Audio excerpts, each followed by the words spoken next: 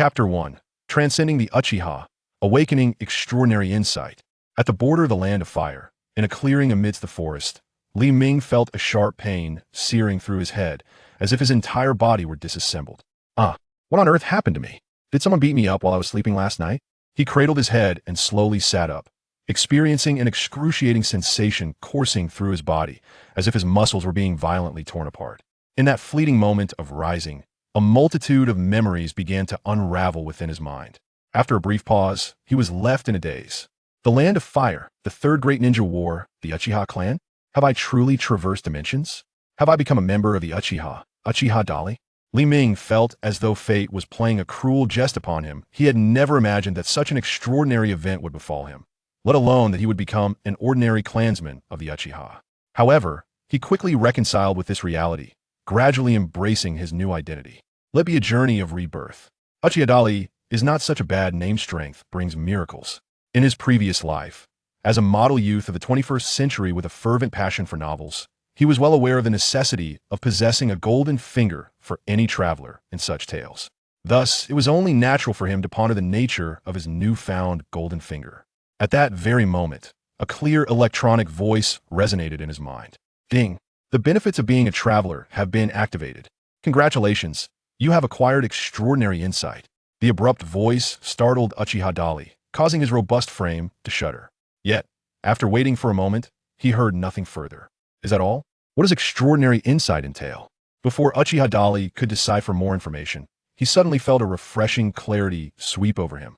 Not only did the intense pain in his head dissipate, but the overwhelming fatigue that had felt like a mountain pressing down on him also vanished without a trace. Though the mental exhaustion had ebbed away, the physical pain remained, particularly in his chest and head. Uchiha Dali glanced down at the injuries on his chest, a testament to the fatal wounds this body had sustained. The cause of such injuries was simple. It was the very moment when the Third Great Ninja War had erupted. Although it was nearing its conclusion, with the warring nations preparing for peace talks, it was precisely at this juncture that the various ninja villages sent forth greater forces onto the battlefield to gain a more advantageous position for negotiations. This led to a situation where battles became even more brutal than before, with countless ninja losing their lives daily. Even the mightiest of villages, such as Konoha, were no exception. Thus, under the orders of their clan leader, the Uchiha clansmen had come to the Eastern Front to support other troops. Unfortunately, as mere cannon fodder, Uchiha Dali had fallen in the chaos of battle without understanding how. In the Great Ninja War, even members of esteemed clans like the Uchiha were unable to ensure their own survival, let alone ordinary civilians. Having familiarized himself with the plot of Naruto, Uchiha Dali understood that this was merely the beginning. Even after the conclusion of the Third Great Ninja War, the survivors of the Uchiha would face even graver challenges, as they would soon be embroiled in the Nine Tails incident, where the Uchiha clan would be scapegoated by Konoha for allegedly manipulating the Nine Tails to attack the village using the Sharingan. This would only exacerbate the already dire situation of the Uchiha, who had been suppressed by Konoha since the era of the second Hokage, Senju Tobirama. The hawkish leader of Konoha, Danzo Shimura, sought the annihilation of the Uchiha, while the third Hokage, Sarutobi Hiruzen, adopted a tacitly approving stance. Consequently, in a not-so-distant future, the Uchiha clan would face a catastrophic massacre. Such challenges, even for Uchiha Dali, a mere cannon fodder character unworthy of mention in the original narrative, would make it nearly impossible to escape the cruel realities of the Third Great Ninja War, let alone the subsequent crises. Not to mention the godly conflicts of the Fourth Great Ninja War. Setting aside such distant matters, even now, it was well known that the Uchiha specialized in fire release techniques, a fact widely recognized by the villagers of Konoha.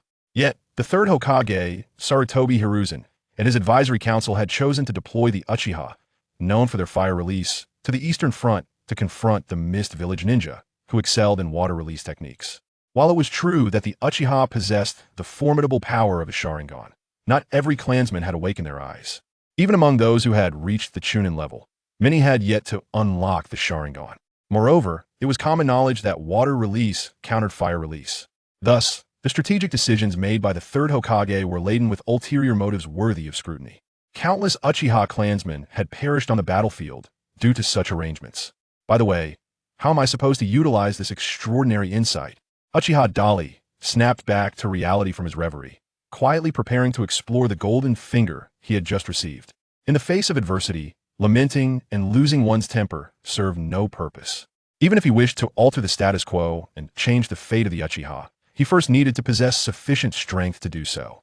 From a literal standpoint, the meaning of extraordinary insight was not difficult to comprehend.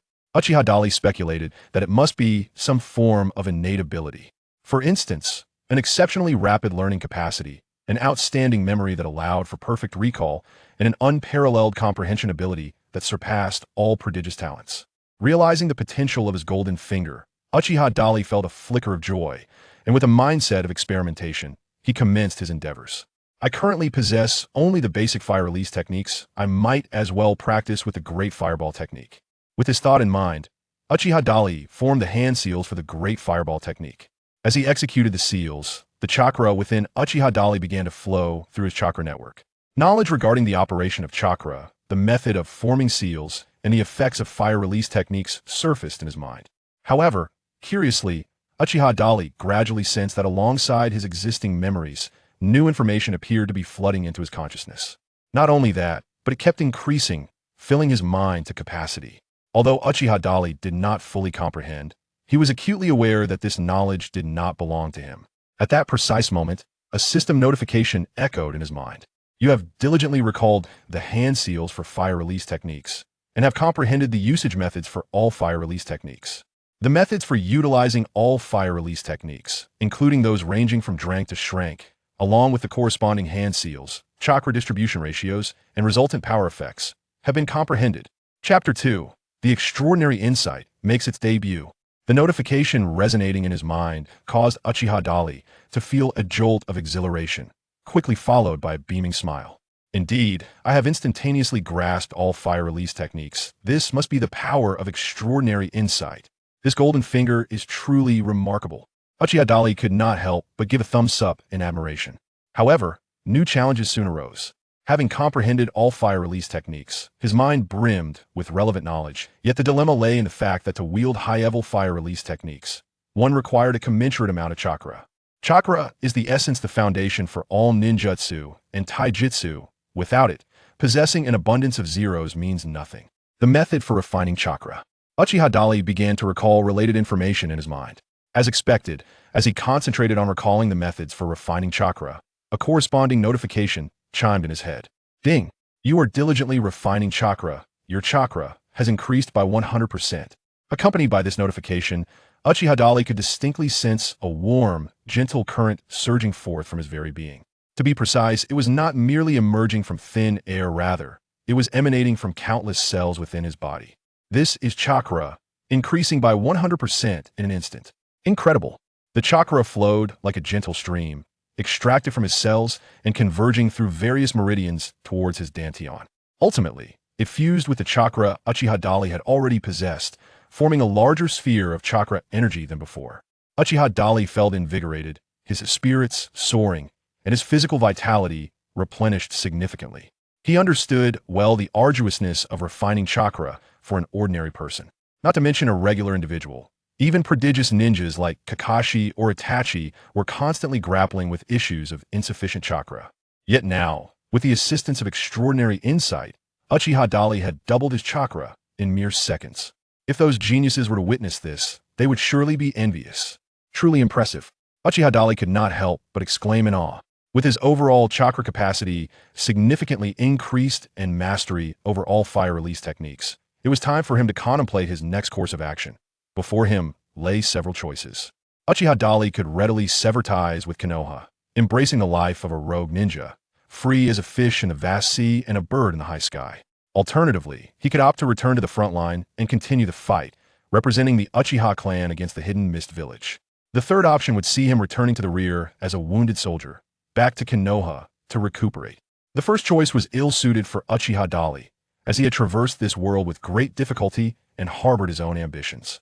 Returning to the front lines to fight again felt rather impractical at this moment. Despite mastering all fire techniques, his injuries had yet to fully heal. Exceptional insight could not magically mend his grievous wounds. Engaging in battle again would likely render him as mere cannon fodder. After much contemplation, Uchiha Dali resolved to return to Konoha. His priority was to restore his health before strategizing ways to extricate the Uchiha clan from their plight. Having come this far, and as a member of the Uchiha, he could not remain idle. The Uchiha clan will no longer allow others to take advantage of us, he vowed. Annihilation? That is inconceivable.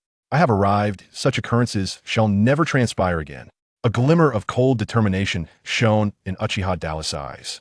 Having made his decision, he prepared to locate Konoha's logistical support team, intending to return as a wounded soldier and await an opportunity. Thus, Uchiha Dali crouched to search for traces on the ground, hoping to track the direction of the medical logistics team. At that moment, a familiar notification resonated in his mind. Ding! You have activated the tracking reconnaissance technique. Your tracking skills have reached their maximum level. With maxed-out reconnaissance tracking skills, his perception significantly heightened, allowing him to notice minute details previously overlooked and hear sound from a considerable distance. The enhancement of his tracking skills was palpable. Uchiha Dali felt a slight tremor throughout his body as relevant information flooded his mind. His insight, hearing, and sense of smell indeed began to multiply. The most immediate and striking change was his vision, which had become extraordinarily acute. Just as the system had indicated, details that had once eluded him now manifested with crystal clarity.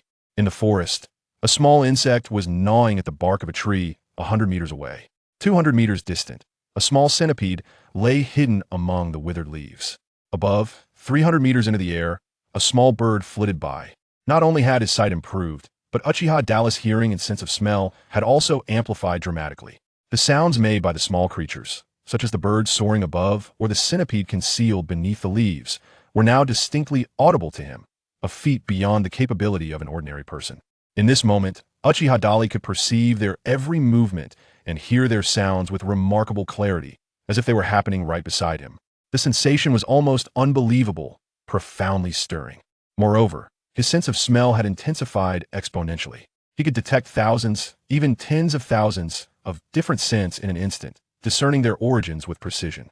Remarkable indeed, he marveled inwardly, all the while accurately pinpointing the location of the logistics team.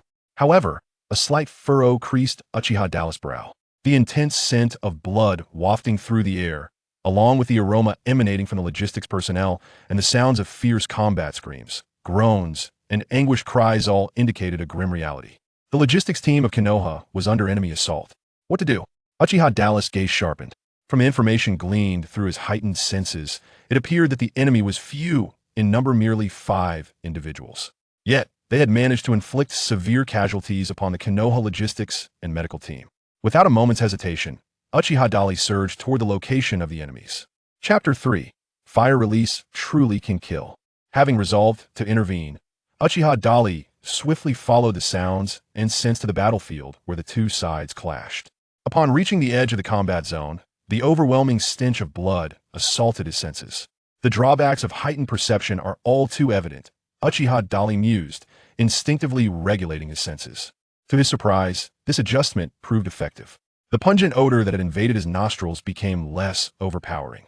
This unexpected discovery filled him with joy. He had not anticipated that his perception could be controlled by his will. Gracefully, he leaped onto a towering tree, scanning the battlefield below with keen eyes. The situation unfolded before him in its entirety. The assaulted Konoha logistics team consisted of approximately 20 personnel, predominantly non-combatants. Following the enemy's onslaught, they were now in dire straits, suffering heavy casualties. Aside from a few resilient Chunin still fighting back, the remainder were either grievously injured or had succumbed to their wounds. Meanwhile, the 5 ninjas from the hidden mist village continued their ruthless hunt, mercilessly attacking the wounded and clashing with the Konoha ninjas who dared to resist. Reinforcements? One of the mist village ninjas soon took note of Uchiha Dali's unexpected appearance at the periphery. In quick succession, 2 shuriken hurtled toward him. Although they flew swiftly, their trajectory and imminent impact were vividly clear in Uchiha Dali's mind. This extraordinary perception filled Uchiha Dali with astonishment and elation. With a swift motion, he drew his own shuriken, intercepting the incoming projectiles with a resounding clash before seamlessly forming hand seals. Fire Release, Great Fireball Technique. Every action flowed seamlessly, a natural counterattack born of the assault he had just endured.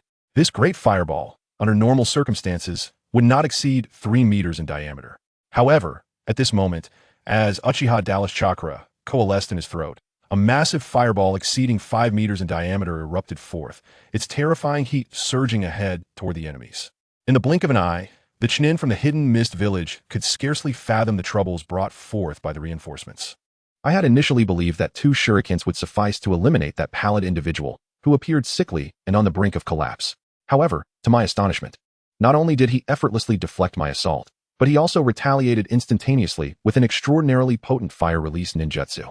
It was evident that the adversary had endured fierce battles, honing formidable combat instincts. Confronted with the peril of life and death, he unleashed a remarkable surge of strength, retreating swiftly while simultaneously preparing a counterattack. Even while suspended in midair, he had begun to execute rapid hand seals. Uchiha Dali observed the enemy's movements with utmost clarity.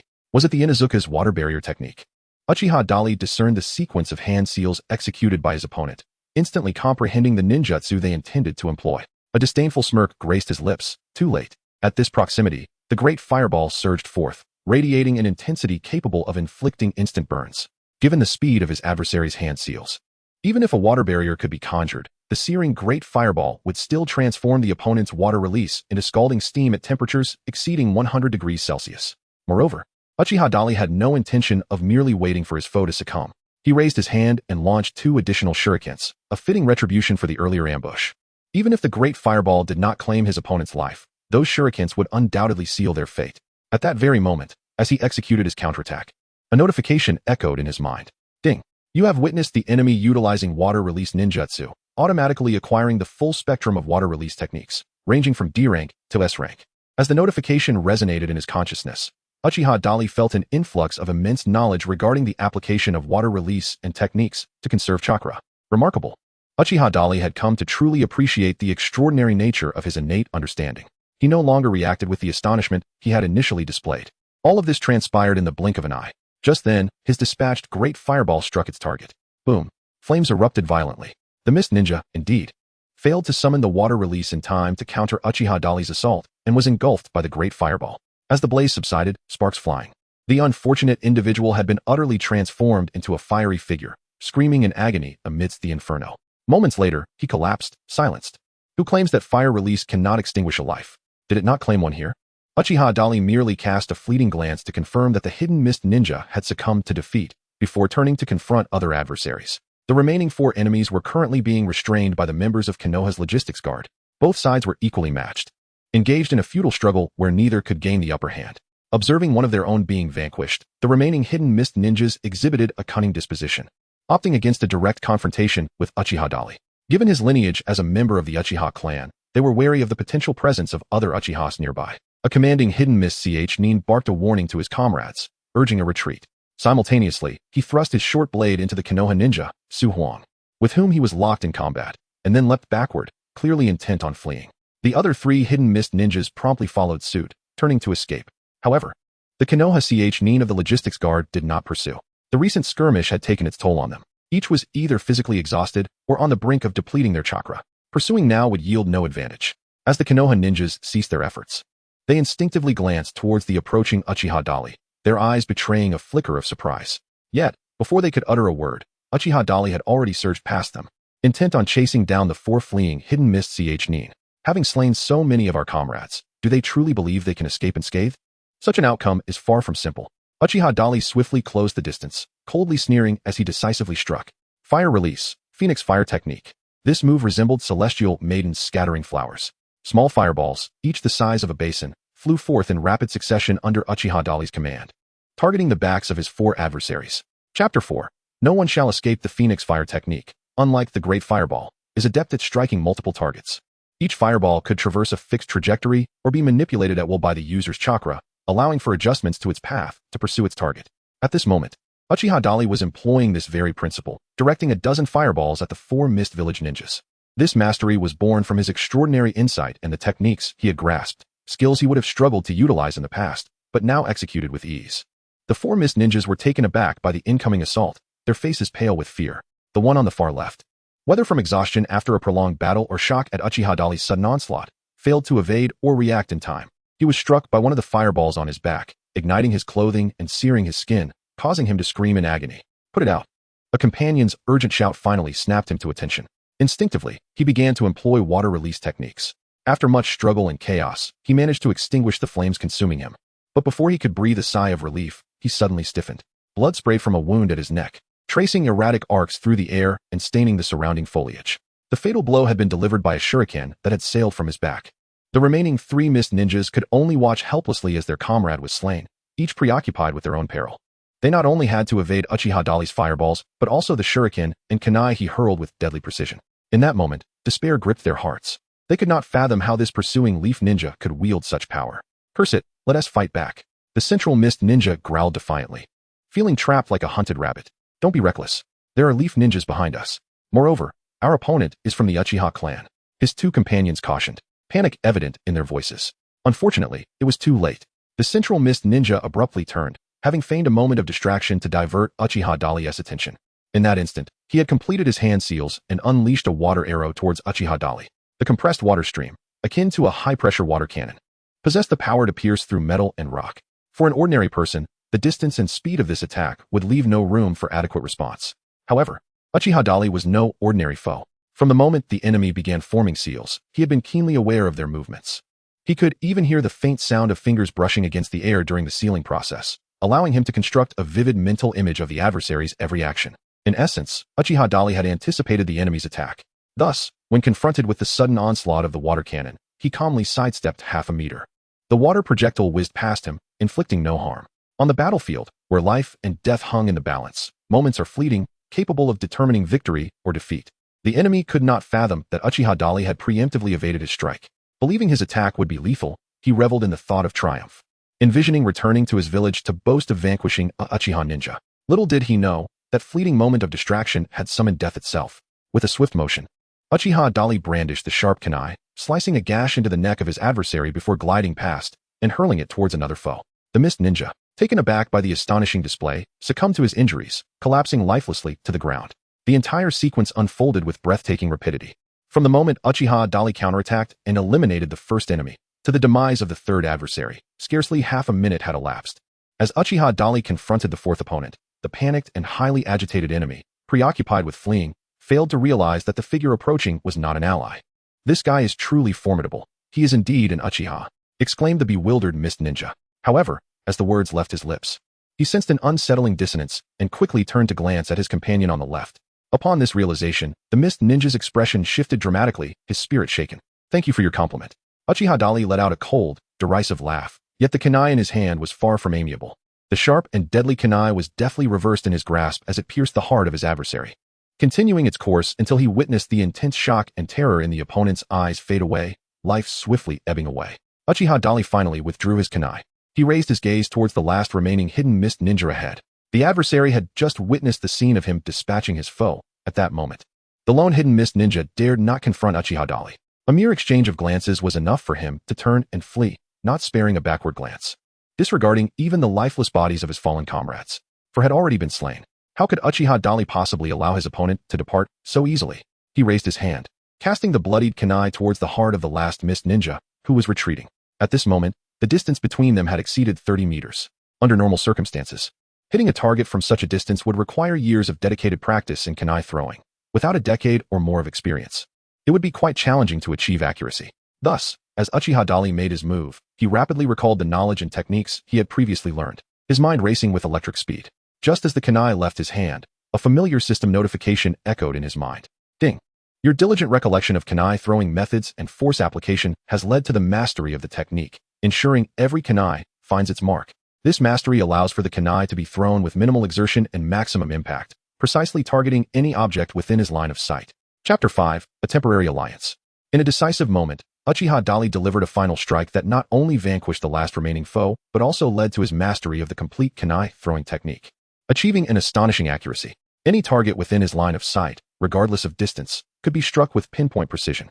Furthermore, his enhanced technique allowed him to launch kunai with maximum power while conserving energy. This skill should not be underestimated. If executed appropriately, it could yield a surprising lethal effect. Uchiha Dali felt a profound satisfaction with this newfound ability.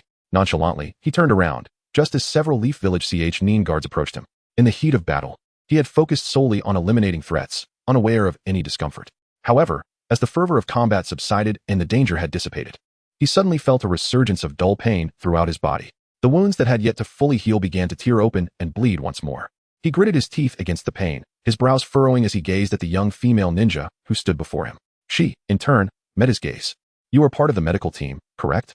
I recall you collapsed in the forest, and your injuries seemed fatal, which is why we left you there temporarily. Yet now, this young woman, appearing to be in her early 20s, looked at Uchiha Dali with a mix of surprise and confusion, muttering to herself. Ah, yes, I sustained some injuries. Please help me bandage them.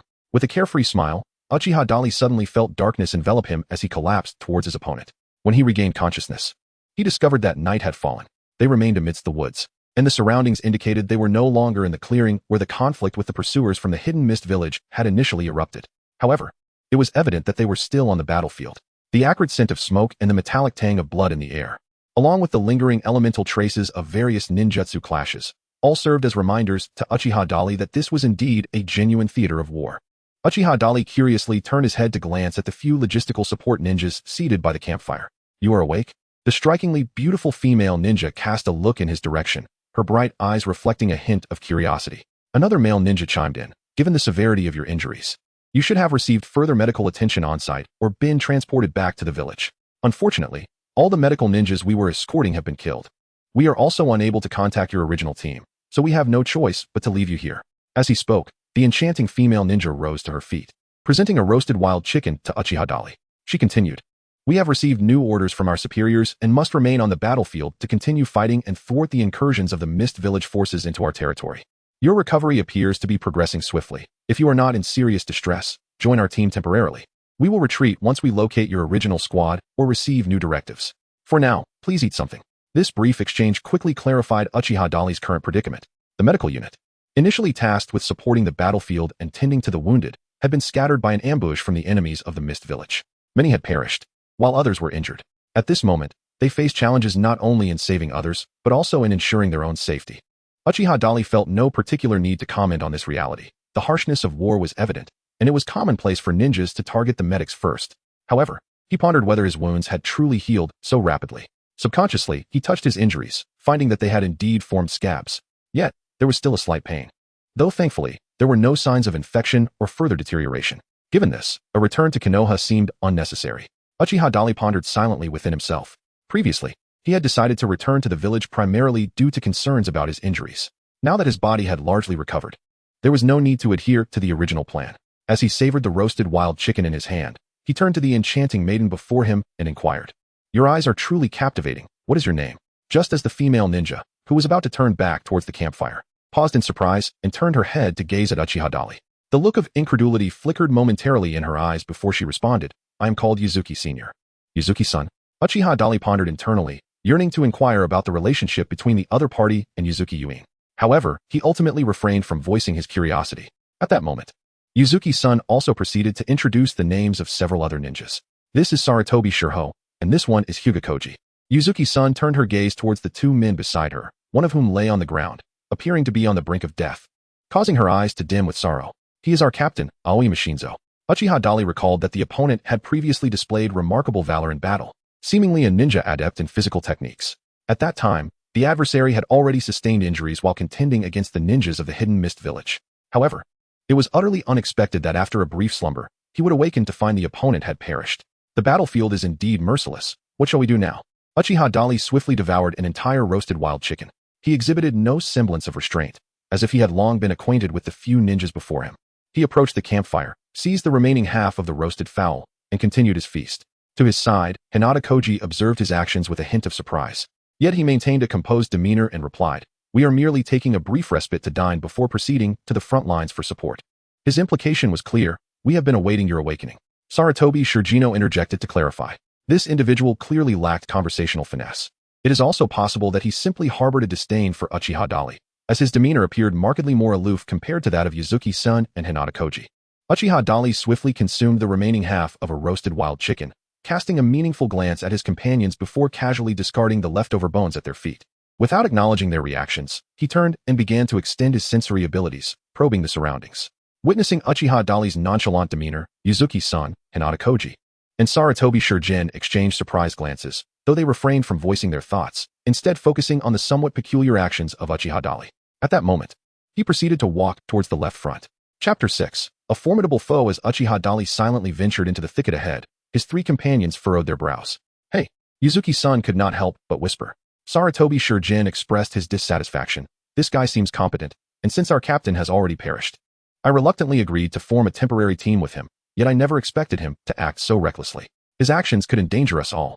Hinata Koji remained silent, his expression unreadable, lost in his own thoughts. Just as Sarutobi Shurjin finished speaking, Uchiha Dali's voice rang out from ahead. Save your complaints until you can return to the village alive. If you wish to survive, hurry up and follow me. Upon hearing this, Yuzuki-san, Hinata Koji, and Sarutobi Shurjin exchanged puzzled glances. Has he sensed something? Hinata Koji muttered to himself, perplexed. That kid is just trying to act mysterious. Sarutobi Shurjin scoffed. Yet, Hinata Koji had already activated his Byakugan, scanning the surroundings. Moments later, when he turned to the direction Uchiha Dali had been observing, his expression shifted dramatically. Noticing the change in Hinata Koji's demeanor, Yuzuki-san and Sarutobi Shurjin felt a chill run down their spines. What is wrong? Yuzuki-san hurriedly inquired. About a kilometer ahead, several individuals are approaching us. They appear to be the 7 ninja swordsmen of the mist. Hinata Koji replied. The 7 ninja swordsmen? Yuzuki-san and Sarutobi Shurgin's faces paled at the mention. These were elite shinobi from the village hidden in the mist, each possessing strength sufficient to take on all of them single-handedly. They had long heard that the Mist Village had dispatched them to hunt down other Leaf teams on the battlefield. These ruthless individuals were notorious for targeting rookie ninjas from Leaf Village, leaving no survivors. Ordinary folk who encountered them faced certain death if they did not flee immediately. It seems we should retreat, Hinata Koji urged. That kid has already detected the enemy's approach. Sarutobi Shurjin inquired incredulously, furrowing his brow. No one responded to him. Yuzuki-san and Hinata Koji had already turned to follow Uchiha Dali's retreating figure. Damn it, how did he manage to notice them? Despite his resentment, Sarutobi Shurjin followed suit. 1 kilometer away, the original 7 ninja swordsmen were making their way swiftly, one of whom, with spiky yellow hair, adorned a mask from the hidden mist's umbu and was wrapped in bandages, suddenly spoke. Oh, it seems they have detected our presence. There must be a sensory-type ninja among them. This man was Kurasame Shizuma, one of the original 7 ninja swordsmen. Hearing his words, the grinning Suigetsu H. Zuki, who carried the sword Kubikirib Ch, revealed his sharp teeth. To deal with these kids, we actually have to take action ourselves. If they manage to escape under these circumstances, that would be our failure. Immediately, the one-eyed M. Rishinpachi snorted. We came to investigate because the team responsible for attacking their logistics and medical unit had returned, sensing something was amiss. It appears that there are indeed enemies here. Those who have killed our comrades cannot expect to leave unscathed. With that, M. Rishinpachi waved his explosive blade, the Hiramiki, towards the air. The other members remained silently accelerating as they pursued the direction Uchiha Dali and the others had retreated. Uchiha Dali felt a twinge of frustration within. He had not anticipated encountering such a formidable adversary at this moment. Previously, he had merely sensed the opponent's overwhelming aura, the chakra pulsating with immense power, leading him to conclude that, for the time being, they were outmatched. Yet, he remained unaware of the opponent's identity. However, Hyuga Koji, with his Byakugan, discerned the figure of their target and deduced that they were facing the 7 ninja swordsmen. This revelation made Uchiha Dali even less inclined to engage with them. They hastened their pursuit. Hyuga Koji and Yuzuki-san quickly caught up with Uchiha Dali, the former instinctively cautioning him. Having witnessed Uchiha Dali's prowess against the Mist Ninja, he objectively recognized that Dali's strength surpassed that of their trio, leading him to unconsciously regard Uchiha Dali as their leader. Uchiha Dali cast a sidelong glance at him and remarked, "If we're unfortunate enough to be pursued by them, let each of us fend for ourselves." This response left Yuzuki-san and Hyuga Koji, as well as Sarutobi Shurjin, utterly astonished. Your Uchiha clan members are truly remarkable. To so casually speak of abandoning companions is astonishing. Sarutobi Shurjin scoffed. In such dire circumstances, it would be wise to refrain from arguing and prioritize our escape. Yuzuki-san interjected, sensing the tension in the air. Upon hearing this, Sarutobi Shurjin let out another disdainful snort and fell silent. Uchiha Dali then turned to her and inquired, "You are a medical ninja, are you not?" Upon awakening, he had noticed that his wounds had been rebandaged. Given that all other medical ninjas had perished, it was highly likely that Yuzuki-san had tended to him. Indeed, she replied. Then you may accompany me, he stated, while the other two resigned themselves to their own fates. Uchiha Dali spoke without any superfluous words. Confronted by the relentless pursuit of the 7 ninja swordsmen, he had no desire to burden himself with 2 encumbrances. He needed to preserve his own life to fulfill his ambitions.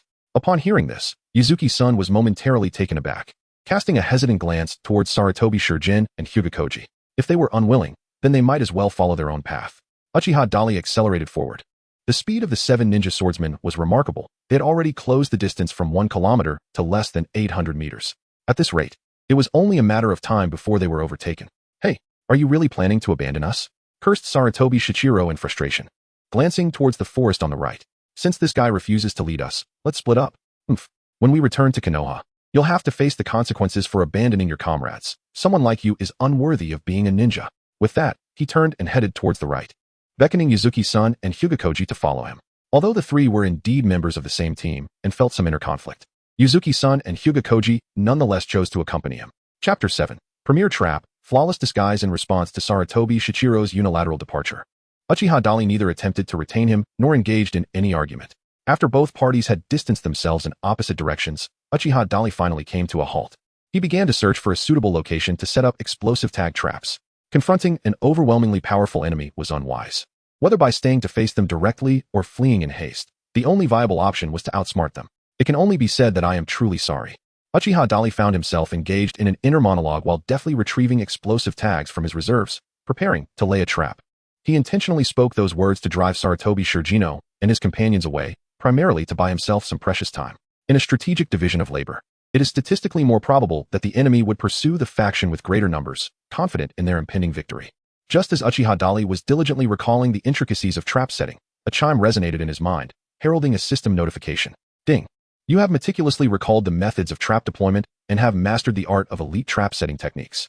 These elite techniques enable the flawless arrangement of explosive tags, shurikens, and other concealed mechanisms, making them exceedingly difficult for the enemy to detect. Could one truly acquire the skill of trap setting in such a manner? Uchiha Dali felt a twinge of surprise within his heart. A sudden thought crossed his mind, prompting him to make an attempt. In an instant, a deluge of information regarding the configuration of explosive talisman arrays, kunai, and shuriken mechanisms surged forth like a mighty river. These flawless techniques would be nearly imperceptible to the enemy, providing an ideal means to counter the impending pursuit of the 7 ninja swordsmen. Without uttering a word, Uchiha Dali commenced his actions, leveraging his formidable sensory abilities to ascertain the position and movements of his adversaries. He began to set various traps in the locations where he anticipated the enemy would pass. Meanwhile, the 7 ninja swordsmen, in hot pursuit, remained blissfully unaware of the lethal snares awaiting them. At that moment, they pressed on with unwavering determination, splitting up into different directions. Risai Shimaru cautioned. Isn't this just hastening their demise? Sneered Nuruhan Shinhachi. On the other hand, Suigetsu Hashigaki grinned menacingly, declaring, Leave those 3 to me. The remaining one is yours. Are you jesting? You think you can handle all 3 foes alone? Questioned Haichiro Rhea with a scoff. Their tones revealed their utter disregard for the imminent confrontation. As all evidence gathered from intelligence, and their relentless pursuit indicated that the Leaf Shinobi they were tracking posed no greater threat than that of a Chunin. Isn't this akin to indiscriminate slaughter? Let us swiftly eliminate them and proceed to the next ambush site. Before any negotiations yield results, we must inflict unbearable damage upon the Leaf, particularly targeting their vital forces and draining their fresh blood, chimed in Tonkai Yaren. Upon hearing this, the 7 became invigorated as if fueled by a surge of adrenaline, eager to orchestrate a brutal massacre and exact a heavy toll from the Leaf. This was the very essence of their presence on the battlefield. Uchiha Dali has meticulously set 5 traps, strategically positioned in various directions, primarily along the routes most likely to be traversed by the enemy. This includes the retreat paths of Sarutobi Sho, Hokage, and Yuzuki Senator at this juncture. He has exhausted all his kunai, shuriken, and explosive tags. Had he known earlier, at the moment of their separation, he would have ensured that those individuals relinquished their equipment to him beforehand. Uchiha Dali felt a pang of regret within. He had not yet exhausted his enjoyment. Had it not been for the depletion of his ninja tools, he would have relished the opportunity to set more traps, preparing a grand surprise for the impending arrival of the 7 ninja swordsmen. Let me conceal myself for now, he thought. With that, Uchiha Dali employed the art of camouflage, seamlessly merging into the adjacent large tree, becoming an integral part of its being. At that moment, a notification from the system echoed in his mind. Ding! You have utilized the camouflage technique, achieving mastery in advanced camouflage. Advanced camouflage allows the user to blend in almost perfectly, making it exceedingly difficult for enemies to detect them. As the system's chime resonated in his mind, Uchiha Dali felt a surge of joy at the sudden influx of information within his thoughts. His exceptional insight was proving increasingly beneficial. Immediately, Uchiha Dali activated the advanced camouflage technique he had just mastered. He meticulously erased all traces left from his recent activities, then once more melded into the tree beside the traps. This time, his presence nearly vanished entirely. Moreover, under his conscious control, his heartbeat and breathing rate diminished to an almost imperceptible level, allowing him to blend seamlessly into the natural surroundings. Even if an adversary stood directly in front of Uchiha Dali, they would likely remain oblivious to his existence. Now, all that remained was to patiently await the arrival of his foes. Despite the dense foliage obscuring their location, Uchiha Dali's acute senses allowed him to discern their movements. Approximately 500 meters away, the 7 ninja swordsmen split into 2 groups. One individual advanced towards Uchiha Dali, while the remaining 6 pursued the retreating figures of Yuzuki and the others. Just as I had anticipated, he mused with a smirk. Uchiha Dali secretly chuckled within. The 7 ninja swordsmen indeed divided their forces to pursue his side. Only one approached him, while the others hastened after the 3 Konoha nin. Everything unfolded precisely as Uchiha Dali had anticipated. When he set the trap earlier, his focus was particularly on the retreat route near Yuzuki Yuya's and Hyugakoji's group. If he could eliminate the 7 ninja swordsmen here, it would effectively seal their fate ahead of time. Uchiha Dali pondered silently. The fact that the team of the 7 ninja swordsmen remained unscathed indicated that they had yet to encounter Might Guy. Should these unfortunate souls meet their demise here, it was conceivable that he would become an unwitting hero, precipitating the end of the Third Shinobi World War. As he contemplated this, time ticked away. Before long, Uchiha Dali distinctly heard commotion emanating from approximately 50 meters away. Just as he observed, an enemy was on the verge of stepping into the explosive tag trap he had meticulously laid, destined for utter destruction. However, at that very moment, a tremendous roar erupted from the distance, with flames and thick smoke piercing through the trees and ascending into the sky. Chapter 8. A hasty retreat from the direction of the smoke, flames, and sound. It was unmistakably one of the explosive tag traps set by Uchiha Dali that had been triggered. It appeared that those unfortunate individuals had been the first to activate the trap. Uchiha Dali, deep in thought, expanded his perception. His acute hearing and keen sense of smell immediately relayed the situation of the battlefield with clarity. Approximately 700 meters away, he detected the sound of hurried breaths and the uncertain voices of the enemy. Damn it, what is happening? It's a detonating tag trap. We've fallen for it. How could this be? We didn't notice anything just moments ago. The enemy was likely luring them into this position, and they needed to be cautious of falling into their ambush. In any case, we must retreat. Let us go. From the sounds he had heard, it was evident that the enemy had indeed been caught in the trap. Regrettably, although they had triggered the detonating tags, their injuries were not severe, and they were still capable of movement. At that moment, the 6 adversaries began to hastily retreat in the direction from which they had come.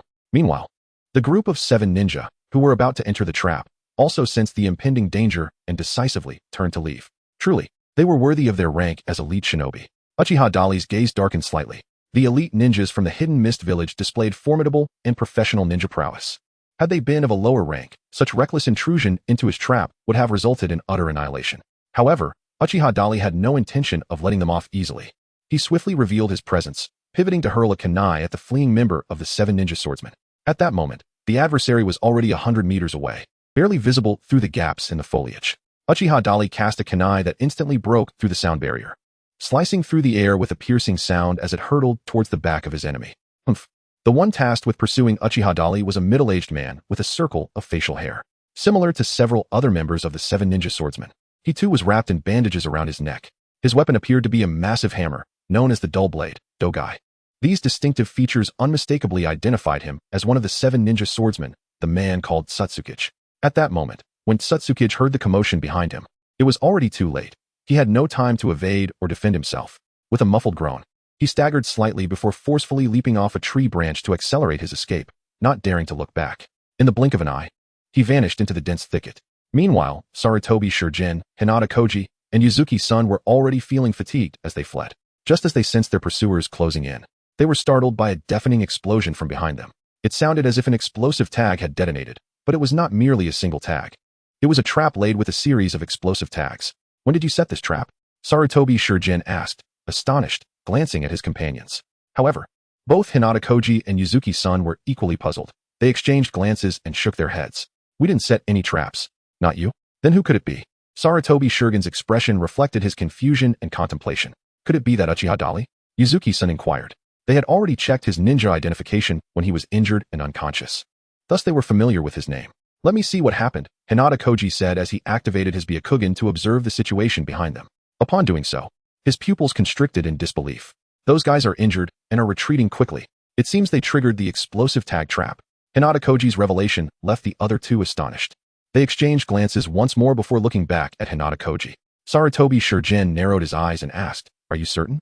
"Absolutely. That individual is currently located 800 meters southeast of us.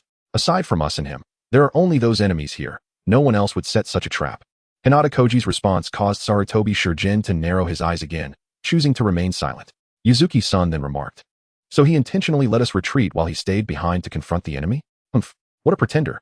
Regardless, at least the enemy had been repelled, which was a relief considering they were the 7 ninja swordsmen. Hinata Koji's expression reflected lingering trepidation. He had even mentally prepared himself for the possibility of dying here. Now, Having survived, he felt a sense of gratitude towards Uchiha Dali, albeit recognizing that luck had favored the young man. That kid just got lucky, Sarutobi Shurjin scoffed dismissively. What should we do now? Yuzuki-san asked, feeling somewhat disoriented from the sudden pursuit by the 7 ninja swordsmen. Such formidable foes were beyond their capabilities to confront. We should first regroup with Uchiha Dali, Hinata Koji suggested. However, Sarutobi Shurjin immediately dismissed this proposal. The 7 ninja swordsmen are injured. This is a rare opportunity. If we can seize this moment to take them down, we will achieve great merit. Perhaps we could even become Jonin from now on. His eyes sparkled with fervor, thrilled at the prospect. Yet, the other two wore expressions of concern upon hearing his words. Though that may be true, could it be a bit too risky? Yuzuki-san queried. Hinata Koji continued. I agree that we should pursue the injured enemy. It is the most opportune moment to strike back. But we need to regroup with Uchiha Dali first. Unnecessary. That kid just treated us as bait. Such a selfish act of sacrificing companions for personal gain is utterly irresponsible. He clearly does not value our lives. Sarutobi Shurjin vehemently opposed again. This time, both Hinata Koji and Yuzuki-san fell silent. The former, a member of the Hyuga clan, was aware of certain truths. He knew the Uchiha clan's reputation had significantly declined in the village over the years. Many in the village harbored preconceived notions against them. Even Yuzuki-san, who did not hail from a prestigious family in Konoha, had heard of this.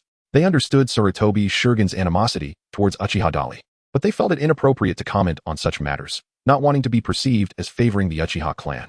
Chapter 9. Let us unite to defeat him. 800 meters is not a considerable distance. For Uchiha Dali, endowed with exceptional sensory abilities, he could hear every sound and whisper clearly within that range.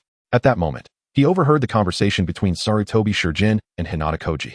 He couldn't help but chuckle coldly. Before his reincarnation, he often encountered Navi individuals online insisting that there should be no conspiracy theories, claiming that the Sarutobi clan, led by Sarutobi Shurjin, wasn't as malevolent towards the Uchiha as believed, asserting that only Shimura Danzo was truly wicked. Now, reality had slapped such notions in the face. This was during the Third Shinobi World War, when the Uchiha clan still served as one of Konoha's main combat forces, valiantly defending the Fire Nation and the Hidden Leaf Village against attacks from other shinobi villages. Yet, despite this, Sarutobi Shurjin harbored such malicious suspicions, clearly targeting him, or more precisely, the entire Uchiha lineage. From this, one could glean the current plight of the Uchiha clan within Konoha. Uchiha Dali initially intended to turn away, leaving those individuals behind without a second thought. However, just as he was about to depart and seek out his adversaries alone, he suddenly caught snippets of whispered conversation from a distance. Do you think those fellows will fall for it? The voice was familiar. It belonged to one of the 7 ninja swordsmen. This revelation caused a shiver to run down Uchiha Dali's spine. Were they truly planning to employ a tactic to lure him into a trap? He halted, straining to listen more intently. More voices soon reached his ears. I believe they have indeed taken the bait. Let us wait here for them to approach, and see if my judgment holds true. Those leaf ninjas will undoubtedly come. We shall deal with them right here. From the dialogue among these foes, it became evident that their previous retreat, marked by injury, was likely a ruse. Their aim was to entice Sarutobi Shurjin and his companions into pursuit, after which they could ensnare the leaf ninjas in one fell swoop. It was no wonder the 7 ninja swordsmen held such a notorious reputation in the shinobi world. They were truly formidable adversaries. Uchiha Dali pondered silently within himself, hesitating for a moment before deciding to remain. His choice was certainly not motivated by that fellow Sarutobi Shurko. However, the Hyuga clan was an entity worth cultivating relations with. Fostering a good rapport with them would undoubtedly assist his future aspirations. As for Yuzuki-san, though merely a commoner of Konohagakure, he could similarly strengthen their connection and build goodwill. Just as Uchiha Dali resolved his thoughts, another voice echoed through the air. You were injured? That individual struck me with a kunai from over 100 meters away. He appears to be no ordinary foe. 100 meters? To hit an opponent from such a distance with a kunai, that ninja is certainly not mediocre. Did you get a clear look at his appearance? Judging by the clan emblem, he should be one of the Uchiha. The Uchiha, I sensed something was amiss. The conversation among the 7 ninja swordsmen abruptly ceased here. Yet, they did not depart. Instead, they lingered in place. Uchiha Dali could distinctly perceive their breaths and heartbeats, and even discern their lingering scent in the woods. After a brief silence, one of them spoke again. Is that guy alone? I only saw one. That's good. We have 7 of us. Let's eliminate him here and now. As long as it's not someone like Shunshin no Jutsu or the Golden Flash, the other Uchiha will be no match for the combined strength of our 7. They evidently had no inkling that Uchiha Dali could overhear their conversation from such a distance. Once the 7 reached a decision, they began to lay in wait. Uchiha Dali found the situation amusing, thanks to his extraordinary perception awakened by his defiant talent. It seemed inevitable that he would have to eliminate 1 or 2 members of the 7 ninja swordsmen today. concealing his presence. He began stealthily making his way toward the enemy's location. Meanwhile, Sarutobi Shirogino, accompanied by Hinata Koji and Yuzuki-san, arrived near the explosive tag array previously set by Uchiha Dali. After examining the bloodstains left on the ground, they determined the direction in which the 7 ninja swordsmen had fled. They were indeed injured. Koji, ascertain the whereabouts of those scoundrels, commanded Sarutobi Shirogino. Should we wait for the body recovery unit to arrive before we proceed? Yuzuki-san expressed his concerns. In the event of fallen ninjas on the battlefield, it is customary for their comrades to retrieve the bodies to prevent intelligence leaks. However, given the state of war, where living forces must continue their combat missions, specialized units are designated to handle such recoveries. They merely need to mark the locations of the bodies, and those units will come. If we wait for them, the enemy may have already escaped. Sarutobi Shirogino retorted. Hinata Koji then added, it seems they have already moved beyond a kilometer. That is the limit of my insight. I can no longer see them, but the bloodstains on the trees confirm their injuries. We must hasten our pursuit. If you are afraid to engage, then stay here and wait for us, lest you hinder our progress. Sarutobi Shirogino cast a cold glance at Yuzuki-san before leading the charge in the direction the enemy had retreated.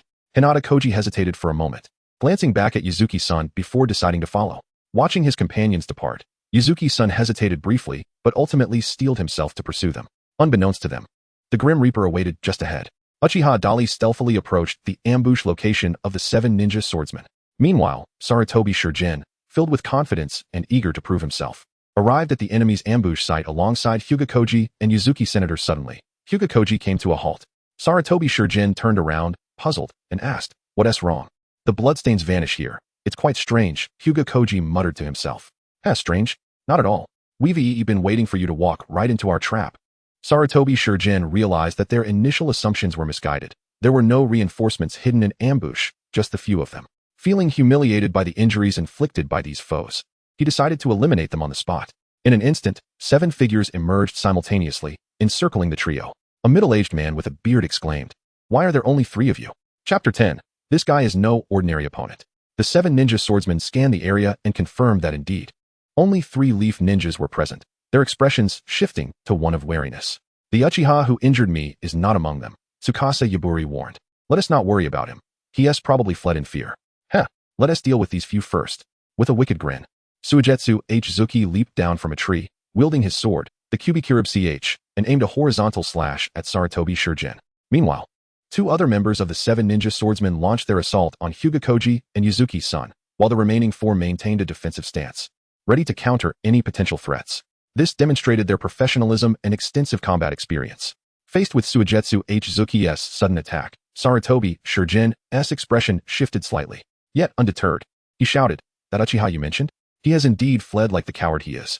Today, it will be I, Sarutobi Shirogino, who eliminates you. As he spoke, he summoned 2 peculiar weapons, firmly bracing them against Suigetsu Zuki's sword. The force of the clash was tremendous. In an instant, Sarutobi Shirogino was sent flying, crashing into a tree over 10 meters away, blood spilling from the corner of his mouth. Before he could catch his breath, Suigetsu Zuki, grinning menacingly, pursued him. Did you really think with your meager skills you could turn the tables on us? Open your eyes in your next life. With a sweeping strike, he cleaved through both Sarutobi Shirogino and the massive tree behind him. Just then, with a loud thud, the severed Sarutobi Shirogino transformed into a wooden substitute. Seeing the opponent employ a substitution technique right before him, Suigetsu Zuki sneered, not bad, kid, but this is where it ends. He then launched a powerful kick toward the right, striking Sarutobi Shirogino, who had just revealed himself to ambush, sending him flying over 20 meters, crashing into another tree, and coughing up blood once more. Meanwhile, in another part of the battlefield, Hokage Koji faced off against one of the 7 ninja swordsmen, Kirasame Karamaru. His weapon, a long blade known as the sewing needle, resembled an elongated needle over a meter in length. His attacks were lightning fast and executed at sharp angles. Despite his injuries, he pressed on, forcing Hokage Koji to rely on the Hokage clan's ultimate defense. How long can you maintain this? Kirasame Karamaru asked coldly, launching relentless assaults from various angles, attempting to breach Hokage Koji's defenses. Observing her comrades struggling against the formidable foes, Yuzuki-san, as the team's medical ninja, felt utterly helpless. Just as she was distracted, a sinister voice echoed behind her. What are you looking at? Startled, she turned to see a massive iron hammer descending towards her head. This weapon belonged to Tsukasa Yaburi. In that perilous moment, 2 shurikens suddenly flew from an unknown source, aimed directly at Tsukasa Yaburi's heart and throat. He is here. Tsukasa Yaburi's expression changed drastically as he swiftly raised his weapon to block the incoming attack, narrowly avoiding death. However, this also cost him the chance to eliminate Yuzuki-san, leaving him shaken. The remaining 4 members of the 7 ninja swordsmen, who had not yet engaged, witnessed the entire scene unfold. Upon hearing Tsukasa Yaburi mention the hidden Uchiha, they immediately entered a state of combat readiness. However, a glance around the battlefield revealed no sign of any enemies. Just as confusion set in, a wave of heat surged from behind them. Flames illuminated the dark forest as they turned to see a colossal fireball, over 10 meters in diameter, hurtling toward them with astonishing speed and power, forcing them to evade. Simultaneously, as they leaped in different directions to escape the incoming fireball, from massive water spheres emerged behind them, trapping the 4 ninja swordsmen in water prisons. Is this kid the Uchiha? Suigetsu Zuki, having already determined the victor in his battle, turned to witness his comrades under attack. The blade of his sword, having struck Sarutobi Shurigen's shoulder, drew forth a torrent of blood as he relished in the moment, glancing at his teammates ensnared in the water prison. He then shifted his gaze toward Kirasame Karamaru, who had also ceased his assault, standing nearby. There, Kurazumi Shiranuma leapt into the air, charging towards the pitch-black forest ahead. However, at that very moment, 3 shuriken shot forth from the shadows, moving with incredible speed, precision, and lethality. Had Kurazumi Shiranuma not evaded, he would undoubtedly have been struck by at least one of them. Reluctantly, he swung his long blade, needle, to deflect the attack, only to be forcefully propelled back to the ground by the recoil. The face of Uchiha Suigakuzen's pufferfish demon grew grave. At that moment, the previously startled Tsukasa Yaburu reappeared at his side, still shaken. He gazed into the darkness ahead and spoke in a low voice. It seems that dealing with him will require considerable effort. Chapter 11. Knowing when to withdraw at this juncture, the attention of Tsukasa Yaburu, Uchiha Suigakuzen, and Kurazumi Shiranuma was entirely focused on the imposing figure of Uchiha Dali, concealed within the shadows. They paid no heed to Hinata Koji and Yuzuki-san, nor to the gravely injured Sarutobi Shurigino. This distraction afforded the two a brief respite. Yuzuki-san and Hinata Koji regrouped, still trembling with trepidation, glancing uneasily into the dark. Has he truly arrived? Yuzuki-san whispered. I cannot see him, Hinata Koji replied, activating his Byakugan, but to his astonishment, he discerned nothing. Doubt crept into his mind regarding the reliability of his vision. Shurigino, he seems to be fading, Hinata Koji cautioned. Yuzuki-san swiftly leaped over to assess Sarutobi Shigeno's injuries. Have you all become excessively reckless? If he does not reveal himself, I shall eliminate you first, Kurazumi Shiranuma declared, turning to strike at Yuzuki-san, who was intent on aiding Shurigino. His long blade, needle, flew forth, aimed at Yuzuki-san's back. Be careful, Hinata Koji cried, rushing to intervene, yet he was a moment too late. In that instant, another shuriken flew from the darkness, moving at a speed nearly imperceptible to the naked eye. Striking needle with a resounding clang, the blade fell to the ground. There, Tsukasa Yaburu shouted, unleashing a water release technique, Water Dragon Bullet, aimed at the direction from which the shuriken had come. However, upon reaching its target, the water dragon vanished into the depths, accomplishing little more than toppling a few trees. That fellow's speed is remarkable. Could it be Uchiha Suigakuzen's expression shifted slightly as a realization dawned upon him? Prompted by his insight, Kurazumi Shiranuma narrowed his eyes. He swiftly reeled in his long blade, remaining vigilant of his surroundings. Is it Uchiha Shursui, the one renowned for his exceptional body flicker technique? Tsukasa Yaburu too felt a twinge of apprehension. The ninja force from the hidden mist village had engaged the Uchiha clan multiple times and held a deep-seated fear of the name Shursui, rivaling even that of the Golden Flash. The already wounded 7 ninja swordsmen contemplated whether continuing the fight would truly be advantageous. Just then, a cold voice resonated from the darkness. If this continues, my companions may not survive, but neither will you escape. It was evident that the adversary wished to avoid prolonged entanglement. Realizing this, Uchiha Suigakuzen promptly spoke. You may depart. We assure you will not be impeded, but first, release the 4 of them. You too, take the injured one and leave at once, the voice advised again, clearly directing Hinata Koji and Yuzuki-san the two. Recognizing the urgency, hastily assisted the unconscious Sarutobi Shurigino away. The once ominous forest fell into an eerie silence, an unsettling atmosphere enveloping the surroundings. Suddenly, the 4 members of the 7 ninja swordsmen, previously immobilized by the water prison technique, found their restraints shattered. They plummeted to the ground, gasping for breath, narrowly escaping suffocation. The tension that had gripped Uchiha Suigakuzen, Tsukasa Yaburu, and Kurazumi Shiranuma eased slightly upon witnessing this turn of events. Could he truly be Shursui? They pondered uncertainly. Nonetheless, this individual's strength is formidable. We should retreat. After laboring to gain the reputation of the 7 ninja swordsmen, they could not afford to jeopardize their status here. The 7, having narrowly evaded disaster, turned and fled without hesitation. Concealed in the shadows, Uchiha Dali observed the retreating foes, relieved to confirm that their departure was genuine rather than a ruse. Truth be told, he harbored doubts about his ability to confront all 7 adversaries alone. Pushing his opponents to desperation could result in his own downfall. Thus, for now, he resolved to let them go. Uchiha Dali sensed the positions of Hinata Koji and his companions, and turned to pursue them. Hinata Koji gently lowered the blood-soaked and gravely injured Sarutobi Shuriken, allowing him to lean against the trunk of a large tree. Yuzuki's son hurried over, employing her chakra to release medical ninjutsu to aid in his recovery. However, despite her efforts, the immense wound on Sarutobi Shuriken's body continued to ooze blood profusely. The crimson liquid flowed down, and the sight of the mangled injury was utterly harrowing. Yuzuki-sen's hands began to tremble slightly. "Wake up, Shuriken," she implored, attempting to rouse her comrade. Yet, no matter how fervently she called, Sarutobi Shuriken showed no signs of awakening. Instead, his body grew colder with each passing moment. Hinata Koji, witnessing his increasingly lifeless companion, realized that there was no hope for salvation. His eyes dimmed with despair. Just then, a figure landed beside them. It was Uchiha Dali. "I apologize for my tardiness," he said. Uchiha Dali gazed serenely at the increasingly cold body of Sarutobi Sho, then addressed the 2 others. "Was it truly you who intervened to save us?" Hinata Koji inquired, astonishment evident in his voice. "Indeed," came the reply. "But how did you manage it? My Byakugan failed to perceive your presence. Perhaps the power of your eyes has yet to be fully realized," he suggested. Uchiha Dali offered no further explanation.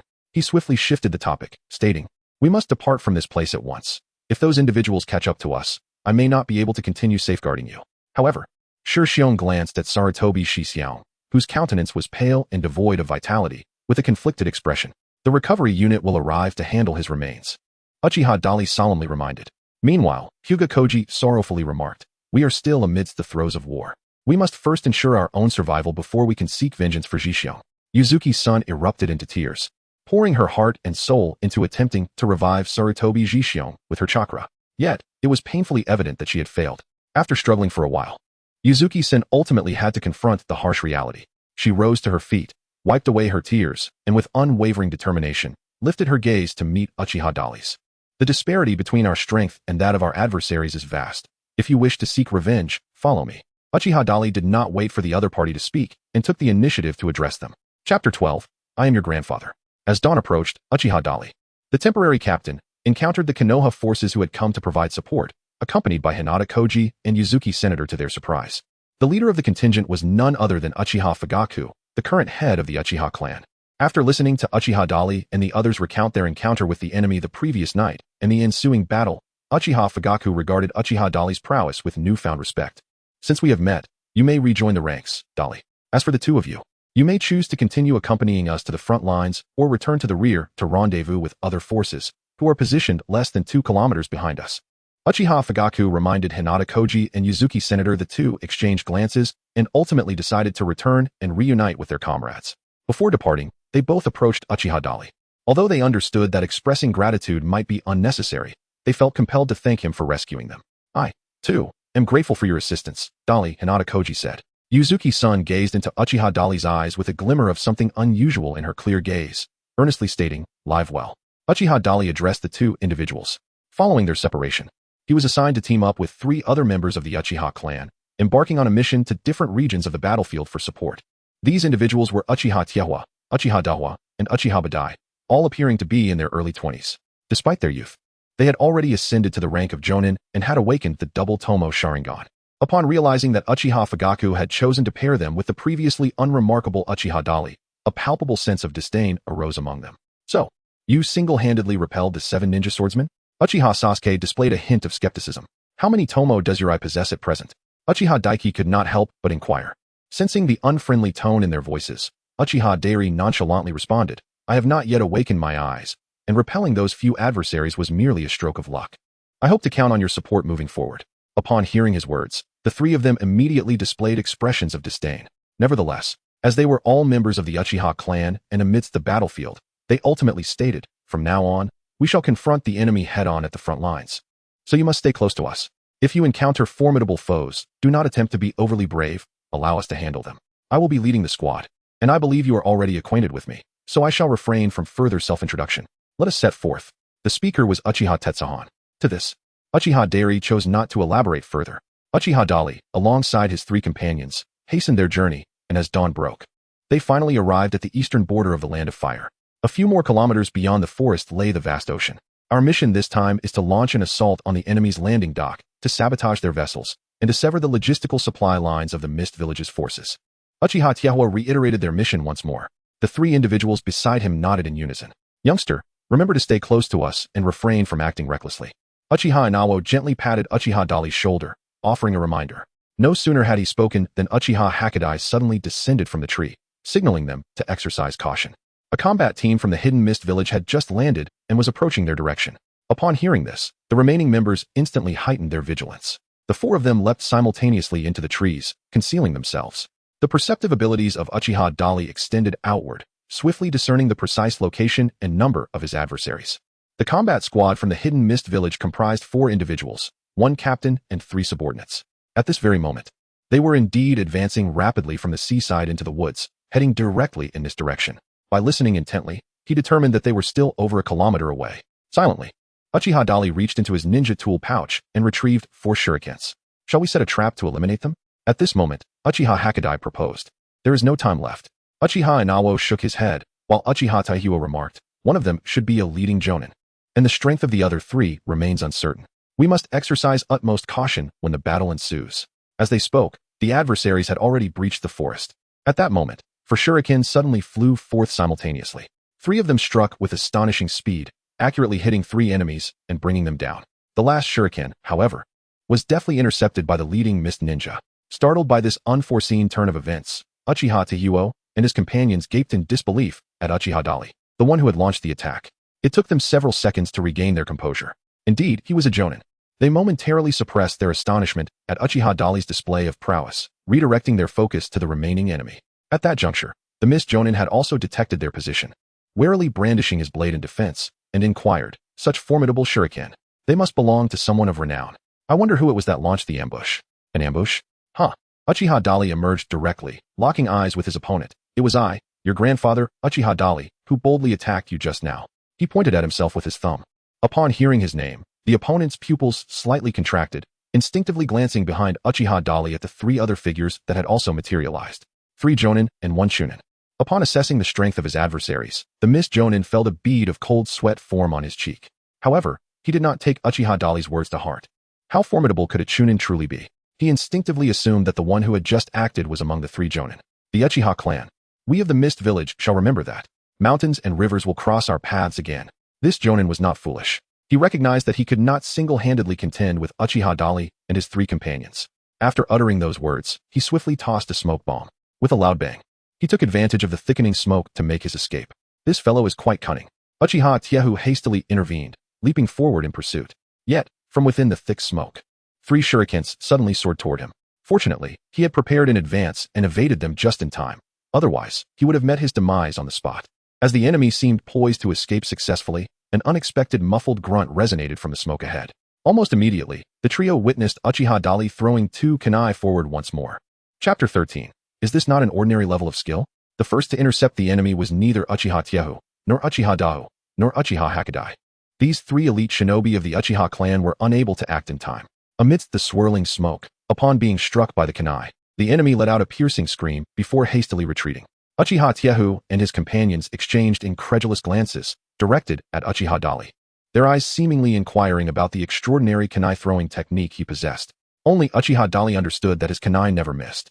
After injuring his opponent with 2 more kunai, Uchiha Dali boldly charged into the smoke. Wait. Observing his reckless actions, Uchiha Taihua urgently attempted to halt him, yet was a moment too late. With Uchiha Dali vanishing into the mist, the 3 had no choice but to steel themselves and follow. As they traversed the smoke, they soon beheld Uchiha Dali's swiftly forming hand seals, unleashing a colossal fireball directed at the fleeing foe's back. The great fireball technique. Their pupils contracted slightly. No sooner had the words left their mouths than they witnessed the fireball released by Uchiha Dali engulfing the enemy. Amidst the raging flames, the adversary emitted agonizing screams. However, the cries did not last long. They abruptly ceased, for Uchiha Dali had swiftly dealt the final blow, ensuring his opponent's total defeat. By the time Uchiha Taihua and the others reached him, he nonchalantly dusted off his hands and turned around, stating, well then, the enemy has been eliminated, and we can proceed with our original mission. Whom did you learn your kunai throwing technique from? Uchiha Inawo could not help but inquire. Isn't this the standard level of a ninja that I have cultivated myself? How is it that you are unable to achieve this? Uchiha Dali posed a rhetorical question. At that moment, Uchiha Dahua found himself momentarily at a loss for words, his mouth opening as if to speak, yet was interrupted by Uchiha Tiawa. Enough of that for now. We must first attend to our mission. He cast a deep glance at Uchiha Dali, his perception of this clan member's strength evolving, leading to a gradual shift in his demeanor. After signaling the other two companions to prepare for their journey to the dock, Uchiha Tiawa turned back to Uchiha Dali and advised, in future encounters with foes, exercise caution. Your reckless pursuit through the smoke bomb was perilous. The enemy may well have set a trap. Understood, senior. Uchiha Dali nodded, his demeanor reflecting a profound seriousness. Yet only he was privy to the circumstances that had just transpired. With his formidable sensory abilities, he had already ascertained that no danger lurked beyond the veil of smoke. The adversaries were easily within his grasp. Otherwise, how could Uchiha Dali have dared to pursue so recklessly? Moments later, the four of them arrived at the seaside. Concealed behind a cluster of rocks, quietly observing the dock approximately 100 meters away, it was evident that a fierce battle had unfolded here.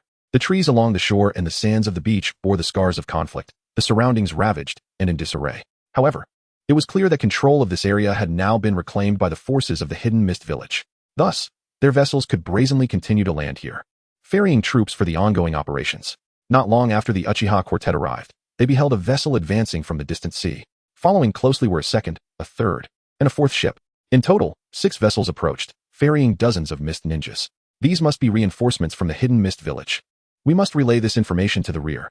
Uchiha Inawo murmured softly. At that moment, Uchiha Taiwo glanced skyward and shook his head, stating, Our people are already aware. These individuals do not require our intervention. Our sole responsibility is to dismantle their vessels. Upon hearing his words, Uchiha Dali instinctively cast his gaze towards the heavens. His keen eyes quickly discerned a small dark speck soaring approximately 200 meters above. It was as if his vision had transformed into a telephoto lens, automatically focusing and magnifying the speck countless times. While ordinary eyes could only perceive a vague silhouette, in Uchiha Dali's gaze, it transformed into a distinct raven. Uchiha Shursui. The sight of the raven instantly brought that man to his mind. Uchiha Shursui. Renowned in the ninja world for utilizing the raven as his summoning beast and for his remarkable body flicker technique. The appearance of the raven summoning beast signified that Uchiha Shursui was already aware of the situation here. Thus the several mist ninja no longer required their attention. The four remained silent, motionless, lying in wait. Soon, the 6 boats anchored completely, and after docking, dozens of mist ninjas swiftly vanished into the woods. Once they departed, Uchiha Hakadai softly declared, Let us proceed and detonate their ships with explosive tags. Onward. Uchiha Inawo was just about to rise when, all of a sudden, he felt a heavy pressure on his shoulder, compelling him to remain seated. Uchiha Inuzuka turned in astonishment to gaze at Uchiha Dali. The other 2 individuals similarly regarded him with confusion. Uchiha Dali shook his head gently and said in a low voice, Do not rush. The others were perplexed by his intentions. Uchiha Tiehu frowned and remarked, The opportunity for battle is fleeting. If we delay our mission and allow these vessels to return, they will be able to transport even more forces against us. Uchiha Hakadai expressed his discontent, equally annoyed as he remarked, Dali, what on earth are you doing? Just as their words hung in the air, they simultaneously sensed a subtle shift, their ears twitching slightly. An unsettling voice emerged from beyond the pile of stones, inquiring, Is anyone there? It seems the Leaf Village ninjas have yet to arrive. We can safely retreat. Another voice interjected, Not so fast. Let us leave them something of value. These ships are all quite old and serve no further purpose. We should set up explosive tags aboard. Perhaps we can take out a few leaf ninjas. The conversation among the enemies from the hidden mist village sent a chill down the spines of Uchiha Tayuo, Uchiha Dawa, and Uchiha Hakadai, as they grasped why Uchiha Dali had previously urged caution against Uchiha Dawa's impulsive actions. They were once again astonished by Uchiha Dali's display of strength. However, before they could express their admiration, Uchiha Dali suddenly leaped from their hiding place to confront the enemy. Hey, you fool!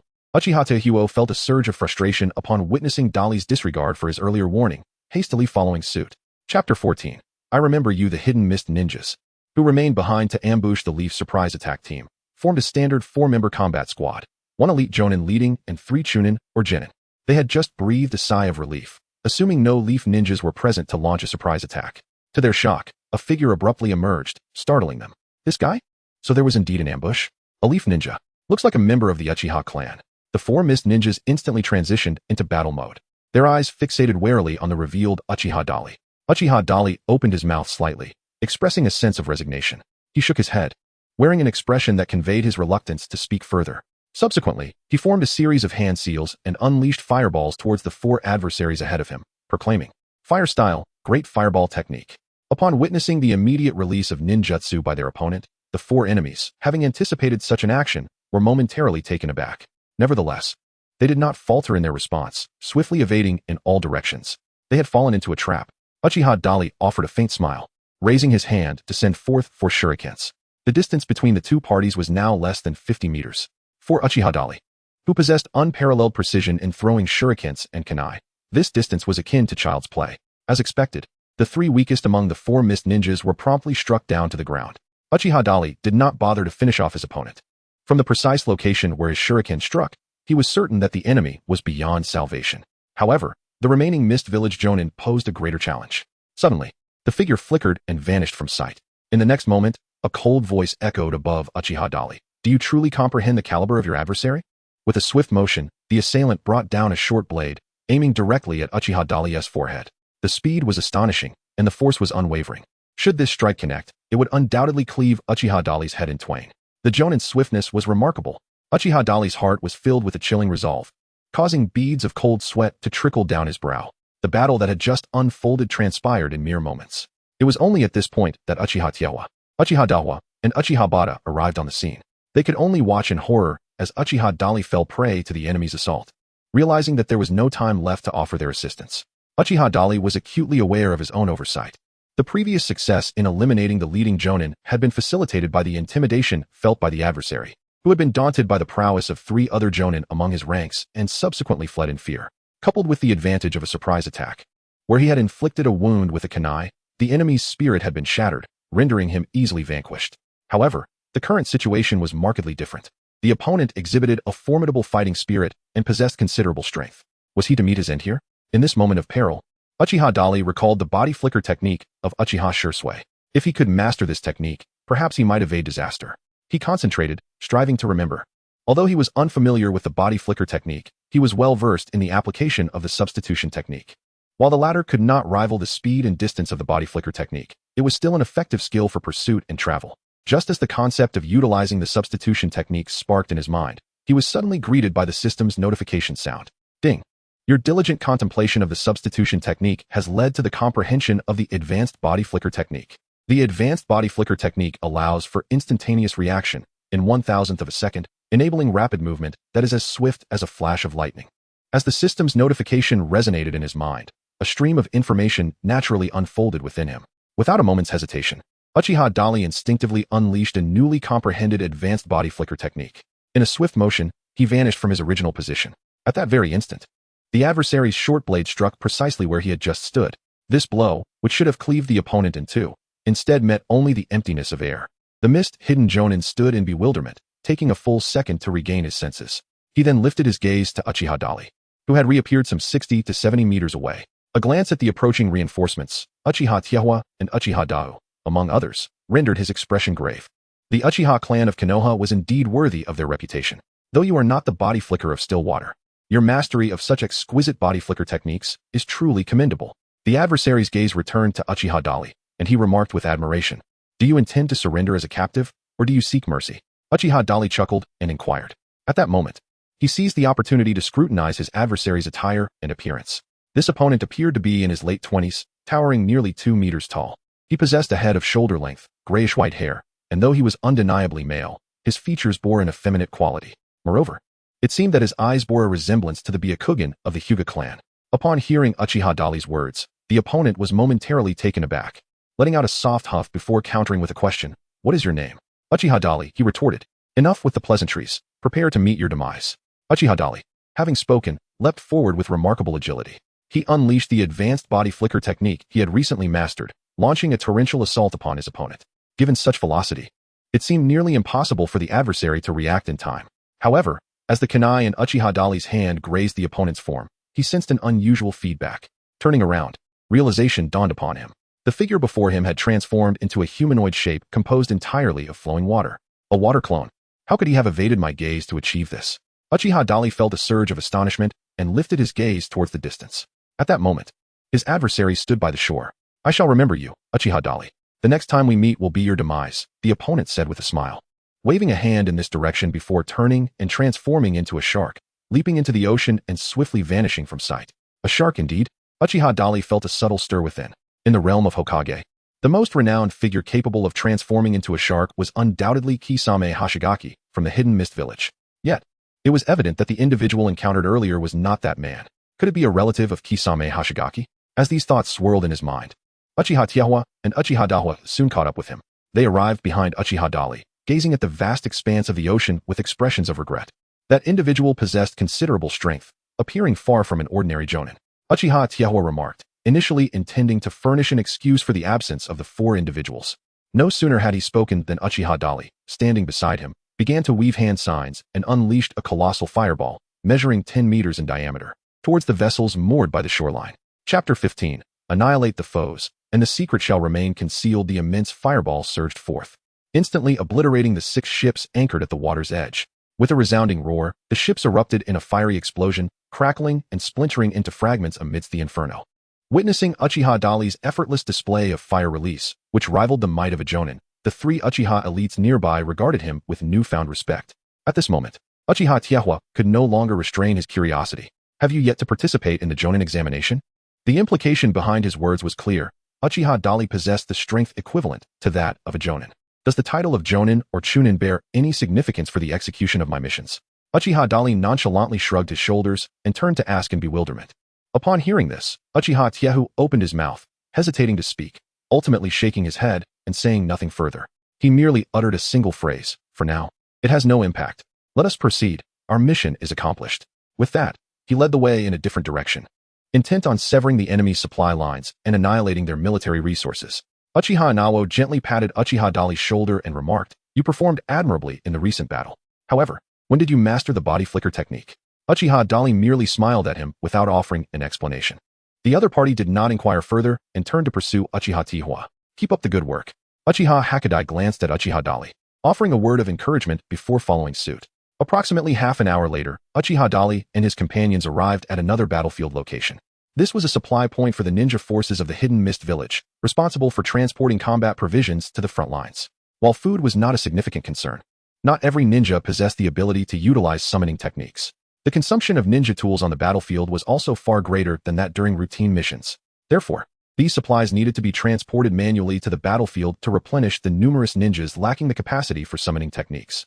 Uchiha Dali and his team were tasked with sabotaging these supplies, rendering the enemy devoid of essential combat resources.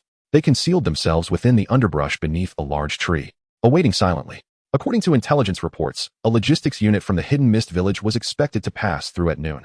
"You too, prepare the traps. Dali, scout ahead and assess the enemy's position," instructed Uchiha Tiahua, the team leader, as he issued operational commands to his teammates. However, after giving the orders, while the other two responded promptly, he noticed an unsettling silence from Uchiha Dali. Curiously turning around, he discovered that Dali had vanished without a trace, leaving only the two of them behind. "Where has that boy gone?" Uchiha Tiahu's brow furrowed in concern as he hastily inquired. "Just a moment ago, they were right here. It is truly astonishing how they vanished in the blink of an eye." Uchiha Sasuke scratched his head in perplexity. Could it be that the young lad has taken matters into his own hands? Uchiha Inawo spoke with concern. No sooner had he finished his words than a series of violent explosions erupted from the woods ahead. The expressions of the group instantly shifted, and they exchanged glances, apprehensive. Could it be that Uchiha Dali was truly engaged in battle with the enemy?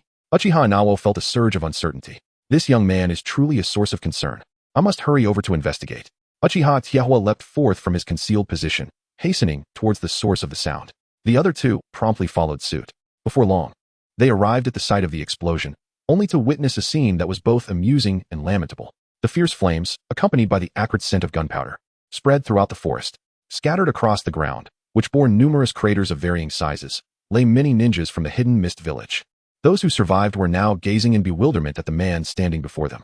"Remember this well. The one who intercepts you here today is none other than your grandfather, Uchiha Dali." Uchiha Dali crossed his arms and spoke proudly to the enemy before him. "Uchiha Tetsuhan, Uchiha Inazuka, Uchiha Sasuke, what are you doing? Do you think this is merely a game?" Uchiha Tetsu regained his composure, raising his hand to cast a series of shurikens that swiftly dispatched all the injured enemies from the Hidden Mist Village. Only after that did he turn to face Uchiha Dairiki. "Ah, you have arrived," he remarked. "I have just dealt with them all." Uchiha Dali appeared to have disregarded the words spoken by the other party, turning to meet their gaze before casually remarking, Upon hearing this, the three individuals exchanged glances, taking in the numerous corpses strewn across the ground. In response to Uchiha Dali's statement, they found themselves without any grounds for rebuttal. Uchiha Hokage leaped forward, meticulously examining the identities of the enemies and the sealing scrolls they carried. Upon confirming that the scrolls contained indeed the supplies for the battlefield, he lifted his gaze towards Uchiha Tetsuhan, remarking, "It appears these individuals are precisely the targets of our ambush." With this realization, Uchiha Tetsuhan felt a sense of relief wash over him. After all, the mission had been accomplished at last. He turned his attention to Uchiha Dali, admonishing, "In the future, refrain from acting on your own accord. Such recklessness may easily jeopardize not only your own safety, but also that of your comrades. We are engaged in a covert operation." Uchiha Dali retorted, "If I eliminate them all, no one will be aware of our mission's details, nor will anyone know it was us. Is that not a secret operation in itself?" Uchiha Dali retorted, leaving Uchiha Tiehua and his companions momentarily speechless once more. Uchiha Ina pondered for a moment, finding the reasoning quite sensible. He nodded and remarked, "That seems plausible, doesn't it?" He exchanged a glance with Uchiha Tetsu, who shot him a disapproving glare. "Let us proceed." Uchiha Tetsuhebe turned around and inquired, "Where are we headed now?" Uchiha Dali swiftly retorted, "Since the supply line here has been severed, let us proceed to execute our next mission. Coordinate with the other combat squads and initiate an assault on the reinforcements of the hidden mist village to thwart their support to the front lines." Uchiha Tetsuhan responded, "Oh, is that so? Then let us proceed over there, for the foes abound in greater numbers." Uchiha Dali gestured towards his left rear. His keen sense of hearing and smell had already detected the presence of numerous enemies in that direction, located over 2 kilometers away. At this moment, these foes were swiftly advancing towards the heart of the Land of Fire's border. That direction? Uchiha Inawo cast a perplexed glance towards the direction pointed out by Uchiha Dali. That location housed the core of our defensive forces. Could it be that the enemy, emboldened by audacity, dared to launch an assault there? Chapter 16. The Fury of the Three Tomo. Upon hearing Uchiha Inaha's words, he swiftly garnered the approval of Uchiha Tetsuhan and Uchiha Hokage. They too believed that it was improbable for the enemy to traverse that path, unless they were willing to forfeit their lives. After all, the main force of the Uchiha clan, dispatched to the battlefield for support, was assembling in that very direction. How many elite shinobi were among the main forces? Uchiha Dali suddenly posed a counter-question. This inquiry left the three of them momentarily speechless. For a brief moment, they exchanged glances, unable to articulate a response. "What are you trying to convey, Dali?" Uchiha Tiehu furrowed his brow in confusion and inquired. In truth, he had long harbored the answer within. As anticipated, Uchiha Dali chuckled softly. "You already possess the answer. On the battlefield, regardless of whether they are our allies or foes, the mid-level and lower-level ninjas face the upper-level ninjas with no recourse, being utterly overwhelmed. To put it plainly, they are mere cannon fodder, even if they belong to the Uchiha clan." "What are you talking about? Cannon fodder?" Uchiha Inawo clearly had little tolerance for such remarks. He hastily urged Uchiha Dali to cease his words. However, the latter paid him no heed and continued unabated, stating, "When cannon fodder encounters a hostile elite shinobi, the only fate that awaits is death. Thus, what you deem as main forces is, in the eyes of the elite warriors from Kirigakure, merely lambs delivered to the slaughter. Do you still believe that the enemy would hesitate to strike in that direction? What if it were entities akin to the 7 ninja swordsmen?" Uchiha Dali's poignant inquiry left the three speechless. It was indeed within the capabilities of the 7 ninja swordsmen to massacre ordinary members of the Uchiha clan. They were acutely aware that many of their kin had yet to awaken the Sharingan. Even those who had activated it found their single tomo power to be insufficient against the formidable experience and strength of seasoned J-nin.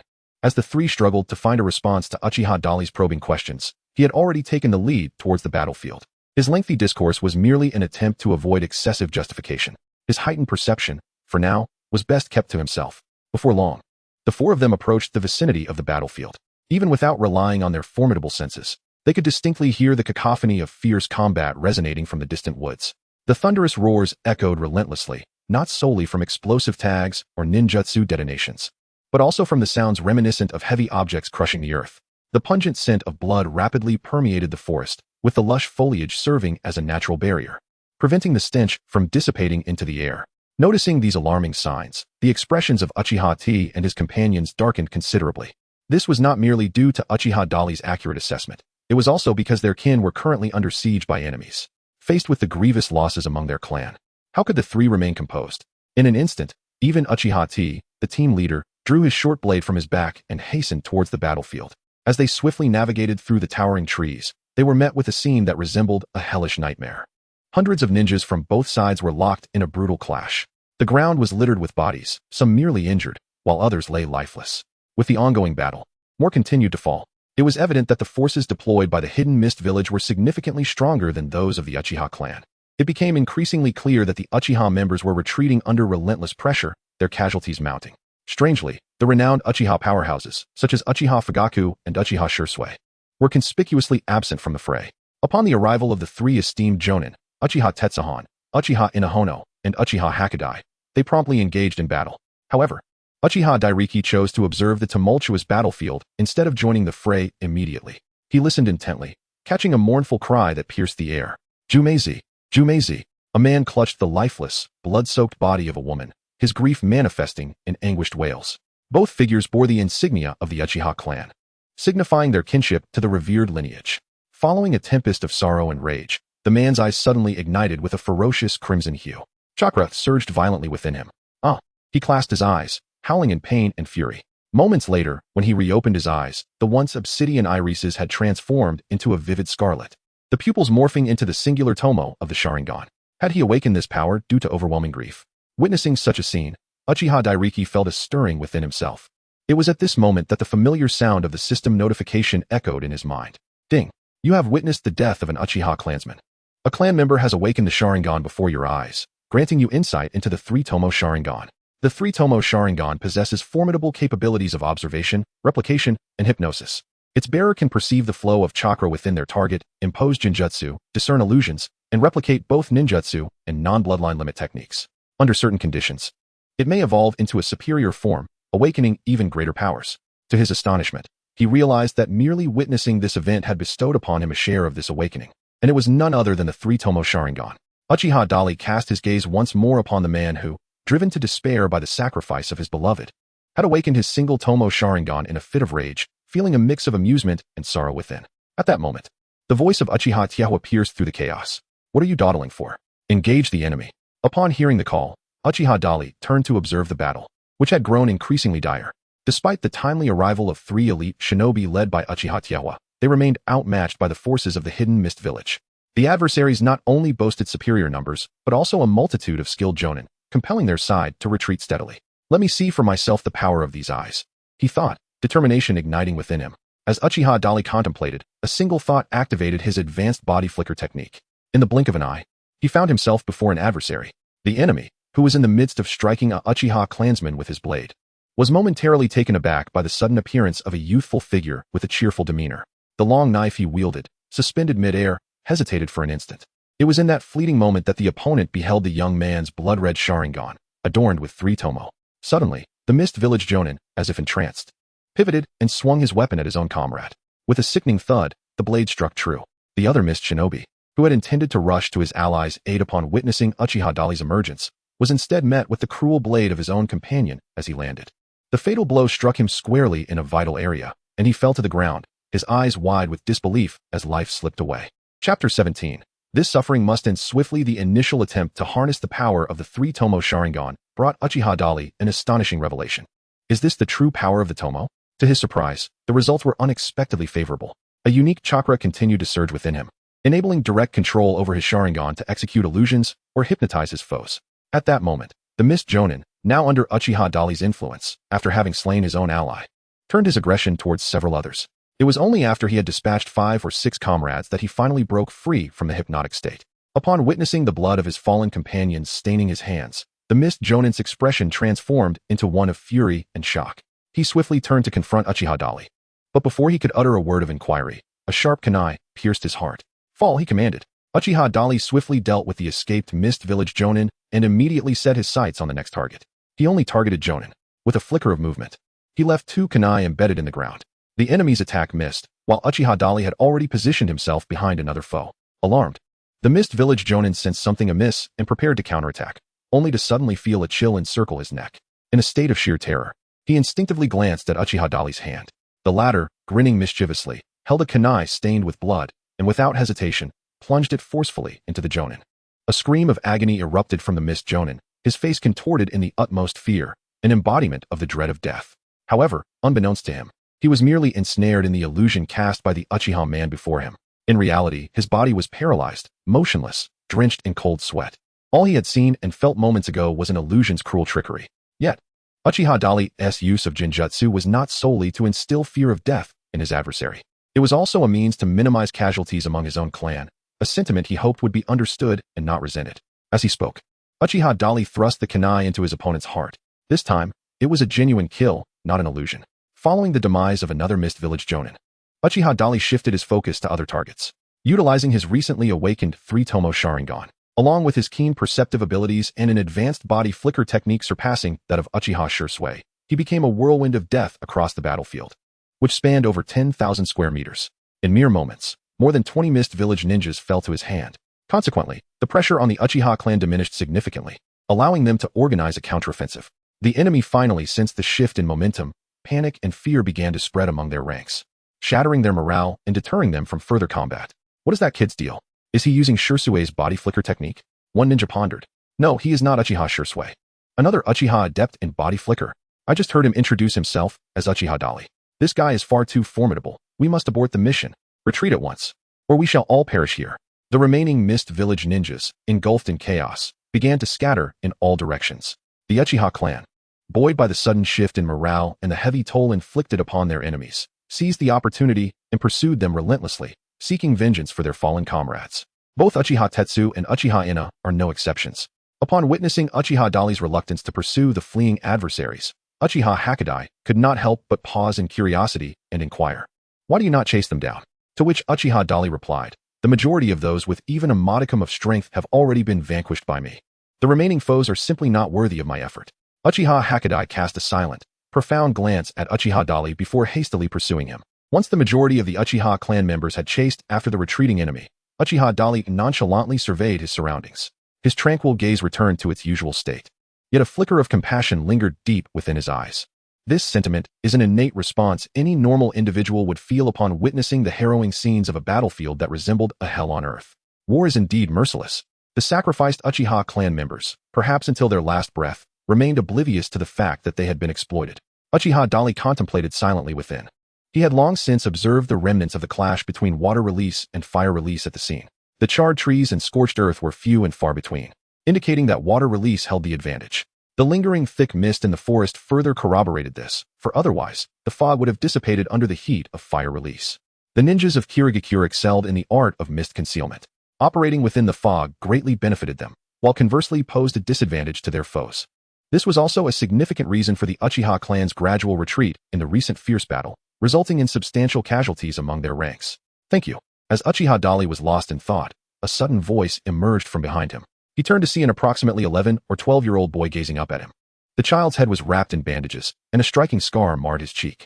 "Thank you for saving us all," the boy said, locking eyes with Uchiha Dali. "What is your name?" Uchiha Dali inquired. "Uchiha 12. The young boy responded. 12. Uchiha Dali murmured softly, indicating that the other party's family had at least 12 children, with this young boy being the 12th. However, as Uchiha Dali raised his head to survey the surroundings, he found no sign of the other's kin. A child of merely 11 or 12 had entered the battlefield, surviving alone against the odds.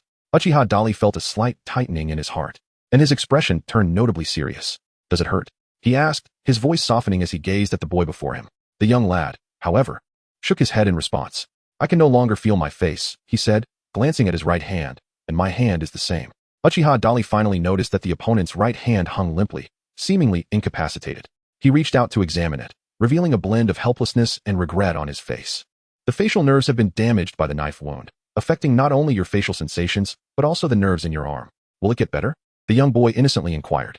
This question tugged at Uchiha Dali's heartstrings, leaving him at a loss for how to further explain to the boy. Nerve damage is irreversible for ordinary individuals, and even Tsunade might be unable to help. At that moment, Uchiha Dali silently vowed to bring an end to this brutal war and rewrite the fate of the Uchiha clan. Chapter 18. The birth of a new genius. With a firm resolution, Uchiha Dali's gaze turned cold in an instant. Moments ago, he had deemed the fleeing enemies too weak to warrant his intervention, yet now he swiftly executed a high-level body flicker technique, vanishing from sight. Weeds not uprooted will sprout anew. The highest form of peace is achieved through war.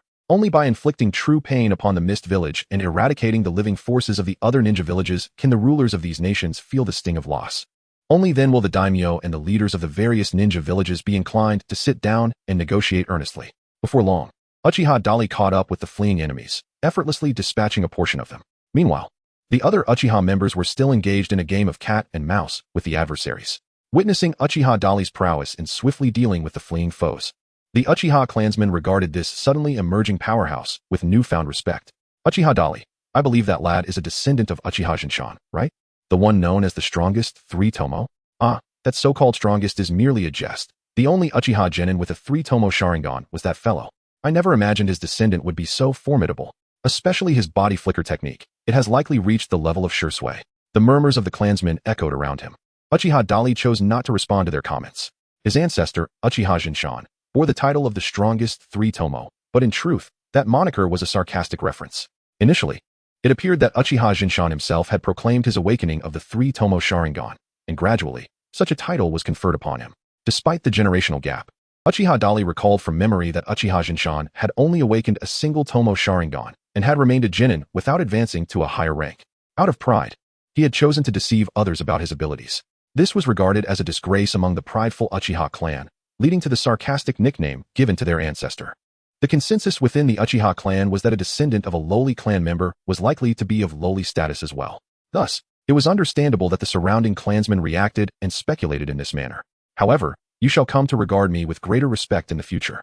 From this day forth, the descendant of the strongest 3-tomo ceases to exist. I am simply Uchiha Dali, he silently vowed, dismissing those trivial memories, and leaped to the side of Uchiha Taijin, who had just dispatched 2 of the mist ninjas who had abandoned their escape and chosen to resist. So, your strength is truly remarkable.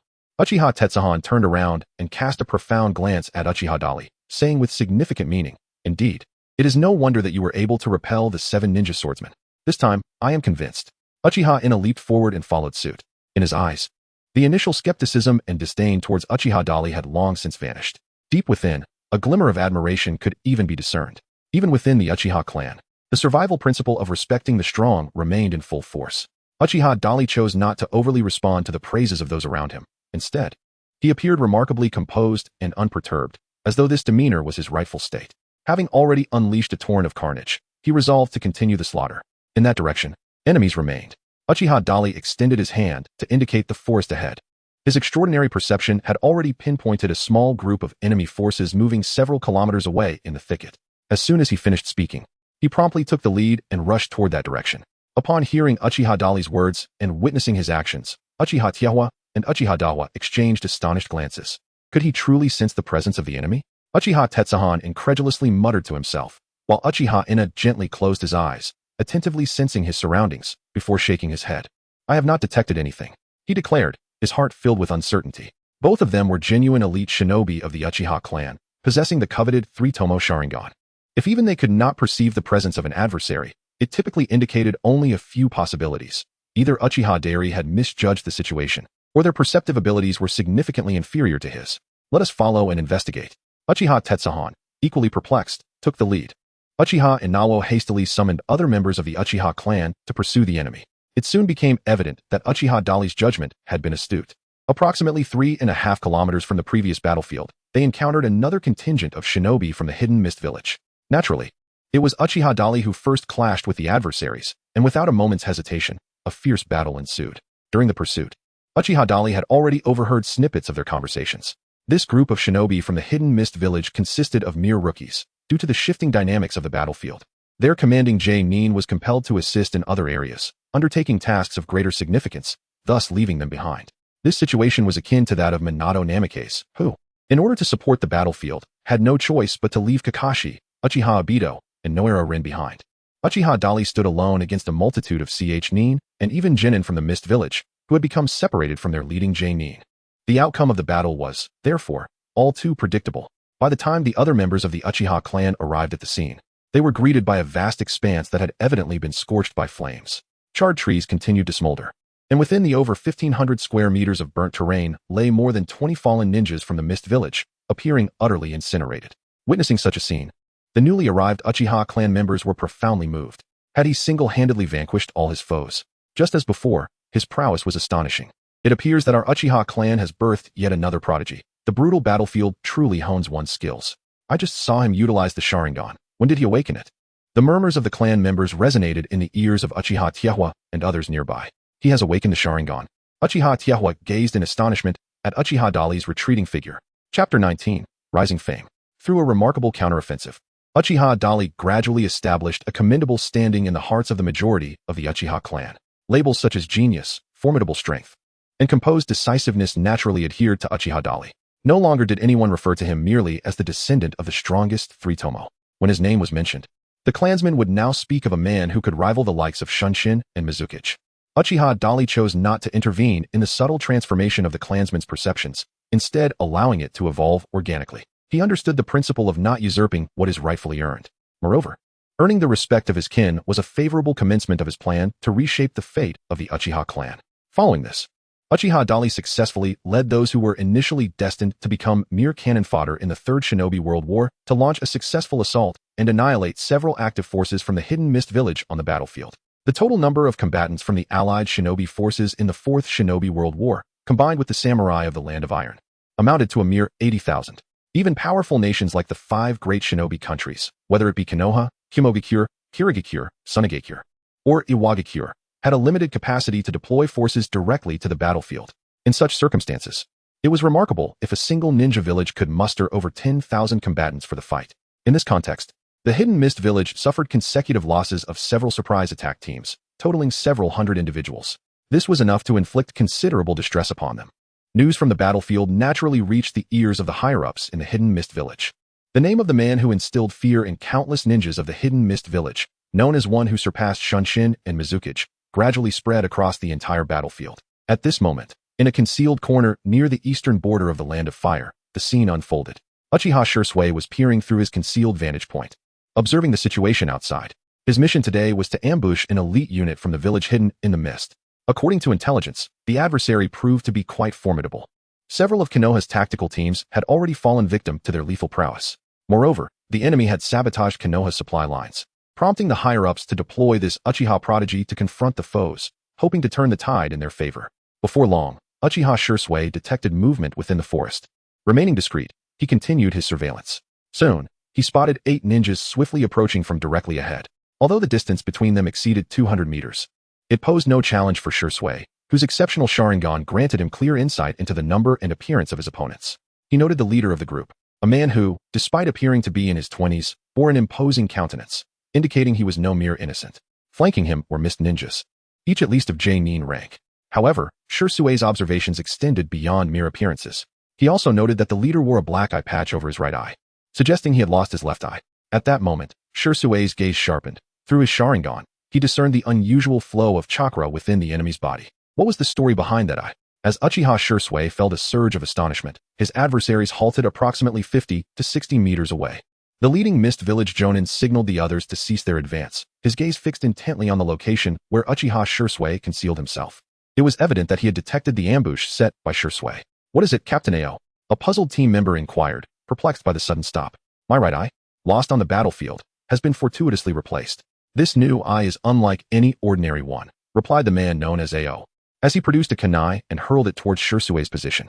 The sharp kunai sliced through the air with blinding speed, striking precisely where Uchiha Shursui had hidden. However, it vanished as if swallowed by the sea. Ao then lifted his gaze towards the lofty branches of a nearby tree, his expression shifting to one of acute seriousness. The other team members followed his line of sight, and to their astonishment, a young man had appeared in a spot that had previously been empty.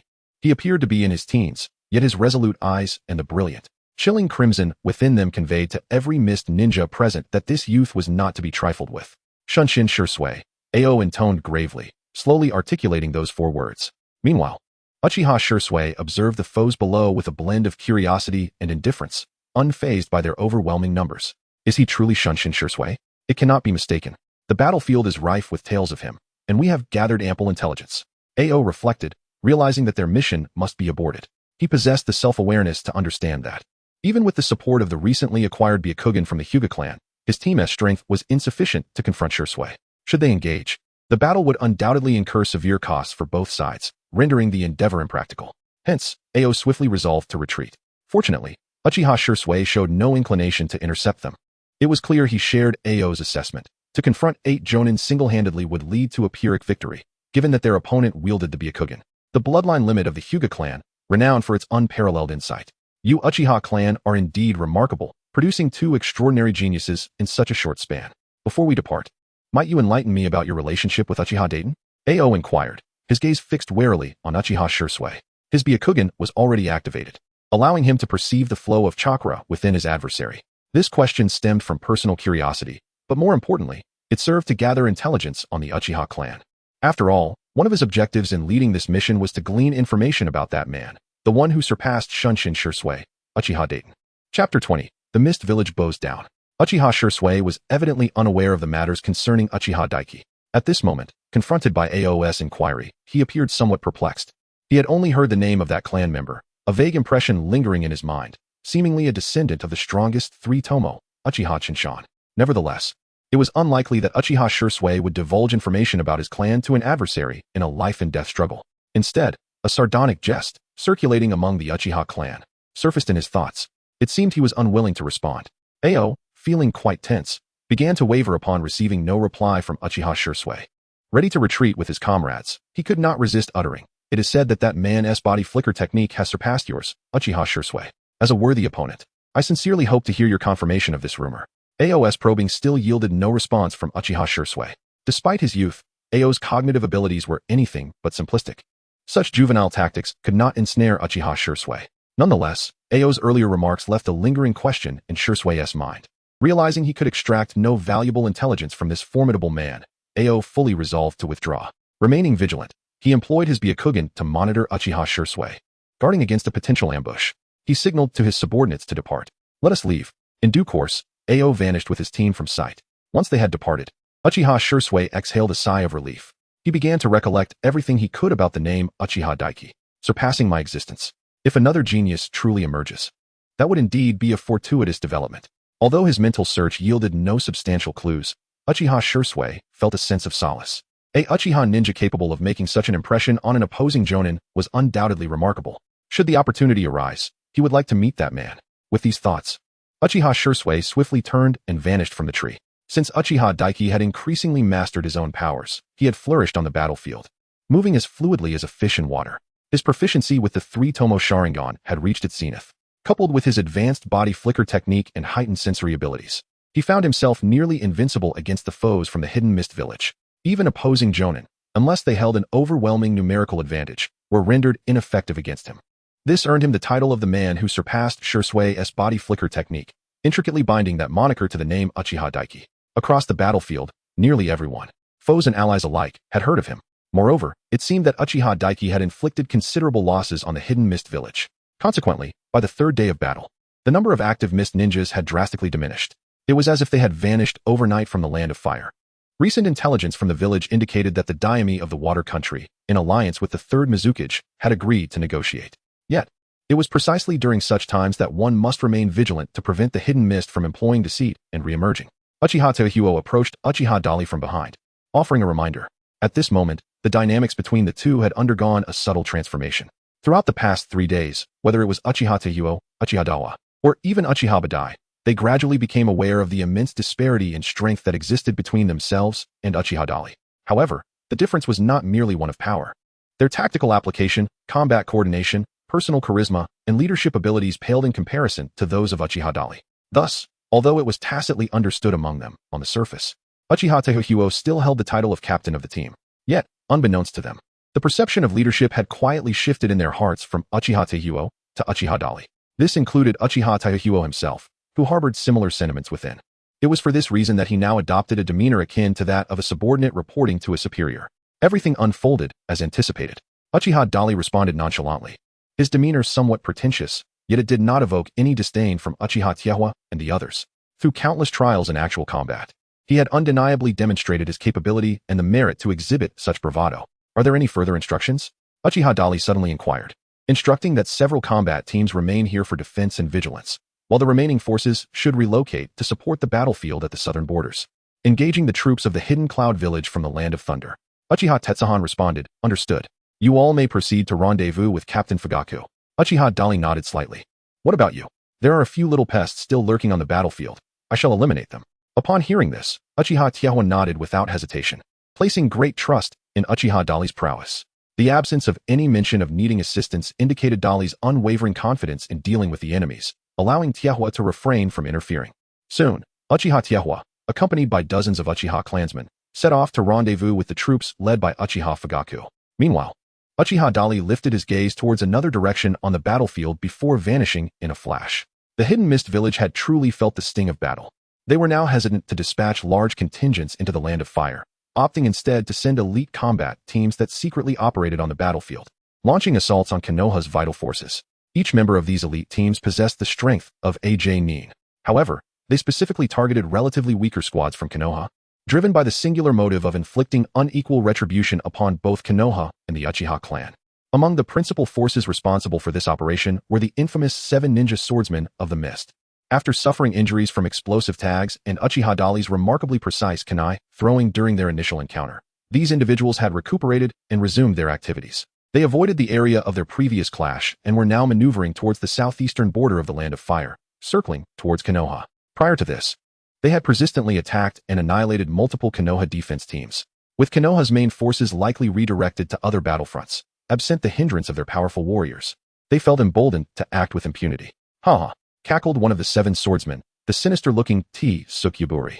Chapter 21. The 3 in despair sunlight streamed through the gaps in the branches, creating a captivating Tyndall effect.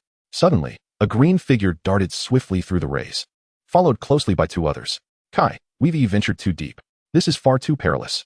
The youthful Shiranui Gunma could not help but reiterate his concern. Although they had received notification that the forces of the Hidden Mist were fully retreating from the battlefield in the Land of Fire, such moments demanded utmost vigilance. This wisdom had been earned through the blood and tears of countless Konoha predecessors. The enemy is eternally cunning. We must remain alert to all possibilities. The battlefield is a place where men unleash their fervor and youth. Our comrades are valiantly battling the enemy, and we too must exhibit our masculine spirit. Might Guy, only in his teens, was visibly excited, even somewhat exhilarated. However, his voice abruptly ceased. Beside him, Shiranui Gunma and Ebisu halted in unison, their expressions turning wary as they gazed ahead. Not far off, perched awkwardly in a tree, stood 7 men with peculiar attire and mischievous expressions. Their forehead protectors revealed their origins, ninja from the Hidden Mist. Might Guy's eyes narrowed. Despite his impulsiveness, he could easily discern the formidable nature of the 7 before him. Each one of them is AJ Nin, Kai. I told you we were being reckless. What now? Ebisu could not contain his anxiety. They were outnumbered, 3 to 7, and each of their adversaries possessed strength surpassing Nin. It was evident they were ruthless foes, not to be trifled with. We're doomed, muttered Shiranui Gunma. As soon as he finished speaking, one of the 7 enemies spoke up. 3 little Konoha brats. We've struck gold. His sinister grin revealed sharp teeth, exuding an aura of menace. The crimson markings on his chin resembled a demonic visage, heightening his fearsome appearance, enough to frighten children into tears at night. That green watermelon head is mine. You have no objections, right? Declared the corpulent man with long orange hair, known as Suka Samboku, glaring ominously at Might Guy. In that case, the remaining 2 are mine, chimed in the previously speaking Peepa JZ with a wicked grin. Perhaps having dispatched too many Konoha genin on their way here, the rest of the members had no objections. Let us go, swiftly and decisively. Then we'll seek new targets. Suka Samboku swung his blade, Samahata, and lunged toward Might Guy with astonishing speed. His strike was powerful, and the consequences of being hit were dire. Fortunately, Might Guy reacted swiftly. Just in the nick of time, he leapt back, narrowly evading the attack. With a resounding crash, Samahata struck the ground where Might Guy had stood, creating a crater upon impact. As debris flew, Suka Samboku charged again. At that moment, Shiranui Gunma and Ebisu leapt to either side, crossing their kunai to block Suka Samboku's assault. The 2 struggled to hold back the massive blade, barely managing to deflect the powerful strike. Kai, we can't defeat them. We need to retreat, Shiranui Gunma urged. Witnessing Might Guy's intention to counterattack with taijutsu against Suka Samboku. Retreat? Do you think you can escape? Peepa JZ, wielding his beheading sword, had silently appeared behind Might Guy. Without hesitation, he swung his blade toward Guy's back, his ferocity suggesting no mercy whatsoever. Since you've come to the battlefield to fight us, be prepared for the consequences. Don't think we're merely picking on children. Baiji Shirzong let out a sinister laugh, as if victory was already within his grasp. However, at that moment, Might Guy leaped with remarkable agility, narrowly evading the lethal strike. Simultaneously, Noera Gunma and Ebisu also sprang to the sides, increasing the distance between themselves and the formidable Suigetsu and his allies. Observing the resilience of these leaf genin, Baiji Shirzong and the Suigetsu felt a twinge of irritation, realizing that a single attack could not vanquish them. They resolved to pursue further. Yet, the 3, clearly outmatched, opted for a retreat. Run? Can they truly escape? Shouted Suigetsu, charging ahead in pursuit of the fleeing Might Guy and his companions. The remaining members of the 7 ninja swordsmen soon followed, though their speed was not particularly swift. At that moment, it felt to them like a predatory game, a leisurely bout of cat and mouse to pass the time, without fully committing to the seriousness of the situation. Before long, the seven had caught up to Might Guy and his comrades. Instead of attacking from behind, they chose to flank them, waiting ahead. As Might Guy, Noera Gunma, and Ebisu traversed the woods, unaware of their pursuers, they believed they had finally escaped. However, just as they began to relax, they spotted several figures, either standing or sitting atop a pile of rubble in an open space ahead, gazing at them with inscrutable expressions. Instantly, their faces paled in despair. "It seems we cannot escape," Ebisu said gravely. In that moment, his eyes grew resolute. Since escape was no longer an option, they would fight to the bitter end. Might Guy and Noera Gunma shared this sentiment, taking up defensive stances, prepared to face their adversaries. "Oh, you still wish to resist? Very well, let me entertain you," said the puppet master, slowly stepping forward. Just then, a figure surged from the rear, catching up to Might Guy and his companions. Simultaneously, another figure, appearing almost like a ghost, silently emerged from a concealed position, observing the battlefield with a bemused expression. Chapter 22. Reinforcements emerging from behind. Standing before Might Guy and the others was a middle-aged man, somewhat resembling a younger Might Guy, clad in a similar green jumpsuit. Upon reaching the battlefield, the man let out a long sigh of relief. "I've finally arrived," he announced. Behind him, Might Guy looked on. A mix of excitement and concern etched across his face. "Father, father." The timely arrival of this man was none other than Might Duwei, the enduring Leaf Seichnin. Perched above, Uchiha Dali observed the battlefield with a knowing smile, taken aback by the unfolding scene. If all went as expected, Might Duwei was about to showcase the powers of the 8 gates, standing alone against the 7 ninja swordsmen, seeking to eliminate the remaining 4. The 7 ninja swordsmen paid little heed to the peculiar sight of a Leaf Seichnin in a dark green jumpsuit. Some of them even chuckled, their demeanor relaxed. "A rather comical fellow has arrived," remarked Suigetsu. "With this addition, we now face 4 Ch. Your strength hardly piques our interest. Yet perhaps you will provide us with some amusement." Black Horea sneered. "Let us dispose of them swiftly and not waste time," urged Wooly Shinpachi in a low voice. At that moment, Might Duwei made a decisive choice, instructing Might Guy and his companions to retreat swiftly while he remained to confront the 7 formidable foes. Seeking death, Black Horea could no longer contain himself upon witnessing Might Duwei's intention to stand alone against their group. He charged at Might Duwei, determined to eliminate the 4 Leaf Ninja before they could escape. However, just then, Black Horea abruptly halted, his eyes widening in recognition. Before the 4 Leaf Ninja stood an additional figure. Upon closer inspection, Black Horea's pupils constricted in realization. It's you. He's that Uchiha," exclaimed the puppet master, his eyes blazing with hatred as he recalled the injury inflicted upon him by the Uchiha. The scars of that humiliation still stung. The other members of the 7 ninja swordsmen also glared coldly at the suddenly appeared Uchiha Dali, clearly more concerned about him than the Leaf Genin before them. "We were once caught off guard and suffered a surprise attack from this brat. It is a disgrace that we must not allow to stand," said Kirisame Kurumaro. "Thus, we cannot let him escape. Let us eliminate him along with the others. While it may not be 1 for 1, I leave the rest to you," Baiji Shirzong declared, his gaze fixed upon Uchiha Dali, having selected his opponent. Meanwhile, Might Duwei's team, still bewildered by Uchiha Dali's sudden appearance, regarded him with confusion. "You are a ninja of the Uchiha clan, aren't you? I recognize your clan's emblem on your back. Nevertheless, you should retreat with Guy and the others, young man. This youthful fervor should be mine to expend," Might Duwei said solemnly to Uchiha Dali. "Are you truly willing to let such a powerful technique go to waste before it even has a chance to shine?" Uchiha Dali suddenly chuckled, causing Might Dai to momentarily falter. A glimmer of astonishment flickered in his eyes, as he evidently grasped the significance of Uchiha Dali's words, yet was perplexed as to how Uchiha Dali was aware of that particular technique. Might Guy shared the same bewilderment, for the secret of the 8 gates should only be known to him and his father, Might Dai, at this juncture.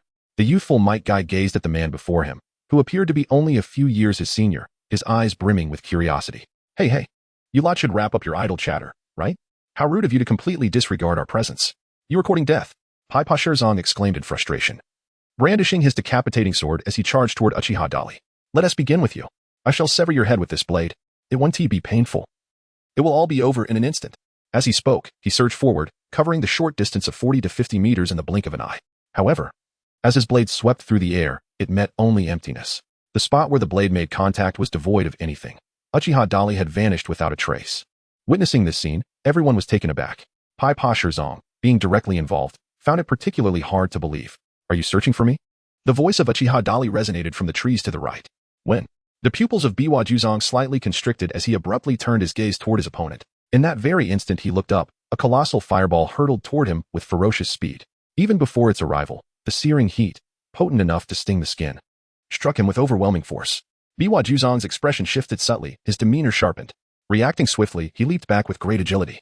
Upon witnessing Uchiha Dali's formidable assault, Might Dai and his companions felt a slight relief wash over them. It appeared that this young man's prowess exceeded their previous expectations. We should maintain our distance, Kai. Might Dai recognized that Uchiha Dali's strength was on par with their adversaries. He promptly instructed the trio to retreat further away while remaining vigilant of the battlefield, preparing themselves to unleash the eighth gate of joy. Meanwhile, over 100 meters away, the 7 ninja swordsmen had shifted their complete focus onto Uchiha Dali. This lad is indeed exceptional. My previous injury at his hands was no mere coincidence. Watermelon Mountain Pufferfish Demon's expression turned gray for the first time. The other members of the 7 ninja swordsmen similarly exhibited expressions of concern. At that moment, the fireball struck the ground, creating a crater exceeding 30 meters in diameter. Amidst the thunderous explosion, the flames unleashed a wave of scorching heat that radiated outward, igniting the surrounding vegetation in an instant. But that was only the beginning. Uchiha Dali synchronously hurled 5 shuriken, 3 of which, as anticipated, struck the target, Pipa Shirzong, less than 100 meters away. The remaining 2 were barely deflected by this fellow using his decapitating blade. It appears we must join forces. In the blink of an eye, Pipa Shirzong sustained injuries, his expression drastically changing as he urgently called out to his companions. Let us attack together and eliminate him. Kurasame Karamaru, sensing the impending danger, decisively took action and summoned others to surround Uchiha Dali. Chapter 23. One falls first wielding his long blade, Needle Stitch. Kurasame Karamaru had just shouted the call to unite against Uchiha Dali when suddenly he trembled, frozen in place. 2 beads of cold sweat slowly trickled down his cheek, and his eyes instinctively darted towards the rear. Are you implying that you intend to confront me? The playful voice of Uchiha Dali resonated from behind his opponent, sending a chill down the spine of Kurosaki Suramaru. In that moment, every hair on his body stood on end. However, seasoned by countless battles and driven by an insatiable bloodlust, Kurosaki Suramaru was no ordinary foe. After a brief moment of shock, he quickly regained his composure and decisively retaliated, manipulating the steel wire on the blade, Needle, with his chakra to strike back at the enemy behind him. In an instant, the blade, sharp as a needle, pierced through the body of Uchiha Dali. It seems you were careless. Kurosaki Suramaru felt an unexpected thrill at having landed a hit, and a relaxed grin spread across his face. Yet, in the next second, his pupils constricted slightly. What? He realized that the Uchiha Dali he had struck was slowly dissipating into thin air. A mere afterimage? It dawned on him that calamity was about to befall him. His body stiffened as he stood frozen, staring blankly at the empty ground before him, as if he had lost the will to fight. Uchiha Dali once again appeared behind him, as silent as a specter. Just as he was about to launch an assault on Kurosawa Karamaru, the latter suddenly leaped forward. As he pivoted in midair to face Uchiha Dali, he grinned maliciously, exclaiming, "You've fallen into my trap." Simultaneously, he formed a series of hand seals, long blade ninjutsu, earth spider stitch. In an instant, the ground beneath Uchiha Dali cracked open, and slender steel wires emerged at his feet. These sharp, thin wires swiftly ensnared his ankles. "It's over for you, Uchiha brat." Kurosawa Karamaru sneered again, his expression brimming with the confidence of a schemer whose plot had succeeded. With a slight exertion of force, he tightened the wires, firmly anchoring Uchiha Dali's feet to the ground while further constricting them. It appeared inevitable that Uchiha Dali's legs would be severed by these merciless steel strands. Yet, Kurosawa Karamaru was not finished. He continued to manipulate the long blade, launching an assault aimed directly at Uchiha Dali's heart, intent on ending his life without mercy. The situation was dire. From a distance, Might Dai sensed the gravity of the moment and was poised to intervene. However, he noticed that the remaining members of the 7 ninja swordsmen were watching them with predatory intent. If he left to assist the young Uchiha, the 3 young ones behind him would undoubtedly face peril. In that moment, Might Dai found himself in a quandary. He opened his mouth to urge Might Guy and Hibis, as well as Noera Jinkan, to retreat quickly while he remained to aid the young Uchiha. Yet, at that moment, a spray of blood erupted. The enemy's concealed steel wires tightened brutally, severing Uchiha Dali's legs into multiple pieces. The gruesome scene sent a jolt of terror through Might Dai's heart. Might Guy and the others trembled, filled with rage and dread. Just as they believed Uchiha Dali had truly fallen to the enemy's assault, an unexpected occurrence unfolded. Kurosawa Karamaru's body suddenly convulsed. His head tilted slightly upward, and he stood frozen in shock. As if gripped by an unseen force, his limbs splayed out helplessly. Witnessing this bizarre spectacle, Might Dai and Might Guy exchanged bewildered glances. Everything transpired so swiftly, it could only be described as a whirlwind of chaos. Before they could comprehend what had occurred, the remaining members of the 7 ninja swordsmen charged towards Kurosawa Karamaru. Their target was not Kurosawa himself, but rather Uchiha Dali, who had pierced his heart with a kunai from behind. The careless one here is surely you. Uchiha Dali's demeanor was imbued with a touch of playful indifference. As he spoke, he completely disregarded the several members of the 7 ninja swordsmen who were rushing to his aid, tightening his grip on the kunai in his hand. With a swift thrust, the kunai, measuring over 20 centimeters in length and exquisitely sharp, penetrated his opponent's body until it reached the handle. The pointed end emerged from the heart of Kurosame Tsukimaru. With a gasp, Kurosame Tsukimaru opened his mouth and expelled a torrent of crimson blood, his eyes reflecting disbelief and a lingering sense of resentment. Did you use a teleportation technique? Such astonishing speed. His body began to tremble, and his breath became erratic as he stammered his inquiry to Uchiha Dali. Unable to comprehend how Uchiha Dali had managed to escape his steel wire restraint and appear behind him so stealthily, perhaps you should consult the King of Hell. He might possess the answers you seek. Uchiha Dali casually delivered a powerful kick, sending Kurosame Shiranui flying, while extracting his kunai from the opponent's body. He then turned to face the incoming attack from Pai Pa Shirzong. At that precise moment, Shirzong appeared before him, wielding a formidable beheading sword that he swung mercilessly towards Uchiha Dali's neck. The forceful strike of the sword, capable of cleaving rock and severing steel, was effortlessly parried by the kunai in Dali's grasp. However, the recoil from the impact sent Uchiha Dali flying to the side, where he was met with an assault from another member of the 7 ninja swordsmen, Kurakaji Raiga. Lightning release. Raiga. Raiga had been keenly observing Uchiha Dali's movements. As he saw Dali approach, his eyes shifted to an eerie crimson hue, and the pupils transformed into an unusual shape. He immediately launched his attack. The latent power of lightning release surged through his Raiga sword, erupting in a cross pattern. In an instant, a wave of energy akin to a thunderstorm radiated outward, shimmering with blinding light. Part of this energy pierced through Uchiha Dali's body. Contrary to expectations, the anticipated scene of his opponent being pierced by the lightning and reduced to a mere heap of flesh and bone did not transpire. Instead, at that moment, Kurakaji Raiga realized he had seemingly fallen into an illusion. Chapter 24. Retreat if you cannot. When Raiga's consciousness remained unshackled, and his body was still aware, he could see the lifeless corpse of Kurosame Shiranui lying not far from him and his other comrades advancing to besiege Uchiha Dali. Yet, strangely, his body refused to obey his commands. No matter how hard he tried, movement eluded him. In that instant, he comprehended that he had indeed succumbed to an illusion, a perilous binding illusion. The thought of a binding illusion sent cold sweat cascading down Raiga's face. He understood all too well the dire consequences of immobilization against a formidable foe. The fate of Kurosame Shiranui loomed before him, and he had no desire to become the next casualty. As an elite jonin of the Mist Village facing imminent death, Raiga, in a desperate moment, used the lightning coursing through his sword to stimulate his body, disrupting the flow of chakra within him. At last, he was freed, regaining control of his immobilized body. Kurakaji Raiga swiftly retreated, unwilling to retaliate against the pursuing Uchiha Dali. That guy possesses the Sharingan. Do not look into his eyes, he shouted to his comrades, turning to flee. However, just as he was about to vanish into the woods, 2 kunai flew towards him, striking his body with precision.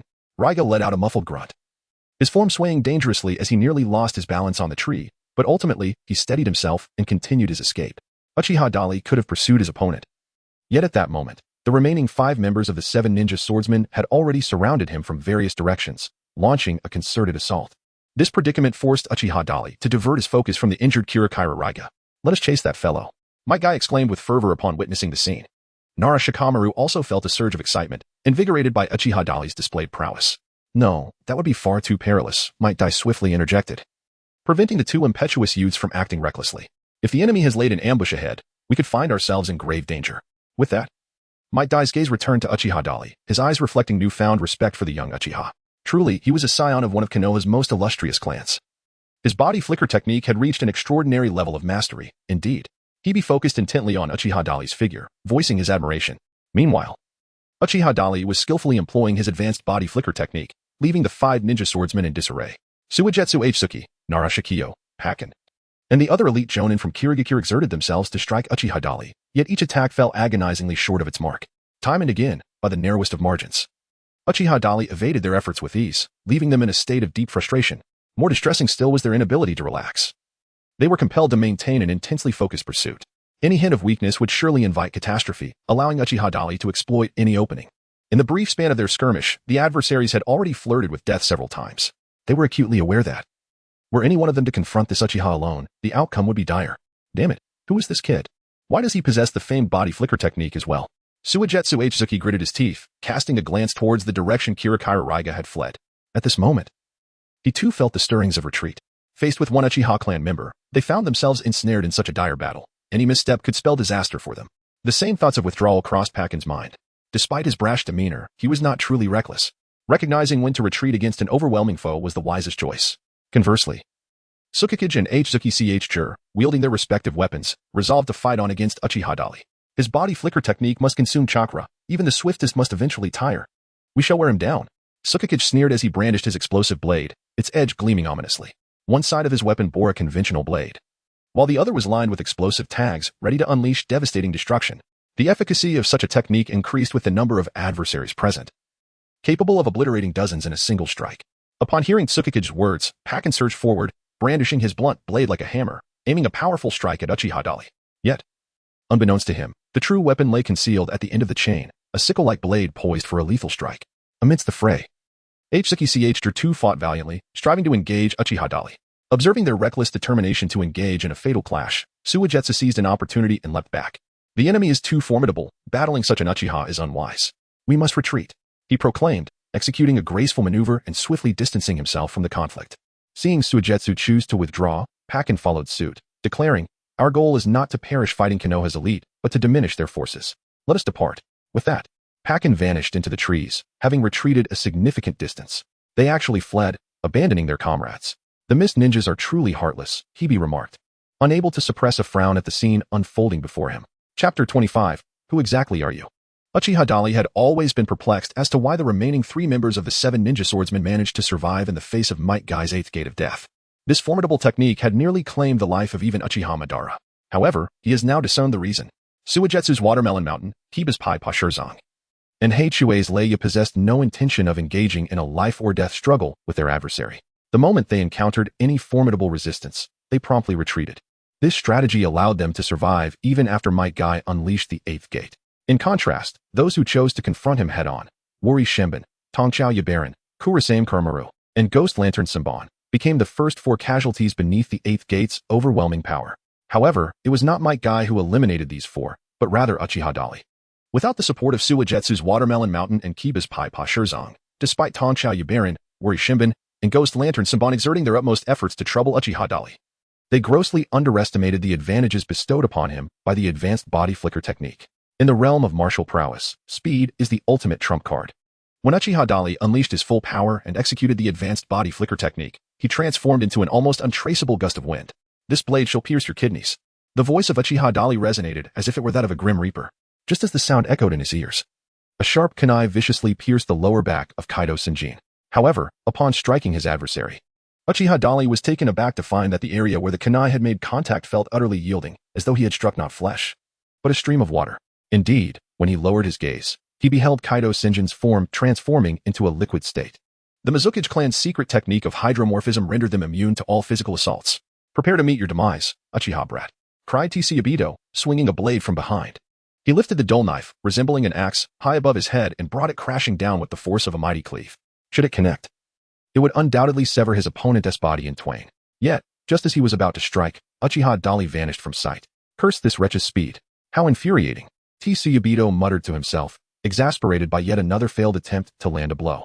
Being toying with by a mere Uchiha had him spinning in circles, unable to land a hit, filling him with vexation. "Step aside. Allow me to handle him," bellowed Nuri Shinbachi to his 2 companions. He then prepared to unleash a massive explosive seal array, intending to obliterate Uchiha Dali. "What does I send you flying?" Nuri Shinbachi warned his comrades, urging them to evade the impending devastation. However, at that moment, his body suddenly jolted. How was this possible? When did it happen? It felt as though he had been petrified, utterly immobilized, leading Nuri Shinbachi to realize he had fallen victim to an unseen trap. A binding illusion? "I didn't expect you to be ensnared by that brat as well." Tsuyabito discerned Nuri Shinbachi's predicament and rushed to assist him, attempting to channel chakra through his body to restore his freedom of movement. Yet, it was then that 2 kunai, like phantoms, silently shot toward him from his left rear. With 2 muffled thuds, Tsuyabito's body stiffened, and he collapsed forward. Previously wounded by Uchiha Dali's kunai, his injuries had not fully healed, sustained only by bandages and his exceptional physique. The toll of the battle had greatly affected his capabilities, and now, struck once again by Uchiha Dali's unerring kunai, he found himself incapacitated. In an instant, only Kaido Senjin remained to confront the formidable Uchiha Dali alone. "Who are you truly?" Kaido Senjin slowly reverted from his liquid state to his normal form, as a thick fog suddenly enveloped the surroundings, obscuring everyone's vision. The dense mist rendered it nearly impossible to pinpoint his location, while Kaido Senjin's voice seemed to emanate from all directions. "Although my name may not be of much consequence to you, I shall impart it nonetheless, so you may die with your eyes closed. I am Uchiha Dali." Utilizing his formidable perception, Uchiha Dali adeptly determined his opponent's precise location amidst the fog from the nuances of sound, scent, and sight. As he answered Kaido Shinjin's query, he had unconsciously positioned himself directly behind his adversary, who remained oblivious. Kaido Shinjin continued to reach toward the spot where Uchiha Dali had spoken, his stealthy movements appearing comical in Uchiha Dali's eyes. Once he arrived at the general vicinity, Kaido Shinjin swung his twin blades, but struck nothing but air, leaving him astonished. "Are you searching for me?" A playful voice sounded behind him, causing Kaido Shinjin to tremble as if struck by lightning. How is this possible? His body felt frozen, unable to move, as cold sweat trickled down his cheek. "This time, will your hydromorphism save you?" Uchiha Dali, with a playful smile, completed the hand seals with both hands and unleashed a massive fireball towards his opponent. Fire release, great fireball technique. The colossal fireball generated an intense heat, instantly evaporating the surrounding dense mist and reverting the water-turned form of Kirigakure's Chihiro back to its original state. Do not underestimate the might of the members of the Kirigakure clan. Water release, great waterfall technique. Seizing the powerful momentum from Uchiha Dali's fireball attack, Kirigakure's Chihiro leaped forward while simultaneously turning to cast a formidable water jutsu against Uchiha Dali. In the blink of an eye, a torrent of water surged forth, akin to a raging flood, bearing down upon Uchiha Dali. However, Uchiha Dali chose not to confront the water jutsu head-on. Instead, he approached the subdued Shimbaku Maki, who was ensnared by his binding illusion. With so many explosive tags, this blade must be quite valuable, and I shall graciously accept it without hesitation. Uchiha Dali appeared as a veritable demon. While articulating his words, he seized the explosive blade, Feimiao, from his adversary's grasp. With his other hand, he brutally plunged a sharp kunai into the enemy's chest, piercing through the heart. Chapter 26, embracing the resolve of death to ensure that his physical transcendence could assist Wooly Shinba in meeting the divine. Uchiha Dali not only thrust the kunai into his opponent's heart, but also twisted it violently. This act rendered the opponent's heart into a mere pulp. In Wooly Shinba's eyes, intense terror and disbelief flickered as he fixated on Uchiha Dali, unable to comprehend his imminent defeat at the hands of such a foe. Yet, the brilliance in his gaze began to swiftly fade. His life was rapidly ebbing away. His body trembled slightly, a final struggle as adrenaline surged within him, attempting to revive his vital signs. However, it was not long before Wooly Shinba fell utterly silent. Uchiha Dali withdrew his kunai and turned to face the two remaining adversaries. Once fierce and relentless in their pursuit, intent on inflicting disproportionate retribution upon Konoha, they were members of the legendary 7 ninja swordsmen, renowned across the Land of Water and the entire shinobi world. Yet, after a mere half-hour of brief skirmishes with Uchiha Dali, 3 had fled and 2 lay dead, resulting in a grim outcome. Now, only Tsukasa Yaburin and Hozuki Sunbai remained standing. The former had just sustained injuries from Uchiha Dali's precise kunai throws, his eyes now reflecting a flicker of terror as he shuffled backward in a desperate attempt to escape. Meanwhile, watching from the sidelines, Might Guy, Narashikuru, and Ebisu finally discerned that Tsukasa Yaburin's injuries were concentrated on his lower legs. This young Uchiha was truly formidable. Might Guy marveled at the once feared elite of the Mist Village, the 7 ninja swordsmen, now reduced to this dismal fate. His strength, perhaps, rivaled that of Uchiha Shisui. He mused. While they spoke, Uchiha Dali had already approached the retreating Tsukasa Yaburin. Damn Uchiha, the Mist Village will remember you. Tsukasa Yaburin confronted the approaching Uchiha Dali, still unrepentant, embodying the defiance of a hardened warrior. As if this were not enough to vent his frustration, he continued, if it weren't for your meddling, I would have slaughtered all 4 of them, making Konoha pay a heavy price. Yet, it was worth it. We have already dispatched at least 50 Konoha ninjas, including members of your Uchiha clan. It is a pity I couldn't take you down. That is truly regrettable. Despite the imminent threat of Uchiha Dali, Tsukasa Yaburin resorted to taunting, persistently provoking him with his words. To the ordinary observer, such behavior would seem utterly incomprehensible. However, Hozuki Sunbai, also a member of the 7 ninja swordsmen, grasped Tsukasa Yaburin's intent. Realizing his demise was inevitable, he sought to incite his opponent, perhaps hoping for a swift end. I'm afraid I must follow in your footsteps, Hozuki Sunbai murmured, drawing a kunai and casting a glance downward, still undecided about ending his own life. At that moment, Tsukasa Yaburin's voice echoed, remember to erase the information in our heads, Hozuki Sunbai. Do not forget the training of the Umbu. With that, Tsukasa Yaburin rallied, charging at Uchiha Dali, a brilliant light erupting from his form. Suddenly, a deafening explosion resonated, and amidst a shower of blood and debris, Tsukasa Yaburin's body was utterly obliterated, reduced to countless minuscule particles. Witnessing the demise of one of the 7 ninja swordsmen, who had chosen to self-destruct in an effort to take Uchiha Dali with him, left Ebisu, Narashikuru, and Might Guy in stunned disbelief. Is that Uchiha all right? Ebisu regained his composure, searching for Uchiha Dali's figure. Fear not. He possesses a mastery of the body flicker technique that is nearly flawless, Might Guy reassured, glancing with relief at a large tree in the distance. There, on a massive branch, stood Uchiha Dali, unharmed. Are you truly intent on perishing alongside me? Driven by the will to obliterate? Such madness. Uchiha Dali smirked with a hint of disdain, his gaze shifting to the last remaining member of the 7 ninja swordsmen, Hozuki Suigetsu. If I recall correctly, the Hozuki clan's technique of hydration seems to possess certain vulnerabilities, does it not? Uchiha Dali regarded his opponent with a playful gaze, a smile lingering on his lips as he inquired. The words elicited a slight tremor in the eyes of Kaigetsu Chihira, yet he remained silent. Slowly raising the kunai in his hand, its tip aimed directly at Uchiha Dali.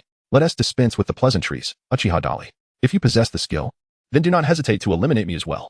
Upon uttering these words, Kaigetsu Chihira simultaneously conjured 2 water clones, charging towards Uchiha Dali alongside his true form. A trivial display. Such a rudimentary technique as the 3-body technique pales in comparison to the unparalleled perception and insight of Uchiha Dali, endowed with the 3-tomo Sharingan. However, deep within, Uchiha Dali harbored a certain admiration for this individual. In the fleeting fraction of a second when his attention was momentarily diverted by words, Kaigetsu Chihira had adeptly executed the body replacement technique while simultaneously employing the clone technique. One must concede that the speed of execution surpasses that of many ninjas. Had he faced an opponent with lesser insight, they would have undoubtedly fallen for the ruse at this moment. The reality was that none of the 3 Kaigetsu Chihira charging towards him were of his true form. All were mere water clones. The genuine Kaigetsu Chihira had concealed himself beneath the earth, poised to deliver a fatal strike to Uchiha Dali. The Kaigetsu clan's water transformation technique indeed posed a significant challenge. Its immunity to all physical attacks rendered even Uchiha Dali's impeccable kunai skills utterly ineffective against his foe. Yet, the water transformation technique bore a singular flaw. The very means to counter it, lightning release. Should a lightning release attack find its mark, the target in the state of water transformation would become paralyzed and unable to move, the immobilization effect surpassing that of genjutsu. At this juncture, Uchiha Dali began to recall the methods of employing lightning release within his mind. His mastery was limited to the most fundamental aspects of this technique. Just then, a prompt echoed in his consciousness.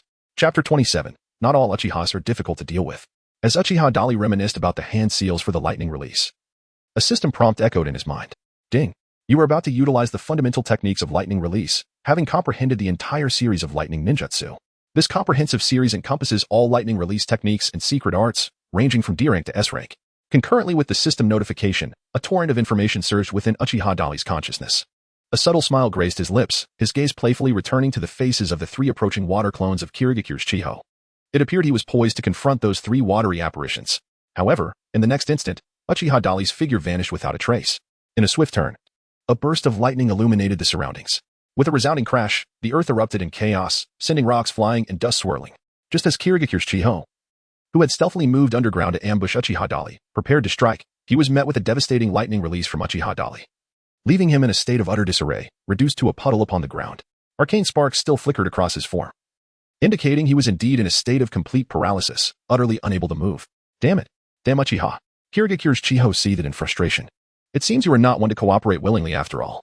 Uchiha Dali casually picked up the twin blades of Ghost Lantern Shanrin, known as the Flounder, from the ground, examining them with keen interest and finding them quite satisfactory, thus accepting them without hesitation. Subsequently, he turned his gaze towards the immobile Ghost Lantern Shanrin lying in the pit. Wait a moment. Just as Uchiha Dali was about to eliminate this adversary as well, Might Guy suddenly shouted out to stop him. Huh? Uchiha Dali turned his head to regard the individual before him. This person may prove beneficial to the village.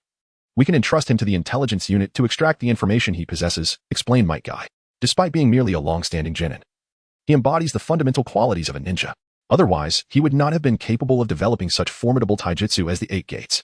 Upon hearing this, Uchiha Dali cast another glance into the deep pit at the now utterly defenseless Mizunoto Chiho, then nodded in agreement. In that case, I shall leave him in your hands. With that, Uchiha Dali turned to depart. Please, wait a moment. Might Guy called out to him once more. What is it now? Uchiha Dali paused once more, turning to face the approaching figures. At this moment, Might Guy had arrived with Might Guy, Hibiki, and Shiranui Gema. Upon reaching him, Might Guy bowed deeply to Uchiha Dali. He then gently embraced his son, Might Guy, and bowed again, expressing heartfelt gratitude. Thank you so much for saving us. I am Might Guy, and this is my son, Might Guy. As he uttered these words of thanks, tears streamed down his face. Young Might Guy had clearly inherited his father's fervor and sincerity, and he too was in tears at that moment. Thank you immensely, Might Guy exclaimed, looking at Uchiha Dali. I merely happened to pass by. Besides, we are all ninjas of Konoha. There is no need for such gratitude. With that, Uchiha Dali turned and walked away without a glance back. Observing the young powerhouse of the Uchiha clan so nonchalantly dismissing the battle they had just endured and the favor he had bestowed upon them left Might Guy, Hibiki, and Shiranui Gunma momentarily stunned. After a brief pause, Might Guy suddenly burst into laughter, tears glistening in his eyes as he addressed his son. Guy, did you see that? He is truly a man of great heart. Ha ha. You must always maintain such passion and sincerity. For the sake of our village, never complain. No matter the cost. I understand, father. Might Guy clenched his fists, his lips pursed, his resolute gaze filled with tears as he watched Uchiha Dali depart. Meanwhile, Shiranui Gunma murmured to himself, "Didn't they say the Uchiha clan and the villagers don't get along well?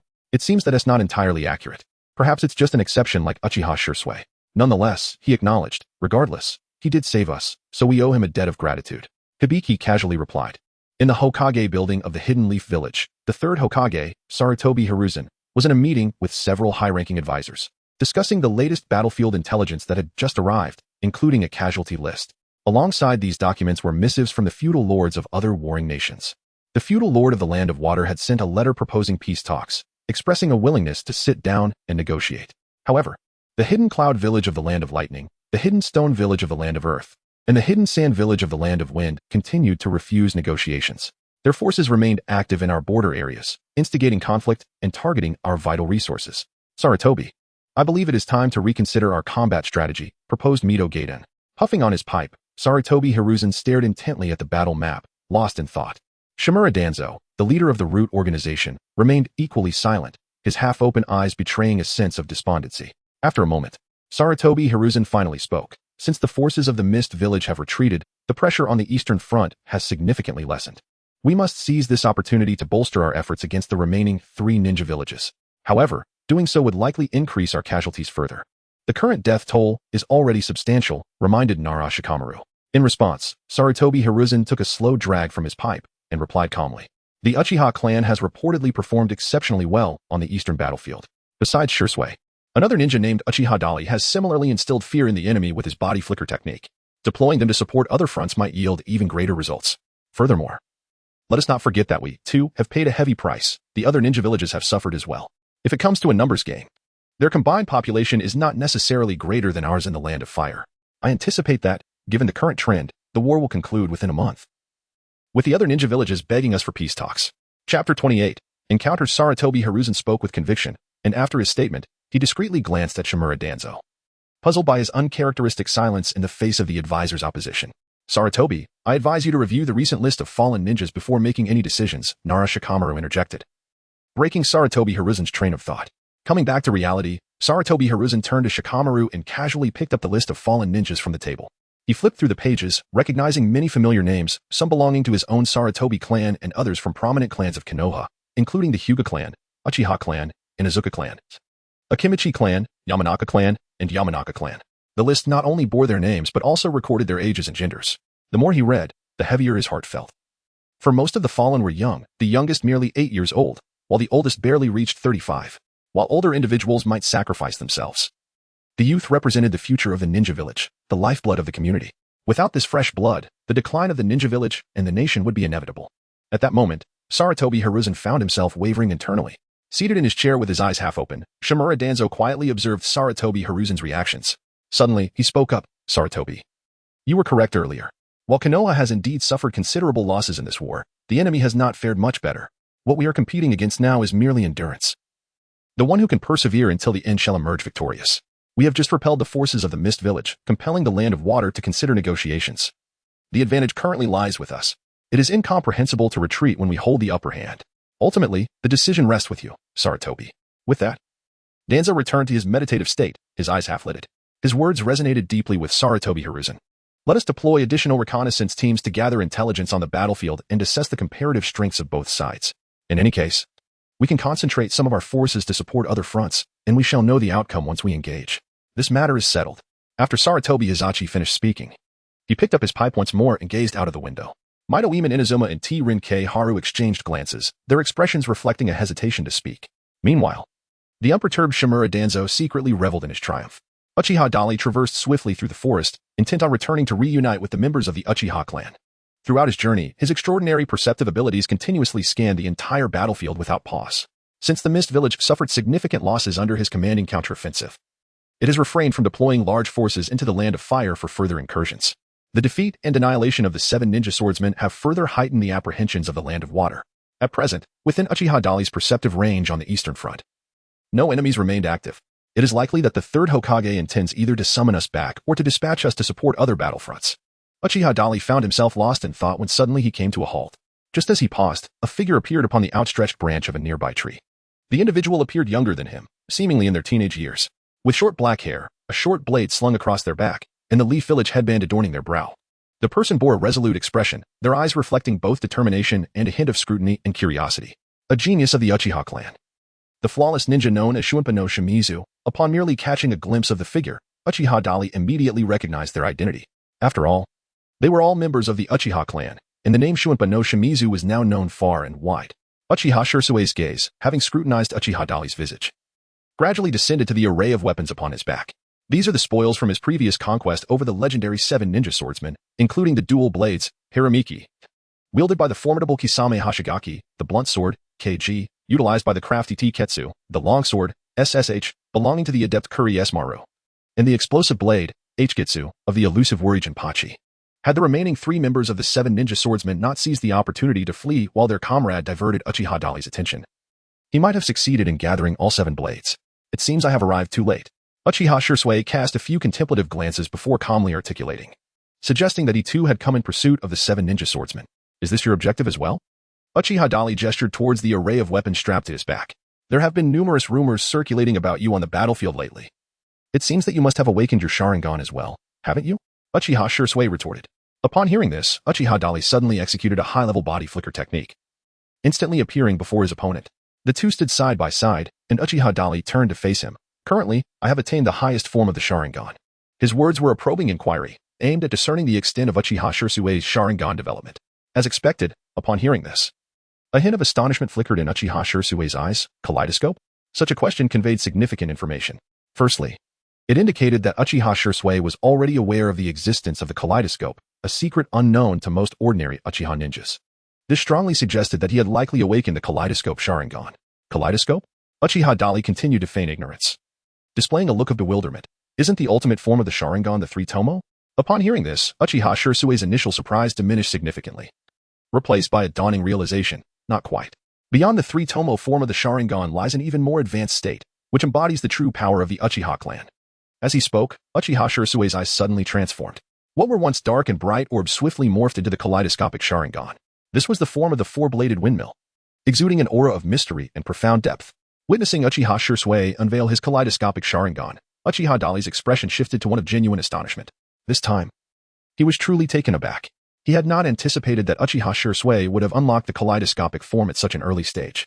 Chapter 29. A new endeavor. After a brief moment of astonishment, Uchiha Dali's gaze transformed into one of curiosity and envy. I had thought that by activating my eyes and employing my body flicker technique, I could match your prowess. It seems there remains a considerable disparity in our abilities. But how did you achieve this? He adopted a demeanor of sincere inquiry, humbly seeking guidance. Uchiha Shirsue, without harboring any secrets, retracted his Mangeki Sharingan and explained, the brutal battlefield has claimed the lives of many, and I have witnessed the sacrifice of both my dear friends and comrades. At that moment, a profound fury surged from my chest, and an abundance of unique chakra manifested in my eyes. This is the Mangeki Sharingan, the most potent form of the Uchiha clan's bloodline limit. It must surely stem from an exceptionally deep bond. Uchiha Dali suddenly realized and nodded in understanding. At that moment, Uchiha Shirsue shifted the conversation, stating, I received intelligence indicating that elite ninjas from the Mist Village were active on the battlefield, wantonly hunting our surviving forces. Thus, I came to assess the situation. I managed to eliminate 4 of those individuals, while the remaining 3 managed to flee. Uchiha Dali elucidates the situation on the Eastern Front, which has been largely brought under control. The latest reports indicate that both the Land of Water and the village hidden in the mist have consented to engage in negotiations. The village has ordered us to provide support on other battlefields. Now, let us proceed to rendezvous with the other Uchiha. Very well. Uchiha Dali nodded indifferently. Uchiha Shirsue turned around, preparing to exert force and leap, when suddenly he pivoted once more to address Uchiha Dali, saying, how about I call you Brother Dali from now on? Referring to you as senpai makes me seem too old. Our age difference is not that significant. Uchiha Dali smiled faintly and shrugged. All right, let us proceed, Senior Dali. As soon as Uchiha Shirsue's voice faded, an immense surge of chakra erupted within him. The unique flow of this chakra was keenly perceived by Uchiha Itachi. In an instant, he discerned the other's intent. Do they wish to engage in a contest with me? The inner competitive spirit of Uchiha Dali was instantaneously ignited. In unison, both individuals executed their body flicker technique and surged forward. In the woods near the northeastern border of the Land of Fire, Uchiha Fugaku, the leader of the Uchiha clan, lay in ambush with his troops. Suddenly, a faint sound broke the stillness of the forest, and everyone became instantly alert. In the next moment, a figure landed gracefully before them. It was none other than Uchiha Dali. Before they could utter a word, approximately 2 seconds later, another figure appeared beside Uchiha Dali. It was Uchiha Shursui, another prodigious talent of the Uchiha clan. Observing the speed and sequence of their appearances, it was evident to all that they were seemingly engaged in a contest of body flicker techniques, and it was clear that Uchiha Dali had the upper hand. As anticipated, upon landing, Uchiha Shursui gazed at Uchiha Dali with a look of astonishment and remarked, "Your body flicker technique is truly remarkable, I concede. You are quite impressive as well." Uchiha Dali humbly smiled slightly. The dialogue between the two immediately stirred the emotions of the Uchiha clan members present. It was Dali and Shursui. An excited voice among the clan members whispered, "Are they competing in the body flicker technique?" Shursui actually lost to that Uchiha Dali. Truly, the rumors about the enemy are not unfounded. He has indeed become the man who surpasses Shursui in the body flicker technique. To think our Uchiha clan has suddenly produced two genius ninjas, our clan's revival is within reach. How impressive. When will I be able to attain such strength?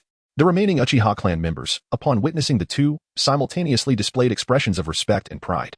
The renown of Shursui, the body flicker, had long since spread across the battlefield. In these past few days, a title surpassing that of Shursui has emerged, belonging to the formidable Uchiha Dali. These two young men stand as the pride of our Uchiha clan, in the hearts of the proud Uchiha clan members, who hold strength in the highest regard. The status of Uchiha Dali and Uchiha Shursui is hardly inferior to that of their clan leader, Uchiha Fugaku. Welcome back to the ranks. Both of you have performed exceptionally well. Shursui, Dali, you are the pride of our clan. Everyone should learn from the two of you. Uchiha Fugaku approached, greeting the two with an expression filled with profound admiration and warmth, his eyes reflecting a deep-seated pride.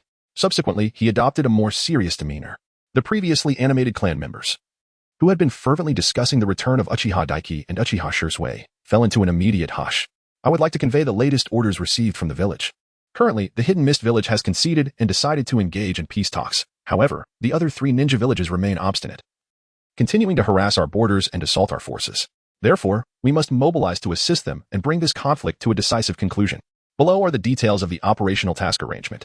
Uchiha Fugaku's gaze first fell upon Uchiha Shursui and Uchiha Dayton. The current battlefield situation remained quite intricate, with the Hidden Cloud Village, Hidden Stone Village, and Hidden Sand Village each dispatching elite forces to specifically target our relatively weaker troops, intending to inflict severe casualties on our living resources. Thus, we must act in a divided manner. Shursui and Dayton as the representatives of our finest combat strength. I wish to assign you both to undertake missions independently. According to Uchiha Fugaku's arrangement, Uchiha Dayton and Uchiha Shursui were ultimately designated to execute their tasks alone. Meanwhile, the elite J-Nin Uchiha Te, Uchiha Ina, and Uchiha Hakadai, among others, were also instructed to lead their respective teams to support the battlefield independently. Once the personnel allocation was complete, Uchiha Fugaku turned his attention to all the clan members. Just as he was about to issue the order to depart, Uchiha Dayton suddenly spoke up. The enemy on the northeastern front consists of forces from the Hidden Cloud Village, while the northwest is under assault from the Hidden Stone Village, and the western front faces the Hidden Sand Village. I have a proposal. All the Uchiha clan members turned to him, and Uchiha Fugaku nodded in acknowledgement, encouraging him to continue. The enemy has deployed elite ninjas specifically to hunt down our isolated or relatively weaker units. Given this, we could position the teams comprising Ch-Nin and below to the rear, allowing our stronger fighters to engage directly on the front lines. This strategy would not only mitigate our personnel losses, but also effectively impede the enemy ninjas. Having spoken, Uchiha Dayton's gaze swept across the assembled Uchiha clan members. Currently, aside from the elderly, infirm, and pregnant individuals left in Konohagakure, all combat-ready Uchiha clan members were present here, totaling fewer than 200. While this number may seem substantial, in reality, the vast majority of these clan members possess strengths at the Ch-Nin level or below, with only a small fraction being J-Nin or higher. If we fail to implement targeted arrangements and allow these lower-tier fighters to face the enemy's J-Nin or even Umbu, it would be tantamount to offering them as sacrifices. As soon as Uchiha Dali finished speaking, Uchiha Tiehu immediately responded, "Are you suggesting that the majority of our clan should remain in the rear, refraining from combat?" "Indeed. That is precisely my intention," came the reply. Uchiha Dali nodded without hesitation. Instantly, this statement incited a flurry of discussions among all the members of the Uchiha clan. Are we not evading the battle? However, the village has mandated that everyone must exert their utmost effort, sparing no expense in thwarting the enemy and inflicting greater harm upon them. I refuse to be deemed a weakling or a coward. I am unafraid of sacrifice. Is this truly appropriate? Will the village hold us accountable for this? The clan members murmured among themselves, revealing their anxieties rooted in various aspects. Beyond the pride of the illustrious Uchiha clan, their individual indomitable fighting spirit also influenced their thoughts. Additionally, some clan members were troubled by the potential repercussions of defying the village's orders. If the majority choose to remain in the rear rather than advance to the front lines, It would be tantamount to openly defying the battle orders issued by the third Hokage, Sarutobi Hiruzen. The murmuring continued, each voice contributing to the discourse. While Uchiha Fugaku remained pensive and silent, Uchiha Tetsuhan, Uchiha Inahono, Uchiha Hakadai, and Uchiha Shursui, these elite warriors, awaited the pronouncement of their clan leader, Uchiha Fugaku. At this moment, Uchiha Dali spoke again. The Hidden Mist village has previously dispatched a significant number of jonin, with the Umbu also mobilized. And even the 7 ninja swordsmen have been tasked specifically with hunting down our lower-tier combatants. Encountering them almost guarantees a fate of certain death. If you fall on the battlefield, who will revive the Uchiha clan? His words left all clan members momentarily speechless as they exchanged glances, uncertain of how to respond to such a profound inquiry. At this juncture, Uchiha Tetsuhan could no longer contain himself. Previously, when we faced formidable enemies, our jonin were strained, resulting in significant casualties among our clan members. I must concede that Dali's perspective holds some merit, yet. He glanced at Uchiha Fugaku. What explanation can we provide to the village? If you do not speak, and I do not speak, and they remain silent as well, who will know the truth? Uchiha Dali once again posed a question, leaving everyone speechless once more. Naturally, as the clan leader, the power of decision lies in your hands, Lord Fugaku. Uchiha Daiki addressed Uchiha Fugaku once more. After a moment of silence, Uchiha Fugaku finally nodded, resolute in his decision. He raised his gaze to the nearly 200 Uchiha clan members before him, all clan members under the age of 18, and those with strength below ch9. Remain on standby. Tetsuhan, Inahono, and Hakadai, you 3 shall also stay behind and join the others. Should the frontline require reinforcements, I will dispatch a message for assistance. Upon finishing his statement, he turned his attention to Uchiha Daiki, Uchiha Shursui, and several other elite members of the Uchiha clan. As for us, we shall proceed to the front line to collaborate with other forces and thwart the enemy. After uttering these words, he cast a lingering glance at Uchiha Daiki. In that moment, Uchiha Fugaku felt a profound sense of pride. Talents like Uchiha Daiki and Uchiha Shursui, the rising stars of the clan, were wholly devoted to the Uchiha lineage, bearing the solemn responsibility of revitalizing their clan. The prospects for the revival of the Uchiha clan have significantly increased. Let us embark on this journey. With a single command from Uchiha Fugaku, numerous figures swiftly vanished from sight. The combat situations along the northeastern, northwestern, and western fronts were, in truth, even more dire and brutal than the intelligence suggested. This discrepancy arose from the temporal lag in information transmission, while the battlefield conditions fluctuated with alarming rapidity. In reality, the Hidden Leaf Village was ensnared in a daunting predicament, facing the formidable onslaught from the Hidden Mist Village, Hidden Cloud Village, Hidden Stone Village, and Hidden Sand Village simultaneously. This relentless pressure resulted in significant losses to their viable forces. Upon the arrival of Uchiha Dali at the battlefield, he fortuitously encountered a team tasked with transporting the injured and recovering the bodies of fallen ninjas. Over 20 medical ninjas were engaged in the grim duty of conveying nearly 40 critically wounded individuals, alongside 60 or 70 lifeless corpses.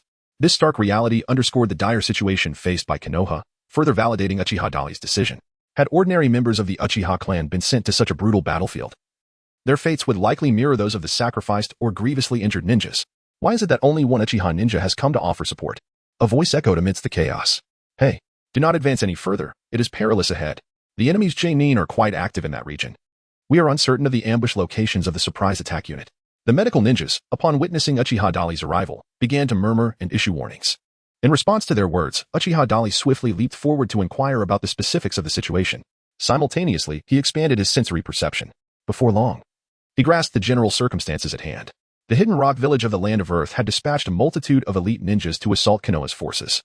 The battlefield was fraught with complexity. Even the medical ninjas who had just received the critically injured were unaware of more detailed information. They could only ascertain that the enemy outnumbered them and that their own casualties were severe, nothing more. A request for reinforcements had already been dispatched, but to his dismay, it appeared he was the sole responder. It seemed the circumstances on other fronts were equally grim. A medical ninja interjected, interrupting Uchiha Dali's thoughts. Uchiha Dali cast a nonchalant glance at the others and said, "You may withdraw. I shall take charge from here." His perceptive abilities had already pinpointed the enemy's location. There were only a few of them, yet they remained silent, advancing stealthily. The figure of Uchiha Dali flickered and vanished before the eyes of all. Witnessing the astonishing speed of this Uchiha clansman, the group of Konoha medical ninjas were momentarily stunned. Hey, that guy's speed is extraordinary. Who is he? Is he employing a body flicker technique that surpasses even the legendary Shursui? Could it be that he is indeed that individual? It must be him, Uchiha Dali, whose reputation has soared on the battlefield recently. It is said that even the enemies from the Mist Village regard him with immense trepidation. Yet, to confront so many foes alone at the front lines seems exceedingly reckless. Chapter 31. Such a coincidence, utilizing his exceptional sensory abilities to pinpoint the enemy's location. Uchiha Dali discovered that the adversaries had suddenly come to a halt. Shortly thereafter, he arrived at his destination. Peering through the foliage, he discerned a cave. On the surface, it appeared entirely unremarkable. Inside the cave, there was only a single presence, its breathing steady and heartbeat normal, though significantly weaker compared to the several auras concealed outside the cave. Uchiha Dali discerned that the owner of this aura possessed a strength barely exceeding that of a nin. In stark contrast, the several presences concealed outside the cave were undoubtedly of at least nin caliber. His curiosity piqued. He wondered what these foes were plotting in this desolate place. Suddenly, within the range of his perception, two voices emerged. "Kakashi, let us go rescue Rin. She has been captured by the enemy and is in grave danger." The voice of a youth undergoing vocal change resonated. Upon hearing this, Uchiha Dali felt a slight stir within his heart.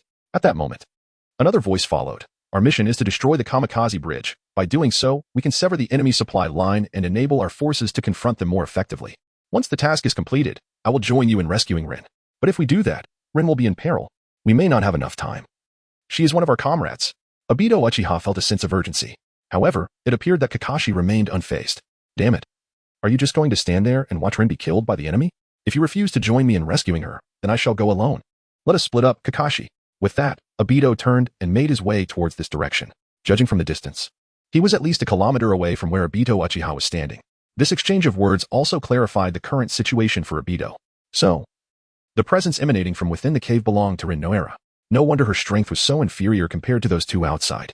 It was quite a coincidence to stumble upon Rin being captured by the ninjas of Awakens. Uchiha Dali flickered into the depths of the cave. Outside, concealed among the underbrush, two elite Awakens shinobi, Huaguang and Deshur, suddenly became alert. "Did you see that?" Huaguang inquired, his voice tinged with uncertainty. "See what?" Deshur responded. "Just now, it seemed like a figure slipped into the cave." "Nonsense, your eyes must be playing tricks on you. It is impossible for anyone to infiltrate the cave without us noticing," Deshur asserted with unwavering confidence. Upon hearing this, Huaguang nodded in agreement, finding some merit in Deshur's words. After all, they were elite shinobi of Awakens. If even they failed to perceive an enemy's actions, then the adversary must possess extraordinary strength. In the vast expanse of the shinobi world, such formidable individuals were exceedingly rare. It was improbable that they would encounter one here by mere misfortune. Nevertheless, unease lingered within him. "Perhaps I should enter and assess the situation?" he suggested. "No," Deshur replied firmly. "I have already set traps using Earth Release and sensed an intruder approaching. We shall wait here for that individual to come to us." Huaguang, left with no choice, nodded in reluctant agreement. Meanwhile, within the cave, Uchiha Dali stood before the bound figure of Noera Rin, who remained in a state of unconsciousness. Uchiha Dali placed his hand gently on the shoulder of his companion, subtly infusing a stream of chakra. In an instant, the other began to gradually awaken. As Yawahara Rin opened her eyes and beheld Uchiha Dali, she was momentarily taken aback. Just as she intended to speak, Uchiha Dali forestalled her. At that moment, Yawahara Rin discerned the Konoha forehead protector adorning Uchiha Dali's head, causing her eyes to gleam with a flicker of recognition. She blinked a few times, signaling her intent to remain silent, while Uchiha Dali swiftly retrieved a kunai, effortlessly severing the ropes that bound her. "I am Uchiha Dali," he stated, "but we shall discuss the rest once I have dealt with those two outside."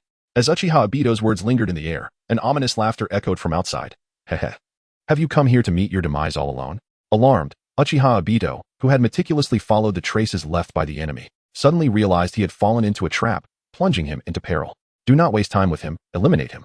The adversaries swiftly launched an assault on Uchiha Obito, intent on dispatching him before anything else.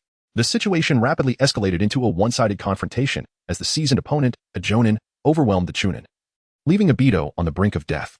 Just as despair seemed inevitable, a figure emerged abruptly, taking a blow meant for Uchiha Obito. "Kakashi, your eyes." Uchiha Obito gazed with uncertainty at Kakashi, whose left eye had been wounded by the enemy, yet managed to thwart the opponent's attack. "Quickly take Rin away, Obito," Kakashi urged in a low voice.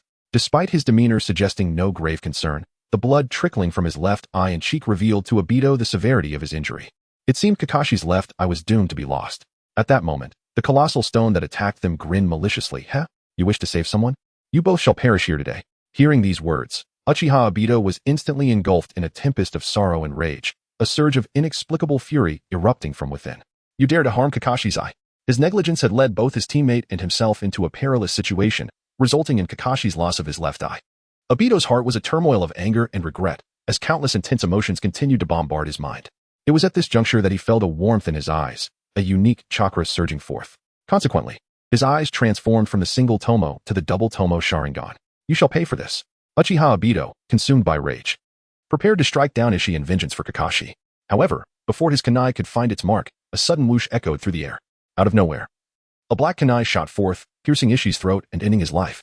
This unforeseen turn of events left both Kakashi and Uchiha Obito in a state of utter shock. Was it Minato-sensei?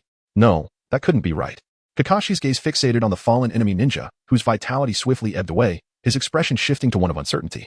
Just as he pondered the situation, Obito recklessly dashed into the cave. Wait, Obito! Kakashi abruptly regained his senses, attempting to intervene, but it was too late. In that instant, as Obito entered the cave, the earth trembled violently, followed by a catastrophic quake that caused the entire cavern to collapse. Chapter 32. A tragedy unaltered. The cave's sudden collapse sealed off the entrance in an instant. Obito, who had just rushed inside, was struck by a massive boulder and fell to the ground. Obito! Kakashi, filled with a mix of anger and fear, rushed towards him. Suddenly, he halted in his tracks as two figures leaped out from behind the debris. Upon closer inspection, one was his teammate, Noara Rin, while the other was a young man, seemingly in his late teens or early 20s, wearing a Konoha headband, a face Kakashi did not recognize. Kakashi! Obito!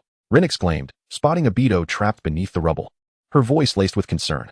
At that moment, Uchiha Date landed firmly on the ground, his gaze fixated on Obito, who was pinned beneath the heavy stone. Though they had crossed paths, had they failed to alter his fate? He contemplated silently, releasing Rin so she could return to her team. Who are you? Kakashi inquired, positioning Rin protectively behind him, eyeing Uchiha Date warily.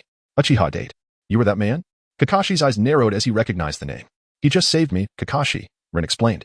Meanwhile, Obito, trapped beneath the boulder, coughed weakly and managed to utter, the man who transcends Shunshin no Jutsu. I never expected to meet you here. Thank you for saving Rin. Uchiha Obito remained silent. At this moment, Kakashi and Noara Rin had no time for further words and hurried towards Uchiha Obito's position. Kakashi, I fear I may not make it, Rin said. I entrust you with this, and I have a gift for you. Congratulations on your promotion to Jonin. At Obito's earnest request, mirroring the original narrative, he asked Noara Rin to use her medical ninjutsu to transplant his remaining, intact Sharingan into Kakashi, as a token of congratulations for his elevation to Jonin. Once these matters were settled and his eye was successfully transferred to Kakashi, Uchiha Obito fell into a profound silence. Noara Rin wept inconsolably. Uchiha Dali silently observed the unfolding events, feeling a sense of helplessness and resignation within. Just as their attention was diverted, a figure suddenly emerged from concealment, stealthily approaching Dali from behind. In truth, every movement of the adversary had long been under Dali's control. The reason he refrained from eliminating the opponent was to leave the task to Kakashi, allowing him to avenge his fallen friend and comrade. As anticipated, when the enemy launched a surprise attack on Dali, Kakashi was quick to sense the danger and countered with decisive action. With a resounding clash, Kakashi's blade, the inherited kunai of his father, the Leaf Village's White Fang, shattered upon impact. You scoundrels still have the audacity to lament here. Prepare to pay for my fallen comrades. The fiery figure, having severed Kakashi's weapon, scoffed and resumed the assault. Unbeknownst to him, every action he took was fraught with flaws in the eyes of Kakashi, who had gained the power of the double Tomo Sharingan from Uchiha Obito. The flow of chakra within the enemy, the impending details of his moves, and the imperfections in his actions were all laid bare. Kakashi's heart raced with astonishment. This was the true power of the Sharingan. He felt his strength had ascended to a new echelon. While grappling with this revelation, Kakashi swiftly maneuvered into a position concealed from the enemy's line of sight. The fiery figure, a seasoned jonin from the Rock Village, was not easily ensnared, yet it was evident that Kakashi had gained the upper hand. After a brief skirmish, Kakashi unleashed his Chidori, effortlessly vanquishing the fiery adversary. Thus, he had avenged the death of Obito, delivering justice for his cherished friend. Uchiha Dali observed the battle from beginning to end, and only approached once Kakashi had vanquished the enemy. Your adaptation to that eye is still lacking. Otherwise, you could have slain him when he executed his second move, he remarked. This critique sent a shiver down Kakashi's spine, prompting him to glance up at Uchiha Dali. It was evident that his prowess far surpassed Kakashi's own. The latter mused silently. He soon regained his composure and expressed his gratitude, saying, "Thank you for saving Rin." At that moment, he began to scrutinize the man before him. The title of the man who surpasses the instant body and still water had already spread across the battlefield. Even those not stationed on the Eastern Front had heard of this. Now, finally presented with the opportunity to meet the legend, Kakashi found him even more astonishing than he had anticipated, remarkably powerful and yet so youthful. I apologize for not being able to save him as well. Please accept my condolences. Uchiha Dali spoke, and upon hearing this, Kakashi fell silent, turning his gaze towards the body of Uchiha Obito, still trapped beneath the heavy boulder. Our mission is to dismantle the Shinobi Bridge and sever the enemy supply line to Awakens. The task remains unfulfilled. Kakashi forcibly suppressed the sorrow within, speaking with a calm demeanor. You may continue with the mission. I shall take care of the remaining foes. Uchiha Dali responded, please. Kakashi said little more, casting a lingering glance in the direction where Uchiha Obito lay subdued, before swiftly departing the battlefield with the sorrowful Noera Rin. Instilled from a young age with the doctrine of prioritizing missions above all, they found themselves unable to act otherwise, even when faced with the lifeless bodies of their comrades. Compelled instead to adhere to their duties, Uchiha Dali did not depart immediately. Instead, he activated his perceptive abilities, discreetly surveying his surroundings. His inquiry was not directed towards adversaries from other ninja villages, but rather that elusive presence. At this very moment, Uchiha Madara, concealed beneath the ground, attentively monitored every movement above. He was fully aware of all that had transpired on the surface, for this location was precisely where he had taken refuge. Had the Uchiha clan fallen to such a feeble state, unable to withstand even a mere earth-style ninjutsu? That lad is still alive. Go and bring him down. Be careful not to let that individual notice. Uchiha Madara issued commands towards the roots of the divine tree, indicating the individual lingering nearby, specifically Uchiha Dali, who remained stationary. It appeared that he had no intention of engaging with this renowned genius of the Uchiha clan. In this moment, Uchiha Dali clearly heard Madara's words resonating from beneath the ground. However, he could not perceive the presence of Madara's aura. In fact, he was unable to detect even the aura of White Zetsu. The inability to sense White Zetsu was easily comprehensible, for that entity was rather unique, possessing the ability of would release and mastering formidable transformation techniques. When in its spore state, it merged with the essence of nature, rendering it nearly undetectable even to sensory-type ninjas. Yet, the absence of Uchiha Madara's aura was rather surprising. Despite his advanced age, it seemed that his power still surpassed my own by several tiers. Uchiha Dali originally intended to meet Uchiha Madara at this moment, yet he ultimately restrained this impulse. Engaging in negotiations with Uchiha Madara under conditions of power disparity would likely result in self-inflicted suffering. Moreover, it is certain that Uchiha Madara is aware of his presence on the ground. However, Madara did not send White Zetsu to meet him, nor did he choose to reveal himself, indicating a disinclination for contact. It is better to wait a while longer and first resolve the crisis facing the Uchiha clan. With this thought, Uchiha Dali turned and vanished in a flash. Shortly after his disappearance, Uchiha Obito, trapped beneath a massive boulder, also swiftly melded into the earth, disappearing without a trace. Meanwhile, by a twist of fate, Uchiha Dali inadvertently rescued Noera Rin and Kakashi, assisting them in overcoming the crisis posed by Awakens. Although this did not alter Uchiha Obito's destiny at the same time. Namake's Minato, on another battlefield, utilized the Flying Thunder God technique to instantaneously annihilate 50 Awakens ninja, achieving yet another miraculous feat since the outbreak of the Third Shinobi World War. This further propagated the renowned title of the Yellow Flash of Konoha, sending ripples of astonishment throughout the battlefield. Uchiha Dali did not deliberately seek an encounter with the illustrious Minato Namakes, known as the Yellow Flash, but rather engaged in a clandestine contest with this formidable figure who instilled fear throughout the ninja world. Utilizing his formidable sensory abilities, Uchiha Dali swiftly pinpointed the remaining enemies from Awakens on the battlefield and unleashed a relentless slaughter upon them through advanced body flicker technique. He sought to determine whether the speed of Minato's Flying Thunder God technique surpassed his own in dispatching foes. Whispers of a spectral presence began to circulate amidst the chaos of battle. In a forest scorched by flames, charred earth sprawled with the lifeless bodies of numerous adversaries. A contingent of Konoha ninjas was meticulously clearing the battlefield, examining the remnants of the conflict.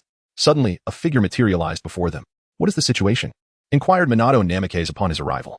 The leading J-nin, Yashiyama J, immediately stood in reverence upon recognizing the illustrious figure of Konoha and replied, "By the time we arrived, the battle had already concluded, mirroring the circumstances we previously encountered. All enemies were dispatched in a single strike, killed instantaneously without a hint of resistance." Upon hearing this, Minato surveyed the battlefield intently and confirmed the report. "It seems they were incinerated by fire release techniques," remarked a nearby ninja, unable to suppress his astonishment, before musing aloud. What manner of individual possesses such formidable fire release jutsu? Yet, scarcely had he finished speaking when Minato interjected, "No, they were all slain by Kunai with a single blow." With that, he leaped gracefully to the side of a nearby enemy corpse, crouching down to examine it personally. Yashiyama nodded in agreement, addressing his subordinates, "His judgment is infallible. That man is a legendary figure of Konoha." At this moment, having thoroughly assessed the battlefield's numerous corpses, Minato returned with a complete understanding. Yashiyama then posed a question. "Who is this mysterious assailant? They appear to possess extraordinary strength, striking every time just before our arrival, as if with deliberate intent, including this skirmish." A total of 26 enemy squads had been eliminated, amounting to hundreds of troops, a loss too great for Awakens to bear. "He is issuing a challenge to me," Minato interjected calmly. "A challenge?" Yashiyama and several other J-nin exchanged bewildered glances, perplexed by this declaration. Minato offered no further explanation, instead surveying the surroundings before advising, "You should rest here, I will go scout ahead." With that, he vanished in an instant. leaving Yashiyama and the other Konoha J-nin in a state of confusion as they regarded one another. Captain, who exactly is Minato referring to? Who would dare issue him a challenge? One ninja could not contain his curiosity. I can only speculate. Yashiyama furrowed his brow in contemplation. Perhaps it is that man. That man? They queried, recalling the recent rise to prominence on the battlefield of Uchiha Dali, dubbed the man who surpasses the body flicker technique. Is he wagering the number of enemies he has slain as a challenge to Minato? Perhaps it is so. The war between Konoha and Awakens had persisted for an extended duration, leaving the battlefield marked by the traces of the Flying Thunder God technique. Minato, employing this technique, swiftly pursued the solitary Uchiha Dali, who was in pursuit of retreating Awakens ninjas, intent on eliminating this final wave of elite foes. Sensing movement behind him, Uchiha Dali did not falter but continued to traverse the terrain with his advanced body flicker technique. Suddenly, a specially crafted Flying Thunder God Kunai shot past him at remarkable speed, followed closely by Minato's figure appearing on a branch of a tree before him. Uchiha Dali naturally halted a short distance behind him, a sense of awe welling up within. Truly, he was the man revered as the Golden Flash. When it comes to speed, the Flying Thunder God technique undeniably surpasses even his own advanced body flicker technique. Namake's Minato turned his head slightly, casting a glance in his direction. You are that man, aren't you? He inquired. The legendary Golden Flash seems to be somewhat slow on the uptake. Uchiha Dali responded with a playful smile. His words elicited a momentary look of astonishment from Namake's Minato, who then returned the gesture with a gentle smile. Among the formidable members of the Uchiha clan I have encountered, few are as ostentatious as you. However, your body flicker technique is indeed quite remarkable. Chapter 34. The bed is the position of Hokage. Namake's Minato praised Uchiha Dali's advanced body flicker technique. Yet this was not what Uchiha Dali sought. At this moment, Uchiha Dali smiled faintly, casting a profound glance at Namake's Minato before suddenly inquiring, do you believe that my strength qualifies me for the position of Hokage? I refer to the fourth Hokage. What? A flicker of surprise crossed Namake's Minato's eyes before swiftly vanishing. He regarded the Uchiha man before him, who was even a few years younger than himself, and found himself increasingly intrigued. You wish to become Hokage? Namake's Minato asked. I have heard some whispers suggesting you are the most likely candidate to succeed the third Hokage. Rising from humble beginnings to become a prodigy, you have truly shown on the battlefield of this ninja world war. Indeed, you are remarkable. However, as Uchiha Dali spoke, a silent smile gradually grazed the corners of his mouth. He refrained from voicing the subsequent remarks, instead raising his gaze to the proposal of Minato Namake's. Let us engage in a contest, then. You currently lag behind me considerably. Before this war concludes, let us see who can vanquish more foes. However, this is not merely a simple competition, Senior Minato. Should you lose, if you indeed aspire to be the successor of the Hokage, I shall require you to forfeit that ambition. The words of Uchiha Dali instantly rendered the expression of Minato Namake's serious. He gazed intently at Uchiha Dali, refraining from hastily providing a response. It appears you harbor a keen interest in the position of Hokage. May I inquire as to why you aspire to this role? This indirect approach was masterfully executed, allowing him to sidestep a direct answer to the conditions previously posed by Uchiha Dali, while simultaneously uncovering deeper motivations, thus seeking a way to resolve this seemingly contentious issue. However, Uchiha Dali defied expectations entirely, retorting with a smile. Do you believe I am unworthy of becoming Hokage? Or do you think the Uchiha clan is unfit to lead Konoha? This statement stirred something within Minato Namake's. A flicker of sharp insight flashed in his eyes, and the way he regarded Uchiha Dali shifted, as if he were reassessing the Uchiha clansmen before him. So, you are acting for the sake of the Uchiha clan, he mused, pondering the historical grievances between Konoha and the Uchiha. In truth, anyone living in Konoha, even those with merely a cursory understanding of the power dynamics and the distribution of interests among the various clans, would have some inkling of the underlying tensions. Even if they were not directly involved, they would have at least heard whispers of the rumors. Moreover, for a prodigy like Minato Namake's, although he had never engaged in the overt and covert struggles between Konoha and the Uchiha, he possessed a degree of awareness regarding the situation. At this moment, upon hearing Uchiha Dali's words, he began to surmise the true motivation behind them. In an instant, his gaze grew somewhat complex. In response to his inquiry, Uchiha Dali chose not to answer directly but rather stated, the enemies on this battlefield will likely withdraw from the Land of Fire within the next few days. We need to find another venue for our contest. If you are concerned about losing, you may choose to depart early. Uchiha Dali concluded his words and with a swift motion, activated the advanced body flicker technique, vanishing in the blink of an eye to a distance of over 100 meters. Observing his rapidly receding silhouette, the expression of Minato Namake's grew solemn. He drew forth the Flying Thunder God Kunai and gently wiped it with his hand. In an instant, with a thunderous boom, he disappeared from his original position. In the early stages of the Third Great Ninja War, the actual target of Awakens was not Kanagakur. Their initial assault was aimed at the Land of Lightning, which lay across the sea from them. However, they underestimated the formidable strength of the third Reikage, who single-handedly repelled an onslaught of 10,000 IWA ninjas. Ultimately, after a fierce 3-day battle, the valiant third Reikage succumbed to exhaustion. Nevertheless, he inflicted severe losses upon the IWA forces, resulting in substantial casualties among their ranks. Consequently, the Awakens was compelled to shift their focus to the Land of Fire, seeking to carve a peace from the beleaguered nation. Yet, in reality, they were already significantly weakened and had misjudged their adversary. Over the past few days, the battlefield had witnessed a relentless series of attacks resulting in the deaths of IWA ninjas, often claiming dozens, if not hundreds, of lives in a single engagement. What further unsettled the IWA ninjas was their complete ignorance of who was behind these assaults, who was hunting their forces. Some speculated it was the golden flash of Minato Namikaze, others whispered of the elusive Shunshin no Jutsu, while some even spoke of Uchiha Dali, a man transcending the very essence of the body flicker technique. There were even absurd claims suggesting the vengeful spirits of fallen Konoha ninjas had returned to ambush Iwa's enemies. Regardless of the enemy's conjectures, these continuous defeats cast a profound shadow over each of their hearts. Consequently, the higher-ups of the Land of Earth issued orders for a temporary retreat of their combat forces, aiming to prevent further needless sacrifices. By today, the last contingent of IWA ninjas tasked with covering the retreat of the main forces was on the verge of exiting the borders of the Land of Fire.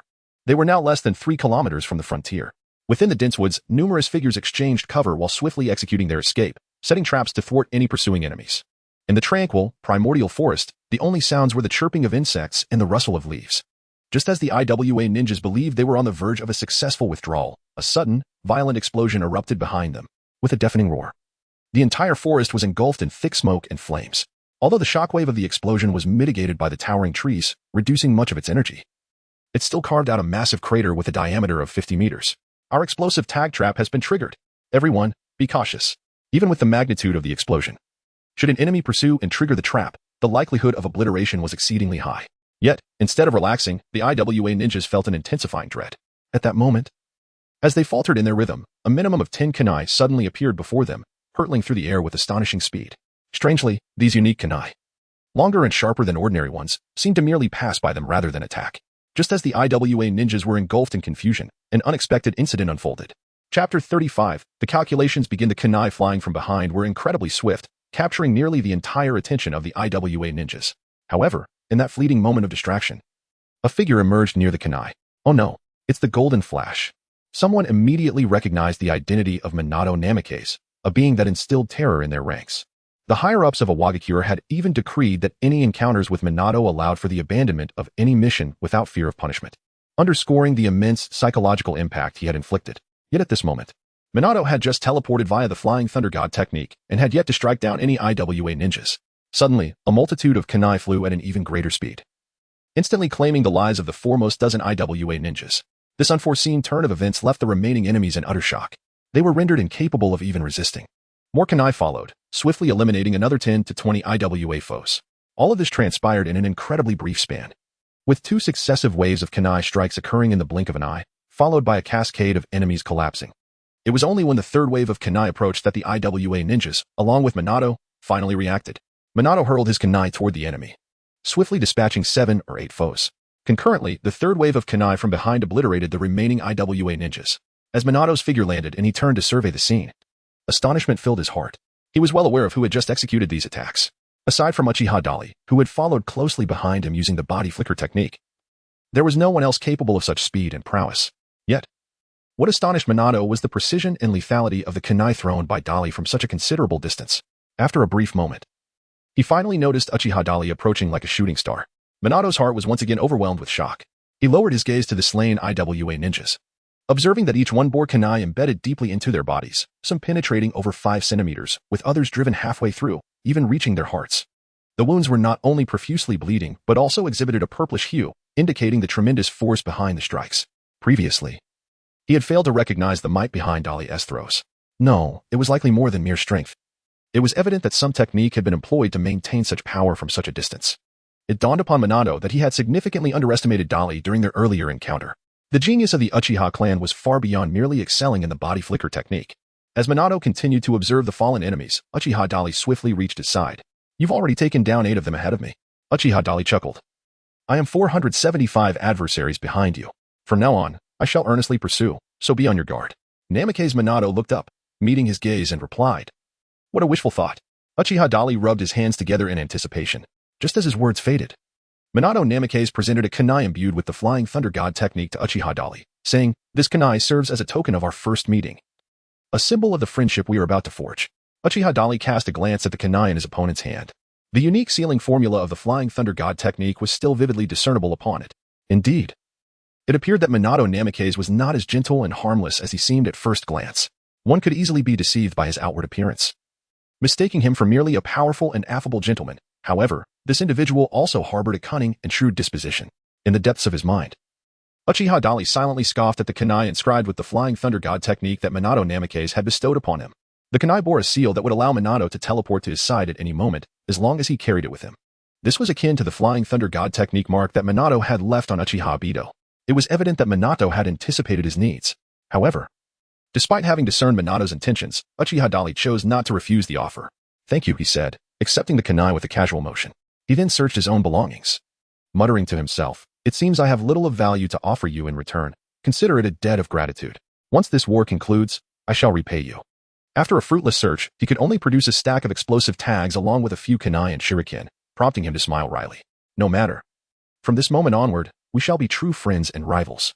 So where shall our next contest take place?" "The position of Hokage is something I have long coveted and shall not relinquish easily." Minato chuckled lightly and inquired. "The Awakens forces have fully withdrawn from the battlefield of the Land of Fire. Currently, we face the sand village of the Wind Country on the western front, while the northeastern front is occupied by the forces of the Cloud Village from the Land of Lightning. Which front do you wish to support first?" Uchiha Dali retorted, "Well, that likely depends on the higher-ups." After a moment of hesitation, Namikaze Minato replied, "Then let us head to the northeastern front. I have heard that there are several formidable individuals from the Cloud Village." With that, Uchiha Dali turned and began to stride toward the northeastern front. Behind him, Namikaze Minato watched in astonishment, captivated by the actions of this newly acquainted friend, a powerhouse of the Uchiha clan. He seemed far from the type to adhere strictly to rules. Observing Uchiha Dali's retreating figure, Minato pondered silently, growing increasingly vigilant regarding Dali's ambition to compete for the position of Hokage. No one could guarantee what would transpire should a member of the Uchiha clan ascend to power. Would it herald prosperity and stability, or usher in further conflict? Moreover, it was unlikely that the third Hokage and the higher-ups would consent to an Uchiha in the role of Hokage. With a resigned shake of his head, Minato reflected on this notion. He was reluctant to engage in these overt and covert power struggles, yet if the village ever found itself in dire need of his strength, he would not hesitate to step forward. With that thought, he vanished and pursued Uchiha Dali. Chapter 36. Whose position will it ultimately be? On the western front of the Land of Fire's border, the combat unit personally commanded by Orochimaru was currently locked in a standoff against forces from the Sand Village. This tug-of-war, ignited within the primordial forest of the border, had persisted for several days, resulting in significant casualties on both sides. Yet, neither Konoha nor the Sand Village could secure a decisive advantage. Konoha was unable to drive the enemy away, while the Sand Village found it impossible to penetrate deeper into the Land of Fire. At this moment, whispers began circulating among the temporary encampments of the Sand Village. "Have you heard? The forces from the Rock Village have retreated. The Rock Village has withdrawn? What are they playing at? Wasn't it agreed that we would jointly besiege Konoha? It seems the successful ambush by the Golden Flash inflicted unbearable losses, compelling them to cease their operations. As I passed by, I heard rumors that a genius ninja from the Uchiha clan single-handedly eliminated hundreds from the Rock Village, which is the true reason for their retreat." "A genius ninja from the Uchiha? Is it Shunshin no Jutsu?" Compared to the Golden Flash, that man shouldn't have been capable of such an outcome. "Not Shunshin no Jutsu. I believe he is called Uchiha Dali, known as the man who surpasses Shunshin no Jutsu. Haven't you all heard? On the eastern front of the Land of Fire, he defeated the 7 ninja swordsmen of the mist and drove their forces away. Is that true? So formidable?" "Absolutely true, beyond a shadow of a doubt, because the Mist Village has begun to agree to negotiations." In the temporary encampment of the Sand Village, similar discussions echoed. Besides the widely acknowledged Golden Flash Namikaze Minato, titles such as the Surpasser Dali and the Mightiest Uchiha were gradually gaining traction among their adversaries. Similarly, Konoha's ninja in their temporary encampment were also engaging in discourse about this matter. The distance between the two encampments was less than 200 meters, yet the presence of rocky outcrops and trees obstructed their ability to hear each other's conversations. "Orochimaru-sama, we have just received reliable intelligence from the northwestern front. The enemy from the Rock Village is indeed in the process of retreating, reportedly under orders from their high command. Additionally, their withdrawal is not due to the Golden Flash. We are still uncertain about the specifics. According to a captured enemy from the Rock Village, what they truly fear, alongside the Golden Flash, is another man. A special J-Nin was reporting to Orochimaru, who appeared somewhat fatigued, his gaze dulled. This was one of the most brutal wars since the Second Shinobi World War, and it marked Orochimaru's second participation in such a conflict. He had thought that witnessing the fall of comrades and loved ones during the Second Shinobi World War had hardened his heart. Yet today, as he witnessed the sacrifice of companions at the hands of the enemy once more, he found it difficult to come to terms with the reality of war. War always forces people to grow, doesn't it? Orochimaru suddenly posed this rhetorical question to his subordinate. The subordinate hesitated momentarily before responding, "Indeed, we all grow through war. But Captain, what should we do now? Should we continue battling the Sand Village forces here, or should we retreat and await reinforcements?" The subordinate's inquiry did not pique Orochimaru's interest. Instead, he posed a thought-provoking question. Do you believe that Namake's Minato alone could neutralize the entirety of the Rock Village's forces, instigating their command to withdraw from the battlefield? Taken aback, the subordinate contemplated for a moment before earnestly replying, "Minato's strength is indeed formidable. If anyone could accomplish such a feat, it would likely be him. If he were to come and support us." Orochimaru's signature sardonic laughter interrupted the subordinate's words. Laden with intrigue, it seems the Uchiha clan has produced more than just one Shunshin no Jutsu. Captain Orochimaru, are you suggesting? Relay the orders. All personnel are to enter combat status immediately. By sunset, we must eliminate all Sand Village ninjas across from us. Orochimaru's demeanor shifted dramatically, his expression growing grave. His voice carried a chilling decisiveness, penetrating the hearts of his subordinates. Without daring to ask further questions, they hastily turned to execute his orders. At that moment, a sharp, profound light gleamed in Orochimaru's golden serpent-like eyes. The fools may not grasp the significance of this war, but others surely will. It appears that within the Uchiha clan, there are those who aspire to usher in a new era for their lineage. Who will ultimately claim the position of the fourth Hokage? Orochimaru mused to himself, crossing his arms as he vanished into thin air. It is undeniable that Namake's Minato's Flying Thunder God technique is indeed formidable. It surpasses Shunshin no Jutsu, representing a higher echelon of space-time ninjutsu. Uchiha Dali and Namake's Minato set forth simultaneously from the northwestern battlefield, making their way towards the northeastern front. Despite Uchiha Dali exerting every ounce of his strength to hasten his journey, he still lagged considerably behind Namake's Minato. By the time he arrived at the battlefield, Minato had already dispatched an enemy squadron. "You are late," Minato remarked, casting a fleeting glance at Uchiha Dali before vanishing once more in a flash. It seemed evident that in a mere contest of speed, I was no match for him. Uchiha Dali felt a twinge of dissatisfaction. At this rate, it would not be long before Namake's Minato could match or even surpass his previous record of kills. After all, Minato had achieved the remarkable feat of annihilating 50 elite shinobi from the Rock Village in an instant. Contemplating this, Uchiha Dali fixed his gaze upon the swiftly vanishing figure of Minato and activated his Sharingan to observe the flow of chakra within his opponent. It was then that a notification resonated in his mind. Ding! You have diligently observed the Flying Thunder God technique and have comprehended the advanced version of the Flying Thunder God technique. This advanced technique encompasses all the capabilities of the original, rectifies most of its shortcomings, enhances the second phase, and develops the third phase, delivering a decisive blow to the opponent at a critical moment. I merely glanced attentively, and this was sufficient? Uchiha Dali felt an incessant stream of information surging within his mind, leaving him momentarily stunned. Chapter 37, A Critical Moment. The abundant knowledge regarding the advanced version of the Flying Thunder God technique was not merely stored in the profound recesses of Uchiha Dali's memory. It manifested as a tangible energy, circulating and diffusing throughout his entire being, intertwining with his very cells. Ultimately, this culminated in a formidable cellular-level muscle memory. Once the entirety of the advanced Flying Thunder God information seamlessly integrated with Uchiha Dali's cells, he completely mastered this extraordinary technique. It was as if he had devoted decades to the relentless practice of this space-time ninjutsu. Moreover, Uchiha Dali was somewhat taken aback to discover that the so-called improvements of the advanced Flying Thunder God technique astonishingly bypassed the process of leaving a Flying Thunder God mark. In other words, he could directly initiate the Flying Thunder God technique without needing to mark any target.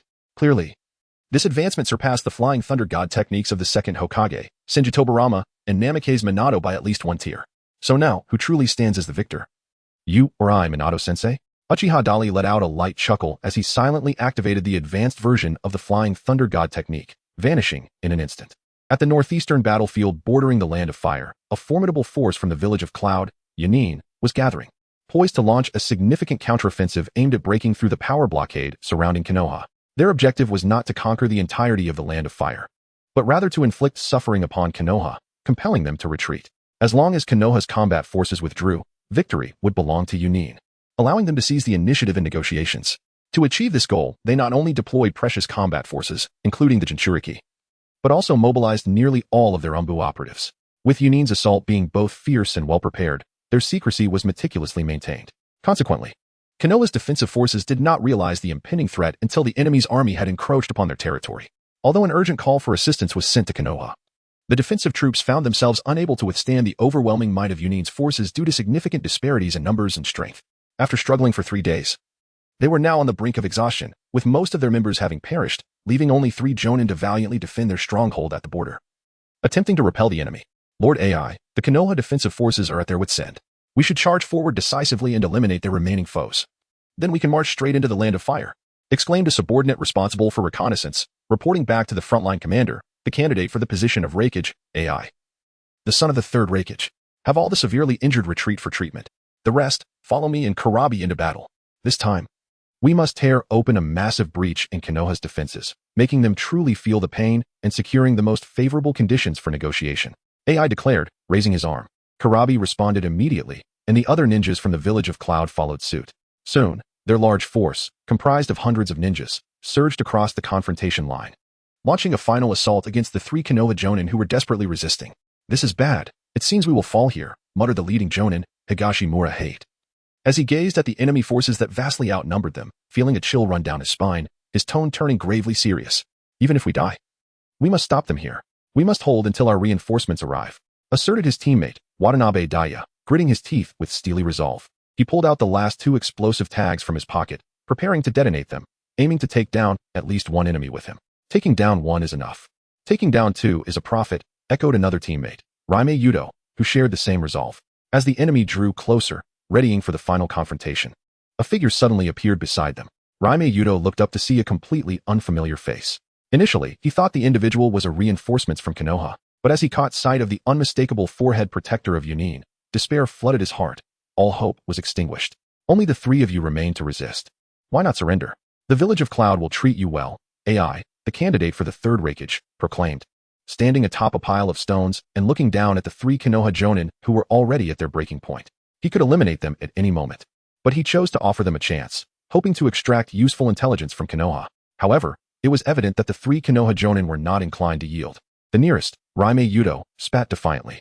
Without hesitation, he raised his hand, prepared to detonate the last 2 explosive tags in a final act of defiance. Just then, another figure appeared behind him, a sharp short blade pressed against his neck. The assailant was Karabi, the Jinchuriki of the 8 Tails. What you hold is dangerous.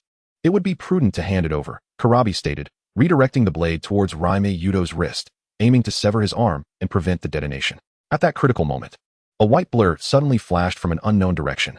The figure moved with such speed that it was nearly imperceptible. Karabi momentarily paused, realizing something was amiss. But there was no time to react. With a clang, the sharp weapon in Karabi's hand was struck by the spiraling white figure, producing a sound of metal clashing. The weapon was deflected. Feeling the tremendous force transmitted through his hand, Karabi was momentarily shaken. At that moment, the rapidly spinning white figure unleashed an even more potent rotational force, creating an astonishing outward impact aimed at both him and AI. Watch out, Karabi! AI shouted, his expression darkening. As he called out to Karabi, lightning erupted around him, forming an impenetrable armor of lightning release chakra. He then propelled his massive fist towards the rapidly rotating white figure, intending to shatter the opponent's assault with sheer force. Meanwhile, Karabi, who was just about to join the fray, was diverted by another incoming attack. Chapter 38. The Hyuga twins' astonishing chakra was released, forming a spiraling storm that provided 360-degree defense. The rapidly rotating chakra storm not only successfully deflected Karabi's blade, but also posed a significant threat to both him and the successor of the third Hokage, AI. In that critical moment, AI unleashed a powerful ninjutsu, preparing to teach this unexpected adversary a harsh lesson. Both he and Karabi recognized that this opponent was formidable, at least at the elite jonin level. Karabi intended to coordinate with his brother to bring down the foe. However, just then, another figure charged forward, launching an attack against Karabi without hesitation. Gentle fist, 8 trigrams, 64 palms.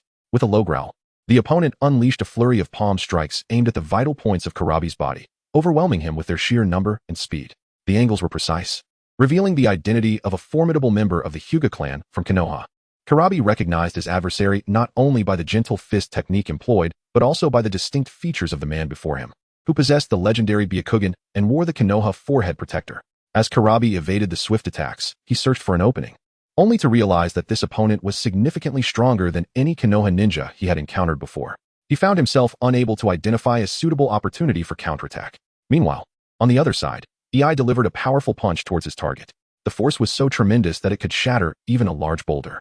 However, when his fist, enveloped in lightning chakra, struck its mark, it merely resulted in a muffled thud before being deflected. AI felt a chill run down his spine as he gazed incredulously at the enemy, who continued to whirl at high speed like a chakra sphere. Utilizing the defense formed by the rapidly rotating chakra, the opponent could deflect incoming attacks by differential speed, while the explosive release of dense chakra further enhanced their defensive capabilities. Was this the power of the Hyuga clan from Konoha? EI felt a mix of astonishment and surprise. This was the first time he had encountered such a formidable Hyuga warrior in his battles against Konoha. At that moment, distracted by his thoughts, the enemy suddenly retaliated with a technique known as the 8 trigrams empty palm. Within the swirling vortex of chakra, a powerful gust of palm wind, composed of high-density chakra, was unleashed. EI reacted swiftly, evading the lethal attack just in time and finding himself behind his opponent in the next instant. The use of the 8 trigrams empty palm interrupted the application of the 8 trigrams revolving heaven, causing the massive chakra sphere to dissipate, revealing the true form of the attacker. The 3 Konoha Genin, who had been saved, immediately recognized the identity of their opponent, Hinata Hisashi. Indeed, this is a troublesome situation. Hisashi thought gravely as he gazed at the hundreds of enemies from Kumogakure advancing relentlessly. It was clear what kind of environment they were in. The Konoha defensive team consisted of only the 3 of them, while the enemy had hundreds of ninjas at their disposal. What made matters worse was the arrival of the AB brothers. Just the 2 of them were already quite challenging to handle. In the vast expanse of Konoha, were only the 2 of you sent for reinforcements? Then let us perish together here. Having just been deflected, EI now clearly recognized his new opponents. As the current head of the Hyuga clan, Hisashi was a well-known ninja, but in EI's eyes, he was not a formidable opponent. With a thunderous shout, EI immediately launched another attack at Hisashi. However, the lightning-released ninjutsu and physical techniques he proudly relied on seemed to falter in front of Hisashi. The 2 combatants exchanged rapid strikes, but neither could gain the upper hand. EI had heard tales of the formidable power of the Hyuga clan's bloodline limit, but he was surprised to find their physical techniques equally impressive. Unfortunately, this is where it ends, EI declared, as he radiated blue chakra, its intensity far surpassing that of before.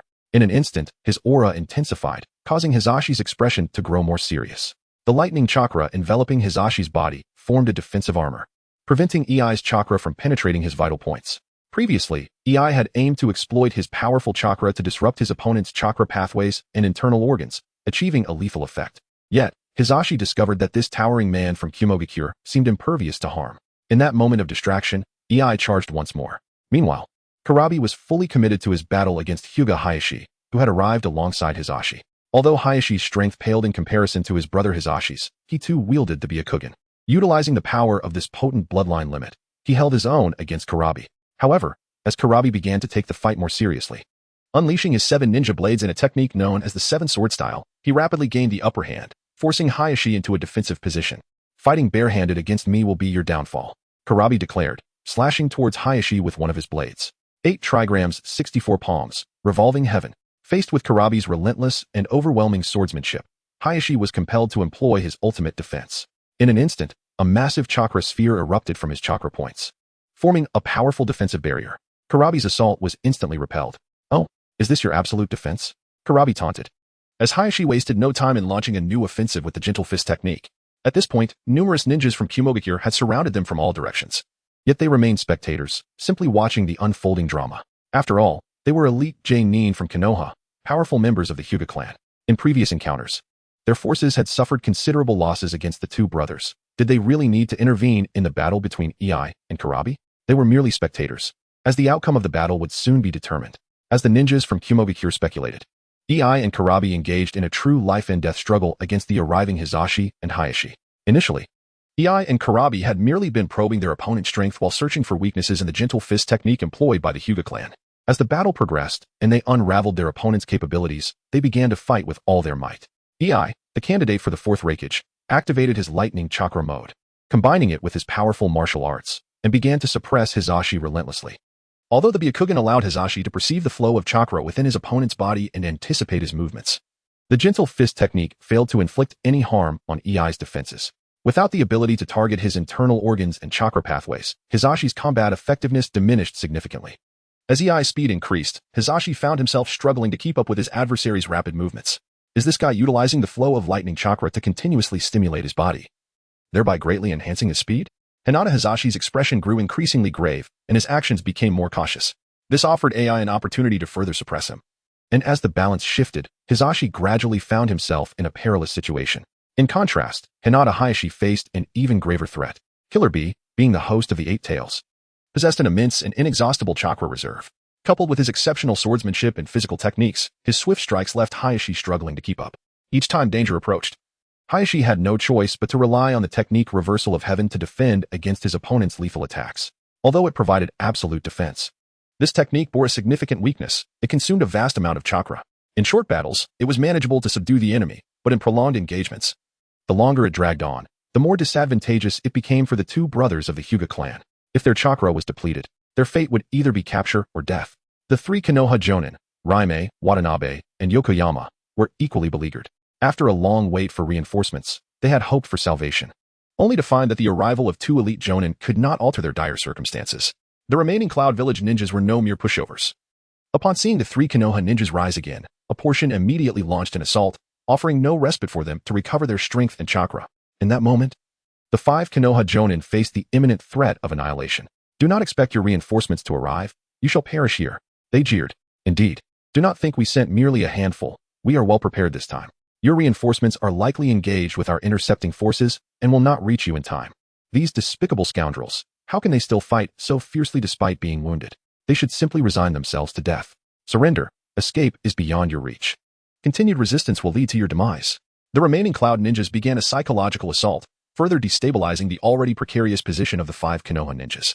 Hizashi, caught off guard, was suddenly struck by AI from the side, the force of the blow resounding as he was sent sprawling, spitting blood. His defeat resembled a breach in a dam, unleashing a flood of calamity.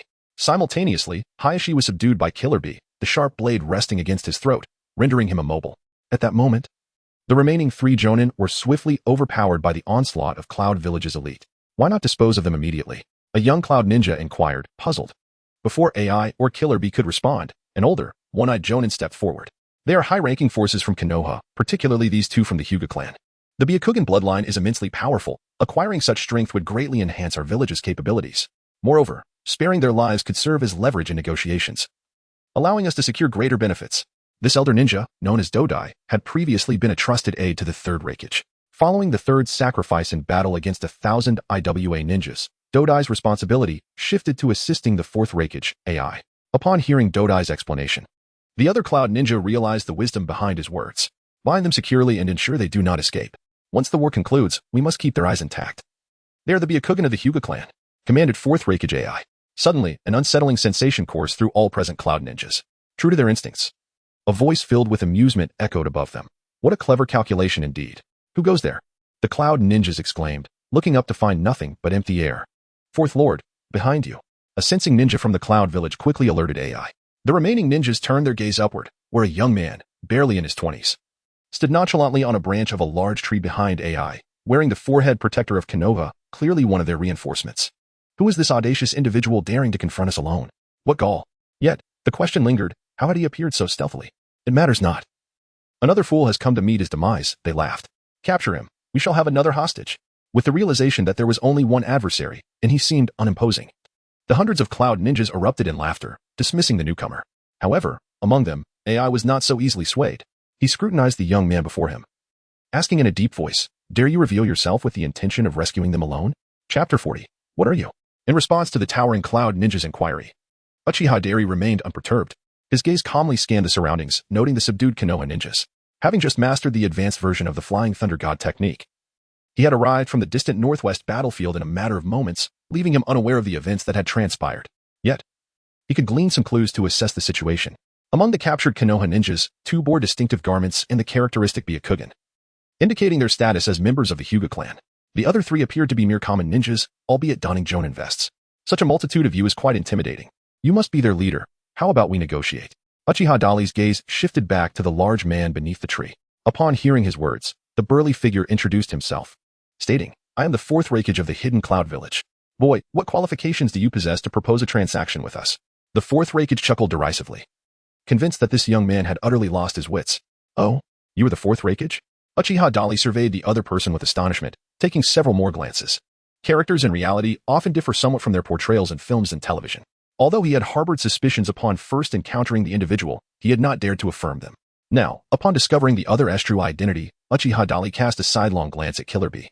If the imposing figure was indeed the fourth Reikage, then this dark-skinned, robust man, burdened with multiple ninja blades, must surely be the Eight-Tails Jinchuriki, Killer Bee. Uchiha Dali contemplated silently within himself. He then disregarded the mocking inquiry from the fourth Reikage, and continued nonchalantly, "Release the 5 of them. I shall serve as your hostage instead." With that, he gestured towards the subdued Hinata Hazashi and Hinata Hayashi, as well as Raime Daya, Yokoyama Hibi, and Watanabe Daya. Upon hearing Uchiha Dali's words, not only were the ninjas from the hidden cloud village taken aback, but they also erupted into raucous laughter. Even the brothers, Hinata Hazashi and Hinata Hayashi, along with the 3 jonin from Konoha, believed Uchiha Dali must be deranged. They regarded him with uncertainty, unable to identify him for a moment. They merely felt that this young man exuded a rather excessive confidence. Indeed, beside the fourth Reikage, a burly ninja from the hidden cloud village chuckled, "Kid, who do you think you are? You would trade yourself for them? Oh, I forgot to introduce myself. I am Uchiha Dali." Uchiha Dali? It seemed they had never heard of him. Wait, could it be that he is? It seems it must be him. The man who had decimated the forces of the hidden mist village on the front lines, earning the title of the man who surpasses the body flicker technique, upon hearing Uchiha Dali's self-introduction. The ninjas from the hidden cloud initially dismissed it, but their expressions soon shifted slightly. Clearly, the accolades circulating from other battlefields had reached this place as well. Is he truly the one known as the man who surpasses the body flicker technique? Karabi observed Uchiha Dali with curiosity. The other ninjas from the hidden cloud displayed expressions of grave concern. Even the fourth Reikage, clenched his fists, his gaze vigilantly fixed upon Uchiha Dali's every movement. An adversary renowned for the body flicker technique, responsible for significant casualties among enemy forces, warrants utmost caution, regardless of how unassuming they may appear, to avoid similar losses on their side. Thus, one must ponder, is this transaction truly beneficial? Uchiha Dali smiled calmly, his gaze shifting toward Hinata Hazashi and a few others. At that moment, the Konoha ninjas were also observing him. From the expressions in their eyes, it was evident that they were equally astonished and curious. Much like the ninjas from the hidden cloud village. After all, he was a rising star. Although his reputation had spread, it did not compare to that of the legendary Minato Namikaze, the Yellow Flash, or the enigmatic Shursui of the body flicker technique. Many ninjas from both sides had yet to encounter Uchiha Dali in person, making their curiosity quite understandable. Let us be realistic, with only yourself here. You likely do not possess the influence or capability to compel us to acquiesce to your terms. Bye. Capturing this fellow will provide us with sufficient leverage in negotiations with Konoha, considering we would hold 2 elite members of the Hyuga clan and a genius from the Uchiha clan, powerful figures from Konoha's 2 noble families. I am confident that both the Land of Fire and Konoha would not dare to dismiss our conditions. Before the fourth Reikage and the others could respond, the Tsuchikage preemptively issued a warning. The fourth Reikage, who had no intention of agreeing to Uchiha Dali's terms, immediately retorted, "Did you hear that? Will you submit peacefully to being bound by us, or shall I have to incapacitate you before tying you up? It seems that in our first encounter, we have left each other with the most unfavorable impressions." Uchiha Dali shook his head in resignation, wearing a look of disappointment. "Enough of the idle chatter. Since you refuse to make a choice, allow me to decide for you. I believe it would be best to wait until I have knocked you to the ground before you learn to behave." The fourth Reikage bellowed, simultaneously launching himself into the air. In that instant, his body was enveloped in a surge of lightning chakra, propelling him forward with a thunderous sound. And in the blink of an eye, he appeared behind Uchiha Dali. "Do not move." Uchiha Dali drew a kunai, reversing the handle to point the sharp tip towards his rear. The angle and timing were executed with remarkable precision, aligning perfectly with the heart of the fourth Reikage. Should the opponent launch a punch, his body would inevitably tilt forward a certain distance, allowing the kunai to pierce directly through the adversary's heart. The fourth Reikage, momentarily stunned by Uchiha Dali's voice, anticipated an unexpected counterattack. However, upon glancing down, he saw merely an unremarkable kunai. Without a second thought, he disregarded Uchiha Dali's warning and unleashed a powerful punch, relying on the formidable defensive capabilities bestowed by his lightning release chakra mode to confront his foe head-on. Just as Uchiha Dali's had appeared to be in imminent danger of being struck, in that fleeting moment, his figure vanished.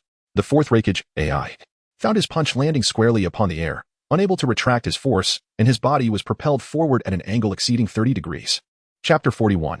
I never expected him to be this strong. The sudden disappearance of his target left the fourth Reikage astounded. Yet, his reflexes were swift. He quickly altered his approach and launched another assault towards Uchiha Dali. The remarkable body flicker technique was indeed a testament to his prowess. Unbeknownst to the fourth Reikage, Uchiha Dali was employing not merely the basic body flicker technique, but an advanced version that transcended even Uchiha Shursui's technique. Nevertheless, the fourth Reikage did not allow himself to become complacent. Rather, he intensified his focus, activating his lightning release chakra mode to its full potential. In an instant, his speed reached its zenith, and he found himself before Uchiha Dali in the blink of an eye. The astonishing velocity compelled even Uchiha Dali to harbor a sense of admiration. Indeed, the fourth Reikage's lightning release chakra mode was extraordinarily formidable. Uchiha Dali chose not to engage in a direct confrontation of taijutsu with the fourth Reikage, fully aware of the formidable strength of his opponent's martial prowess.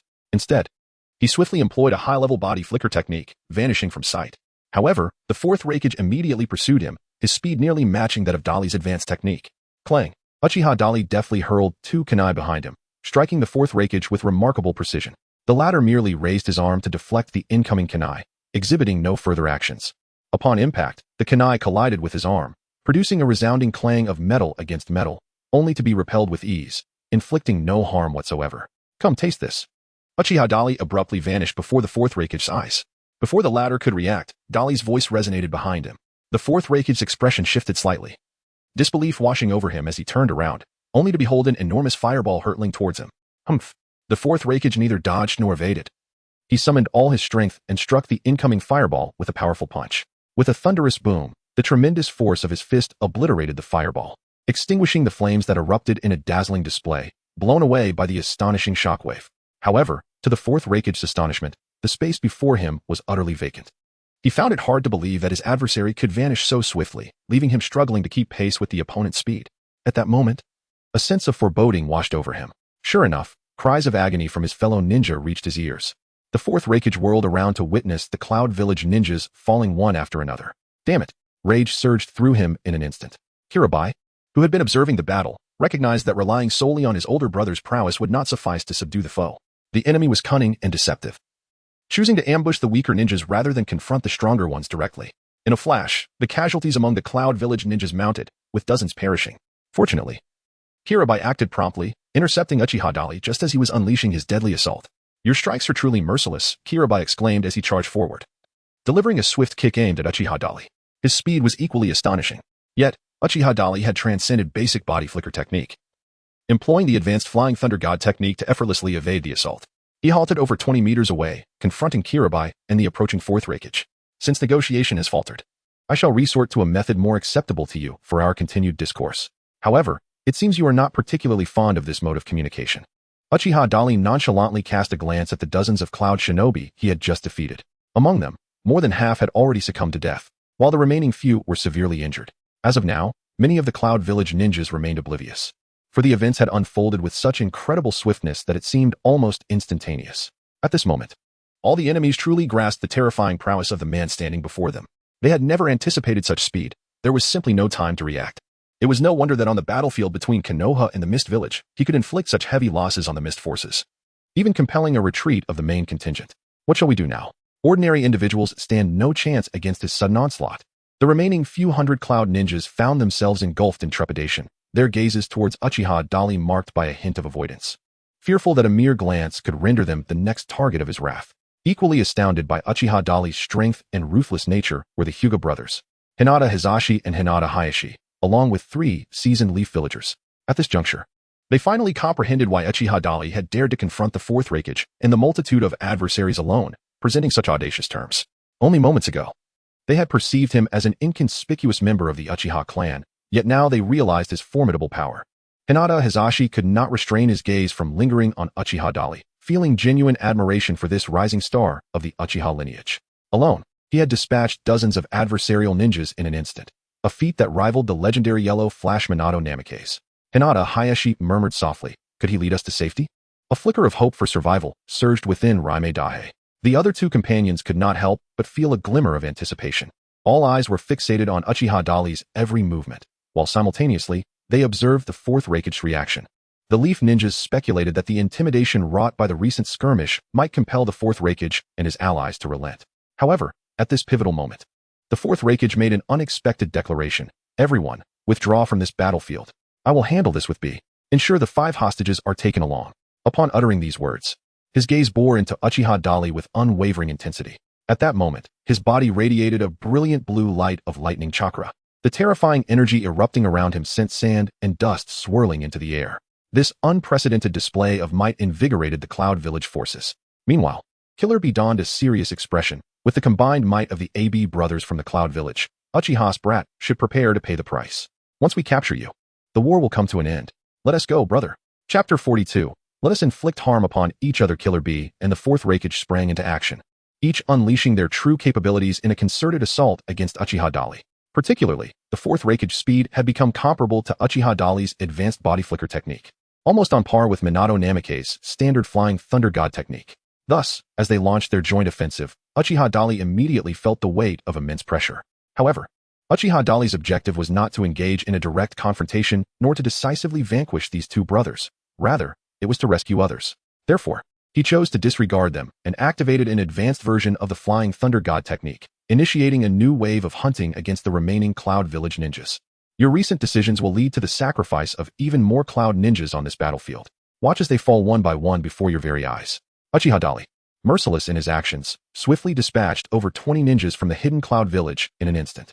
Although Killer Bee and the Fourth Reikage were seething with rage, they could only exert themselves to pursue him, utterly unable to catch up with Uchiha Dali, let alone confront him. I will make you pay with your life.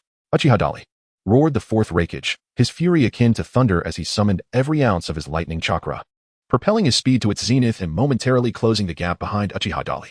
Yet, by the time his fist was unleashed, Uchiha Dali had already vanished from sight. Killer Bee's assault proved equally futile, despite his own proficiency in the lightning chakra mode. His speed paled in comparison to that of his brother. If the Fourth Reikage could not catch their adversary, it was beyond his reach as well. The two could only watch helplessly as Uchiha Dali wreaked havoc before their very eyes. Uchiha Dali engaged in no superfluous dialogue, ruthlessly eliminating at least 30 ninjas from the hidden Cloud Village within mere moments. Consequently, the casualty count of their several hundred-strong combat unit effortlessly surpassed 100. The Fourth Reikage, Kurabi, and the other high-ranking officials, including Tsuchikage, finally felt the genuine sting of loss. Reluctantly, they ceased their pursuit of Uchiha Dali. The Fourth Reikage instantly materialized beside the three subdued leaf ninjas, declaring, "Given your malicious actions, do not expect our courtesy." He warned them that if they were to blame anyone, it should be that ruthless individual. With a resounding crash, the furious Fourth Reikage unleashed his formidable technique, the lightning release, lightning ball, reducing the three-leaf jonin to mere pulp. Yet, this act did not satiate his thirst for vengeance. Enraged by the recent deaths of his comrades, the Fourth Reikage set his sights on Hinata Hizashi and Hinata Hayashi. Lord Ai, those are hostages from the Hyuga clan. Tsuchikage urgently cautioned, his eyes brimming with fear and profound regret. The two elite ninjas of the Hyuga clan possessed the pure and potent Byakugan, undoubtedly holding invaluable intelligence about the Leaf Village. To eliminate them would be an egregious loss. However, in his fury, the Fourth Reikage disregarded such warnings. Without hesitation, he appeared before Hinata Hayashi, raising his fist to execute the Leaf Elite. Just at that critical moment, Uchiha Dali, who had been hunting down the remaining ninjas from the hidden Cloud Village, returned just in time. He immediately launched an assault on the two elite Cloud ninjas tasked with guarding Hinata Hizashi and Hinata Hayashi. The assailants were Tsuchikage on the left and another imposing figure with bronze skin on the right, whose name remained unknown. Both were formidable foes. As Uchiha Dali attacked, they retaliated fiercely. The Fourth Reikage also approached from another direction, joining the fray against Uchiha Dali. The battle escalated into a fierce confrontation, with four powerful ninjas from the hidden Cloud Village besieging Uchiha Dali alone. Unbeknownst to them, they had fallen into a trap. As they faced the approaching Uchiha Dali with trepidation, the enemy before them seemed to dissolve into a twisted wisp of smoke, vanishing from sight. It was merely an afterimage. An alarming realization struck the Fourth Reikage as he attempted to rectify the situation, but he was too late. He turned and unleashed a punch at Uchiha Dali, who was poised to rescue the Hinata brothers. Uchiha Dali, compelled by necessity, retaliated, colliding with him in a fierce exchange. A resounding impact echoed through the air. Uchiha Dali felt an overwhelming and insurmountable force surging through his arm and fist, akin to a tidal wave. Not only did his entire arm ache and tingle, but a tremendous impact also propelled his body as if it were about to take flight. Instead of succumbing to panic, he swiftly grasped Hinata Hizashi's collar, utilizing the immense kinetic energy coursing through him to vanish from the enemy's sight. Approximately 200 meters away, Uchiha Dali landed safely with the two brothers, Hinata Hayashi and Hinata Hizashi. After releasing them, he turned to face the formidable Cloud Ninja forces behind him. "Please wait for me here for a moment." Uchiha Dali spoke little, swiftly flashing towards the location of the enemy, only to reappear before them once more. "You dare to return? Seeking death," roared the Fourth Reikage, furious upon witnessing Uchiha Dali's audacity to return after rescuing someone. He immediately launched an attack. Lightning release, exploding thunder. With a fierce leap, he unleashed his signature jutsu. A thunderous sound echoed, causing the ground to fracture like a spider's web, the cracks spreading in all directions. "Ai, his target is our surviving forces." The Tsuchikage discerned Uchiha Dali's intentions and quickly warned. Unfortunately, it was too late, successfully luring the Fourth Reikage into unleashing his powerful attack. Uchiha Dali evaded the onslaught, and within 5 seconds, he had decimated over 50 ninjas from the Cloud Village using his advanced Flying Thunder God technique. With a mere flicker, he caused at least a dozen more enemies to fall. The ease with which he dispatched them, akin to slicing through vegetables, left the Fourth Reikage, Killer Bee, Tsuchikage, and others utterly dumbfounded. It was only at this moment that they comprehended the magnitude of the formidable opponent they had provoked. Everyone, disperse and retreat. Do not engage him. You cannot defeat him. Despite his overwhelming rage, the fourth Reikage urgently shouted to his dwindling subordinates. Chapter 43. We owe you a favor. Faced with the ghostly Uchiha Dali, who appeared and vanished in an instant, the hundreds of ninjas from the Cloud Village could hardly manage to retaliate, let alone catch a clear glimpse of his figure. Nin and Genin were essentially slaughtered upon encounter. Even among the elite Jonin, apart from a select few formidable warriors, the rest were utterly powerless against such incomprehensible speed. In a matter of moments, dozens more fell. The original force of approximately 500 from the Cloud Village had dwindled to fewer than 200. The casualty rate was staggering. Consequently, the fourth Reikage, AI, was compelled to make a decisive choice, urgently commanding his troops to scatter and retreat, under no circumstances attempting to engage Uchiha Dali. Simultaneously, he, along with Killer Bee and other elite warriors, strained to pursue and encircle Uchiha Dali. Use that technique to trap him, Lord AI, that Sabotage exclaimed, alerting the fourth Reikage. Instantly, the fourth Reikage and the other elite Jonin, as well as Killer Bee, grasped his intention and swiftly formed their formation. Uchiha Dali sensed something amiss and cast a sidelong glance at them, chuckling softly, farewell. With that, his figure flickered and vanished in an instant, leaving no trace behind. Infuriating. His body flicker technique was so extraordinary that it rendered them unable to keep pace with his speed. The Earth platform appeared exceedingly resentful. Meanwhile, the fourth Reikage narrowed his eyes and remarked solemnly, that likely transcends ordinary body flicker techniques. Transcends ordinary body flicker techniques? Muttered the burly figure beside him. Just then, the fleeing Cloud Shinobi were once again besieged by Uchiha Dali, who unleashed a cacophony of anguished cries. Everyone's expressions shifted immediately, and they hastily pursued in anger. The objective of Uchiha Dali is quite straightforward, to inflict severe casualties upon the formidable forces of the hidden Cloud Village, ensuring that their viable strength suffers as substantial losses as possible. When all others are gone, what significance does individual strength hold? Under his merciless pursuit, the retreating forces of the hidden Cloud Village swiftly faced further devastating losses. Ultimately, aside from a handful of elite Jonin from the hidden Cloud Village, hundreds of their shinobi lay dead or grievously injured.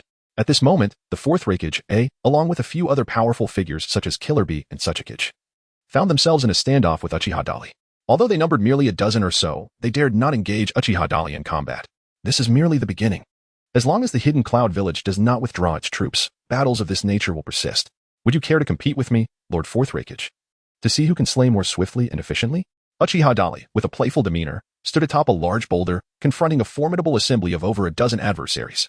His audacity drove the fourth Reikage to the brink of fury, his fists clenched in frustration, yet utterly powerless.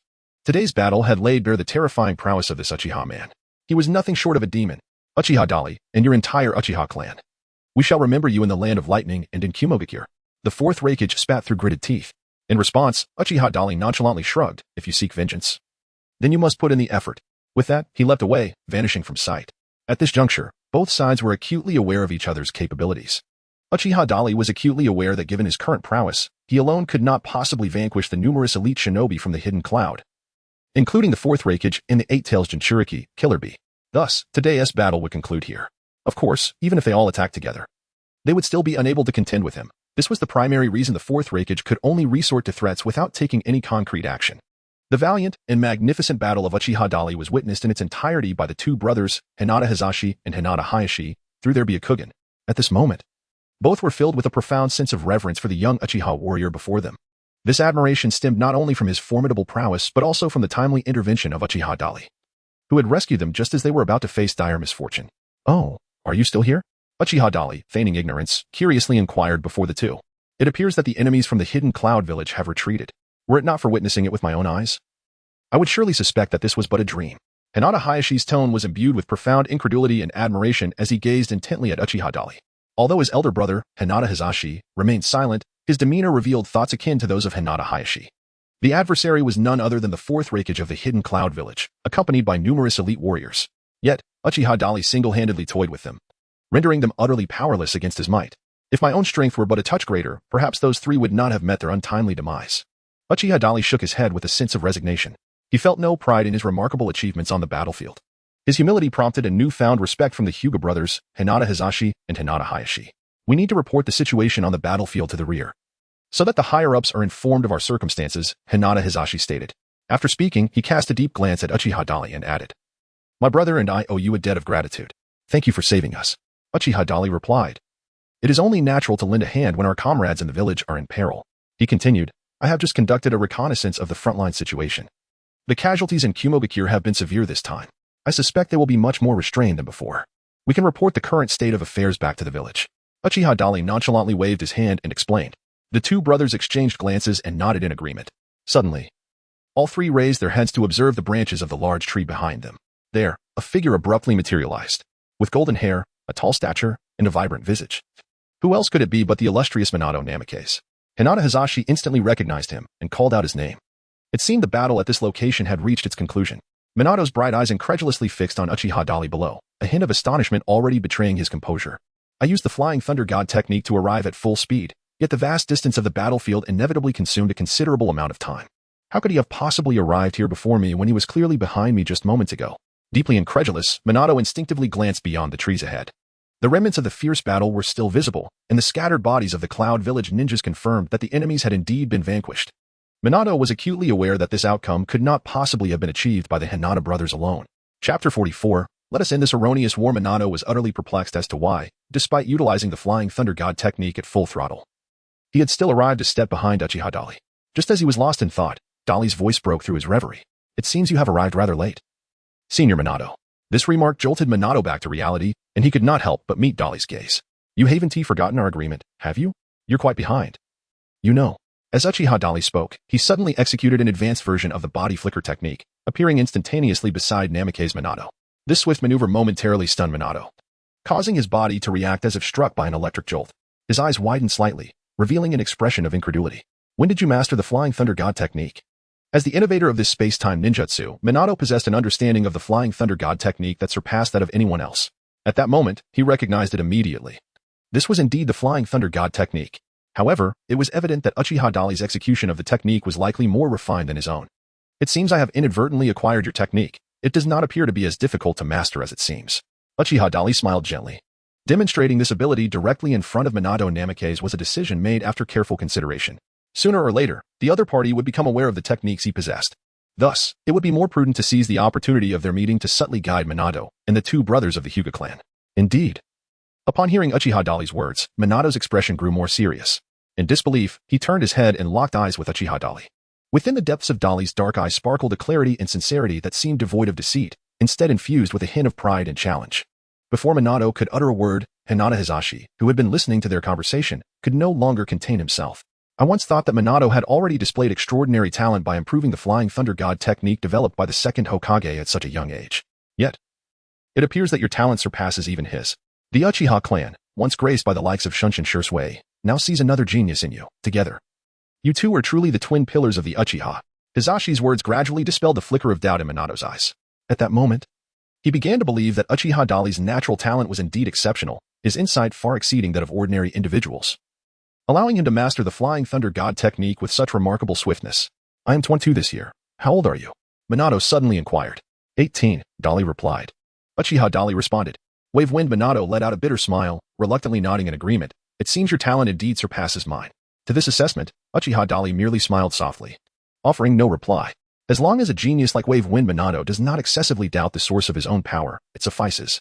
At this moment, Minato regained his composure and turned to the two brothers of the Hyuga clan, stating, since the battle here has concluded, let us proceed to offer support elsewhere. I have already relayed the situation back to the village. In the context of the Ninja World War, the significance of intelligence is self-evident. With the withdrawal of the forces from the Hidden Mist village, the intelligence units of the major ninja villages began a frenzied collection of frontline information. Various battlefield reports were transmitted back at the earliest opportunity via the umbu of each ninja village, providing crucial references for the higher-ups of their respective nations. Soon, news of the withdrawal of the forces from the Land of Lightning's cloud-hidden village reached the Land of Fire, Land of Water, Land of Lightning, Land of Earth, and Land of Wind. The intelligence was detailed, encompassing the names and characteristics of the opponents faced by the cloud-hidden village forces. At this very moment, in the mansion of the daimyo of the Land of Lightning, the daimyo was in a state of frenzy after reviewing the intelligence sent by the umbu. Lord Daimyo, the forces of the rock-hidden village have retreated not long ago, and now our cloud-hidden village forces have also suffered consecutive defeats. It seems that Konoha is a tough nut to crack. Should we consider the proposal for peace talks put forth by Konoha? The advisors in the daimyo's mansion began to offer suggestions based on the actual battlefield situation. Present alongside them was also the advisory team from the cloud-hidden village. Given the current battlefield circumstances, even the golden flash alone poses a severe threat to any of our ninja villages. Not to mention the instantaneous techniques of the Uchiha clan and the relentless reaper, Uchiha Dali. With such top-tier powers in existence, it is uncertain whether we can conquer Konoha. Moreover, even if we dispatch more of our active forces, it would merely amount to an act of suicide. The advisory team from the Cloud Hidden Village also presented their own assessments. Relentless Reaper? The daimyo of the Land of Lightning's eyes twitched slightly. He was now in complete disarray, utterly devoid of ideas. This time, our Cloud Hidden Village forces have suffered heavy losses against Uchiha Dali's onslaught. Preliminary statistics indicate that over 500 of our ninjas have perished at his hands. Each of his strikes is merciless, akin to a being devoid of human emotion. Solely understanding the act of harvesting lives, hence the epithet we have bestowed upon him. The explanation from the Cloud Hidden Village's advisory team deepened the gravity of the daimyo's expression. After much contemplation, he ultimately resignedly made a decision, send the order for a complete withdrawal of the Cloud Hidden Village forces from the battlefield. It is time to end this misguided war, lest the Land of Lightning suffer even graver blows to its military strength and economy. The daimyo of the Land of Lightning could only issue the command with reluctance. Meanwhile, a similar resolution was reached by the daimyo of the Land of Earth. The Golden Flashwave Wind Minato had already stunned them by single-handedly annihilating 50 elite ninjas from the Rock Hidden Village, instilling profound shock and trepidation. The emergence of Uchiha Dali, however, instilled a deep-seated fear throughout the Rock Hidden Village and the Land of Earth. Observing the retreat of other ninja villages, they had no justification to confront Konoha alone. Consequently, following the initial withdrawal of the Hidden Mist Village from the Land of Water, only the Sand Hidden Village from the Land of Wind remained engaged in battle with Konoha. As the weakest among the 5 great ninja nations, the Land of Wind lacked the military and economic strength necessary to confront Konoha head-on. Upon receiving intelligence confirming the retreat of the Rock Hidden Village, Cloud Hidden Village, and Hidden Mist Village, the morale of the Sand Hidden Village forces plummeted to an all-time low. At that moment, on the western battlefield, Orochimaru personally led his forces to decisively crush the Sand Hidden Village, further solidifying the conclusion of the Third Ninja World War. Chapter 45. The time for accountability has arrived in the Land of Fire. Within the secretive conference room of the Konoha Ninja Village, Sarutobi Hiruzen, Tsurugi Kamachi, Mito Gaiden, and Shimura Danzo were convening a high-level meeting. Strangely, however, the 4 of them sat in silence, each lost in their thoughts. The peculiar atmosphere lingered for a while until Tsurugi Kamachi finally broke the silence. The Uchiha clan has made a remarkable display in this war. Beginning from the Eastern Front, talents like Uchiha Shursui and Uchiha Dali have emerged, demonstrating exceptional prowess. Particularly, Uchiha Dali has the ability to alter the course of the entire war single-handedly, making him an invaluable asset that cannot be overlooked. While her words were indeed flattering, the expressions on the faces of the 4 were far from pleasant. As the 3rd Hokage, Sarutobi Hiruzen appeared relatively composed, silently smoking his pipe. In contrast, Tsurugi Kamachi and Mito Gaiden wore troubled expressions, brows furrowed in deep thought. Shimura Danzo, the leader of the Root organization, maintained his usual somber demeanor. After Tsurugi Kamachi's remarks, an eerie silence enveloped the conference room once more. After a moment, Mito Gaiden slowly spoke up. Following this battle, the Uchiha clan's prestige within the village is likely to rise. As the village's administrators, we must offer sufficient recognition and rewards to this heroic clan. We must avoid any potential criticism. This served as a reminder to Sarutobi Hiruzen. Despite the long-standing mutual suspicion between the Uchiha clan and Konoha, both sides were well aware that their relationship was far from amicable. Nevertheless, it was essential to maintain a Day of unity, a mark of a competent ruler. Sarutobi Hiruzen remained largely silent, continuing to smoke his pipe. At this juncture, Tsurugi Kamachi spoke again. The Uchiha situation must be handled with care. The information regarding Uchiha Dali has already been sent to your office. Now, let us discuss other matters. Her tone had taken on a more serious note. Yet, Sarutobi Hiruzen maintained his unflappable demeanor. Sarutobi, Mito Gaiden said in a low voice. Despite the fact that the Hidden Mist Village from the Land of Water, the Cloud Hidden Village from the Land of Lightnings, and the Sand Hidden Village from the Land of Earth have all consented to peace talks, signifying that we, Konoha, have emerged victorious, our casualties have been severe. The village is in disarray, and the ninjas we dispatched to the battlefield have faced near annihilation. The criticism within the village is mounting, and more importantly, unsettling murmurs are also emanating from the daimyo's mansion. He slowly crossed his arms, his serious gaze fixed on Sarutobi Hiruzen's face. After years of serving as Hokage and being familiar with one another, Sarutobi Hiruzen could easily discern the underlying implications behind Mito Gaiden's words. The war is on the verge of concluding and negotiations are about to commence. However, with this resolution comes the necessity for someone to bear the burden of the calamities and losses inflicted upon Konoha and the Land of Fire. Sarutobi Hiruzen slowly set aside his pipe, gazing earnestly at Mito Gaiden and Tino Kamachi. As the Hokage of the village, I am the supreme commander of this war, and thus, the responsibility falls upon me. You need not concern yourselves with that. He continued. Before that, I must engage in discussions with the high-ranking officials of other nations. Once the outcomes of the negotiations are revealed, we can revisit this matter. The results of the negotiations will determine their fate. Should Konoha procure sufficient benefits from the discussions, it may mitigate the severe losses sustained by the Land of Fire during this conflict. In that case, perhaps I shall remain unscathed. Otherwise, we must resign ourselves to fate and accept whatever changes may come. Upon hearing Sarutobi's words, Midogate-in and T no Kamachi's expression softened somewhat. As long as someone is willing to take responsibility without dragging them into the fray, they would not be overly confrontational. Sarutobi, I had previously advised you to expedite the withdrawal of the remaining forces from the battlefield, T no Kamachi said, her gaze reflecting a mixture of regret and compassion. Currently, only the situation on the Western Front remains uncertain. Let us wait a little longer, perhaps in a couple of days. I will be able to proceed to the daimyo's residence. Sarutobi Hiruzen shifted the topic, speaking to himself. Just as he finished speaking, the voice of Namikaze Minato echoed from outside the conference room. Third Hokage, the latest news from the battlefield has arrived. After the withdrawal of the enemy ninja villages from the borders of the Land of Fire, Namikaze Minato, adept in the Flying Thunder God technique, temporarily assumed the role of messenger for crucial intelligence. Upon hearing his words, Sarutobi Hiruzen promptly commanded him to enter. The latest report indicates that Lord Orochimaru has led his forces to vanquish the invading troops of Tsunegakure, and the 4th Kazekage, Raza, has personally consented to a ceasefire and negotiations. It appears that the war can finally come to a complete end. The good news brought back by Namikaze Minato had long been anticipated by all. Sarutobi Hiruzen slowly resumed puffing on his pipe, then calmly turned to Minato. Minato, prepare yourself. We shall set off for the daimyo's residence. Yes, Third Hokage. Namikaze Minato hesitated for a moment, sensing that Sarutobi Hiruzen had something to discuss privately. But he did not inquire further and nodded swiftly. The prolonged Third Shinobi World War, after a desperate struggle among the major ninja villages, had finally reached a resolution. In a strict sense, there were no victors in this conflict. Whether it was the villages of Kirigakure, Kumogakure, Awagakure, and Tsunegakure, which appeared to concede by withdrawing their forces, or Konoha, which seemed victorious, all parties had paid a grievous price. The nations that supported these ninja villages in battle also bore immense economic burdens. Now, news of the impending conclusion of the war spread swiftly across the battlefield. The remaining combat forces from the other 4 ninja villages had completely retreated from the borders of the Land of Fire, and aside from the essential defensive forces, the remaining troops from the Land of Fire began their gradual return to the village. The combat unit of the Uchiha clan was no different. At this moment, Uchiha Dali had returned to his squad, accompanying the larger force as they made their way back towards Konoha. However, despite their victory, the atmosphere within the ranks was devoid of the expected cheer and laughter. Every member of the Uchiha clan wore a countenance of discontent. The entire battalion was enveloped in a heavy and oppressive silence, leaving Uchiha Dali feeling perplexed. Chapter 46, The Ambition for the Position of the 4th Hokage. Uchiha Dali approached the clan leader, Uchiha Fugaku, with an air of curiosity, softly inquiring, "Why does everyone seem rather discontent? We have emerged victorious in this war." Uchiha Fugaku, who had been lost in deep contemplation, paused at Dali's words and met his gaze.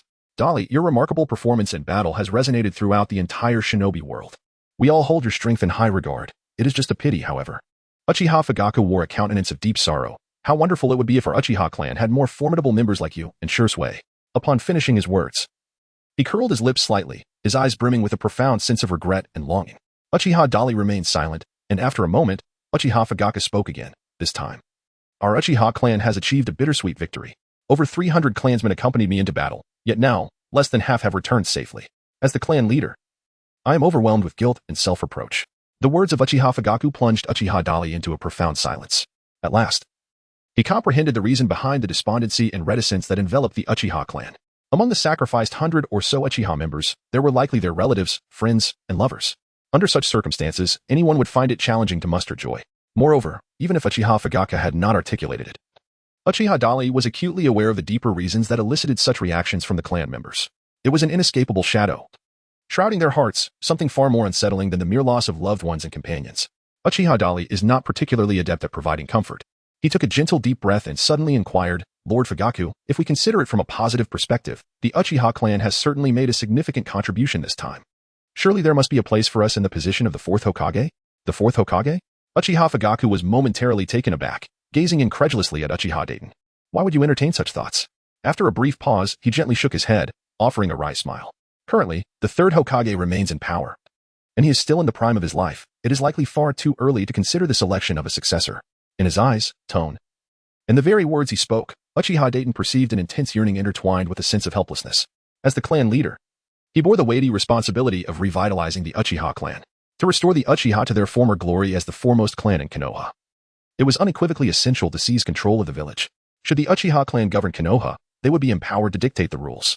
Regrettably, despite the passage of years and the succession of 3 Hokages, there remained no indication that the Uchiha clan might ascend to a position of dominion over the village. I hold a divergent perspective, Lord Fugaku. Uchiha Dali smiled faintly, revealing an inscrutable expression. Upon hearing his words, Uchiha Fugaku could not help but feel intrigued. What is your distinct perspective? I believe that the 3rd Hokage is not far from stepping down. Oh? What leads you to that conclusion? His statement evidently stirred something within Uchiha Fugaku, whose gaze, once filled with profound disappointment and resignation, now bore a hint of curiosity. As the most powerful clan in Konoha, the Uchiha had suffered grave losses. One can only imagine the toll endured by other clans and ninjas. The explanation provided by Uchiha Dali evoked a look of surprise on Uchiha Fugaku's face. After a moment of contemplation, he realized that there was indeed a profound truth in what was said. This led him to ponder further. It is common knowledge that the higher echelons of Konoha are not solely represented by Sarutobi Hiruzen. Other advisors and Shimura Danzo wield significant influence capable of shaping the entire village's fate. Moreover, the presence of the Fire Nation's daimyo looms behind Konoha. With the conclusion of the war, it is inevitable that some will be rewarded while others face repercussions. Judging by the current circumstances, it seems that the 3rd Hokage, Sarutobi Hiruzen, as the overall commander, will likely be held accountable by the Fire Nation's daimyo. I never anticipated such intricate considerations. It is astounding that he has already contemplated such far-reaching implications. As Uchiha Fugaku emerged from his reverie, he cast a deep glance at Uchiha Dali once more. In that moment, he recognized that this young member of the Uchiha clan not only possessed extraordinary strength surpassing that of the average Uchiha, but also exhibited remarkable vision and insight. The emergence of such an outstanding individual within the Uchiha clan is truly a source of pride for our lineage. While Uchiha Fugaku regarded Uchiha Dali with newfound respect, he felt an inner admiration blossoming within him. Uchiha Dali suddenly spoke again. I made a wager with my senior, Minato Namikaze. Uchiha Fugaku paused momentarily, astonished. As he turned to face him, we wager that the one who slays the greatest number of foes on the battlefield shall emerge victorious. And the victor may impose one condition upon the vanquished. Uchiha Dali continued to speak to himself, while Uchiha Fugaku listened silently, refraining from interrupting him. At this moment, Uchiha Shursui, who had been quietly eavesdropping on their conversation from a short distance away, slowed his steps. He turned and approached the two of them. Are you referring to the wager with Lord Minato? Uchiha Shursui gazed curiously at Uchiha Dato. He had been defeated. I informed him that if the 3rd Hokage, after the conclusion of the war, chose to bestow the position of Hokage upon him, he would have to renounce his claim to the title. The revival plan of Uchiha Dali has commenced. At this very moment, he is unreserved in revealing these secrets to the clan leader, Uchiha Fugaku, as well as to the former strongest Uchiha, Uchiha Shursui. As anticipated, upon hearing his words, both Uchiha Shursui and Uchiha Fugaku, along with several skilled members of the Uchiha clan who were nearby, were all subtly moved. Uchiha Fugaku and Uchiha Shursui regarded Uchiha Dali with an expression imbued with complexity and profundity. At that moment, Uchiha Dali suddenly broke into a radiant smile and turned to the others, inquiring earnestly, "Do you believe I could become Hokage?" His tone was sincere, devoid of any semblance of jest. This statement left Uchiha Fugaku and Uchiha Shursui momentarily taken aback, their surprise palpable. Did you foresee that following the conclusion of the war, the 3rd Hokage would likely step down, and that the most probable successor to assume the mantle of the 4th Hokage would be Minato? Uchiha Fugaku furrowed his brow tightly, gazing incredulously at Uchiha Daiki as he muttered to himself. Following this, Uchiha Shursui interjected, continuing the analysis. So, you wagered with Lord Minato that whoever loses must relinquish their claim to the position of Hokage? Uchiha Dali chuckled with confidence. Indeed, and I emerged victorious. Chapter 47, A Step-by-Step Strategy. Uchiha Dali's words truly exceeded everyone's expectations. So much so that, upon his utterance, all present, including Uchiha Fugaku and Uchiha Shursui, were left in disbelief. They had never even contemplated such matters with any seriousness. Yet, Uchiha Dali not only harbored such thoughts but had long since begun to lay the groundwork. What thoughts could possibly occupy his mind? At this moment, Uchiha Fugaku's gaze towards Uchiha Dali underwent a profound and intricate transformation. For the first time, he felt an unsettling sense of opacity regarding the rising star of the Uchiha clan before him, despite being only slightly younger than himself. Uchiha Fugaku found himself feeling like a mere novice in the presence of Uchiha Dali. In stark contrast to Dali's maturity and composure, Fugaku appeared remarkably juvenile and inadequate, leading him to question his own worthiness for the position of clan leader. Naturally, he would never allow these inner thoughts to manifest on his visage. With a deep breath, he cast another contemplative glance at Uchiha Dali.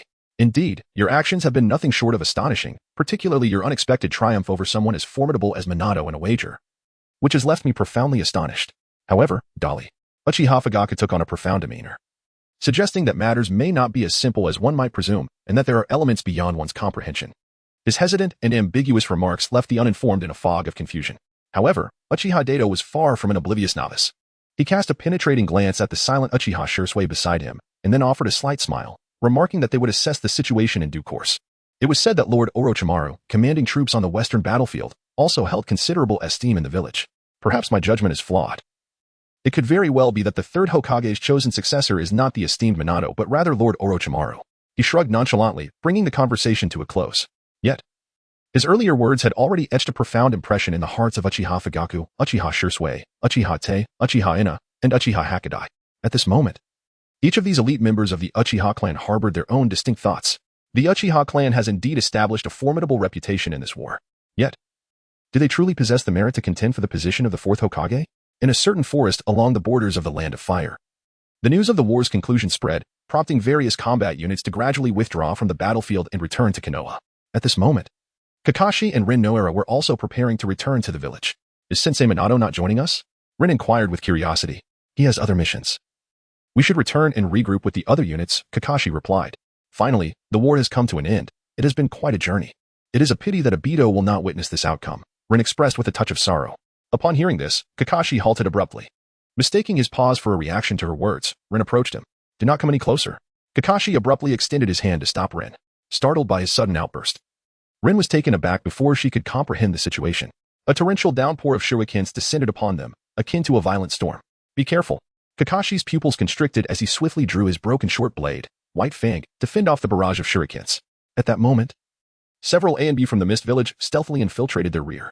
Just as Kakashi struggled against the onslaught of shurikens, one enemy seized the opportunity to capture Rin, who was hiding behind him. Rin barely managed a cry before she was completely subdued and rapidly taken away. Rin.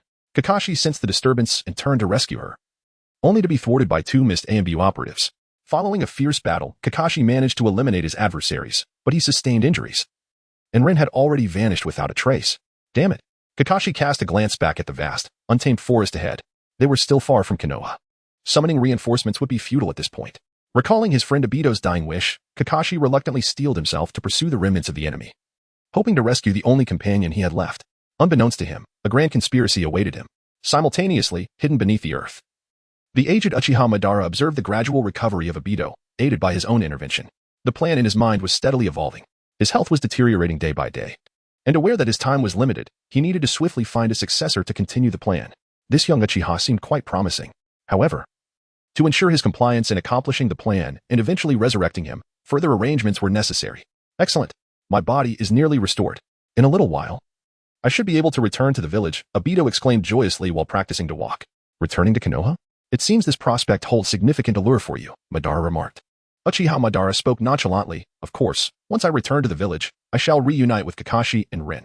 They will undoubtedly be astonished to learn that I am still alive. Hehe, I can hardly contain my anticipation at the thought of Kakashi's shocked expression. Uchiha Obito responded with anticipation. At that moment, the nearby White Zetsu suddenly spoke, laced with a hint of teasing. That wish of yours, I fear, may be quite difficult to fulfill. Uchiha Obito turned in shock to face the other person. My clone recently discovered traces of the Umbu from the hidden Mist Village on the battlefield. They devised a cunning strategy to divert your ally Kakashi's attention and abducted the young girl named Rin. What? Upon receiving such news, Uchiha Obito felt as though he had been struck by lightning, rendered momentarily speechless. But how infuriating. Had I not instructed that rascal Kakashi to take good care of Rin? What on earth is that scoundrel up to? Anxiously clenching his fist and gritting his teeth, Uchiha Obito resolved to seek an exit back to the surface. Yet, given your current strength and physical condition, what could you possibly accomplish? Moreover, this is the world of ninjas, where war is an unending reality. As long as there are conflicts, sacrifices will inevitably follow. Uchiha Madara spoke with an air of indifference. Chapter 48. Relax, this is merely a casual conversation. As long as there is war, there will always be sacrifices. This statement echoed in Uchiha Obito's mind like an incantation, reverberating endlessly. He had never contemplated such matters, nor had he considered the implications of the long term. At that moment, he turned his gaze towards Uchiha Madara, lost in thought. Uchiha Madara continued, saying, You, your friends, and countless others like you will, in the future, lose loved ones or even their own lives due to the ravages of war. However, the young Uchiha Obito was utterly unable to discern the cunning strategy behind Madara's words. His mind was momentarily clouded and disoriented by the weight of the statement. Yet, despite the inevitability of continued conflict, he resolutely declared, I must rescue my comrades. That is Rin, she is my. Uchiha Obito paused, his words lingering in the air. Uchiha Madara observed silently, already suspecting the young man's feelings for the girl, and this moment only confirmed his suspicions. In an instant, A plan to deal with this Uchiha boy began to take shape in Madara's mind. If he wished to leave, he must first tend to his injuries here. Once he was truly able to move freely, he would be allowed to depart. With that, Uchiha Madara turned and vanished into the shadows. Meanwhile, Minato Namikaze escorted Sarutobi Hiruzen away from the Hidden Leaf Village towards the capital of the Land of Fire to meet with the daimyo. This journey served two purposes: to participate in the peace talks among the five great nations, aimed at conclusively ending a prolonged war that had inflicted severe losses on all sides, and to report to the daimyo of the Land of Fire. Although the Hidden Leaf Village was powerful, its economy heavily relied on the support of the daimyo's administration. The same could be said for other ninja villages as well. Without the financial backing provided by the daimyo's office, not only would the other ninja villages struggle to function normally, but even the Hidden Leaf would find it impossible. Thus, in theory, as the Hokage, Sarutobi Hiruzen was also beholden to the daimyo. The daimyo even held the authority to appoint the Hokage, which was one of the significant reasons that Hiruzen brought Minato along to meet with him. Walking side by side, Sarutobi Hiruzen suddenly spoke. The years of war have severely impacted everything in the Hidden Leaf Village. Now that the village is in disrepair, Minato, what do you think we should focus on to swiftly restore its vitality? Taken aback by the sudden question, Minato furrowed his brow in contemplation before responding without hesitation. Now that the war has ended, we can reasonably ease the village's regulatory restrictions, encouraging more merchants and travelers to conduct business in the Hidden Leaf, thus promoting economic recovery and development. Additionally, we must attend to the aftermath for the fallen and injured ninjas in the village to stabilize the hearts of those who have begun to waver. Furthermore, we should encourage the villagers to have more children and expand the Ninja Academy, allowing more children to receive quality ninja education, thereby replenishing our village with fresh talent. Minato offered a multitude of suggestions, all of which were the result of careful consideration. He approached the matter from his perspective as Hokage, genuinely contemplating how to help the Hidden Leaf escape its predicament and regain its vitality. Hiruzen nodded in satisfaction after hearing his response. What are your views on handling the relationships between the village and various clans? Hiruzen suddenly posed another question. This inquiry belonged to a sensitive category. Minato's heart stirred at the mention of the Uchiha clan. Among all the prominent clans in the Hidden Leaf Village, the Uchiha were undoubtedly the ones that caused the village to feel wary and on guard. They were not only one of the most powerful clans in the village but also seemed to harbor certain ambitions, prompting the Hidden Leaf to continually heighten its vigilance against them over the years. Thus, was the third Hokage hinting at something with this question? Minato swiftly shook off his thoughts, a multitude of ideas racing through his mind. He replied, to protect the Hidden Leaf Village and ensure the well-being of its citizens, allowing them to thrive in a peaceful and stable environment, is the responsibility of every ninja from the village. Furthermore, it is the duty of every ninja who has taken root in the Hidden Leaf and considers this land their homeland.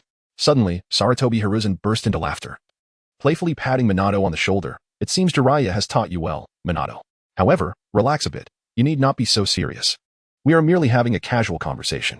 Yes, third Hokage, Minato replied, maintaining his earnest demeanor. In truth, he could discern the underlying implications of Hiruzen's questions. Accompanying him to the capital to participate in the peace negotiations among the five great nations would not only provide him with invaluable learning opportunities but also allow him to present himself before the leaders of various nations, including the daimyo of the Land of Fire. At that moment, Minato couldn't help but recall the wager he had made with Uchiha Itachi. Could it be that he had truly guessed correctly? Was the third Hokage planning to have him succeed to the position of Hokage? As these thoughts swirled in his mind, Hiruzen suddenly inquired, long ago, I heard from Jiraiya that your childhood dream was to become Hokage. However, Minato, do you truly understand what the title of Hokage signifies for a ninja? Upon hearing this question, Minato instantly perked up. Having aspired to be Hokage since childhood, he had pondered this question and its related aspects deeply on multiple occasions. Without pausing to think, he replied, the title of Hokage embodies responsibility. The Hokage is not only the strongest ninja in the village but also the most esteemed figure who represents the interest of all villagers. To protect the village and its people, they may even need to sacrifice themselves when necessary. Thus, to become the Hokage of a village, one must first be a great and selfless individual. Personal qualities take precedence, followed by strength and the ability to resolve issues. Minato's earnest response resonated deeply with Sarutobi Hiruzen. His beloved disciple Jiraiya's student, Minato, could well be considered his grand student. In terms of both rapport and the results of this verbal assessment, it was evident that Minato was the successor Hiruzen had long sought. Chapter 49, The Uchiha are unsuitable for leading the Hidden Leaf in truth. Sarutobi Hiruzen had been discreetly evaluating every exceptional ninja in the village for quite some time, including Minato and his beloved protege, Orochimaru. So far, Hiruzen's top candidates for the position of Hokage were exclusively Minato and Orochimaru. Among the two, it was without a doubt Minato who stood out as the most suitable choice. In terms of strength, character, and interpersonal skills, Minato surpassed his beloved disciple, Orochimaru. After expressing his satisfaction with a nod and a smile, Hiruzen suddenly turned to Minato with a hint of jest and asked, Minato, if I were to appoint you as Hokage right now, what would you do? The third Hokage. What are you saying? Minato exclaimed, his eyes widening in surprise, thinking Hiruzen was joking. Hiruzen chuckled lightly before explaining with a serious tone, I am advancing in age, and it is time for me to retire and enjoy my twilight years. The words weighed heavily on Minato Namake's heart. He could not fathom that Hiruzen Sarutobi would so easily resign to old age. At 50 or 60. To declare oneself old and seek to enjoy a life of leisure? Just observing Sarutobi's vigorous demeanor and energetic gait suggested he was far from infirm. There must be another reason behind such a conclusion.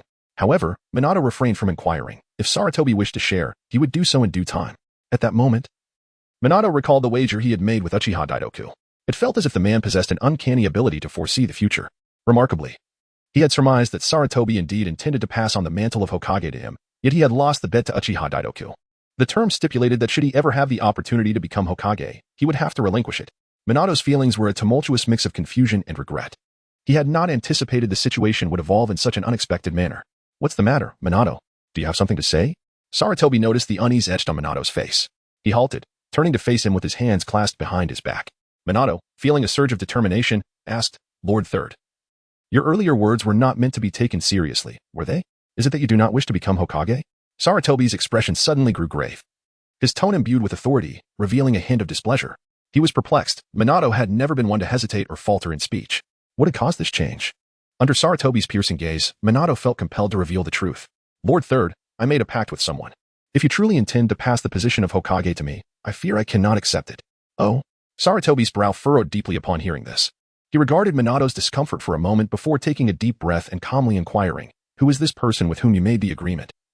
Compelling you to forfeit the opportunity to become Hokage?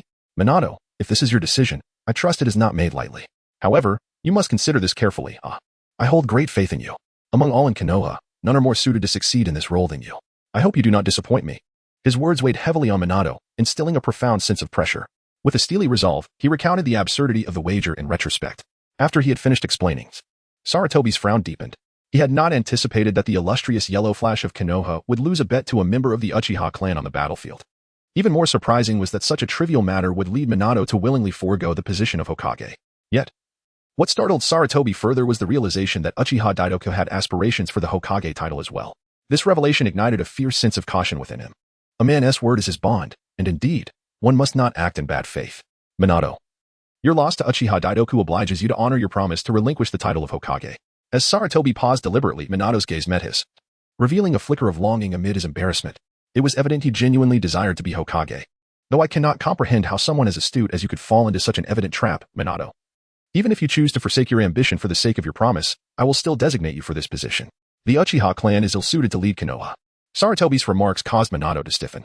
Having lived in Konoha for over 20 years, he had heard whispers of the discord between the Uchiha clan and the village. Yet he had never encountered such direct discourse from an elder, especially not from someone of Sarutobi's stature, openly addressing the Uchiha clan by name.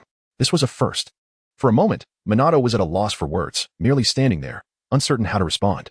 You need not be surprised, Minato. In due time, you will understand why I say this. Cast aside your commitment to Uchiha Daidoku. The proposal to appoint you as the fourth Hokage is not merely my decision. You must have sensed the villagers' sentiments towards you. In all of Konoha, there is no one whose reputation surpasses yours. And the unwavering support of the villagers is crucial to becoming Hokage. Otherwise, it may lead to significant troubles. Sarutobi's words were indeed compelling. Moreover, Minato truly wished to ascend to the role of Hokage. Yet, after much contemplation, he chose to decline. Shaking his head, he earnestly stated, Lord Third, I am fully aware of the implications involved. However, having made a commitment to Uchiha Daidoku and lost the wager, I must uphold my word. This is not only a matter of personal integrity but also a principle I must adhere to as a shinobi. Chapter 50, Achievements Buried. Sarutobi had never expected that. Despite his earnest entreaties, Minato would still choose this path. He gazed at Minato with a mixture of admiration for his steadfastness and regret for the situation. The young man had so many admirable qualities, yet he seemed so stubborn. How could someone as clever as Minato be ensnared by Uchiha Daidoku? After much contemplation, Sarutobi could not resolve this conundrum. It appeared that their conversation today would yield no substantial resolution. Perhaps another time would be more fruitful for a deeper discussion. After a lengthy silence, Sarutobi nodded, sighing, Very well, Minato. Since you have made your stance clear, we shall revisit this matter another day. For now, let us proceed to the capital to address our most pressing obligations. After finishing his words, Sarutobi Hizashi turned around, casually placing his hands behind his back as he strolled leisurely along the path. In the Hidden Leaf Village, under the leadership of Uchiha Fugaku, all surviving members of the Uchiha clan who participated in this war gradually returned to the village. As the victors of this conflict, The Leaf Village had valiantly triumphed over numerous formidable foes, prevailing against 4 adversaries with a single effort and thus bringing the war to a close. The villagers warmly welcomed the returning heroes, celebrating their triumphant return. However, what puzzled the Uchiha clan members during their journey home was the villagers' attitude towards them. The esteemed contributors to the victory, which seemed no different from their treatment of others. While there were cheers and applause, such honors were similarly bestowed upon all returning ninjas. It appeared that the Uchiha clan was regarded on par with ordinary ninjas by the villagers. If it were simply that, it might not have been particularly troubling. Yet, some individuals received far grander receptions, enjoying more fervent cheers and congratulations from the villagers. For instance, the Hyuga clan, the Akimichi clan, the Yamanaka clan, and the Yuhi clan, among others. When these prominent families returned from outside the village, it was evident that the villagers erupted in applause far surpassing that directed towards ordinary ninjas. In addition to the differential treatment based on clan affiliation, there were also noticeable disparities in personal accolades. Among the villagers, the loudest cheers were reserved for Namikaze Minato, followed by Orochimaru, and then various ninjas whose renown paled in comparison to that of the Uchiha. Even more absurdly, some individuals had crafted puppets and statues of Minato and Orochimaru, placing them along the roadside to signify their welcome.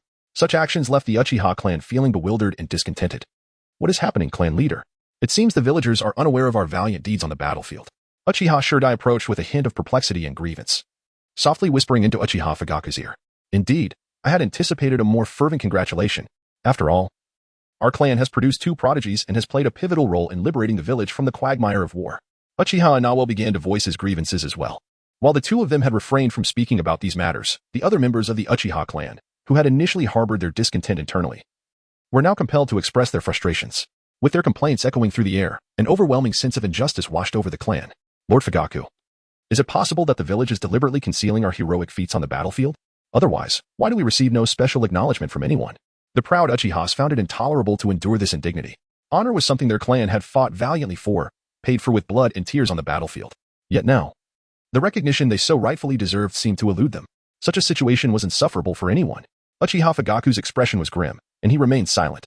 Meanwhile, Uchiha Shursui quietly urged the other clan members, saying, "Let us refrain from wild speculation. Perhaps the village has simply not yet had the opportunity to compile the battle achievements of each clan. In any case, let us strive to preserve this rare harmony. At least for now, everyone is showing us smiles and welcome." His words left Uchiha Dali exasperated. After casting a few silent glances at Uchiha Shursui, Uchiha Dali could no longer contain himself and let out a cold laugh. Indeed, Uchiha Shursui immediately turned his curious gaze towards him. Uchiha Dali, with a tone laced with sarcasm, remarked, "If the villagers are unaware of the performance of various ninja clans on the battlefield, why then is there a disparity in treatment?" He gestured towards the illustrious clans and ninjas, such as the Golden Flash, the legendary Sannin, and the Hyuga clan, and urged a careful examination of their standing in the eyes of the villagers, contrasting it with their own. Had these words been uttered by an ordinary individual, Uchiha Shursui might have found a retort.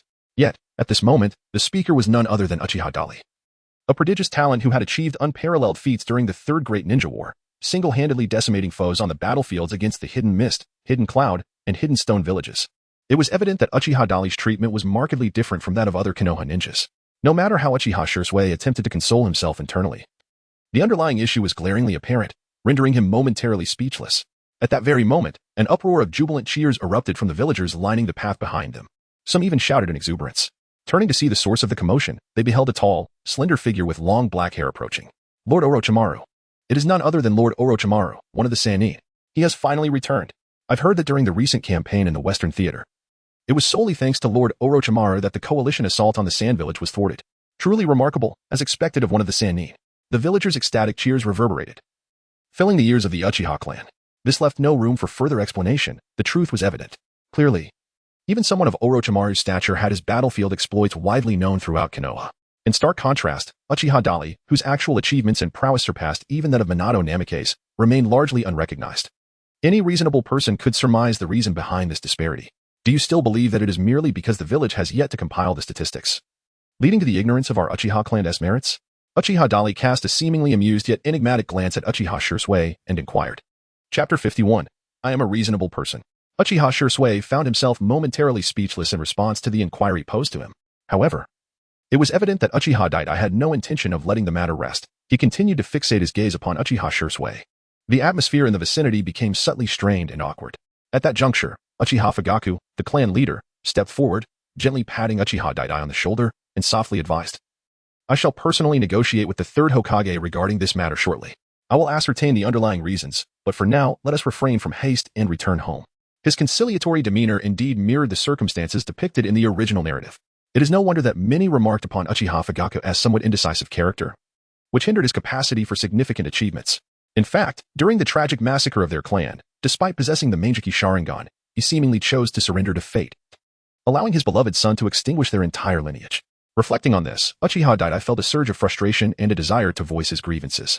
I shall reclaim my own honor. You may return without concern for me. Uchiha Dali took a deep breath, abruptly turning and striding towards the Hokage building, completely disregarding the reactions of the other Uchiha clan members. Dali, where are you headed? Uchiha Fugaku furrowed his brow and exclaimed, look in that direction. It appears to be the Hokage building. Uchiha Shursui felt a sudden chill in his heart, and his expression shifted slightly. The other members of the Uchiha clan were equally astonished, exchanging bewildered glances as they struggled to comprehend the situation. No one anticipated that this young prodigy of the Uchiha clan possessed such a resolute disposition. Could it be that he intends to confront the third Hokage directly with his theories? Uchiha Tetsuhan murmured to himself.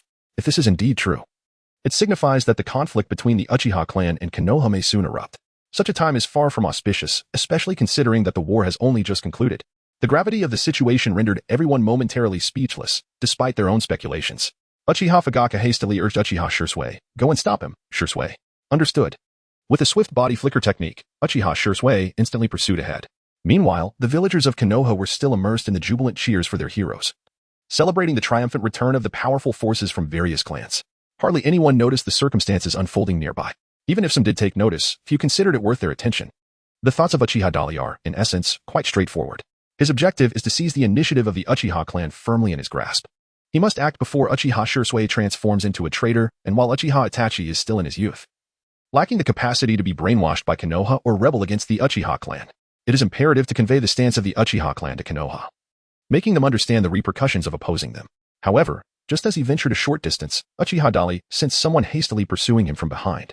Without needing to look back, he knew it was Uchiha Shursui. Do you think you can thwart my intentions? Uchiha Dali came to a halt, turning to gaze at his companion.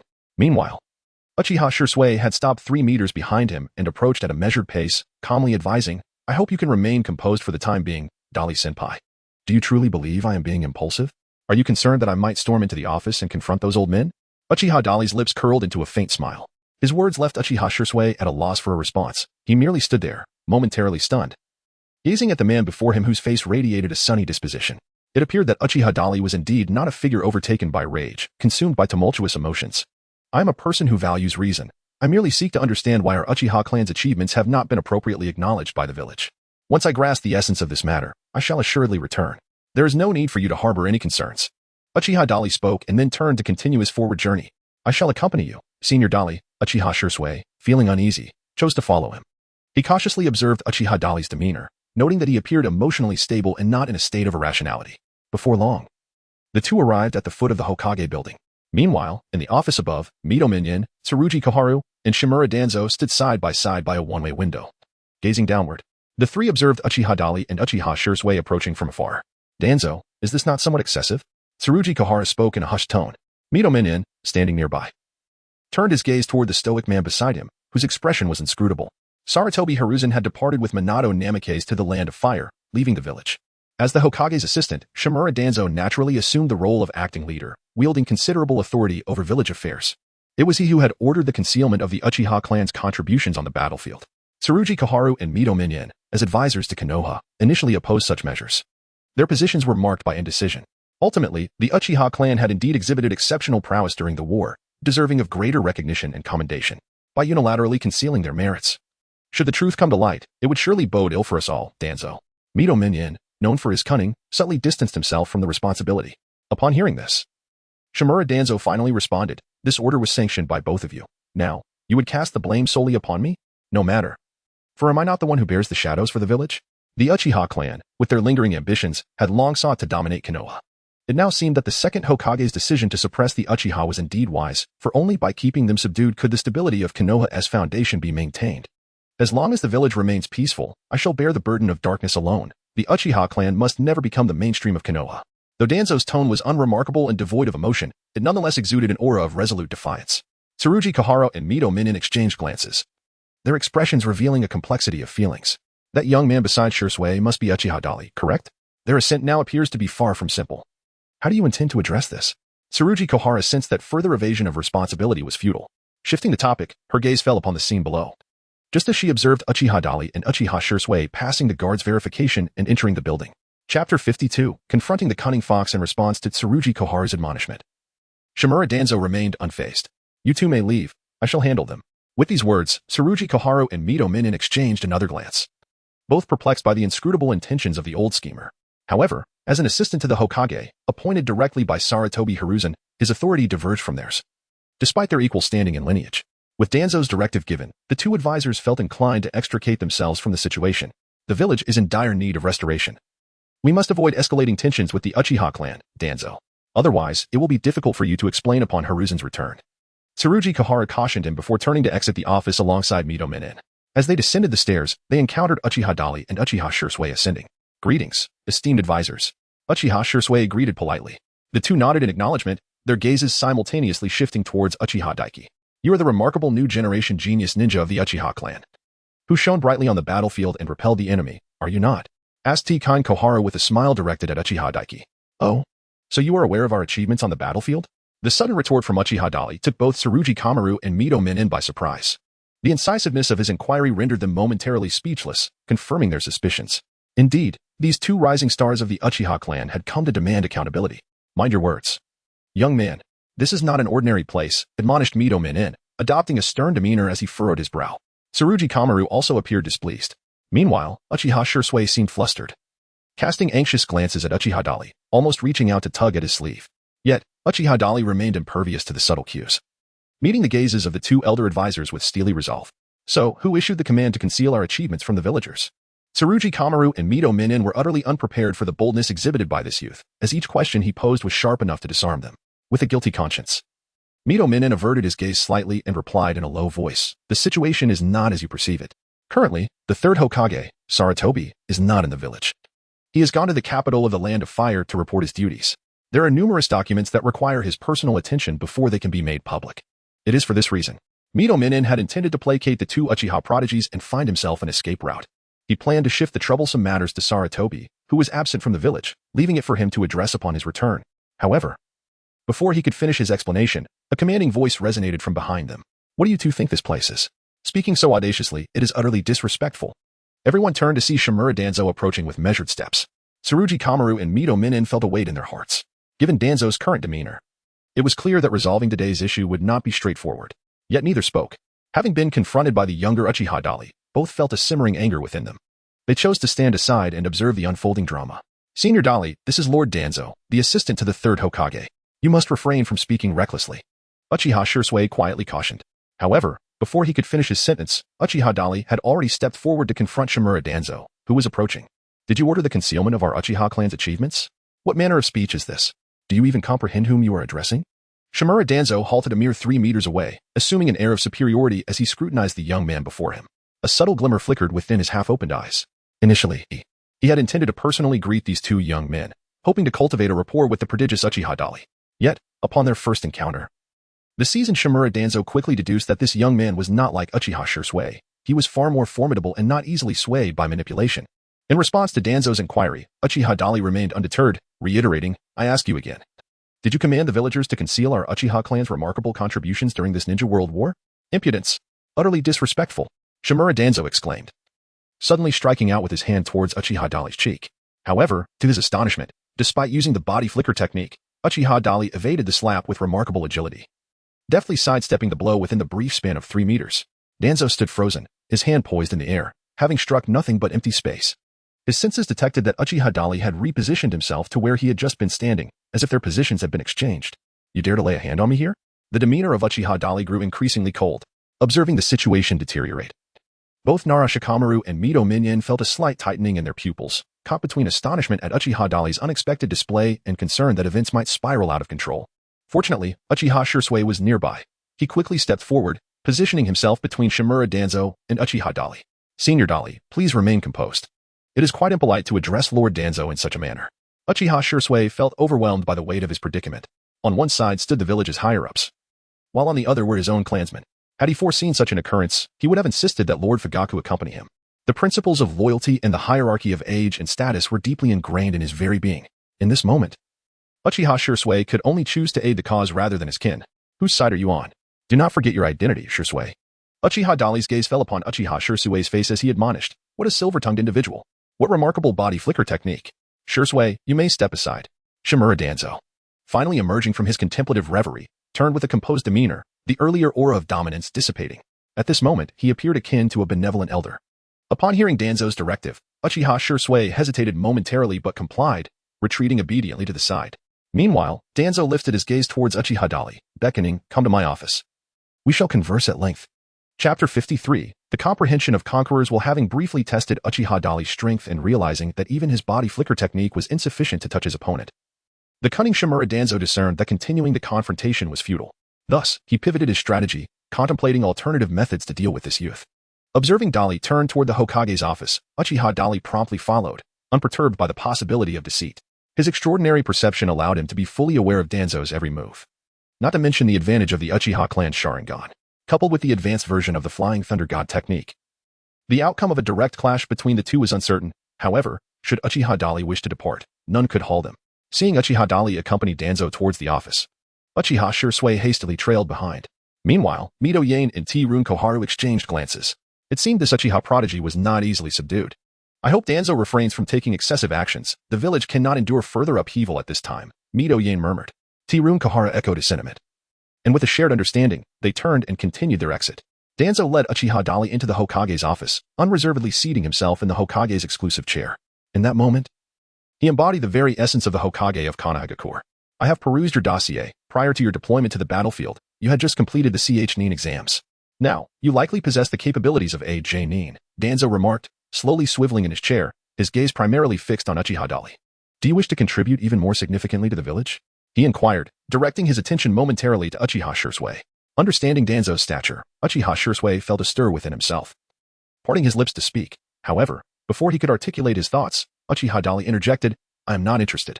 Let us instead discuss the matter at hand. Why does the village conceal the Uchiha clan's contributions in this war from all its citizens?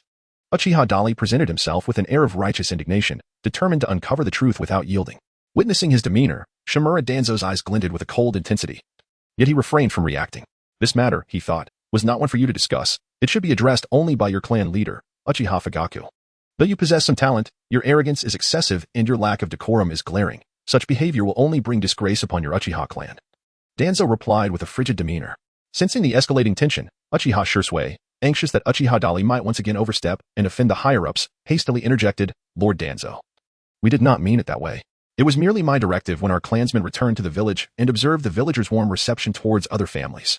Danzo interrupted Uchiha Shursui, which surprised both Uchiha Dali and Uchiha Shursui, as they had not anticipated Danzo's willingness to openly acknowledge the matter, and with such audacity. Lord Danzo. Why? Although Uchiha Shursui was filled with bewilderment, he still patiently inquired. In contrast, Uchiha Dado lacked such patience. The upper echelon's oppression of the Uchiha clan was undeniably too blatant. Uchiha Dali snorted coldly. His words startled Uchiha Shursui, yet this time he unexpectedly refrained from speaking. At this moment, he was indeed curious to hear how Shimura Danzo would respond. Was it possible that the higher-ups truly intended to suppress the Uchiha clan? Shimura Danzo's expression had darkened considerably. He had never encountered such audacity, a ninja who was so brazenly disrespectful. Having lived for decades, even if some ninjas harbored disdain for him inwardly, none had dared to confront him with such an unfriendly tone. I have made myself abundantly clear. If this matter requires an explanation, it must be delivered by your clan leader in person. You, a mere child, have yet to earn the right to question me here. As he spoke, an overwhelming aura of authority radiated from Shimura Danzo, as if it were a tangible force, though it was intangible and formless. It undeniably impacted both Uchiha Shursui and Uchiha Dali. Both felt a chill run through them. Is this the legendary killing intent? Uchiha Dali felt a profound astonishment within. This sensation, experienced for the first time, was akin to unlocking a new realm of existence. His understanding of the formidable pressure exerted by the powerful figures within the Naruto universe had deepened significantly. He pondered whether this palpable pressure emanated from chakra or some other source, and he remained uncertain about the fundamental differences between it and the conqueror's haki from the world of pirates. Uchiha Dali pondered silently, yearning to embark on this endeavor. At the very moment his thoughts began to coalesce in his mind, a sudden notification from the system resonated.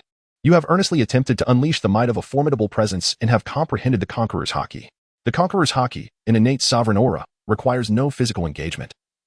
It can intimidate, deter, and even stun adversaries merely through one's own spirit. At higher levels, conqueror's haki can even transform into a tangible force, inflicting damage upon its target. To think that by emulating the oppressive force previously exhibited by Shimura Danzo, one could grasp the essence of Conqueror's Haki, Uchiha Dali felt a sense of surprise. Simultaneously, he further confirmed a particular notion. In the world of Hokage, the Formidable exude a tangible aura of death and pressure. Much like the overwhelming killing intent that paralyzed Uchiha Sasuke upon his first encounter with Orochimaru. Alternatively, consider the astonishing pressure that shattered walls when the first Hokage, Shinja Hashirama, was resurrected through Edo Tensei. Regardless of the terminology employed, it is evident that these phenomena bear a striking resemblance to the Conqueror's Haki in the world of One Piece. Fundamentally, they stem from the same essence. Ultimately, they are one and the same, merely differing in name. In any case, a reward obtained is indeed a reward well received. Uchiha Dali regained his composure and raised his gaze towards Shimura Danzo. In his eyes, a sharpness akin to a needle's point against a wheat on was evident. Harnessing the recently comprehended Conqueror's Haki, Uchiha Dali swiftly retaliated against Shimura Danzo. The Conqueror's Haki was unleashed. In an instant, both Uchiha Shursui beside him and Shimura Danzo across from him displayed expressions of astonishment. Moreover, Uchiha Dali distinctly observed beads of cold sweat forming on Danzo's cheeks and forehead. Uchiha Shursui turned his head with a mixture of surprise and suspicion towards Uchiha Dali. Chapter 54. Applying Pressure. From their reactions, Uchiha Dali discerned that his Conqueror's Haki had indeed instilled a sense of intimidation in them. However, it was evident that it did not incapacitate them entirely. After all, they were elite Jonin-level shinobi, not so easily subdued.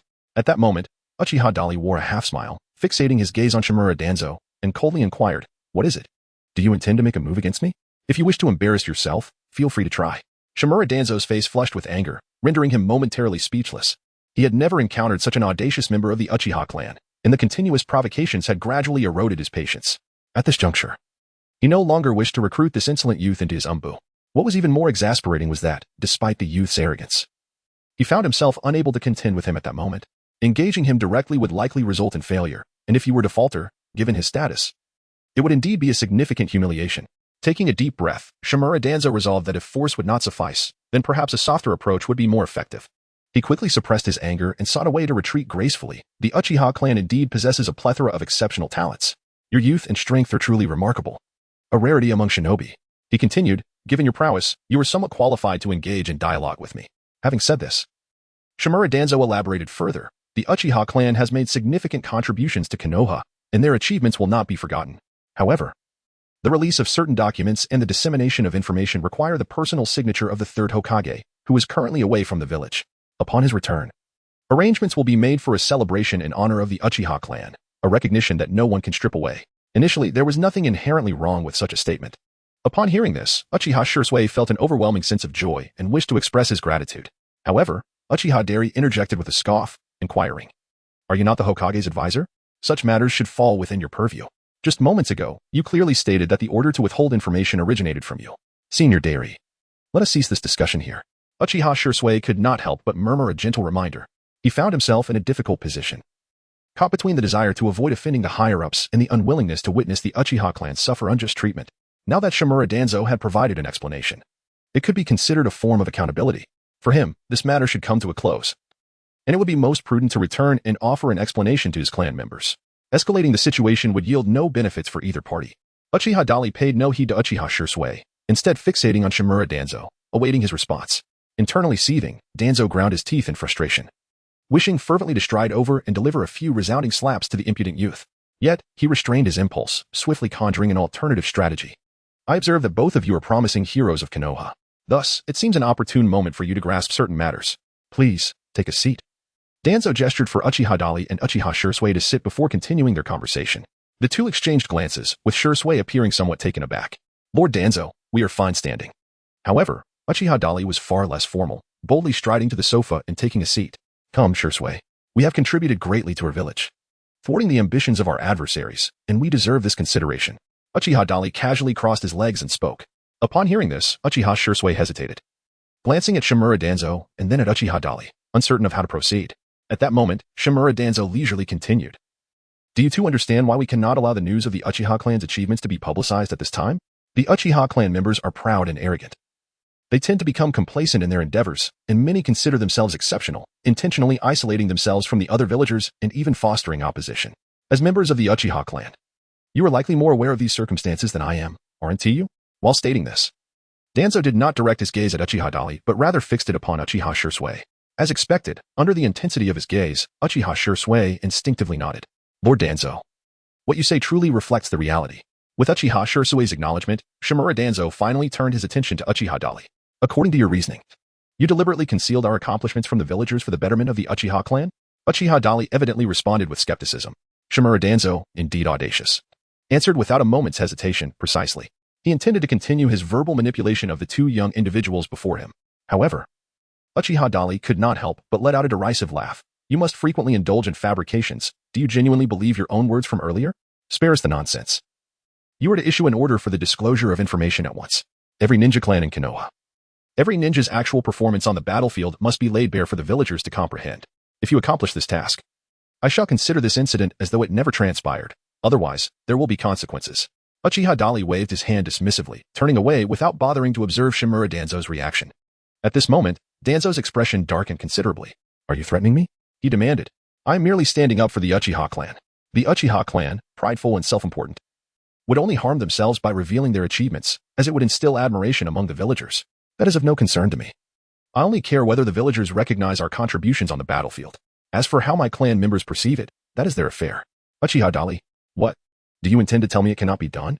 Uchiha Dali abruptly rose from the sofa, exuding a formidable presence that radiated an overwhelming aura of dominance, and swiftly advanced towards Shimura Danzo. The sheer force of his pressure caused a subtle change in Danzo's expression, silencing him instantly. The impulse that had surged within him began to dissipate rapidly. The exchange of words between the two was charged with tension, leaving Uchiha Shursui caught in the middle, utterly dumbfounded. He had never anticipated such audacity before the higher-ups. Even more astonishing was the reckless defiance exhibited by his clansman, the elder Uchiha Dali. In that moment, even the talented Uchiha Shursui found himself at a loss, awkwardly glancing between Uchiha Dali and Shimura Danzo. Chapter 55, Escalation of Conflict. Matters have grown serious as Uchiha Dali's domineering aura continued to intimidate. Shimura Danzo found himself at yet another disadvantage. Seizing the moment, Dali pressed his advantage unapologetically. Danzo, have you ever heard the saying? When you gaze into the abyss gazes back at you. Regardless of how proud or self-important the Uchiha clan may be, we are still a prestigious family within Konoha. At the very least, when duty calls, we rise to the occasion, ready to fight and sacrifice. We have come to discuss matters amicably today, so why must you be so aggressive? I extend you the courtesy of addressing you as Lord Danzo. But should we choose to no longer show you such respect, I shall call you old fool instead. Impudence. Despite Danzo's usual composure, he could no longer tolerate Uchiha Dali's repeated provocations, especially as Dali audaciously trampled upon his dignity. With a thunderous roar, Danzo unleashed his fury. Utilizing the body flicker technique, he vanished from behind the desk, reappearing instantaneously before Uchiha Dali. In the same breath, his left hand shot forward like lightning. A surge of pale white chakra emanating from his palm, aimed directly at Dali's eyes. Wind release. Uchiha Dali's pupils narrowed slightly. In his mind, the image of Uchiha Shursui's kaleidoscopic Sharingan surfaced, recalling the moment when Shimura Danzo had ambushed him with the same technique and stolen his eye. Instinctively, he activated the advanced version of the Flying Thunder God technique, vanishing from his opponent's sight in an instant. Simultaneously, a prompt resonated within his mind. Ding. You have witnessed your opponent utilizing a high-level wind release ninjutsu, gaining comprehension of the entire series of wind release techniques. The complete series of wind release techniques encompasses everything from D rank to S rank. Before the voice in his mind could fully dissipate, Uchiha Dali bizarrely appeared behind Shimura Danzo. This is the third time you have made a move against me. 3 strikes are the limit. If you seek your own demise, do not blame me. Uchiha Dali, in a state of fury, radiated an aura of lethal intent from his eyes. Upon hearing his words, Uchiha Shursui, standing 2 meters away, was taken aback. He witnessed a sphere, entirely composed of wind-style chakra, rapidly spinning in Dali's palm, thrusting directly toward the back of Shimura Danzo. Uchiha Shursui urgently shouted, Senior Dai, please. Do not. Lord Danzo, be careful. Uchiha Shursui was drenched in cold sweat, urgently attempting to halt Uchiha Dato's advance with a loud admonition. However, before he could intervene, Shimura Danzo had already evaded Uchiha Dato's assault. A thunderous explosion resonated as Uchiha Dato unleashed his Rasengan, creating a crater over 3 meters in diameter in the office floor. The destructive force reverberated through several floors below, causing the entire Hokage building to tremble perilously. Such a remarkable wind release technique left Uchiha Shursui momentarily dumbfounded, while Shimura Danzo's pupils constricted in shock. He had just displayed prowess and reflexes rivaling those of a Kage-level ninja, yet narrowly escaping had also drenched him in perspiration. As a master of wind release techniques, Danzo gazed at the ravaged ground with astonishment. When did you acquire the Rasengan developed by Minato? He inquired, maintaining a facade of composure as he coldly questioned. Yet, internally, he was engulfed in tumultuous waves of surprise. Such a sophisticated and potent wind release technique could easily serve as a trump card for any jonin. unless one shared a particularly close bond with the individual. It would be improbable for even Minato and Namikaze to readily impart such knowledge. This led to the inference that Uchiha Dato's relationship with Minato was anything but ordinary. More critically, it became clear that Dato had genuinely harbored murderous intent towards him, which in turn ignited Danzo's own desire to kill. You escaped quite swiftly. You possess some skill. Uchiha Dali chose to disregard Shimura Danzo's inquiries and instead let out a soft snort. The commotion immediately attracted the attention of the Umbu ninjas stationed outside the Hokage building. They swiftly appeared in the office, ready to protect Shimura Danzo. Uchiha Dali, do you dare to lay hands on the Hokage's advisor? Do you intend to stage a rebellion? Several Umbu members glared menacingly at Uchiha Dali. Senior Dali, I implore you to remain calm. Uchiha Shursui quickly regained his composure, steeling himself as he stood resolutely before him. Solemnly advising, should I maintain my calm? Uchiha Dali pointed at his own nose and inquired, who was it that struck first? Can you not see? However, Uchiha Shursui found himself at a loss for words. Indeed, it was Shimura Danzo who made the first move. However, it seemed that the catalyst for this conflict was the provocation from Elder Dali. He was in an exceedingly difficult position. Elder Dali, let us put an end to this here. Should this continue, matters will spiral beyond control. If you insist on taking action, then I will have no choice but to confront you alongside them. Uchiha Shursui, in a moment of impulsive fervor, suddenly exclaimed, what did you say? Uchiha Dali paused momentarily, gazing at the other person in astonishment. Please, calm yourself, Senior Dali. Uchiha Shursui also regained his composure, gazing intently into his eyes as he spoke. Uchiha Shursui, on which side do you stand? The voice of Uchiha Dali grew cold, revealing his profound disappointment towards the man before him. At this moment, Shimura Danzo regained his composure and coldly commanded, Uchiha Dali has committed an act of insubordination, harboring intentions of rebellion. Uchiha Shursui, I hereby order you to assist the Umbu in apprehending the criminal Uchiha Dali. Upon hearing this command, Uchiha Shursui trembled slightly. In the next instant, his gaze towards Uchiha Dali darkened, his eyes gradually becoming resolute.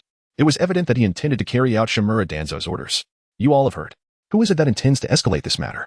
Uchiha Dali shrugged, glancing at Uchiha Shursui and then at the Umbu directly under the Hokage, completely disregarding Shimura Danzo. Capture him. Shimura Danzo barked in anger, appearing somewhat unhinged. He could hardly be bothered to consider whether this was a critical moment or if it was inappropriate to sever ties with the Uchiha clan entirely. For now, everything could wait until Uchiha Dali was subdued. Following the order, Uchiha Shursui and the Umbu swiftly launched an assault on Uchiha Dali. I apologize, Senior Dali. Once you have regained your composure, I shall offer you a proper apology. As Uchiha Shursui spoke, he brushed his hand across his eyes, instantly transforming his gaze into the form of a kaleidoscopic Sharingan. Chapter 56, How Remarkably Strong He Is. At that very moment, events unfolding within the Hokage's office held the potential to profoundly impact the entire Uchiha clan, and indeed, all of Konoha. There lingered the ominous possibility that this could reignite the recently halted Third Shinobi World War. The repercussions of such a malignant occurrence would be immeasurable. Yet, the vast majority of the Uchiha clan remained blissfully unaware of these developments. Under the leadership of Uchiha Fugaku, they had just returned to their clan's territory. Presently, Uchiha Fugaku was engaged in organizing the clan members to prepare a memorial service for their fallen brethren who had perished on the battlefield. Only after paying homage to the souls of the departed would they consider celebrating a feast for the living victors. The situation among other clans mirrored this sentiment. It could be said that all of Konoha was still enveloped in the joyous laughter that followed the conclusion of the war. Only a handful of perceptive ninjas noted the commotion at the Hokage building, for the disturbance caused by Uchiha Dayton's recent use of the Rasengan had been significant. These astute ninjas hastened towards the Hokage building, eager to discern the nature of the unfolding events. The abilities of Uchiha Shursui's Mangeki Sharingan were well understood by Uchiha Daidoku. Thus, when the latter uttered the words I apologize, he had already taken precautions. Initially, he anticipated that the opponent would immediately employ Kodo Amatsukami against him. However, Uchiha Shursui chose not to do so. The moment he activated his Mangeki, the battle transformed into a mere game between him and Uchiha Daidoku. The surrounding Umbu ceased their assault. Leave it to that man, the leading Umbu captain advised. Meanwhile, behind the protective barrier formed around him, Shimura Danzo felt a fleeting glimmer of avarice in his eyes upon witnessing the manifestation of Uchiha Shursui's Mangeki Sharingan. Are you certain you wish to stand against me? Uchiha Dali was not so easily struck by his adversaries. He activated the advanced version of Flying Thunder God, instantly appearing behind Uchiha Shursui. The two stood less than a meter apart, their backs turned to each other. If this was the only way to bring the esteemed Dali to a state of calm, I would be willing to make the attempt.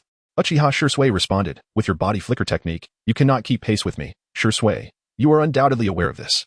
Uchiha Dali's final reminder was disregarded by Uchiha Shursui. Without uttering a word, he launched another assault against Uchiha Dali. Heartbroken and filled with despair, Uchiha Dali chose not to hold back any longer. In that fleeting moment when his opponent turned, he initiated his counterattack, the advanced version of the Flying Thunder God. far surpassing the body flicker technique, truly unleashed its power in that instant. In the blink of an eye, the kunai held by Uchiha Dali was already pressed against Uchiha Shirsue's throat, with just a slight increase in pressure.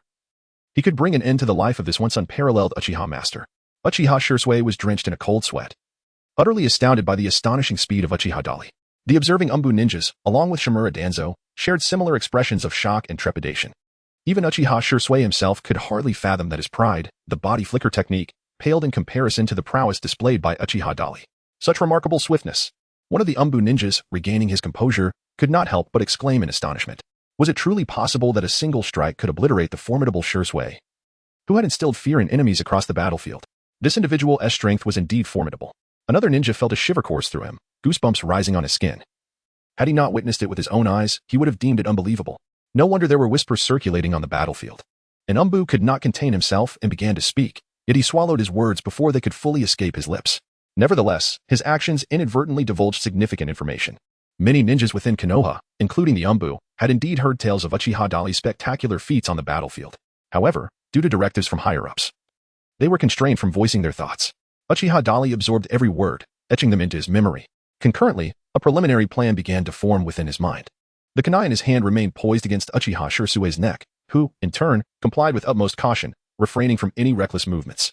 I have already stated, with your speed, you cannot possibly touch me. Uchiha Dali snorted lightly. He then continued with a hint of mockery. It is widely rumored that you are a prodigious ninja of the Uchiha clan, yet I fail to perceive any evidence of your genius. You heard what they just said, did you not? Uchiha Dali turned his head and cast a glance at the Umbu who had just spoken. Subsequently, he addressed the Umbu who had hesitated earlier, saying, you are all well aware of the contributions made by the Uchiha clan in this war, are you not? Yet, despite this, the Uchiha clan is subjected to such blatant unfair treatment, and you dare to lay the blame upon us? I have merely come to seek justice. If reason cannot prevail, then I shall resort to dialogue through my fists. Upon uttering this last statement, Uchiha Dali turned to face Shimura Danzo. At that moment, Danzo was seething with rage. The provocative words of Uchiha Dali ignited a fierce murderous intent within him. What are you waiting for? Seize him, Danzo commanded. However, this time, the few Umbu directly under the Hokage hesitated.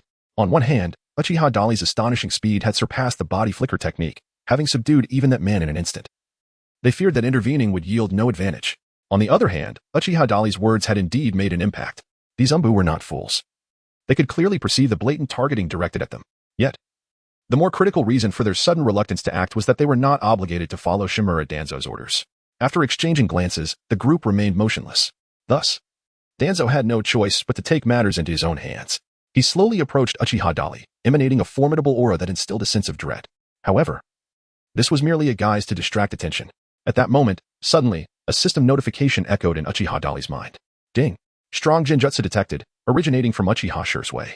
Your 3-tomo Sharingan has automatically evolved into a Meijiki Sharingan. The Meijiki Sharingan, a power that transcends the ordinary 3-tomo Sharingan, is an exclusive bloodline limit of the Uchiha clan. Possessing enhanced Genjutsu capabilities, perceptive abilities, and replication skills, while also unlocking one's unique Meijiki powers. Chapter 57, Awakening of the Meijiki. In a silent and unnoticeable manner, Uchiha Shirsue unleashed his most formidable Genjutsu, Kodo Amatsukami, upon Uchiha Dado. Remarkably, even Uchiha Dado, who possessed the 3-tomo Sharingan and exceptional sensory abilities, remained completely unaware of the impending threat. However, to his astonishment, Uchiha Dado's extraordinary comprehension allowed him to transcend this peril. Furthermore, he serendipitously achieved an understanding of his own unique Meijiki Sharingan in the process. Uchiha Dali is currently sifting through the vast influx of information regarding his Sharingan that has emerged in his mind. Meanwhile, Uchiha Shirsue, oblivious to the truth and under the false impression that he has subdued Dali and forcibly altered his will through Genjutsu, suddenly breaks free from his kunai's control and draws his sword to confront Shimura Danzo. In an instant, he deflects all of Danzo's attacks aimed at Uchiha Dali. What are you doing? Danzo, who was initially confident of victory and poised to dispatch his opponent, is taken aback and filled with a mix of shock and anger. Questions loudly. The surrounding Umbu, directly under the Hokage's command, also expressed their surprise, their brows furrowed in confusion. Are you planning to rebel as well, Uchiha Shirsue? Danzo presses again. I apologize, Lord Danzo, that was not my intention, Shirsue replies earnestly. I have just employed the power of my Meijiki Sharingan to cast Genjutsu on Senior Dali. This is the strongest illusion technique of our clan, known as Kodo Amatsukami, which can rewrite the opponent's will without their awareness. At present, Senior Dali poses no threat to you. I hope you can spare him. Uchiha Shirsue hastily sought an explanation. However, this could not entirely quell the seething anger within Shimura Danzo. At this very moment, He snorted coldly and cast his gaze towards the unmoving Uchiha Daidoka standing in place. Spare him? You are fully aware of his transgressions, having witnessed his insubordination firsthand. The evidence of his rebellion is sufficient to condemn him thrice over. The fact that I have not executed him on the spot is already a considerable concession to your Uchiha clan. Shimura Danzo asserted with righteous indignation, his fury palpable. Regardless of whether he possessed the actual capability to slay Uchiha Daidoka here, his declaration left Uchiha Shursui momentarily stunned. In the spirit of de-escalation and to prevent further conflict, Uchiha Shursui repeatedly nodded, expressing gratitude for Danzo's restraint. I shall personally report this matter to Fujitaka. Before he could finish his statement, a hand suddenly descended upon his shoulder. The entire assembly fell silent. All eyes, save for Shursui's, turned towards the figure behind him. You have employed Kodo Amatsukami against me? A somewhat detached voice emanated from behind. This revelation caused Uchiha Shursui to tremble slightly, his expression one of disbelief. Shimura Danzo's gaze darkened, tension coursing through him as if facing an imminent threat. He had heard of the formidable genjutsu Kodo Amatsukami, capable of surreptitiously rewriting an opponent's will without their awareness. He believed Uchiha Shursui spoke the truth. For he had just sensed a significant depletion of Shursui's chakra, over 70% diminished. This was one of the consequences of wielding Kodo Amatsukami. Such a powerful illusion necessitated a monumental expenditure of chakra. Yet, why had Uchiha Daidoka remained unaffected? Amidst the uncertainty, Uchiha Daidoka suddenly struck out, landing a punch squarely on Uchiha Shursui's face, sending him crashing through a wall. Truly a character unable to discern right from wrong. This blow serves as a minor lesson. Should there be a next time, even for my own kin, I shall not easily grant you clemency. Uchiha Dali casually massaged his wrist while engaging in a monologue. After speaking, he leisurely lifted his gaze towards the stunned Shimura Danzo and the several Umbu directly under the Hokage's command. At that moment, it was apparent to all that his once dark and bright pupils had transformed into the design of a kaleidoscopic Sharingan, adorned with the iconic swastika and 4 crimson dots. To his surprise, you two have awakened the kaleidoscopic Sharingan. Upon witnessing those eyes, Danzo's heart began to harbor a subtle apprehension. Yet he maintained an air of feigned composure and tranquility. Uchiha Dali's gaze swept across the faces of the Umbu. My intention was merely to seek an explanation. To obtain justice for the Uchiha clan. I do not wish to engage in a massacre or become adversaries with you. This statement served both as an elucidation and a warning. Should any foolish individuals continue to act against him, their fate would mirror that of Uchiha Shursui. After delivering this message, Uchiha Dali turned his attention to Shimura Danzo. Now, may I issue the order? In the face of the formidable and imposing Uchiha Dali, even someone as strong as Shimura Danzo found himself compelled to entertain thoughts of compromise. He was ambitious, yet not reckless. Given the power Uchiha Dali had just exhibited, his speed, the potency of his ninjutsu, and the might of his Meijiki Sharingan, he had already demonstrated the capability of a shadow-level warrior. Not even the mightiest genjutsu, Kodo Amatsukami, could affect him. In such circumstances, even if Danzo exerted all his strength, the most he could hope for would be a mutual demise. There would always be opportunities to confront the Uchiha clan. Wagering his life in this instance was a foolhardy strategy. Consequently, after a brief internal struggle, Shimura Danzo ultimately chose to concede. The Uchiha clan, renowned for their military accomplishments, indeed warranted acknowledgement. I, too, am merely adhering to the regulations, not intentionally targeting the Uchiha clan. Since you, young man, are so resolutely insistent, I shall make an exception for the sake of the greater good. However, he felt compelled to remind them that issuing documents without the Hokage's personal signature constituted an unauthorized dissemination of information, an overreach of authority. The Uchiha clan would bear all consequences of such actions. Having delivered this theatrical statement to extricate himself from the situation, Danzo, suppressing his inner fury, made his decision. At that precise moment, the two advisors, Mito Gaiden and T. Nakakoharu, who had received word and hurriedly brought the remaining Umbu members, coincidentally overheard Danzo's remarks. The two, along with a contingent of Umbu, stood outside the office, astonished by the bizarre scene within. Their astonishment deepened upon observing the disarray that filled the office. Chapter 58. Let Sarutobi come back and witness the commotion. Uchiha Dali felt an overwhelming sense of disappointment upon witnessing the old rogue Danzo unexpectedly choose to compromise at such a critical moment. The cunning fox proved to be as astute and composed as ever. He had hoped that Danzo would maintain the same resolute demeanor as before, engaging in a fierce confrontation with him.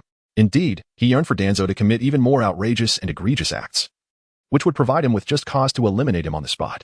Had Shimura Danzo continued his previous assertiveness and persisted in opposing Uchiha Dali, even rallying his root organization to mount an assault, it would have played directly into Dali's hands, allowing him to eradicate this menace once and for all. At the outset, Uchiha Dali relentlessly provoked his opponent, driven by this primary objective. Unfortunately, at this moment, Shimura Danzo exhibited remarkable restraint, strategically retreating to advance by temporarily conceding to Uchiha Dali. This turn of events was indeed unexpected and left much to be desired. Nonetheless, a tentative victory was, albeit begrudgingly, achieved.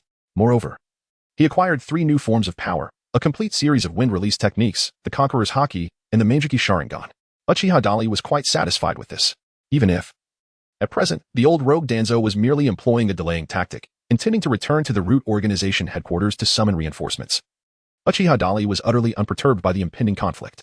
In light of this, he expressed his gratitude to Lord Danzo, stating that he would await the good news upon his return, but cautioned him not to keep him waiting for too long, as his patience was limited. Uchiha Dali let out a playful chuckle, extending 2 fingers to point at his own eyes, then directing them toward Shimura Danzo and the group of Umbu. Following this, he cast a significant glance at Mito, who stood bewildered at the entrance, as well as at T-Sin and the others. Before departing, he made sure to provoke these old fellows once more. Having said that, he then leapt away, vanishing before everyone's eyes. After Uchiha Dali departed from the office, the expression on Shimura Danzo's face instantly darkened to an extreme, and he slowly clenched his fists. His eyes gleamed with a fierce light, radiating an aura of murderous intent. Mito Gaiden squinted, furrowing his brow as he inquired, what transpired just now? Tsunade Komura instinctively surveyed the chaotic state of the office, her attention particularly drawn to the large gaping hole in the floor. The violent wind-based chakra unleashed by Uchiha Dali's Rasengan had not only devastated the floor but also released sharp chakra akin to blades, inflicting varying degrees of damage to the surrounding walls, furniture, and other items. On the wall directly facing the office entrance, there was also a significant breach. It was evident that a fierce battle had just taken place here. With a cold snort, Shimura Danzo sneered twice, offering no explanation as he turned to exit the office, leaving behind a cryptic remark, "No one is to repair the damage here. Let Sarutobi return to witness the commendable deeds of the Uchiha clan." With that, he strode away, his sleeves flaring behind him. Mito Gaiden and Tsunade Komura had only arrived after receiving reports from the Umbu. They had initially presumed that Shimura Danzo would manage the situation adeptly. Who would have anticipated it would escalate to such a degree? Still unclear on the full details of the incident, the two promptly began to inquire with the Umbu members present. After a brief moment, Mito Gaiden and Tsunade Komura grasped the entirety of what had transpired. Upon learning that the turmoil had been instigated solely by Uchiha Dali, they exchanged glances, their expressions somber. They were astonished that Uchiha Dali's impulsive and reckless temperament had led him to defy the higher-ups so boldly. This situation bears grave consequences, Mito Gaiden remarked, his brow furrowed. If mishandled, it could incite unnecessary unrest, potentially leading to even greater troubles. Tsunade Komura solemnly cautioned. Well aware of what Mito Gaiden implied, they both understood the nature of Shimura Danzo better than anyone else.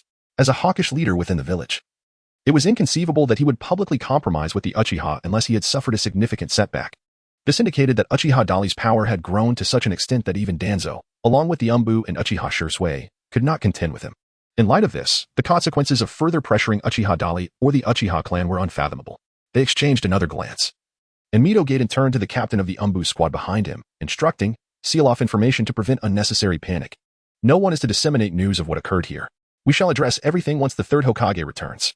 Uchiha Dali departed from the Hokage building, making his way directly back to the Uchiha clan's territory. Suddenly, from a large tree by the roadside, a figure leaped down, obstructing his path. Uchiha Dali need not even glance to discern the identity of his opponent. It is none other than Uchiha Shursui, who was just sent flying from the office by his own fist. My apologies, esteemed Dali-senpai. Uchiha Shursui began with an apology. After being struck and sent flying by Uchiha Dali, he found himself somewhat dazed. However, he seized this opportunity to escape that tumultuous place and arrived here to await Uchiha Dali. Indeed, his judgment proved to be correct. Uchiha Dali appeared to have resolved all issues, at least for the time being. What surprised Uchiha Shursui was that Uchiha Dali did not cast blame upon him. Instead, he inquired nonchalantly, in such circumstances, it must have been quite difficult for you, too? In truth, I am aware that there has long existed a certain discord between our Uchiha clan and the village. Uchiha Shursui replied. Upon hearing this, Uchiha Dali fell silent, pondering why he continued to align himself with the higher-ups despite understanding the situation. It seemed as if Uchiha Shursui could read his thoughts, as he continued to explain. I am uncertain how to resolve the discord between our clan and the village. The only course of action I can take is to prevent the situation from spiraling out of control. If the tensions between the village and the Uchiha clan escalate further, leading to direct conflict, it would spell disaster for both our clan and Konoha. Such a scenario could very well provide our external enemies the opportunity to invade while we are embroiled in internal strife, thus depleting our strength. Uchiha Dali was well aware of these potentialities and consequences. He nodded quietly, acknowledging, You are indeed correct, Shursui. This is precisely why I refrained from confronting Danzo directly earlier. The time is not yet ripe. Upon hearing him refer to Shimura Danzo as that old rascal, Uchiha Shursui's eyes widened in surprise, and he opened his mouth to speak, only to hesitate. Chapter 59. If you obstruct my path, I shall not hold back. In the past, Uchiha Dali had been an inconspicuous figure within the Uchiha clan, largely unnoticed by others who were unfamiliar with his character and temperament. However, after numerous interactions, Uchiha Shursui had come to understand the essence of his personality.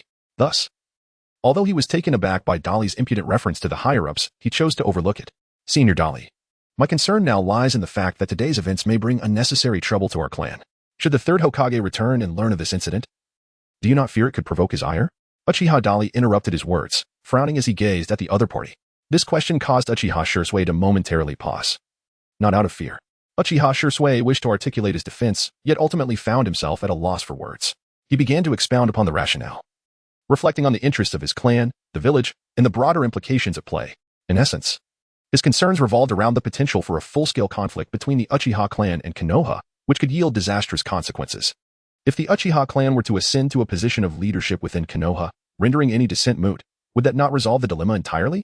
After Uchiha Dali listened to the other party's words, he suddenly countered with a question. This response caused Uchiha Shursui to pause momentarily. Being exceedingly intelligent, he discerned the implications of Uchiha Dali's statement merely by observing his demeanor and expressions. Simultaneously, he recalled the remarks made by Uchiha Dali during their journey back to the village. Senior Dali, do you still hold on to the wager you made with Senior Minato? Uchiha Shursui inquired.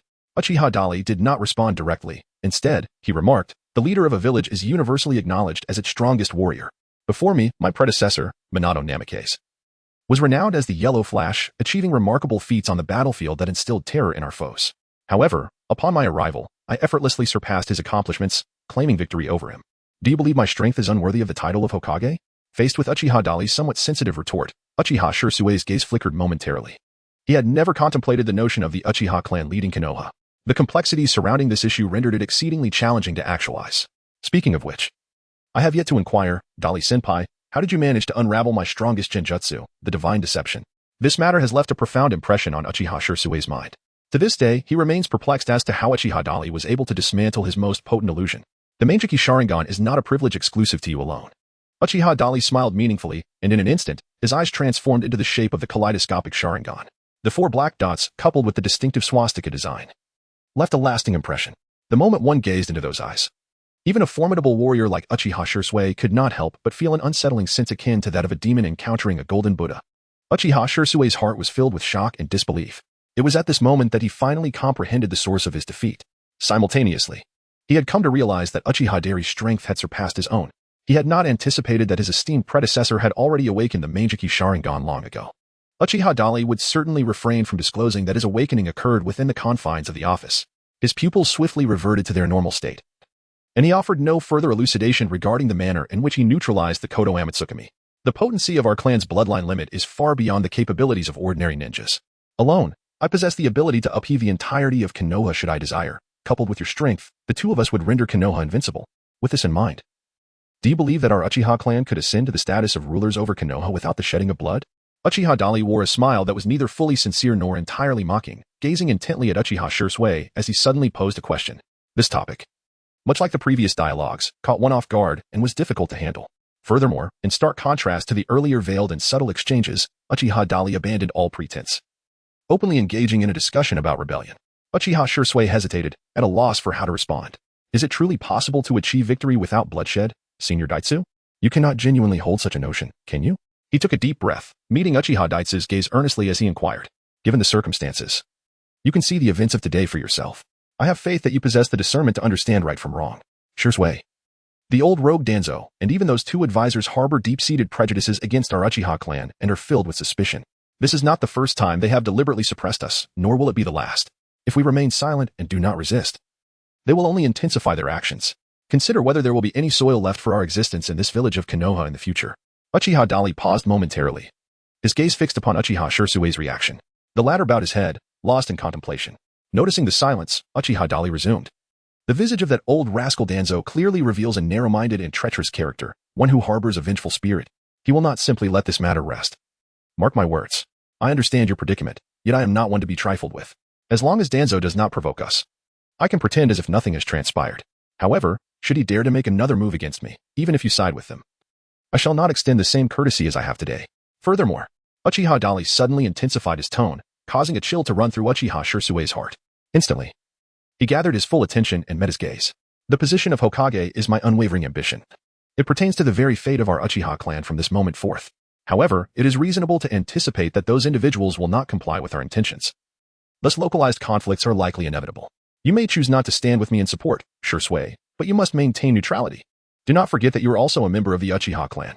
Should you dare to oppose me as you have today, I will not hesitate to be ruthless. The warning issued by Uchiha Dali sent shivers down Uchiha Shirsue's spine. It was not his formidable strength that instilled fear, rather. It was the unwavering resoluteness of Uchiha Dali's words that sent a chill coursing through him. Since Uchiha Dali had begun to shine brilliantly on the battlefield, earning renown throughout the ninja world, it seemed that every moment was a testament to the profound impact he had on those around him.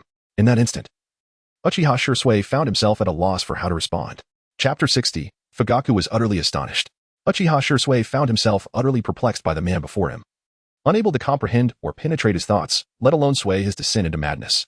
After a prolonged silence, just as Uchiha Dali was about to turn away, Shirsue finally gathered the courage to inquire, must it truly unfold this way, Senior Dario?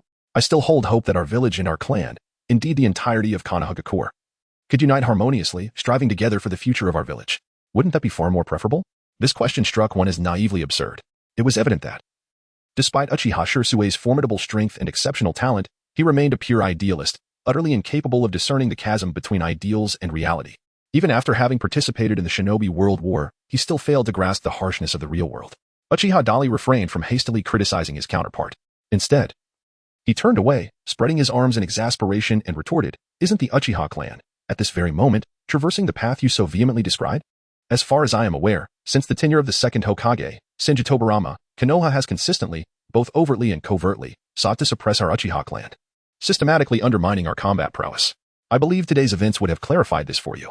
Shirsue, I shall pose my query to you once more. Who, in their shamelessness, is instigating turmoil and provoking discord throughout Konoha? You are at a loss for an answer, are you not?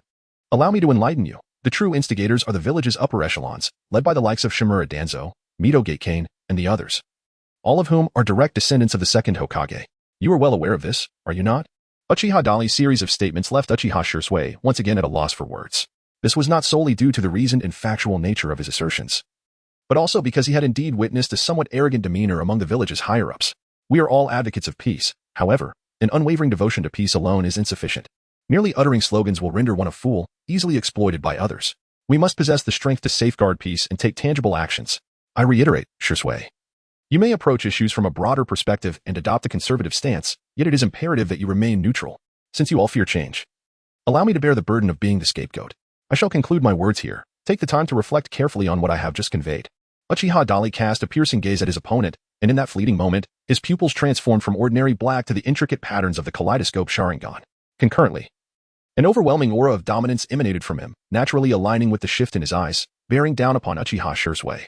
This unmistakable warning was fully comprehended by Uchiha Shirsue, who stood frozen in place, rendered speechless, merely watching as Uchiha Dali turned with a flourish and departed. At that moment, Uchiha Shirsue's mind echoed with the words that Uchiha Dali had just spoken. It seemed as though he could not prevent the unfolding of events, and no one appeared capable of halting Uchiha Dali's relentless advance. Could the Uchiha clan truly seize control of Konoha without a single blow? Was such a feat genuinely achievable? Uchiha Shirsue found himself questioning within, unable to uncover an answer, only feeling a throbbing headache. Uchiha Dali returned to his clan and first indulged in a soothing hot spring bath, taking the time to groom himself thoroughly.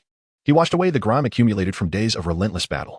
Just as he donned a fresh set of clothes, he was alerted by a commotion outside. A member of the Uchiha clan approached to inform him that Uchiha Fugaku had summoned all clan members for a meeting. Following the Uchiha clansman, who possessed only the strength of a genin, Uchiha Dali swiftly arrived at the South shrine for the gathering. At that moment, the clan leader, Uchiha Fugaku, was addressing the assembly primarily to mourn the clan members who had fallen in the recent conflict. Upon noticing Uchiha Dali's return, Uchiha Fugaku paused his speech, directing his gaze towards him. The other clan members, sensing the shift in attention, turned to pay their respects to Uchiha Dali. Dali, he inquired, what is the village leadership's stance on our clan's contributions? Uchiha Fugaku inquired with a smile. Beneath his seemingly tranquil demeanor lay a heart that was somewhat apprehensive. In truth, everyone could surmise what the answer might be. If it were not for deliberate actions, how could the villagers possibly remain unaware of the illustrious achievements of the Uchiha clan? Uchiha Dali effortlessly approached Uchiha Fugaku, turning to face all the clan members and directly stating, Shimura Danzo has admitted that he ordered the concealment of our achievements from the villagers. However, after a friendly exchange with him, he has agreed to send someone to restore our honor. Such casually uttered remarks left the entire Uchiha clan somewhat perplexed. They exchanged glances, momentarily at a loss for words. Meanwhile, Uchiha Fugaku was subtly moved. He gazed intently at Uchiha Dali, refraining from rushing to respond. By this time, Uchiha Dali had completed his statement and offered no further explanation, turning back to him and saying, Leader, please continue. Uchiha Fugaku's gaze flickered with a hint of skepticism. Aware that Uchiha Dali might find it inconvenient to speak freely in that setting, thus he merely nodded in acknowledgement. Once the meeting concluded and Fugaku dismissed the remaining clan members, he seized the opportunity to converse privately with Dai. Dai, what transpired just now? Based on my understanding of Lord Shimura Danzo, should it indeed be his directive aimed at our clan, I fear he is not one to yield or compromise easily. Uchiha Fugaku inquired with a serious expression. Indeed, that is correct. Therefore, I refrained from imparting grand philosophies. And what about you? Uchiha Fugaku's eyelids twitched slightly, and his pupils constricted, momentarily rendered speechless. I have engaged in combat with him. What? You fought against Lord Shimura Danzo? Uchiha Fugaku was taken aback, gazing at the other in disbelief. Uchiha Dali, however, wore an expression of indifference, casually shrugging his shoulders. Rest assured, I have not brought shame upon the Uchiha clan. Otherwise, he would not have so readily conceded. Yet, Uchiha Fugaku felt an inexplicable chill coursing through his body. This situation was utterly beyond comprehension. Even as the leader of the Uchiha clan, he had never dared to entertain such reckless notions, nor had he ever even considered them. At this moment, a myriad of thoughts raced through his mind, including the potential escalation of conflicts between the Uchiha clan and the village, which could lead to dire consequences.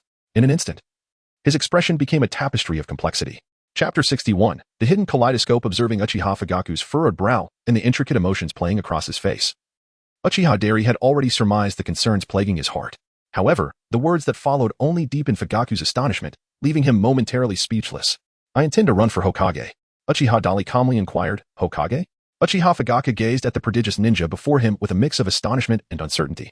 He came to the realization that Uchiha Dali was likely not jesting or speaking lightly. The same sentiments had been expressed on their journey back to the village. Of course, that was under the premise of our clan's compliance with the village's expectations. Should they harbor intentions to persist in their opposition, it would present an entirely different scenario. At that juncture, I shall resort to more audacious yet direct and effective measures to compel them to acquiesce to our ascendance as the rulers of Konoha. Uchiha Dali continued, his words leaving Uchiha Fugaku momentarily bewildered. He swallowed hard, maintaining a composed facade, and fixed a serious gaze upon Uchiha Dali. Whom do you refer to as they? He inquired. The ruling class of the original Konoha, led by the third Hokage, came the reply. Uchiha Fugaku fell silent. Having encountered countless individuals, he possessed a deeper insight into human nature than most. Firstly, Uchiha Dali could be regarded as a genius among geniuses. His prominence and prowess even eclipsed that of the once universally acknowledged foremost expert of the Uchiha clan, Uchiha Swordsman. This served as the crucial foundation for his audacious challenge against the authoritative hierarchy of Konoha, emboldening him to utter such words in his presence. Furthermore, Uchiha Dali's demeanor and discourse suggested he was not merely a person of empty rhetoric. His innermost thoughts, coupled with the tangible actions stemming from his convictions, conveyed to all that he aspired to elevate the Uchiha clan to the pinnacle of Konoha's governance. At this moment, Uchiha Fugaku felt an inexplicable surge of excitement. Yet it was overshadowed by a greater sense of tension and concern. I acknowledge your formidable strength, Dali. However, have you truly contemplated the ramifications of your actions? What I mean is, the villagers may not necessarily support our Uchiha clan's ascension. Moreover, forcibly seizing power is unlikely to be a straightforward endeavor. Uchiha Fugaku's tone was imbued with profound significance.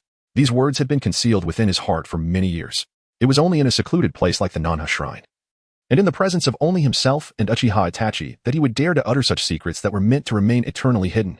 The plight of the Uchiha clan stands in stark contrast to its former glory. The family's state of existence has deteriorated significantly. However, they have never contemplated instigating a coup within Konoha, for the reason is simple: the consequences of such an action are beyond their capacity to bear. After Uchiha Fugaku posed his question, he did not grant Uchiha Dali the time to respond. Instead, he abruptly turned his gaze toward Uchiha Dali. Simultaneously, his eyes began to undergo a gradual transformation. In the blink of an eye, his pupils had morphed into the intricate design of the kaleidoscope Sharingan. This pair of eyes has always been a secret, known only to the two of us until now, Dali. I shall reveal to you some truths. Uchiha Fugaku spoke, activating the power of his Mangeki Sharingan. In an instant, a vivid vision unfolded before Uchiha Daitai's eyes, seemingly depicting events destined to occur in the future. The entire Uchiha clan lay in a river of blood, with over 95% of its members wiped out. Such a grievous toll was exacted merely for the pursuit of dominion over Konoha. The imagery primarily showcased various grisly scenes, alongside the shattered remnants of the Hidden Leaf Village. Yet, Uchiha Fugaku refrained from revealing the ultimate outcome to Uchiha Dali. He began to elucidate. One of the abilities of my eyes is to foresee events that will transpire within a certain time frame. What you have just witnessed is the aftermath of our Uchiha clan's coup. The clan has suffered near total annihilation, and Konoha has been gravely weakened as a consequence. In light of this, do you still intend to pursue such actions at any cost? Upon finishing, Uchiha Fugaku took a deep breath, his gaze fixed intently upon Uchiha Dali. The latter, however, wore an expression of indifference, shrugging his shoulders. He first posed a question to Uchiha Fugaku. Lord Fugaku, did you see the outcome in your vision of the future? No, came the reply. Uchiha Fugaku shook his head and replied, I have only recently acquired these eyes. My mastery over their powers is still in its infancy, which may impact the long-term efficacy of my techniques. When you invoke this technique to foresee the future, did you account for variables such as myself? Uchiha Dali inquired once more. This statement momentarily took Uchiha Fugaku by surprise. He gazed at Uchiha Dali for a couple of seconds, as if suddenly recollecting something, his brow furrowing in contemplation. I had indeed forgotten about this. At the time when I employed the technique to foresee the future and recorded such visions, your reputation had yet to spread. Even I was unaware that your prowess surpassed that of Shursui. Uchiha Fugaku murmured to himself, and soon his Sharingan began to spin once more. However, before he could once again invoke the formidable jutsu to foresee the future, Uchiha Daiki waved his hand dismissively, stating, I can reveal the answer to you right now. With my presence, the Uchiha clan can ascend to become the rulers of Konoha without shedding a single drop of blood. Upon hearing this, Uchiha Fugaku was momentarily taken aback. He regarded the confidently poised man before him with a mixture of skepticism and intrigue. After scrutinizing Uchiha Daiki for a considerable time, he finally inquired, What do you intend to do? Wait. Indeed, wait. Uchiha Dali smiled calmly, his enigmatic smile leaving Uchiha Fugaku perplexed. It was at this moment that he began to elucidate leisurely. Shimura Danzo has promised to restore our honor. And soon the valorous deeds of our clan on the battlefield will be known to all. At that time, we shall automatically acquire the qualifications to contend for the position of Hokage. Uchiha Fugaku suddenly realized that the leader of a village is typically its strongest warrior. In terms of strength, Uchiha Dado indeed possesses the qualifications to become Hokage. However, what if Lord Danzo of the Root were to go back on his word? Uchiha Fugaku inquired with a note of concern. Uchiha Dali cast a profound glance at him, contemplating that if the old rogue Danzo dared to go back on his word, it would be for the best. This would signify not only his defiance but also a potential retaliation against us, thus allowing me to promptly initiate Plan B. Rest assured, I vow that the Uchiha clan shall not sacrifice even a single member for such matters. Chapter 62. Striking from within and without, a dual assault. Upon hearing Uchiha Dali's unwavering confidence, Uchiha Fugaku felt somewhat inspired. As the clan leader, he had witnessed the gradual decline of the Uchiha clan over the years. Although still nominally the foremost noble clan of Konoha, it was evident to all that the Uchiha had long since lost their former glory. How he yearned to restore the Uchiha clan to greatness. Yet, his individual strength was regrettably limited, and such aspirations might not be comprehended or embraced by his clansmen. His indecisiveness had thus far hindered him from finding a solution. Now, Uchiha Dali had emerged, this prodigious ninja shining like a radiant star in the firmament. From the moment of his arrival, he radiated brilliance, first dazzling on the battlefield and instilling fear into the hearts of the enemy. He single-handedly thwarted the offensive forces of the three great ninja villages, Kirigakure, Kumogakure, and Awagakure, with such a resplendent achievement. As long as the villagers of Konoha were not entirely oblivious, they would undoubtedly regard him with newfound respect. His audacity to confront the higher echelons and challenge the former authorities of Konoha while gaining the upper hand was tantamount to proclaiming to all that Uchiha Dali possessed a resolute determination for reform and formidable strength. Perhaps he truly could accomplish what the ancestors of the Uchiha clan had been unable to achieve. I have yet to find the opportunity to ask you, what is your motivation behind aspiring to become Hokage? After a moment of contemplation, Uchiha Fugaku lifted his gaze to Uchiha Daryu and inquired. Revitalizing the Uchiha clan is our duty in this generation. Otherwise, would I not be failing to honor the talents bestowed upon me? Uchiha Dali responded with a smile. Suddenly, his expression turned serious. Lord Fugaku, our clan aspires to ascend to power and govern Konoha, seeking to transform the increasingly dire circumstances of the Uchiha clan within the village. In addition to confronting external adversaries, we must also address the issues festering within our own ranks. It is said that he who wins the hearts of the people secures the realm. Thus, the task of rectifying our internal affairs may require your leadership as the clan head. Uchiha Dali solemnly cautioned. This remark once again garnered Uchiha Fugaku's silent admiration, leaving him astonished by Uchiha Dali's meticulous contemplation and keen insight. He nodded slightly and tentatively inquired, what internal issues do you refer to? When I visited that old rogue Shimura Danzo, I found his words quite reasonable. The members of the Uchiha clan possess a proud, reclusive nature, often viewing themselves with inflated self-importance, particularly in the presence of those outside our clan. Such behavior is highly detrimental, as it fosters a growing chasm between us and the other villagers, leading to estrangement and even hostility. Addressing this issue may seem simple, yet it is not without its complexities. It requires your intellect and effort, Lord Fugaku. The explanation provided by Uchiha Dali garnered a nod of agreement from Uchiha Fugaku once again. He believed that the questions posed were remarkably incisive. To his surprise, Lord Shimura Danzo's assessment of the Uchiha clan proved to be quite accurate. As he spoke, Uchiha Fugaku cast a profound glance at Uchiha Dali. In private, it was unnecessary to address him as Lord. Terms such as old dog or old thief would be more fitting. Uchiha Dali offered a knowing smile as a reminder. This remark indeed caused a peculiar expression to flicker across Uchiha Fugaku's face. However, he chose to remain silent, seemingly acquiescing to the sentiment. Subsequently, Uchiha Dali and Uchiha Fugaku engaged in a more detailed discussion on how to restore the Uchiha clan to its former greatness. Meanwhile, at the headquarters of the Root Organization, Uchiha Shursui knelt upon the ground, facing the leader of the Root Organization, Shimura Danzo. Surrounding them were several other members of Root. From this day forth, you shall be a member of the Umbu, Shursui, and you will answer directly to me, Danzo stated in a detached manner. Previously, he had mentioned in the office his intention to recruit both Uchiha Itachi and Uchiha Shursui, two rare and exceptional talents, into his Root Organization. However, he did not anticipate being provoked by Uchiha Itachi, resulting in a significant loss of face. Initially, he presumed that his attempt to recruit Shursui would also fail. To his surprise, Shursui had approached him directly, flawlessly evading all the guards surrounding the perimeter of the Root Organization to meet him here. Such talent is indeed a rarity. Thus, despite Danzo's lingering skepticism and wariness regarding Shursui's unsolicited approach, he decisively granted permission for Shursui to join the Root Organization. Thank you, Lord Danzo. Uchiha Shursui slowly rose to his feet. Now, allow me to pose a question. What motivates your desire to join the Root Organization? Shimura Danzo was direct, probing for answers. Both parties understood the implications of the inquiry.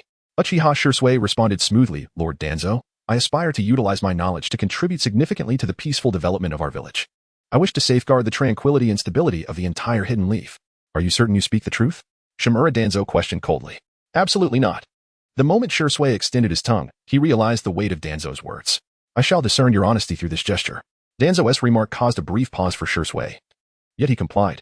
However, just as he extended his tongue, he suddenly perceived a flicker before him. In an instant, a searing pain coursed through his tongue. Lord Danzo, you. Like a specter, Shimura Danzo had appeared before Uchiha Shursui, casually retracting his left hand behind his back. This is the seal of tongue calamity. To prevent the secrets of Root from leaking, all members must undergo such a sealing process, Shimura Danzo explained calmly. Upon hearing this, Uchiha Shursui fell into a contemplative silence, uncertain whether it was mere speechlessness or deeper thoughts. Shursui. Danzo's voice snapped him back to reality, prompting him to hastily lift his gaze. Since then, has Uchiha Dado spoken to you about anything? Uchiha Shursui understood that the other party was referring to leaving the Hokage's office. He hesitated for a moment, as the warnings voiced by Uchiha Dai before his departure naturally resurfaced in his mind. After a brief pause, Uchiha Shursui ultimately disregarded those warnings and candidly replied. Senior Dai predicted during our return to the village that Lord Third would relinquish his position to Senior Minato, who would then contend for the role of Hokage. He then wondered, what else did he say? Upon hearing the phrase concerning the contention for the Hokage position, Shimura Danzo's eyes instantly gleamed with intensity. Chapter 63, the best candidate for Hokage. The sudden surge of energy emanating from Danzo caused a slight shiver to run through Uchiha Shursui's heart. His intention in speaking the truth was not to incite discord or exacerbate tensions, nor to create unnecessary trouble. He merely wished to convey his loyalty to the village, demonstrating his consideration for the greater good. At the same time, he sought to use his fervent spirit to alleviate the rift between the Uchiha clan and the village.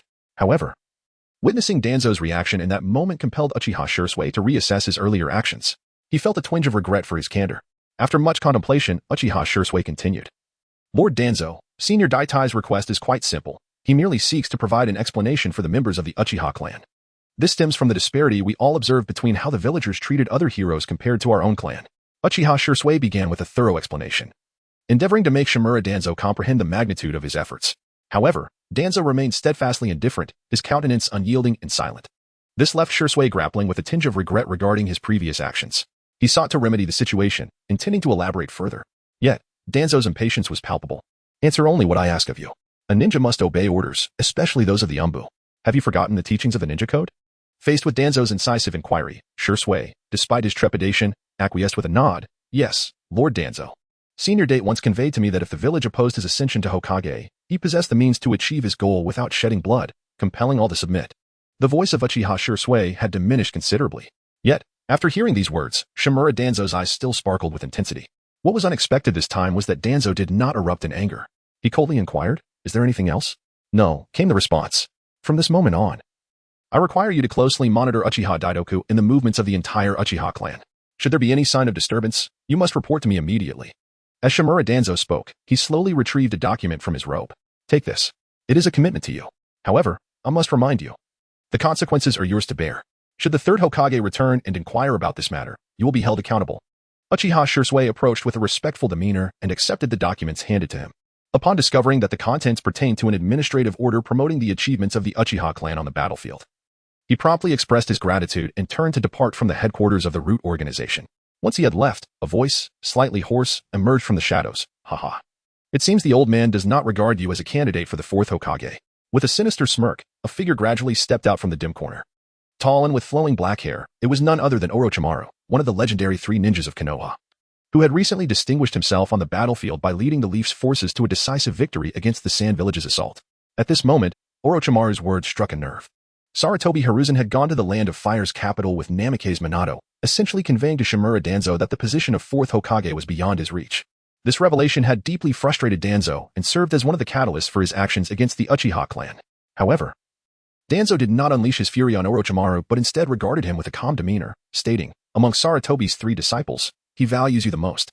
His journey to the capital may merely be for negotiations with the daimyo of the four nations. As for the position of fourth Hokage, I still have greater expectations for you, Orochimaru." Orochimaru had already formed his own conclusions, but upon hearing Danzo's analysis, he found some merit in it. No matter how formidable Minato might be, he remained a junior, merely in his 20s. What significance did that hold? At a similar age, Orochimaru had shown brilliantly during the Second Shinobi World War, earning the title of one of the legendary three ninjas after defeating Hanzo of the Salamander. In terms of strength, Minato could hardly match him, and in terms of prestige and experience, he was leagues ahead.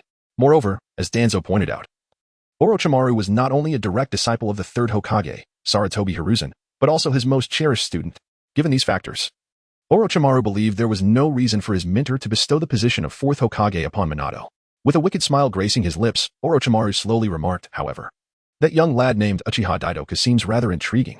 He not only anticipated that my teacher would be forced to step down but also intends to contend for the Hokage position himself.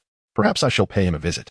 He possesses considerable strength, so do not say I did not warn you, Orochimaru. Be cautious of stumbling." Danzo's heart stirred at this, yet he deliberately provoked Orochimaru, saying, "Haha." Orochimaru offered no explanation and fell silent, his figure gradually fading into the darkness, soon vanishing without a trace. As Uchiha Dali departed from the Southi Shrine, night had already fallen. The bright moon illuminated the sky as he walked alone in the direction of his home. Suddenly, the bushes by the roadside rustled. "Is it Shursui?" Uchiha Dali came to a halt, and indeed, in the next moment, Uchiha Shursui appeared before him. "Senior Dali, you didn't attend the meeting. Where have you been?" Uchiha Dali turned around, gazing into the eyes of the other. The latter's expression faltered slightly. "I apologize, Dali-senpai. I have already joined Lord Danzo's root organization, and I have disclosed all your plans to him." Uchiha Shursui spoke candidly. In an instant, it felt as though the entire world had come to a standstill. The air grew frigid. The atmosphere was so awkward that one might wish to dig their toes into a three-bedroom apartment. Uchiha Dali gazed expressionlessly at Uchiha Shursui. After a moment, he calmly remarked, "So, you intend to stand against me?" "Not at all, Senior Dali," Shursui replied. "I merely wish to seek a more suitable way for our clan and village to coexist, ensuring that peace prevails throughout the village, allowing everyone to live in harmony." Uchiha Dali has lost his patience. His words caused Uchiha Shursui's expression to darken. "I apologize, Senior Dali." After his apology, he braced himself for a severe reprimand, or even a lesson. However, to his surprise, Uchiha Dali did not act in such a manner. Chapter 64, The Recommendation Letter I Wrote. Uchiha Dali had long anticipated that someone as innocent and naive as Uchiha Shursui would seek out Shimura Danzo. Thus, he intentionally revealed his own plans to him, a calculated part of his scheme. Now that it has been confirmed that this fellow is indeed foolish beyond measure, Uchiha Dali has entirely dismissed any thoughts of making him a trusted ally. "You are curious as to why I remain unperturbed, are you not?" Uchiha Dali gazed intently into Uchiha Shursui's eyes and inquired, "Elder Dali, you must possess great confidence in your abilities, believing that even if I were to divulge those words to Lord Danzo, it would bear no consequence."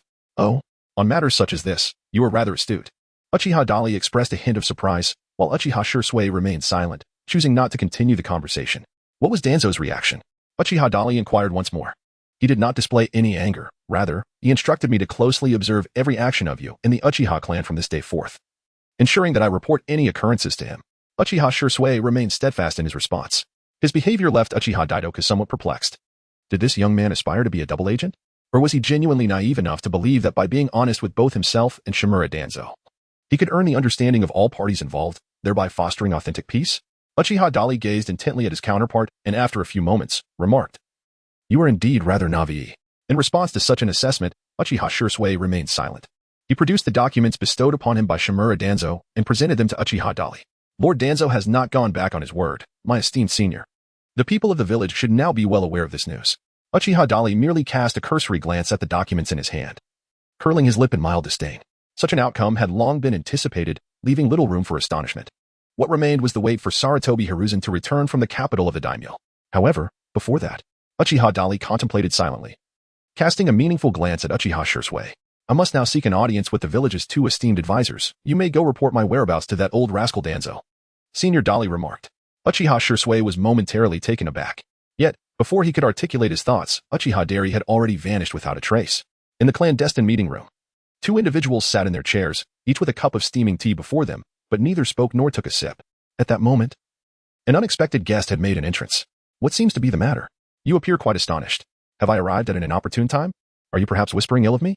Uchiha Dali gazed at the 2 advisors before him with a smile that held an air of ambiguity. You have come to seek us out. It surely cannot be merely for jest, questioned Nara Kamatsu with an unruffled demeanor. Mito Gaiden, on the other hand, gracefully lifted his teacup, a motion intended solely to mask the unease swirling within him. Certainly not. Uchiha Dali, without a trace of superfluous words, pulled out a chair and seated himself across from the 2. Resting his chin on one hand, he declared, I require both of you to draft a letter to the daimyo of the Land of Fire, endorsing my candidacy for the position of the 4th Hokage. What did you say? Mito Minin and T-Rin Kabura simultaneously furrowed their brows. What is the matter? Noticing their uneasy expressions, Uchiha Dali's eyes shifted, and he began to sense an underlying tension.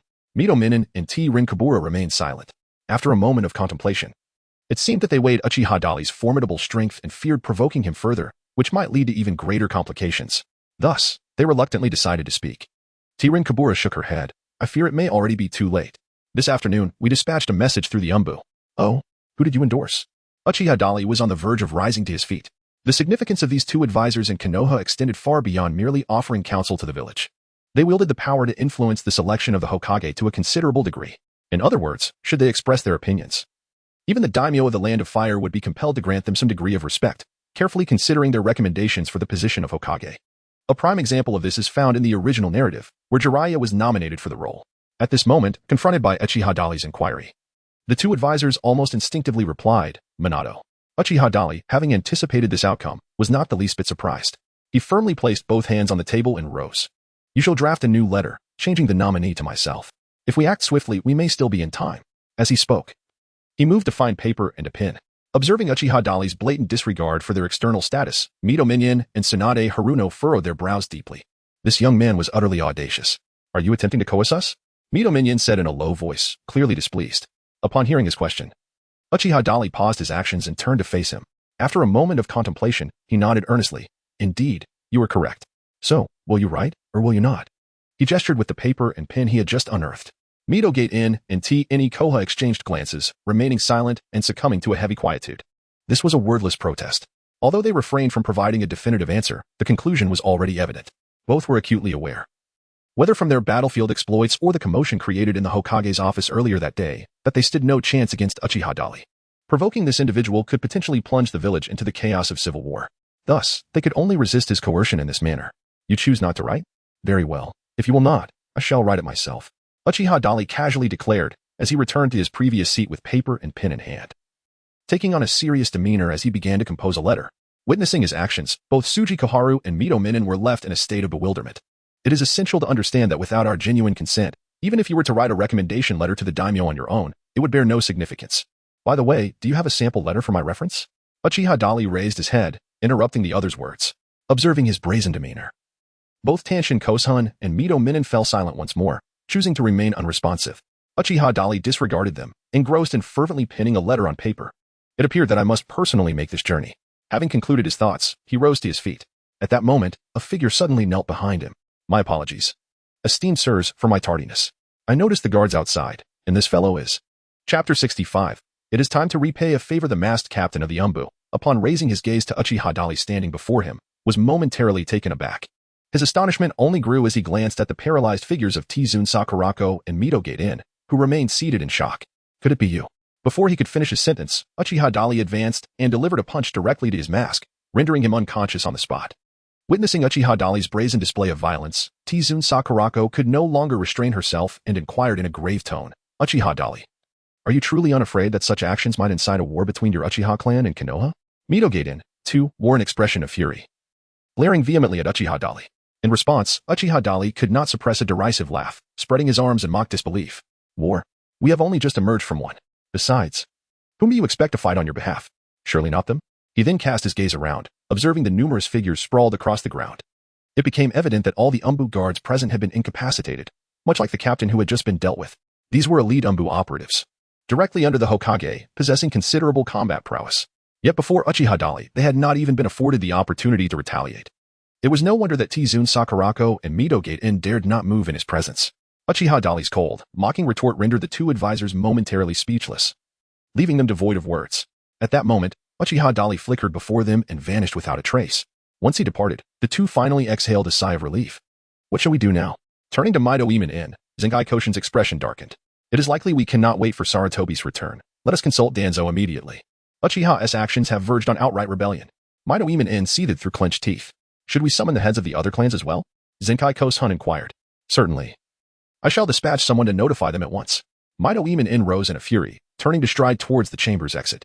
The journey from Konoha to the Land of Fire is long, and an ordinary ninja could not hope to traverse it in merely a day or half a day. Thus, having calculated the timing, Uchiha Dali remained unhurried. Upon leaving the advisor's secret meeting chamber, he first made his way to the Hyuga clan's estate, bearing a handwritten letter. Upon arrival, he overheard several members of the Hyuga clan engaged in discussion. Listening intently, Uchiha Dali discerned that they were conversing about his valor on the battlefield. It seems that the old rogue Danzo has indeed kept his word. He has disseminated information regarding the achievements of the Uchiha clan. Cough, cough. Uchiha Dali coughed twice and appeared before the group of Hyuga clan members engrossed in discussion. Upon the sudden emergence of a stranger, they instantly heightened their vigilance. One of them paused, recognizing the Konoha forehead protector and the emblem of the Uchiha clan adorning Dali. Indeed, I am Uchiha Dali. The very individual you were just speaking of. Uchiha Dali grinned and inquired, is your clan leader present? I would appreciate it if you could summon him. I have matters to discuss. Upon hearing this, the members of the Hyuga clan exchanged glances, their skepticism evident as they scrutinized Uchiha Dali. They were uncertain whether he was indeed the legendary figure who single-handedly turned the tide on the battlefield, repelling the forces of the mist, cloud, and rock villages with overwhelming prowess.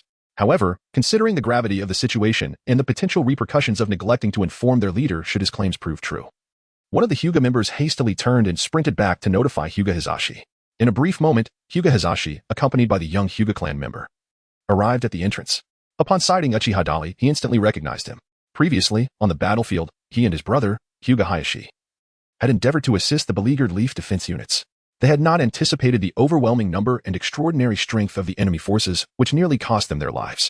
Fortunately, Uchiha Dali had intervened just in time, rescuing the two brothers and driving the enemy, led by the fourth Reikage from the Cloud Village, into a hasty retreat. The impact of this act of salvation left an indelible mark on the hearts of Hizashi and Hayashi, and thus they had always remembered this profound debt of gratitude. Hyuga brother, I trust you have been well? Upon encountering Hinata Hizashi, Uchiha Dali greeted him with an amiable smile, expressing surprise at his personal visit. I did not expect you to come in person. Please, step inside and enjoy a cup of tea as we converse leisurely. Hinata Hizashi nodded politely and gestured for him to enter.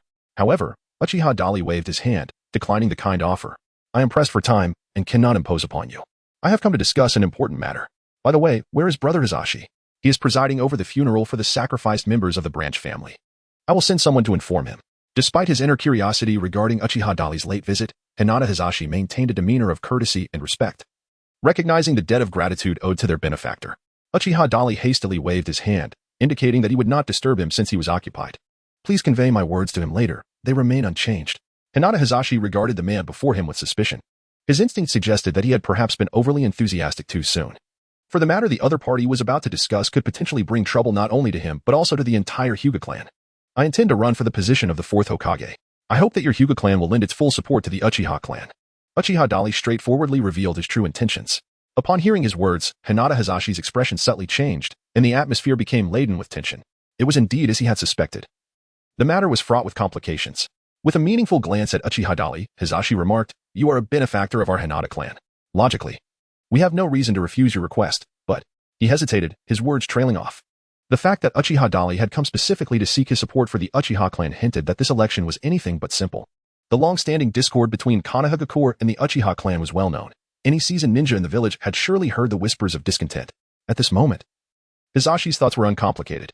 He wished to remain uninvolved in such matters, and certainly did not desire for the Hinata clan to be ensnared in the conflict between the Uchiha clan and the village, unless absolutely unavoidable. Chapter 66. Securing the target. Upon hearing Hizashi's reluctant response, Uchiha Dali regarded him with a knowing look. The entire Leaf village had recently endured the brutalities of the Third Shinobi World War, where countless ordinary families had suffered total loss, their bloodlines extinguished forever. Even the prestigious clans had sustained significant losses, leaving them severely weakened. Under such circumstances, it was entirely understandable for Hizashi to be unwilling to engage in village strife. Moreover, he likely wished to avoid witnessing internecine conflict among the clans. With these thoughts in mind, Uchiha Dali smiled faintly, rest assured. We only seek a stance from your Hinata clan. We will not demand your involvement in battle. Brother Hisashi, you need only make a promise, which should not pose a challenge for you. As he spoke, his smile, though seemingly benign and amiable, sent a chill down Hisashi's spine. Recalling the scenes of Uchiha Dali single-handedly annihilating hundreds of Cloud Village ninjas on the battlefield, Hisashi felt a creeping dread. This man was certainly not as benevolent and courteous as he appeared. Should the Hinata clan become embroiled in the village's internal conflicts, the repercussions would be dire. Contemplating this, Hisashi slowly closed his eyes and took a deep breath. First, answer me a question, he said, fixing a serious gaze upon Uchiha Dali. Why does the Uchiha clan desire to dominate Konohagakure? How shall I respond to that? Uchiha Dali shook his head in bemusement, locking eyes with Hyuga Hisashi without a moment's distraction. Is it for the Uchiha clan to lead Konoha towards greater prosperity and stability? Or is it for Konoha, for the Land of Fire, to attain greatness? After speaking, he self-deprecatingly shook his head again. Let me put it this way. My dear Hisashi, the survival and continued development of the Uchiha clan is of utmost importance. Everything else is merely ancillary. If the Uchiha clan were to cease to exist, then Konoha would have no reason to persist. I hope you can grasp my meaning. He maintained his gaze on Hisashi. After a brief moment of silence, Hisashi finally nodded in understanding. At that juncture, Uchiha Dali solemnly declared, I can assure you of one thing. Regardless of whether the Uchiha clan is the ruler of Konoha, we will never betray our beliefs nor forsake the land beneath our feet. After a few seconds of contemplation, Hisashi calmly replied, since you have articulated your position so clearly, what more can we discuss? So, my dear Hisashi, does this mean you are in agreement? Uchiha Dali's face brightened, a smile unconsciously gracing his lips. Upon witnessing Hinata Hisashi's silent nod, he finally revealed a genuine expression of joy. From this moment forth, the Hinata clan and the Uchiha clan would be united as one. He heartily patted Hisashi on the shoulder and remarked, by the way, do not forget to inform Brother Uchiha about this matter. I shall take my leave now. With that, Uchiha Dali turned and vanished in an instant. The nearby Hinata clan members had observed and heard the entire exchange. At this moment, they regarded Hinata Hisashi with expressions that were both peculiar and complex. Coming back to his senses, Hisashi nonchalantly turned to them and frowned. Why are you still here? Go relay the message. No matter the circumstances between the Uchiha clan and the village, Hisashi's words were abruptly interrupted by the sudden appearance of a figure, materializing before them like a specter. The unexpected presence startled them greatly. Upon closer inspection, they realized it was none other than Uchiha Dali, who had returned. Ah. I almost forgot to mention, Uchiha Dali said. The Uchiha clan will not instigate any significant bloodshed in Konoha, so rest assured. We shall not act against any who support us, regardless of whether they hail from noble families or are mere commoners. Until we meet again. With a radiant smile, he waved goodbye and vanished once more. Hisashi and several clan members were left with a profound sense of unease. Their emotions were a tangled web of apprehension and uncertainty. They pondered whether Uchiha Dali had deliberately showcased his strength as a warning. However, his ghostly speed was indeed awe-inspiring. Relay the message. Hisashi suddenly regained his composure and issued a stern command to his clan members. Regardless of what transpires in the village, the entire Hinata clan must not oppose the Uchiha. After departing from the Hinata clan's territory, Uchiha Dali swiftly arrived at another prominent clan's estate in Konoha. The young Nara Shikaku and his wife, Nara Yoshino, were preparing for bed. Suddenly, he sensed something amiss, furrowing his brows and emerging from the covers. What is it? Nara Yoshino inquired, puzzled by her husband's demeanor. However, Nara Shikaku remained silent, his expression grave as he cautiously stepped outside to survey the situation. Beneath the moonlight, he discerned a figure standing in their yard, deliberately facing away from him, seemingly intent on revealing the Uchiha clan's emblem emblazoned upon his back. What brings an Uchiha to this place? Nara Shikaku questioned warily. At that moment, Uchiha Dali slowly turned to face him, a smile gracing his features. I have heard tales of your high intellect, so I came to personally assess it. It seems this could be quite a troublesome affair, Nara Shikaku responded, his expression complex and tone serious. The visit of a member of the Uchiha clan in the dead of night is certainly an unusual occurrence. After all, the interactions between the two families have not been particularly close, nor are they well acquainted. Furthermore, Nara Shikaku is well aware of the tensions that exist between the Uchiha clan and the village. Thanks to his exceptional intellect, he possesses a clearer understanding of the situation than most. Thus, the moment Uchiha Daidoku began to speak, he sensed that something was amiss. Uchiha Dali paid no heed to the reactions of others, continuing with his discourse. I have a query that I wish to pose. Once, there existed a ninja village, within which resided a clan of formidable prowess. The mightiest among them were sufficiently capable of safeguarding the interests of the entire village. However, they were consistently denied such opportunities, subjected to deliberate suppression by certain factions within the village.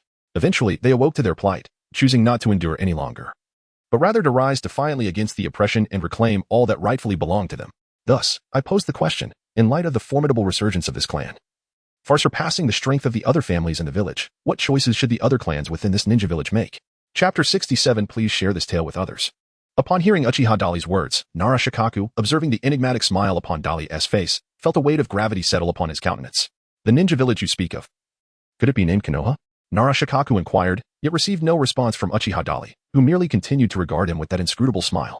This left Nara Shikaku's heart heavy with foreboding. If I am not mistaken, you must be the recently renowned Uchiha prodigy, Uchiha Dali. Indeed, came the reply. Uchiha Dali finally responded with a statement. Upon witnessing his candid acknowledgement of his identity, Nara Shikaku's gaze sharpened slightly. The village was rife with rumors, and he had corroborated the veracity of this information through various sources. On the northern battlefield, Uchiha Dali single-handedly confronted the fourth Raikage of the Land of Lightning.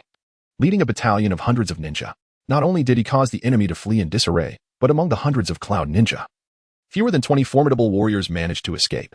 Such prowess is likely unparalleled, even by the legendary Yellow Flash, Minato Namikaze. If the Uchiha clan truly intends to rebel against the authority in Konoha, it would spell trouble.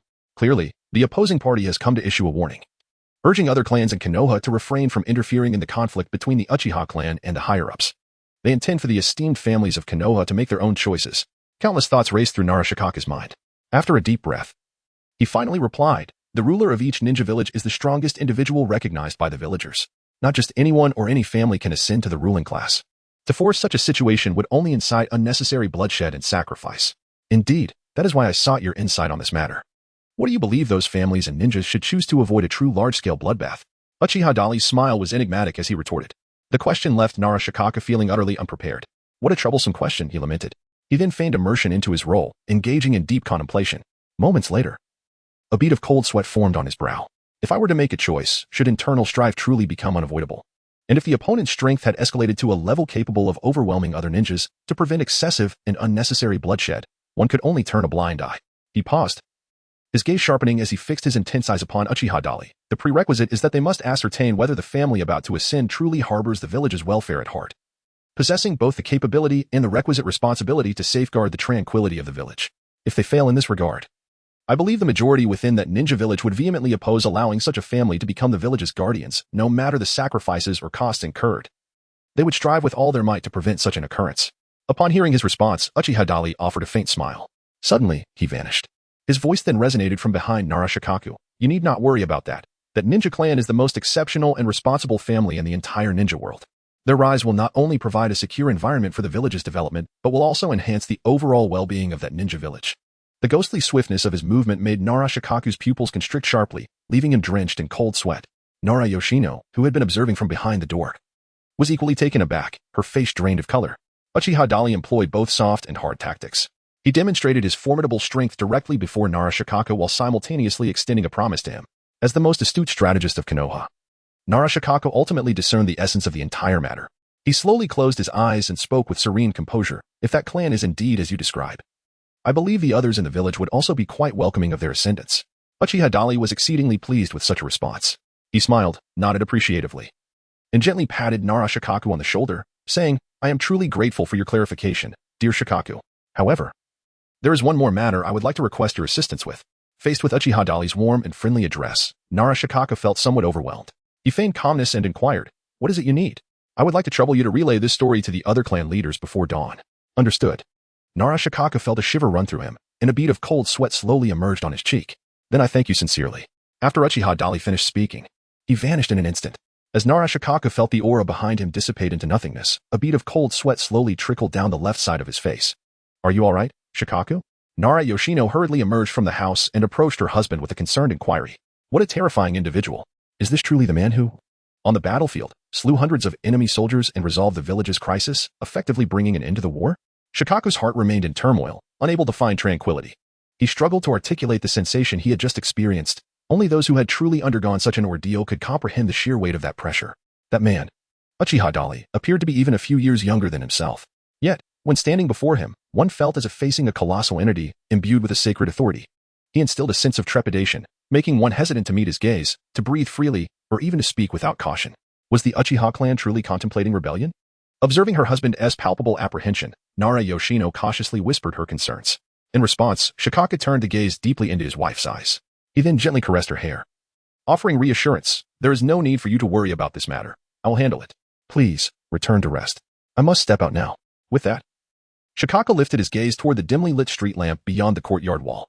Before leaving, Uchiha Dali's words carried a simple yet profound implication. He intended to act as a mediator, conveying the recent information to the other clans and key ninjas of Konoha. Of course, articulating the gravity of the situation in a manner that would enable everyone to fully comprehend the seriousness of the issue and judiciously weigh the pros and cons. Thereby averting an even greater crisis for Konoha would be a true test of his eloquence. In Chapter 68, watching the tigers fight, he successfully engaged the Hyuga clan, the second most powerful faction in Konoha after the Uchiha, and arranged for Nara Shikaka to serve as his emissary, delivering messages to the other clans and prominent ninjas. Subsequently, Uchiha Dali departed Konoha, armed with a handwritten letter of recommendation, making his way towards the capital of the Fire Country. Simultaneously, Sh-Rin and Mito Gate-In hastily sent word to Shimura Danzo, preparing to discuss measures against the Uchiha clan.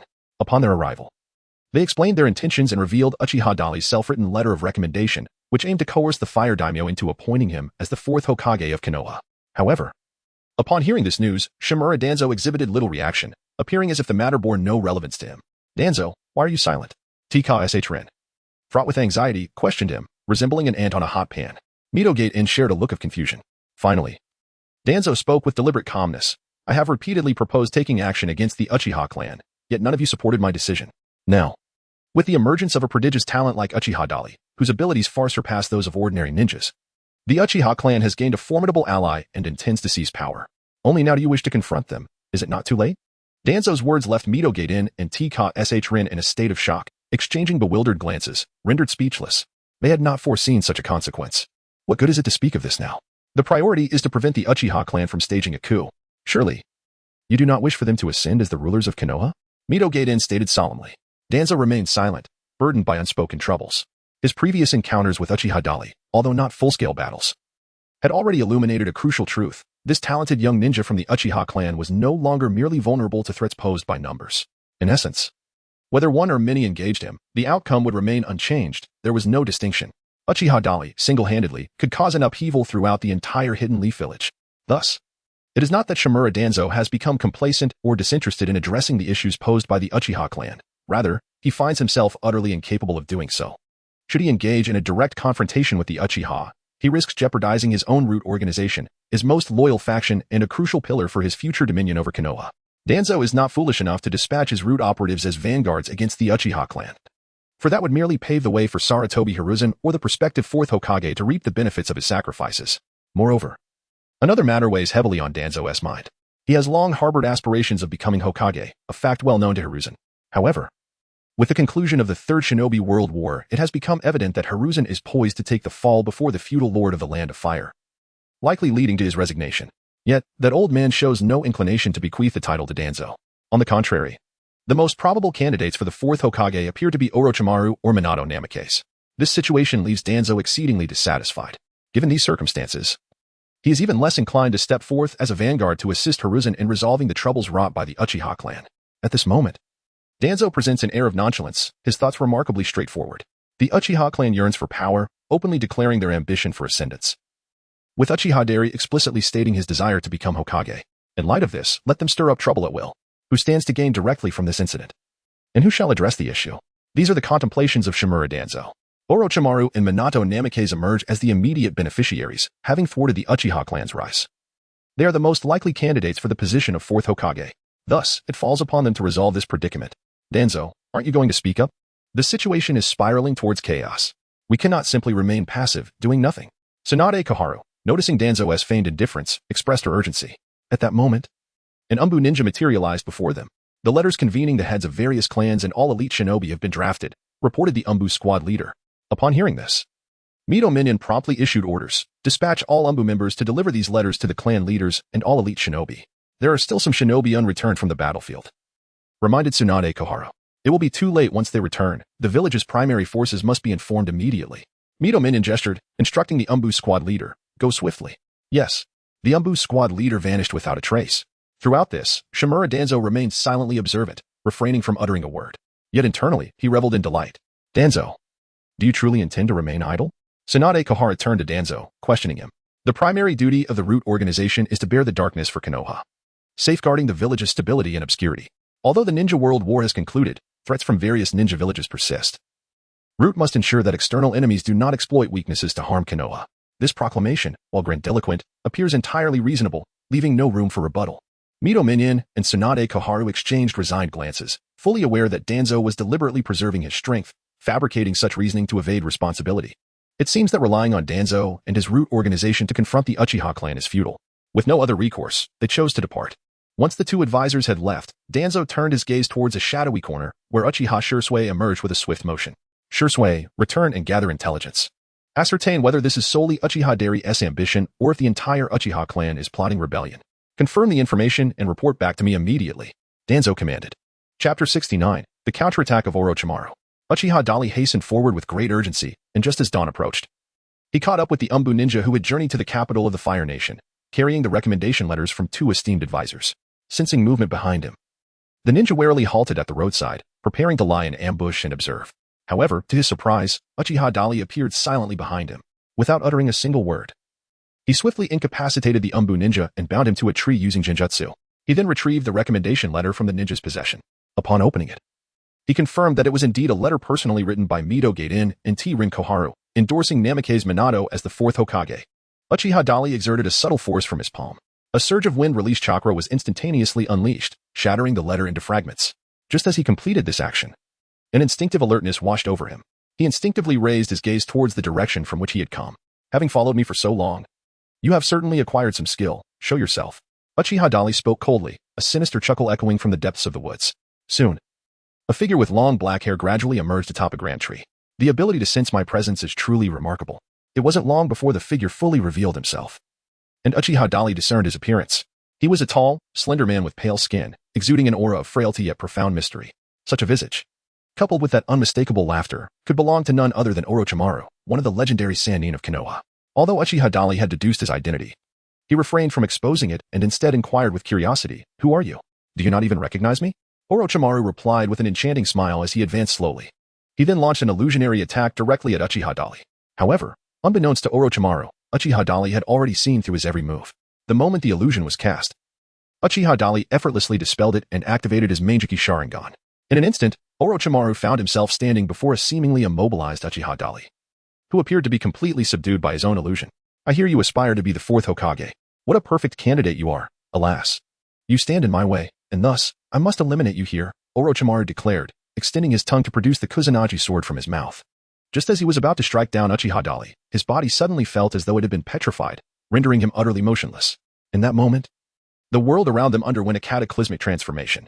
The once familiar forest, the verdant foliage, and the pale sky vanished entirely, replaced by a dismal, gray haze. Even more astonishingly, Uchiha Dali, who should have been under Orochimaru's control, moved freely. He flashed a subtle smile at Orochimaru. "You." Orochimaru's pupils constricted sharply, and in an instant, he comprehended the gravity of the situation. The binding illusion, his consciousness remained alert, perceiving reality, yet his body was entirely unresponsive. This was the hallmark of the binding illusion technique. Uchiha Dali wore an enigmatic smile, his gaze fixed upon the Kusanagi sword held by Orochimaru. Though it appeared somewhat repulsive, it seemed to be quite a formidable weapon, and he graciously accepted it. Upon finishing his words, he clapped his hands together, instantly employing a summoning technique to bring forth a sealing scroll. Subsequently, he sealed the Kusanagi sword directly into the scroll.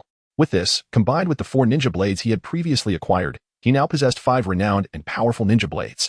Observing Uchiha Dali's actions, Orochimaru's pupils flickered with an intense brilliance. "Uchiha Dali, your illusionary arts are truly remarkable. Is it due to those eyes?" Orochimaru's gaze curiously lingered on Dali's Sharingan. No sooner had he spoken than he noticed a shift in Uchiha Dali's demeanor. "Just now, you intended to kill me, did you not?" At these words, Orochimaru's expression stiffened, his pupils narrowing in realization of the impending danger. "What do you intend to do?" Uchiha Dali remained silent, a cold and merciless expression slowly gracing his lips. He then retrieved the explosive blade, splash, from the summoning scroll. "I have heard whispers of this weapon's formidable physical prowess.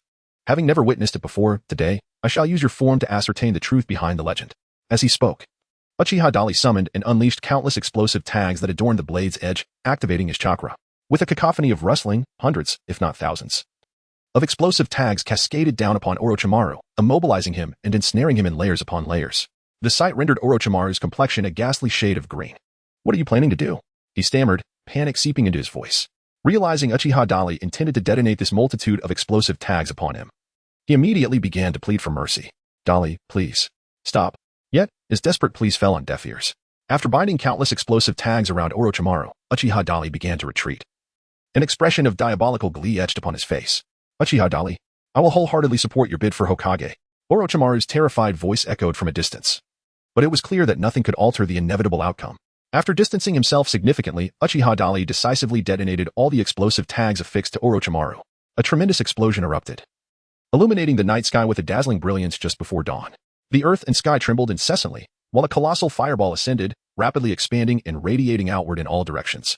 The flames, intertwined with the powerful shockwave generated by the explosion, obliterated everything within a radius of several kilometers in an instant. Observing such an exaggerated display of explosive power, Uchiha Dali could not help but marvel at it. It seemed he may have gone a tad overboard. The control over the explosive tags was a bit lacking. Surely, that fellow Orochimaru could not have been annihilated so easily, could he? After a moment of self-reflection, Uchiha Dali smirked and tilted his head slightly. He should be fine. After all, he is like an indestructible cockroach. With that, he swiftly turned and departed. Chapter 70, the daimyo's commission having dealt with the pursuing Orochimaru. Uchiha Dali began to travel at full speed. By the time the sun rose, he had finally arrived at the capital of the Land of Fire. Uchiha Dali did not rush into the capital. Instead, he employed his extraordinary sensory abilities to probe the entire city. He found no signs of Sarutobi Hiruzen or Namikaze Minato being present. It appeared that they had already departed. Uchiha Dali swiftly pinpointed the precise location of the daimyo of the Land of Fire and made his way there directly. At that moment, the daimyo had just concluded his official duties and was now indulging in leisure, frolicking amidst a group of lovely maidens in a hot spring. The steam from the hot spring curled gently upwards, enveloping the daimyo, who reclined comfortably at the water's edge, his head tilted back in sheer bliss. However, in the next instant, he was startled, nearly springing from the pool in shock. Who are you? The daimyo of the Land of Fire gazed warily at the unfamiliar man standing at the shore, uncertain of when he had appeared. Upon closer inspection, he noticed the man was adorned with the forehead protector of the Hidden Leaf Village, which somewhat eased his tension. How dare you? What on earth are you ninjas from the Hidden Leaf doing? Why have you come here uninvited? The corpulent daimyo, regaining his composure, was filled with indignation. His outburst caught the attention of the guards outside. The guards rushed in, exclaiming, My lord, are you unharmed? Who are you? What are you doing here? Do you intend to assassinate the daimyo? A cacophony ensued as they quickly encircled Uchiha Dali. Uchiha Dali withdrew his gaze from the enchanting beauties in the hot springs and turned it with a playful intrigue towards the feudal lord of the Land of Fire. Truly, one knows how to savor life's pleasures. No wonder everyone yearns for the pinnacle of power, he remarked, a hint of mockery lacing his words. Upon hearing this seemingly sardonic comment, the feudal lord of the Land of Fire erupted in fury. Although you are a ninja from Konoha, it appears you are not here for a cordial exchange. Seize this will-be assassin. The feudal lord hastily branded Uchiha Dali as an assassin. This sudden accusation caused Uchiha Dali, who had intended to engage in amicable dialogue, to instantly turn cold. The surrounding guards, upon receiving their orders, charged at Uchiha Dali without a moment's hesitation, determined to subdue him. However, in the blink of an eye, they appeared to be struck by some unseen force, collapsing one after another. Within an instant, only 2 or 3 of the more formidable samurai guards remained standing by the hot spring. What have you done to them? Questioned one bald samurai. His voice laced with anxiety as he surveyed his fallen comrades, their eyes rolled back in unconsciousness. The other 2 samurai guards exhibited a similar demeanor of alarm. Although they were unsure of what had transpired, they felt their internal energy surging, their hearts racing, engulfed by a sense of unease and agitation. Can you still stand? Uchiha Dali was somewhat taken aback. In a fleeting moment, he effortlessly appeared before the several samurai guards, swiftly incapacitating them one by one. This entire sequence transpired in the blink of an eye. Now, all the guards of the daimyo of the Land of Fire had been dealt with. The corpulent figure still languishing in the pool gazed at the scene in sheer disbelief, unable to comprehend what he was witnessing. Who are you? The daimyo of the Land of Fire inquired, his voice trembling with fear. Uchiha Dali. You are Uchiha Dali? Upon hearing this name, the daimyo momentarily froze, then exhibited a look of incredulity. It seems you have heard of me. That simplifies matters. I have come here to entrust this to you. Uchiha Dali directly produced the recommendation letter he had previously handwritten and handed it over to the other party. The daimyo of the Land of Fire hurriedly crawled to the shore, extending his hand to receive it. Upon glancing at the contents, his expression swiftly morphed into one of incredulity. He looked up at Uchiha Dali, who was standing on the shore and gazing down at him, momentarily rendered speechless. The letter was straightforward, stating that the esteemed elder advisors of Konoha, Tsunade Shizen and Midogate-in, had recommended the village's young talent, Uchiha Dali, for the position of the 4th Hokage. While the content was unproblematic, the handwriting was decidedly suspect. The daimyo frequently corresponded with the Hokage and advisors of Konoha, and occasionally met with them in person. He was well acquainted with their handwriting and knew their idiosyncrasies. The style of the letter, both in terms of vocabulary and penmanship, was entirely inconsistent with what he recognized from Midogate-in and Tsunade Shizen. In other words, the letter was a forgery, likely crafted by the very genius ninja standing before him. However, the daimyo refrained from voicing his suspicions outright. Sure enough, Uchiha Dali spoke again. The two esteemed advisors of Konoha have agreed to nominate me as the fourth Hokage. While I am not particularly fond of such matters, given the high hopes the villagers have placed upon me, I do not wish to disappoint their goodwill. Yet, the daimyo was already convinced in his heart that the letter was indeed a fabrication by Uchiha Dali himself, a self-recommendation for Hokage. This was truly a first encounter for him. However, it was already decided by the third Hokage, Sarutobi Hiruzen, to fully endorse the village's hero, Namikaze Minato, as the fourth Hokage, a matter that had been unanimously agreed upon with the cabinet ministers. They had already returned to Konoha with the letter of appointment yesterday. Uchiha Dali had anticipated this outcome. At this moment, after hearing the words of the daimyo, he merely smiled faintly, a somewhat chilling expression gracing his lips. So, what is your stance now, daimyo? This is indeed a troublesome predicament. Let us do it this way. You shall draft a new declaration to annul yesterday's appointment decision and announce that the position of the fourth Hokage of Konoha is to be bestowed upon me. With your personal letter of appointment in hand, I shall return to Konoha to assume my duties directly. But, what's the matter? Unwilling? The expression on Uchiha Dali's face abruptly darkened, as if engulfed by an abyss of despair, his countenance rendered ominously grim. The feudal lord of the Land of Fire glanced up, his corpulent form trembling in fright. Instinctively, he surveyed his surroundings. Taking in the sight of the elite guards he had personally selected, all annihilated in an instant. After considerable reflection, the feudal lord of the Land of Fire consented with a sense of reluctant pleasure. In that case, I shall draft a new letter of appointment for you. But please allow me to emerge from the pool first. Very well, come forth. Uchiha Dali turned around with satisfaction, stating, I shall wait for you outside. Chapter 71. How to Face Each Other. Having obtained the appointment letter and declaration personally pinned by the daimyo of the Land of Fire, Uchiha Dali promptly returned to Konoha. In truth, these documents held little significance for him. It was only the inhabitants of Konoha who harbored apprehensions regarding the daimyo, given that the entire village's economy heavily depended on the Land of Fire. However, for Uchiha Dali, the daimyo was nothing more than an insignificant entity, akin to a mere receptacle. When needed, he would utilize it. When unnecessary, it could easily be discarded beneath the bed. Nonetheless, the procedure to appoint himself as Hokage had to be followed, as it was a matter of procedural justice. Without this appointment letter, he and the Uchiha clan would be deemed traitors to the village, jeopardizing the peace of Konoha in the future. Uchiha Dali was reluctant to complicate matters further, introducing unpredictable risks to his plans. Meanwhile, Minato, Namikaze, and Hiruzen Sarutobi were en route back to Konoha. Holding in his hands a letter of appointment personally pinned by the feudal lord of the Land of Fire, Minato appeared deeply troubled. In contrast, Hiruzen strolled leisurely ahead, his hands clasped behind his back, exuding an air of tranquility. Minato, he began, his tone contemplative. The recent ninja world war resulted in severe casualties for our village due to my tactical misjudgments. It is now prudent for me to resign, making way for you to assume the position of Hokage. By both strength and popularity, you are undoubtedly deserving. This decision is no longer solely mine. The feudal lord concurs as well. Given the gravity of the situation, what further reservations do you harbor? As Hiruzen spoke, he gradually halted, turning to face Minato, who, upon hearing these words again, could only shake his head in resignation. Lord Third, I have made a promise to Uchiha Dali, he replied, his thoughts lingering on the commitment he had made. Fulfilling one's promises is a testament to one's integrity. Yet, truth be told, Minato was internally conflicted at that moment. Becoming Hokage had been his childhood dream. Protecting the village with his own strength and guiding Konoha toward a brighter future was his noble aspiration. Now, he was on the verge of realizing this dream, yet he found himself compelled to relinquish the position due to an agreement. This was indeed a formidable dilemma. Observing Minato's silence, Hiruzen gazed at him intently for a stretch of time before imparting a profound reminder. Some matters are best left unspoken. However, since you still harbor concerns, allow me to clarify, Minato. The Uchiha clan possesses great valor but lacks wisdom. Entrusting the governance of Konoha to them is not a sagacious choice. With that, he turned away, continuing his leisurely pace. Hiruzen then added, our village requires restoration. What it needs is a sagacious leader to guide them out of adversity and rejuvenate Konoha. If you cannot undertake this task, who else in the village could possibly rise to the occasion? Hiruzen's inquiry left Minato speechless. He had not contemplated this aspect, and upon reflection, he recognized the myriad repercussions tied to the situation. Should he decline the role of fourth Hokage, it would either pave the way for Uchiha Dali or another ninja from the village to ascend to the position. The only contender with a reputation rivaling his own was Orochimaru, one of the legendary Sannin. Whether it be Uchiha Dali or Orochimaru, upon further deliberation, Minato realized he did not know them well enough. Handing over the village to individuals he scarcely understood did not seem wise. If he were unwilling to forfeit the role of fourth Hokage, how could he possibly explain this to Uchiha Dali? With his emotions in turmoil, Minato glanced at the distance where Hiruzen had walked ahead and hastily followed suit. For now, he could only take one step at a time. Returning to Konoha to deliberate further, Uchiha Dali, utilizing an advanced version of the Flying Thunder God technique, returned to Konoha ahead of time from the capital of the Fire Country. armed with both the letter of appointment personally pinned by the daimyo and a declaration. Uchiha Dali directly approached the two esteemed advisors of Konoha. Before him lay the letter of appointment and a handwritten missive from the daimyo of the Fire Country, which rescinded the appointment of Namikaze Minato as the fourth Hokage. At this moment, both Narashikaku and Mito Minion appeared gravely serious. "Are you truly determined to assume the role of the fourth Hokage?"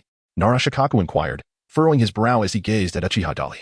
Mito Minion added, "Do you comprehend the intricacies involved in managing the affairs of the village? Being Hokage is not merely a matter of occupying an office with ease." In response, Uchiha Dali offered a faint smile.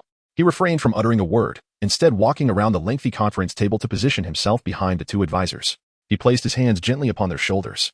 Uchiha Dali could distinctly sense a slight tremor in the bodies of the two advisors before him.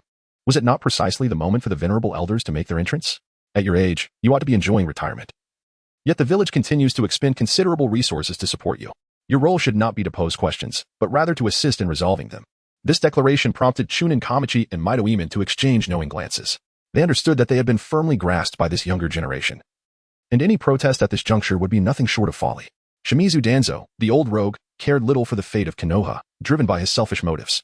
He intended to spectate from the sidelines, watching the Uchiha clan clash with the rightful heir, Namikaze Minato. Such ulterior motives were painfully evident to all. With no hope of relying on that avaricious old man, the responsibility would inevitably fall to Sarutobi Hiruzen, the third Hokage, and the rightful candidate for the fourth Hokage, Namikaze Minato, to handle matters themselves. Meanwhile, there was a hope that Uchiha Dali would not exacerbate the situation further.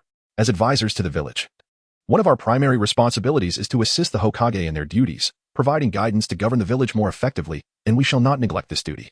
Very well. Since you acknowledge your responsibilities, there is no need for further discussion. Uchiha Dali waved his hand, interrupting the voice of Mito Minin. As soon as he finished speaking, a captain from the Umbu appeared before them and knelt partially on the ground. Report, Lord Third Hokage and Minato have arrived at the village entrance. The Umbu captain informed Mito Minin and TK Haru. Chapter 72, A Storm Approaches. The return of Minato Namikaze and Hiruzen Sarutobi sent a jolt of tension through the hearts of Mito Minin and TK Haru. What lay ahead was a direct confrontation between the Uchiha clan and the forces of the third Hokage. Minato Namikaze, a disciple of Jiraiya, was not only a prominent candidate for the position of fourth Hokage but was also regarded as the designated successor to the role. Furthermore, Jiraiya himself was a student of Hiruzen Sarutobi. Naturally, he would align himself with Hiruzen. If mishandled, this situation could lead to intense internal strife within the village, potentially resulting in bloodshed and further weakening its vitality. However, at this juncture, both individuals could only brace themselves and silently await the unfolding events. The fate of the Hidden Leaf village remained uncertain, shrouded in unpredictability. Uchiha Dali glanced at the two advisors and then at the captain of the Umbu, a subtle smile gracing his lips. Since the Hokage has returned, let us proceed to the office and await their arrival, he declared, turning first to leave the conference room and making his way toward the Hokage's office. Meanwhile, in the underground headquarters of the Akatsuki, Orochimaru leaned against a stone pillar, arms crossed, silently observing the Umbu captain who knelt before Shimura Danzo. The captain had just reported the movements of Sarutobi Hiruzen and Namikaze Minato. The two had returned from the capital of the Land of Fire and were now at the village's entrance. Danzo-sama, are we truly not making a move? The third Hokage and Minato have returned, which signifies the potential for conflict with the Uchiha clan. After all, Uchiha Dali has effectively risen above the third Hokage, the captain, cloaked in a vest and wearing a painted mask, queried in a grave tone. In response, Shimura Danzo, maintaining his composure, replied, to directly involve ourselves in this conflict would be a reckless course of action. What is required of us is to bide our time. The Uchiha clan holds themselves in high regard, believing that the emergence of a prodigious ninja grants them the liberty to act with impunity. Let us allow the future fourth Hokage to impart some much-needed wisdom upon them. As he spoke, a cold smirk danced upon Danzo's lips. Minato, too, was a prodigious ninja, his golden flash instilling terror in the hearts of adversaries who would flee upon encountering him. With him at the helm, alongside Sarutobi's elite forces. While defeating the Uchiha may not be guaranteed, inflicting substantial losses upon them would be entirely feasible, once they are sufficiently weakened. I shall dispatch my own forces to quell the Uchiha's rebellious actions, ensuring that the accolades belong solely to me. At that juncture, I shall either ascend to the position of Hokage myself, or see my trusted confidant take the mantle. Ultimately, the pinnacle of power in Konoha shall most likely rest in my hands. With this thought in mind, Danzo lifted his gaze slightly towards Orochimaru. You have already made contact with that boy, have you not? He inquired. This question snapped Orochimaru from his reverie, his demeanor shifting from ease to one of cautious focus. The boy's strength can only be described as unfathomable, he responded, his tone now tinged with gravity. The Uchiha clan's ambition to seize power will likely incite a storm of bloodshed within the village. Ah, your plans and aspirations are, without a doubt, feasible, Orochimaru added, finally revealing his signature enigmatic smile. The clash between the Golden Flash and the Uchiha clan's prodigy piqued his curiosity. He too was eager to discern who would emerge as the greater force. Meanwhile, Uchiha Shursui, who had been vigilantly monitoring the happenings within the village, was quick to sense the return of Sarutobi Hiruzen and Namikaze Minato. At that moment, he had departed from the Uchiha clan, no longer adhering to Danzo's orders to surveil his own kin. Instead, he sought to intercept Sarutobi and Minato, who were en route to the Hokage building. As they traversed a secluded path, they were confronted by Uchiha Shursui. "Shursui, is it?" Sarutobi Hiruzen remarked, tilting his head slightly, the brim of his hat lifting to reveal the young man before him. "Third Hokage, Minato-senpai." Uchiha Shursui greeted politely. Yet the gravity of his expression betrayed the weight of his thoughts. Upon observing this, Namikaze Minato immediately sensed that something was amiss. "What troubles you, Shursui?" he inquired. "During the absence of Lord Third and you, Minato-senpai, certain events have transpired. I wish to convey the situation before your meeting with Dayton-senpai. To preempt any potential uncertainties that may arise," Shursui replied with utmost seriousness. Noting the gravity of his tone, Minato felt a chill run through him. Exchanging a glance with Sarutobi Hiruzen, who also furrowed his brow slightly. "So, the concerns we dreaded have indeed come to pass," Hiruzen murmured. This remark caused a flicker in Shursui's gaze. "Lord Third, may I recount the entire sequence of events from the beginning?" He then detailed how the Uchiha clan perceived the villagers' disparate treatment of them compared to other heroic ninjas and clans, how they uncovered Shimura Danzo's concealment of achievements, and Uchiha Dayton's aspirations to become Hokage. After listening to Shursui's account, Minato and Hiruzen exchanged glances once more, both enveloped in silence yet acutely aware of the dire consequences that could ensue if mishandled.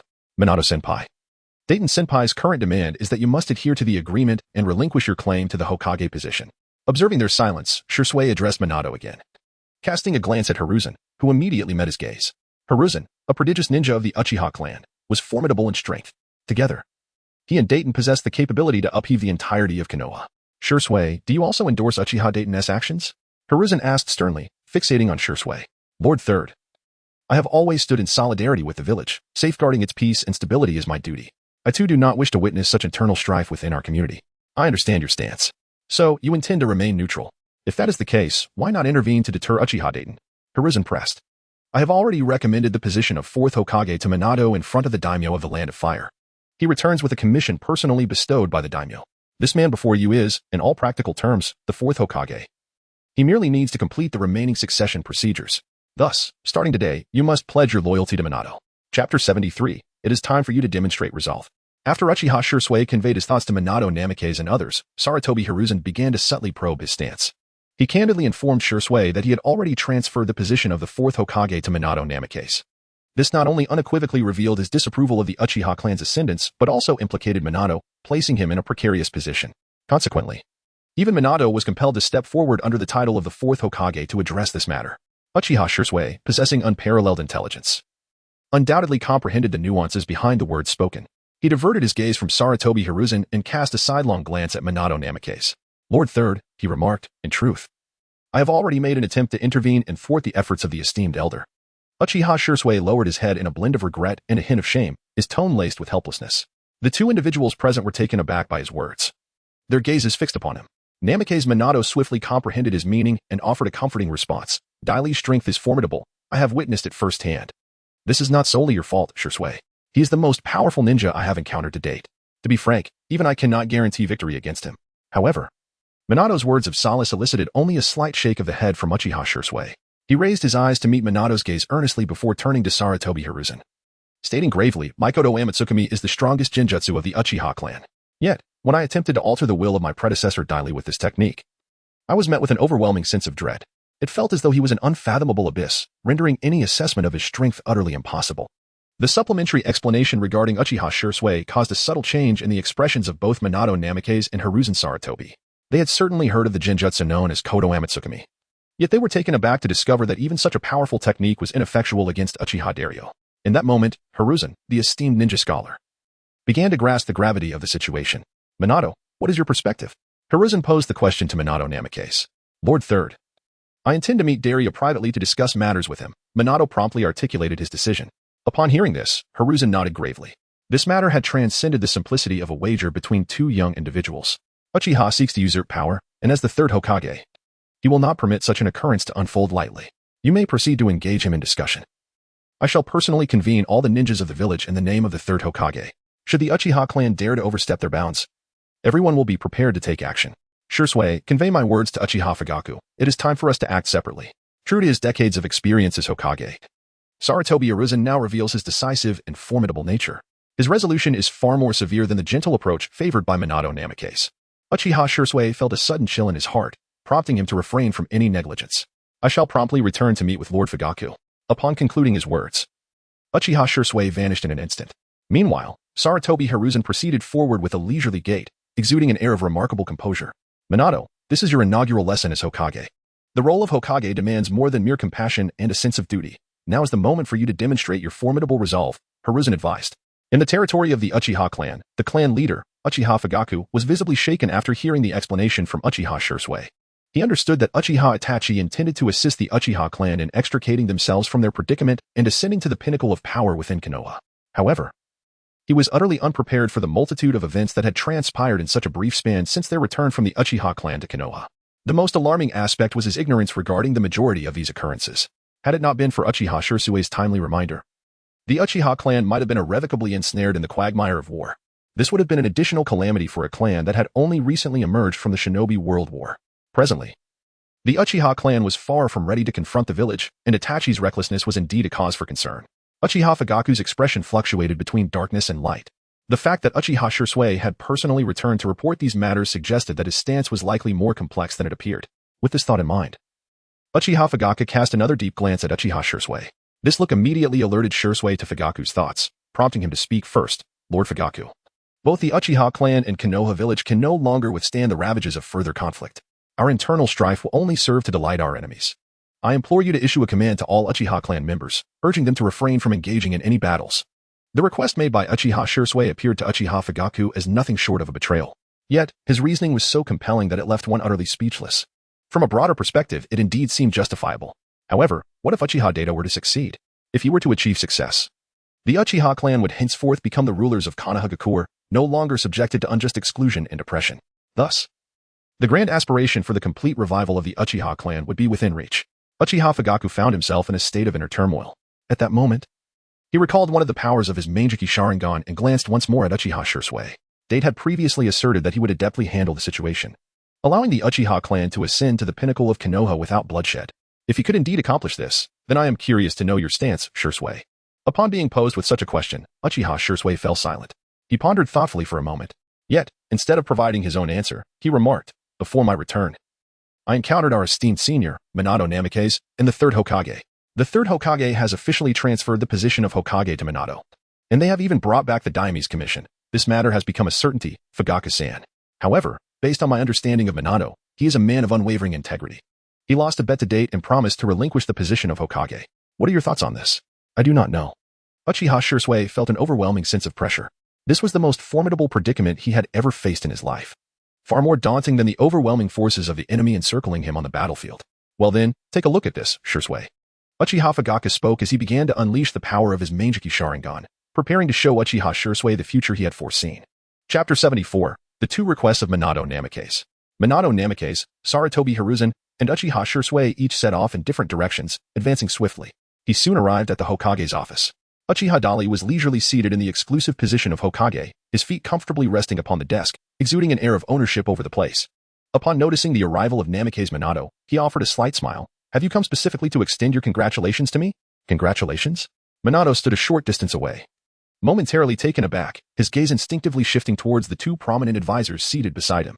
Uchiha Dali had indeed received the appointment from the daimyo of the Land of Fire, becoming the fourth Hokage. This was his letter of appointment, along with a statement regarding the retraction of your appointment. Zhuanqin Xiaochun spoke in a tone reminiscent of a whistleblower, while Mito Minion maintained a stoic silence. After hearing Zhuanqin Xiaochun's remarks, Minato's gaze fell upon the documents laid out on the desk. He raised his eyes and turned to Uchiha Dali, his mind already piecing together the implications. The daimyo of the Land of Fire could not simply reverse their decision. The only possibility was that when you made that pact with me, you had already foreseen all of this, hadn't you? Minato gazed intently at Uchiha Dali and inquired. Uchiha Dali merely smiled without uttering a word, locking eyes with him.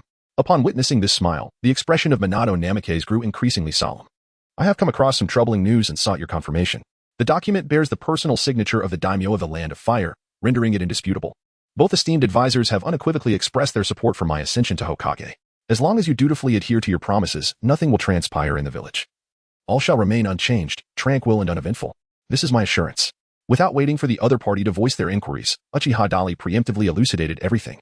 Hearing his tone so confident and assured, Namake's Minato realized that matters had likely already been settled. However, instead of feeling angered by this, he found himself surprisingly relieved. Uchiha Dali's demeanor was resolute, thus providing him with a valid justification to uphold his commitments. He would not be at a loss for explanations before the third Hokage. However, this was merely the first step. The third Hokage would certainly not acquiesce to the Uchiha clan assuming dominion over the village. His will is not something I can alter. Moreover, what are the sentiments of the other clans and ninjas within the village? You need not concern yourself with the perspectives of the other ninjas, for they all rally in support of the Uchiha clan. Uchiha Dali abruptly interrupted the words of Namake's Minato, causing the latter to momentarily freeze. Instantly realizing that during his absence from Konoha, Uchiha Dali had likely made significant strides with other clans, although the specifics of his accomplishments remained elusive. A chill crept up Minato's spine at that moment. It appeared that this seemingly harmless, sunny young man was far more formidable than he had previously anticipated. He was a person of both capability and ruthlessness. Minato, the decision made by Sarutobi was indeed justified. Surely you do not intend to relinquish the position of Hokage? Mito Minin frowned and inquired solemnly upon noticing that Minato seemed disinclined to confront Uchiha Dali. His mind was clouded by the anger stemming from Uchiha Dali's audacious actions, and he was eager to witness this impertinent youth face punishment. Minato's reaction was not the outcome he had hoped for. At that moment, Minato turned to meet Mito Minin's gaze and earnestly explained, regarding this matter, I have already communicated with the third Hokage multiple times. In my view, it matters not who holds the title of Hokage, provided they possess the genuine ability to lead the village toward a brighter future. He then glanced at Uchiha Dali, continuing, in terms of strength, I recognize Dali's capabilities. Compared to him, I may not even be the strongest in the village. A sufficiently powerful ability is a prerequisite for becoming Hokage. With that, he turned his attention to Mito Minin and Tsunade. Seeing that neither advisor disputed his words, Minato then refocused on Uchiha Dali. However, his tone shifted. I am willing to forego the position of Hokage, but I must ascertain that you indeed possess the requisite ability and a profound sense of responsibility to guide Konoha toward a better future. Uchiha Dali eagerly awaited this very statement. Upon hearing Namake's Minato articulate his thoughts, he removed his feet from the table and adjusted his posture with a semblance of decorum. With renewed confidence, he replied, rest assured, should I ascend to the position of Hokage, this village shall undoubtedly flourish, never deteriorating. From this moment forth, you shall serve as my advisor, Minato, and upon my eventual retirement, the title of Hokage will rightfully belong to you. Minato's eyes widened slightly in surprise at these words. Yet his expression swiftly returned to one of solemnity. Words alone are insufficient. I must ascertain your true intentions. And how do you propose to confirm this? There are 2 steps, Minato declared with gravity. Firstly, we must reveal your genuine abilities to the entire village of Konoha, thereby establishing a clear victor between us. Secondly, within 3 months, I expect to witness tangible changes within the village, a revitalization of the economy, improvements in the lives of the populace, and so forth. While an all-encompassing transformation is not necessary, the developments must at least reflect a positive trajectory. Minato articulated his 2 demands with utmost seriousness. These were not unreasonable stipulations. The first request was easily resolvable. Uchiha Dali will reveal his true capabilities in a match. As for the second point, there is no significant issue. Uchiha Dali possesses the confidence to rise to the occasion. Thus, he readily acquiesced to the request of Minato Namake's. The dialogue between them left Rin and Mito Minin utterly astounded. From their perspective, Minato's decision seemed rather frivolous. How could he so readily relinquish the position of Hokage to a mere scion of the Uchiha clan? As they stood there, incredulous at the notion that this was indeed Minato's own resolution, he turned to them and remarked, esteemed advisors, please do not fret. I have faith in Uchiha Dali's character. He is more than capable of fulfilling the responsibilities of Hokage. Should he fail to uphold his promises, I assure you that I will not remain passive, and I shall closely supervise his endeavors. This statement was not merely a means to placate Mito Minin and Rin. It also subtly communicated Minato's reservations to Uchiha Dali. This exemplified Minato's astuteness. Chapter 75. Circumstances overrule individuals. Minato cleverly conveyed his principles to Uchiha Dali through a few carefully chosen words. The title of Hokage may be willingly ceded to him, however. If it becomes apparent that the Uchiha clan is incapable of shouldering the weight of Konoha, or worse, exacerbates its plight, he would not stand idly by. Even if it necessitates an internal conflict, Uchiha Dali must be removed from power. While these words bore a certain weight for Uchiha Dali, the gravity of the situation was perceived differently by Mito Minin and Rin. Faced with Minato's unequivocal stance, they had no choice but to refrain from further comment. Now, we have another matter to address, the issue concerning the third Hokage. He has already mobilized all the Umbu and Jonin of the village. Minato presented the most challenging dilemma. The inauguration ceremony had yet to be conducted. The formalities were incomplete, rendering him merely a nominal Hokage. The authority of his words was not absolute. As long as Sarutobi Hiruzen withheld his approval, the matter remained unresolved. Thus, They needed to engage Sarutobi Hiruzen in discussion. Uchiha Dali had long since made arrangements. Upon hearing this, he stood up with composure and said, "Then let us go have a chat with Lord Third." Atop the Hokage building, Sarutobi Hiruzen stood with his hands clasped behind his back, gazing down at the entirety of Konoha. Behind him were 16 elite combat teams, comprising several dozen skilled Umbu operatives. "Has the message been dispatched?" Sarutobi Hiruzen inquired calmly, his pipe held delicately between his lips. "It has been sent out. It should have reached all the clans by now," replied a captain from the Umbu behind him. This response caused Sarutobi Hiruzen to furrow his brow slightly. His gaze swept over the broad and meticulously maintained streets of Konoha. He had summoned the heads of various clans and the village's elite jonin some time ago, yet, thus far, aside from his own Umbu, no other ninja had arrived to assemble. This was certainly not a normal occurrence. A foreboding sense began to unfurl within him. Just then, Sarutobi Hiruzen sensed something amiss and subtly turned his gaze back. Uchiha Dali and Namake's Minato appeared simultaneously. Dozens of elite Umbu ninjas, sensing the imminent threat, promptly turned to face Uchiha Dali. Humph. Uchiha Dali let out a cold chuckle. In an instant, the overwhelming power of his conqueror's haki erupted without warning. Within the blink of an eye, a significant number of elite Umbu operatives fell to the ground. Ultimately, only 7 or 8 of the strongest among them remained standing, their senses intact. These individuals had been meticulously chosen by Sarutobi Hiruzen, selected from various ninja clans and civilian ninjas, embodying true prowess. However, despite their ability to remain upright, their pupils trembled as they gazed in sheer terror at Uchiha Dali. The earlier intimidation had taken its toll. At that moment, as they watched Uchiha Dali approach Sarutobi Hiruzen step by step, the elite Umbu captains found themselves utterly paralyzed, unable to take any action. Minato Namake's witnessed the entire unfolding of events, his own astonishment palpable. What manner of power is this? Even I can feel the weight of that terrifying aura. Minato's expression turned grave as he regarded the silhouette of Uchiha Dali. "Minato, it appears you have made your decision." Sarutobi Hiruzen observed as he beheld Uchiha Dali's imposing display of authority. Yet, Minato remained unfazed, a realization dawning upon him. "Lord Third, I have consented to relinquish the position of Hokage to Dali. However, we have reached a consensus on 2 conditions." Minato conveyed the agreement he had just made with Uchiha Dali. Upon hearing this, Sarutobi Hiruzen's gaze returned to Uchiha Dali's countenance. "Young man, why are you so fixated on the position of Hokage?" Sarutobi Hiruzen slowly removed the pipe from his lips. As his fingers brushed against it, the pipe inexplicably shattered into a cloud of powder, scattering into the air. This sudden transformation caused a slight shift in Sarutobi Hiruzen's expression. Had it been damaged by the earlier overwhelming aura? He stared incredulously at the remnants of powder in his hand, utterly astonished. He could hardly fathom that Uchiha Dali had inflicted tangible harm merely through the force of his presence. In his memory, even the second Hokage, Tobirama Senju, might not have been capable of such a feat. As Sarutobi Hiruzen's gaze returned to Uchiha Dali, a newfound wariness flickered in his eyes. "Lord Third, your phrasing of the question is incorrect.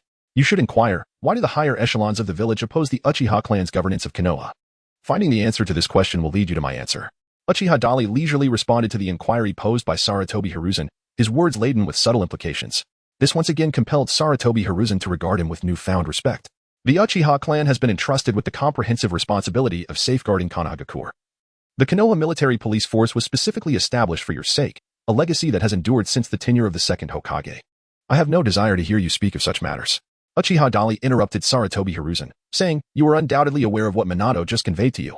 I am not as subtle as he is. I prefer to be more forthright. Third Hokage, if you wish to prevent our village from descending into chaos over such a trivial disagreement, I strongly advise you to endorse my candidacy for Hokage. Rest assured, there is no one else present. Your dignity will remain intact." Uchiha Dali shrugged casually, a light-hearted smile gracing his lips. His words caused the brows of Minato Namake's, standing behind him, along with all the captains of the Shadow Division, to furrow in unison. Yet, none dared to voice their dissent. Uchiha Dali has repeatedly demonstrated through his actions that he possesses the ability to completely overturn Konoha. Presently, both Minato Namake's and the Umbu remain silent, leaving the pressure squarely on Sarutobi Hiruzen. He gazes at the elite guard sprawled across the ground, rendered unconscious, before casting a glance at the composed and untroubled Uchiha Dali. Ultimately, he lets out a resigned sigh, realizing that victory is indeed within your grasp, Uchiha Dali. The elite jonin from the various clans in the village have not responded to my summons to assemble, and I suspect you are behind this, are you not? Sarutobi Hiruzen's expression gradually settles into calmness as he inquires with indifference. They merely made a choice that was rational and judicious.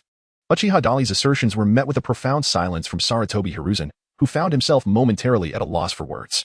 He had never anticipated that those elite ninja clans, once loyal to him, would now turn their allegiances. Although he could not fathom how Uchiha Dali had orchestrated such a remarkable shift, he could not deny that this young man possessed the requisite strength and cunning to merit the title of Hokage. Perhaps, under his leadership, the village could indeed flourish. Chapter 76. Do not betray the name of Hokage. Sarutobi Hiruzen reflected inwardly, yet he felt a twinge of regret. In truth, as the Third Great Ninja War progressed towards its latter stages, he had already come to the realization that he might soon bear the burden of responsibility and step down. This was not solely due to the machinations of his rivals. The village of Konoha had indeed paid a heavy toll in this conflict. While many exceptional ninjas emerged on the battlefield, countless others lost their lives due to his command decisions. From that moment forth, Sarutobi Hiruzen began to contemplate appointing Namikaze Minato as his successor. There were several advantages to this choice.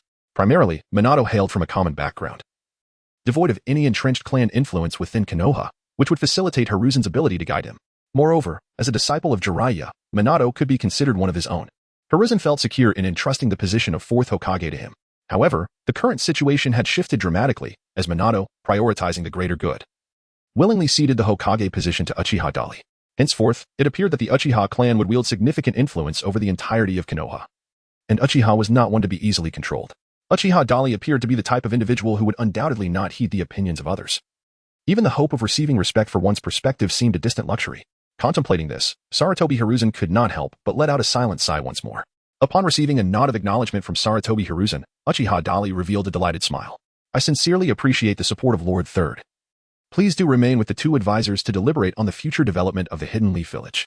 Uchiha Dali graciously offered Sarutobi Hiruzen an opportunity to retreat with dignity, simultaneously inviting him to serve as a high-ranking advisor within the village, thereby bestowing upon him the respect he deserved. Sarutobi Hiruzen merely nodded in acknowledgement, remaining silent. Meanwhile, Minato Namikaze remarked that their duel should ideally take place in front of the villagers, as such a public display would lend credibility to the outcome. He cast a glance at Uchiha Dali, a notion that had not previously crossed the latter's mind. Upon hearing this, Dali regarded Minato with a profound gaze, who then added, Although I have already agreed to cede the position of Hokage to you, I shall not hold back in our confrontation. I share your sentiments. Uchiha Dali smiled faintly. And thus, the matter was settled. The two agreed to summon all the village's elite ninjas early the next morning to witness their clash outside the village. At that moment, Sarutobi Hizashi observed their decision and leisurely remarked, The reputation of the Uchiha clan within the village requires some time to cultivate. Uchiha Dali, appearing contemplative, gazed deeply at Sarutobi Hizashi. Once their eyes met, Sarutobi Hizashi continued, Konoha has never intended to oppose the Uchiha clan. I hope you will not tarnish the name of Hokage. It was only after Sarutobi Hizashi uttered these words that the formidable members of the Sarutobi clan began to arrive. The elite ninjas of the Sarutobi clan, upon witnessing the fallen Umbu scattered across the ground and observing Uchiha Dali, Namikaze Minato, and Sarutobi Hizashi, were utterly bewildered. Give me no more than a year, declared Uchiha Dali, and Konoha shall undoubtedly emerge as the most powerful force in the entire shinobi world. Uchiha Dali confidently declared, I shall await the outcome of your endeavors. Sarutobi Hiruzen responded with a serene composure, his hands clasped behind his back as he strolled towards his kin. Lord Third? Inquired a suspicious jonin from the Sarutobi clan, casting a wary glance at Hiruzen. Let us depart. The matters here have reached their conclusion. On the morrow, I shall personally officiate the inauguration ceremony for Uchiha Dali as Hokage, Hiruzen stated with an air of nonchalance. What was initially believed to necessitate a fierce battle to resolve the plight of the Uchiha clan had, unexpectedly, concluded with such simplicity. Uchiha Dali found himself quite astonished. However, many within the village remained oblivious to the unfolding events. Those esteemed individuals, standing as the vanguard of Konohagakure and the entire shinobi world, had casually transferred the fate of the village into the hands of the Uchiha clan. At this very moment, in the territory of the Nara clan, Narashikaku, kneeling on the floor, suddenly rose and opened the door to step outside. It was nearly time. No sooner had he spoken than a knock resounded from beyond the door. Soon, the heads of prominent clans from Konoha arrived, including Hyuga Hayashi and Hyuga Hizashi of the Hyuga clan, Akimichi Choza of the Akimichi clan, Yamanaka Inoichi of the Yamanaka clan, and Inazuka Tsuma of the Inazuka clan, among others. Narashikaku, who had long awaited their arrival, stepped forward to greet them. It appeared that everyone had received the call from the third Hokage. Narashikaku spoke gravely. So, are we truly going to disregard the summons of the third Hokage? Akimichi Choza could not contain his curiosity. This is a matter of utmost importance. If the Uchiha clan intends to seize power, as members of Konoha, should we not assist the third Hokage instead of shirking our responsibilities?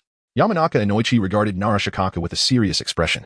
Previously, Narashikaku had shared a brief tale at the behest of Uchiha Dali, cautioning everyone present not to oppose the Uchiha clan or engage in any internal conflicts within the village. Such actions would not only be irresponsible to their own families but also to Konoha itself. This led to the third Hokage, Sarutobi Hiruzen, issuing a call to assemble the clans, yet they had remained absent. If the Uchiha clan were to pursue a forceful agenda, it would indeed spell disaster for all of Konoha, especially during such a pivotal moment. Inazuka Tsum hesitated, her expression revealing both strength and insight, despite being a woman. At this juncture, Hyuga Hayashi spoke up, If our adversary is the Uchiha, I advise you all to abandon any thoughts of engaging in war. Although he did not explicitly state his reasons, the words of Hyuga Hayashi, head of one of Konoha's historically most powerful clans, left the other clan leaders astounded. They instinctively turned their gazes towards Narashikaku, who, at last, voiced his thoughts, while I had promised Uchiha Dali that I would convey his intentions to each of you. Given the gravity of the third Hokage's summons, we must prepare for all eventualities. You are to gather your respective clans and remain on standby here, while I personally investigate the situation at the Hokage's office. With that, Narashikaku strode towards the courtyard. After taking a few steps, he paused, recalling something of importance. Turning back to the solemn clan leaders, he declared, "If I do not return or transmit any news within 2 hours, you are to disperse." This would indicate that the Uchiha clan has taken complete control of Konoha, and engaging them would be futile, plunging our already war-torn village into deeper turmoil. Having said this, Narashikaku did not look back and departed from their sight. The remaining clan heads exchanged glances, pondering their next course of action. Meanwhile, within the Uchiha clan, after receiving a report from Uchiha Shursui, Uchiha Fugaku resolved to utilize his Manjiki Sharingan to glimpse the future once more, inviting Uchiha Shursui to witness the event. Upon witnessing the clan leader exhibit his Manjiki Sharingan, Uchiha Shursui's expression reflected surprise. "Lord Fugaku, you need not be astonished," he said. "Like you, I have witnessed the sacrifice of important comrades on the battlefield, which awakened the most potent ocular technique of the Uchiha clan within me. However, to prevent unnecessary complications, I have disclosed this only to you and Dali." Uchiha Fugaku, while elucidating, utilized his Manjiki Sharingan to unveil to Uchiha Shursui the impending events that were destined to unfold. Upon witnessing the foreseen future depicted within Fugaku's ocular prowess, Shursui was momentarily struck into a state of astonishment. Subsequently, he succumbed to a profound silence. Uchiha Fugaku's face bore an expression of astonishment and disbelief. It seemed he had succeeded. After a prolonged moment of silence, Uchiha Fugaku finally spoke in a soft, contemplative tone. Uchiha Shursui remained silent. The two had just witnessed through Uchiha Fugaku's Manjiki Sharingan a future where the Uchiha clan successfully became the de facto rulers of Konohagakure. Uchiha Daitetsu emerged as the fourth Hokage. The village thrived in peace and tranquility, devoid of the anticipated bloodshed and conflict. On the contrary, under the guidance of the Uchiha clan and the diligent efforts of Uchiha Daitetsu, Konohagakure not only swiftly healed from the scars of war but also flourished with vibrant vitality. The prominent families within the village united harmoniously, showing no signs of discontent with the rise of the Uchiha clan. This envisioned future starkly contrasted with Uchiha Shursui's prior expectations.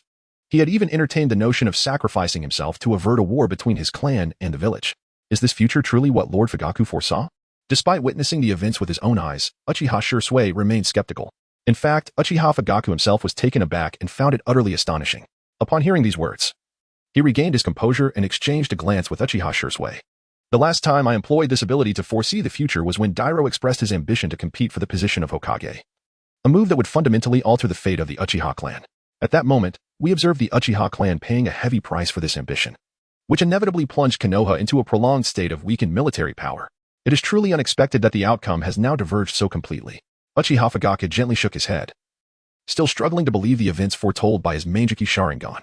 Upon hearing his words, Uchiha Shursui recalled something important. "Lord Fugaku, I implore you to restrain everyone. Please refrain from taking any action until my return." After Uchiha Shursui finished speaking, he performed a perfect 90-degree bow to Uchiha Fugaku. Subsequently, he turned and vanished in an instant. Uchiha Fugaku felt an electric current coursing through his body, causing countless goosebumps to rise on his skin. Could it be that the fate of the Uchiha clan was truly on the brink of transformation? He could not help but murmur to himself. However, as if a realization struck him, Uchiha Fugaku hurriedly commanded the summoning of all combat personnel above the Ch-nin rank within the clan. The news of Sarutobi Hiruzen and Namikaze Minato's return to Konoha had already reached Shimura Danzo's ears. At this moment, he eagerly anticipated that Minato and Hiruzen's elite forces, along with other ninja clans of Konoha, would launch an assault on the Uchiha clan. The ideal outcome would be a mutual devastation, allowing him to intervene with the root organization and definitively quash this rebellion rooted in the Uchiha clan. Following this, he could rightfully claim the position of Hokage. To this end, he discreetly dispatched his trusted Umbu to investigate the external circumstances. Simultaneously, Narashikaku and Uchiha Shursui were en route to the Hokage building. Before long, they arrived at their destination. Narashikaku encountered Uchiha Shursui on the ground floor, yet neither spoke a word. They simply exchanged a knowing glance. In an instant, Uchiha Shursui leaped to the summit of the Hokage building, while Narashikaku, with a complex mix of emotions, proceeded normally through the entrance. He faced no obstruction along the way.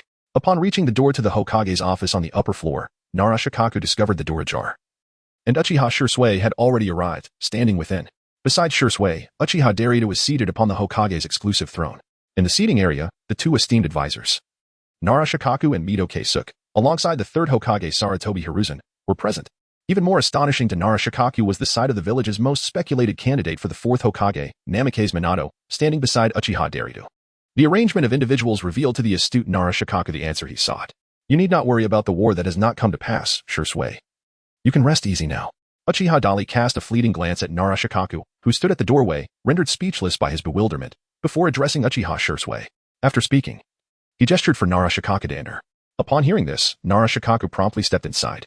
He greeted Sarutobi Hiruzen and Uzumaki Kaharu in the seating area, then approached Uchiha Dali with measured steps. Uncertain of how to commence, he was preempted by Sarutobi Hiruzen, who spoke first. Shikaku. Dali has received the appointment from the daimyo of the Land of Fire and is about to become the fourth Hokage of Konohagakure. This news is yours to relay to every clan leader and ninja. Chapter 78, Calamity, simply exterminated. Though he had already anticipated such an outcome, hearing the third Hokage, Sarutobi Hiruzen, articulate this decision still left Narashikaku astounded. He glanced at Sarutobi Hiruzen, then at Namikaze Minato, and finally at Uchiha Dali. The tranquil atmosphere of the office bore no semblance to the discord or internal strife that had once transpired, even with Narashikaku's astute intellect. He found it utterly unfathomable what had occurred here. He could not comprehend what enchantment Uchiha Dali possessed that could garner the agreement of both Namikaze Minato and Sarutobi Hiruzen, not to mention the village's two principal advisors, regarding his ascension to Hokage. However, a wise individual knows when to advance and when to retreat. Narashikaku refrained from voicing inappropriate inquiries, nodding instead, understood, Lord Third. Furthermore, inform everyone that tomorrow morning, a friendly competition will commence between Minato and Dali. A friendly competition? Indeed, it will coincide with the inauguration ceremony, and you are tasked with notifying and promoting this event. Upon hearing this, Narashikaku's eyes darted as he looked quizzically at Uchiha Dali and Namikaze Minato. Within seconds, he grasped the true intention behind this competition. It appeared that the Uchiha clan intended to fundamentally earn the respect of the entire village. Yet, they had entrusted such a complex task to me, he silently lamented. Nevertheless, Narashikaku did not decline and promptly nodded in agreement. At that moment, Sarutobi Hiruzen turned his gaze to Uchiha Shursui and then glanced at Uchiha Dali. You should return and let Fugaku and the others attend to their responsibilities, Shursui. Uchiha Dali reminded, understood. Uchiha Shursui nodded immediately and vanished in an instant. Once both Uchiha Shursui and Narashikaku had departed, Tanaka Kohara spoke in a rather indifferent tone, inquiring about Danzo's intentions. She expressed concern that he might still be anticipating a deadly clash between them. Mito Kazuki echoed her sentiment. Upon hearing this, Sarutobi Hiruzen silently filled his pipe with some tobacco. He then raised his gaze towards Uchiha Daidoku and Namikaze Minato. These two individuals represented the pinnacle of the new generation in Konoha. One was the fourth Hokage, while the other had been appointed as his advisor by Uchiha Daidoku himself.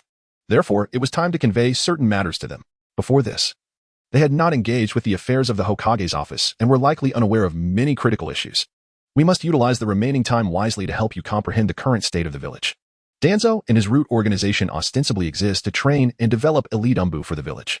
However, their existence bears a deeper significance. Root serves as an underground entity, shouldering the shadows of Konoha and safeguarding the village's interests. Since you are to succeed me in managing the village, it is imperative that you learn to harness the capabilities of Root, allowing the sharp blade to serve a mightier purpose. Sarutobi Hiruzen proceeded to elaborate on the Root organization and Shimura Danzo, while also introducing the elite umbu forces directly under his command. From this point onward, they would no longer pledge their loyalty solely to Sarutobi Hiruzen, the third Hokage, but would also bear the responsibility of protecting Uchiha Daidoku, the fourth Hokage. Unbeknownst to Sarutobi, Uchiha Daidoku was already well versed in this information. After concluding his explanation, Hiruzen observed Uchiha Daidoku's demeanor, noting his lack of significant reaction, indicating that he had fully absorbed the details. Thus, Sarutobi Hiruzen continued, the Root organization is a double-edged sword. When wielded effectively, it can aid you in governing the village more adeptly, but you must remain vigilant. Danzo is a man of immense ambition. I was previously unaware of the events concerning your Uchiha clan, suggesting that during my absence from the village, Danzo acted autonomously, abusing his power. This has been a crucial reason why I have hesitated to entrust him with the responsibilities of the village, leaving him with lingering discontent. It was rare for Sarutobi Hiruzen to openly criticize Shimura Danzo in front of Uchiha Daidoku and Namikaze Minato, revealing the lesser-known aspects of Danzo's character. Clearly, he had always been acutely aware of Danzo's true nature. Yet, he required the strength of the Root organization and had long turned a blind eye to some of Danzo's actions. Uchiha Dali feigned attentiveness, nodding occasionally to signify his understanding. Once Sarutobi Hiruzen had finished speaking, he smiled faintly. Given that you are all acutely aware that Danzo Shimura is akin to a ticking time bomb, a source of potential peril and a menace, why then do you permit his existence? We need merely concoct a rationale to eliminate him. The audacity of his words immediately transformed the expressions of Sarutobi Hiruzen, Minato Namikaze, Kurama Sh Rin, and Mito Gaiden, leaving them aghast. The four stared at Uchiha Dali with disbelief, struggling to comprehend that these words had indeed escaped his lips. Particularly, the three elders, Sarutobi Hiruzen, Kurama Rin, and Midogate instantly felt a surge of wariness. This, of course, was unacceptable. Regardless of Danzo's vast ambitions, he had undeniably made significant sacrifices for this village, bearing the weight of darkness and countless grievances, while also achieving considerable merit. Moreover, Danzo's strength should not be underestimated. Leveraging him and his root organization could yield far greater benefits than detriments. Kurama Rin spoke in a hushed tone, in the eyes of her and her fellow elders. Uchiha Dali's earlier statement was either a jesting probe or a genuine sentiment, yet they were acutely aware of the unsettling implications it carried. Although Shimura Danzo often clashed with them, they were among the oldest members of Konoha, possessing not only formidable strength but also considerable prestige. More crucially, they were the controlling forces behind Konoha. To utterly eradicate Shimura Danzo would be tantamount to threatening themselves. Imagine. If Uchiha Dali could so easily suggest dealing with an esteemed elder like Danzo, could they expect to be treated as any different?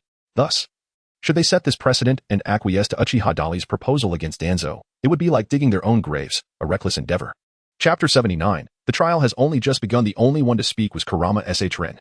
Yet Uchiha Dali discerned the same sentiments reflected in the expressions of Sarutobi Hiruzen and Midogate. He smiled faintly, disregarding the reactions of these elders. Rest assured, my focus is solely on Shimura Danzo.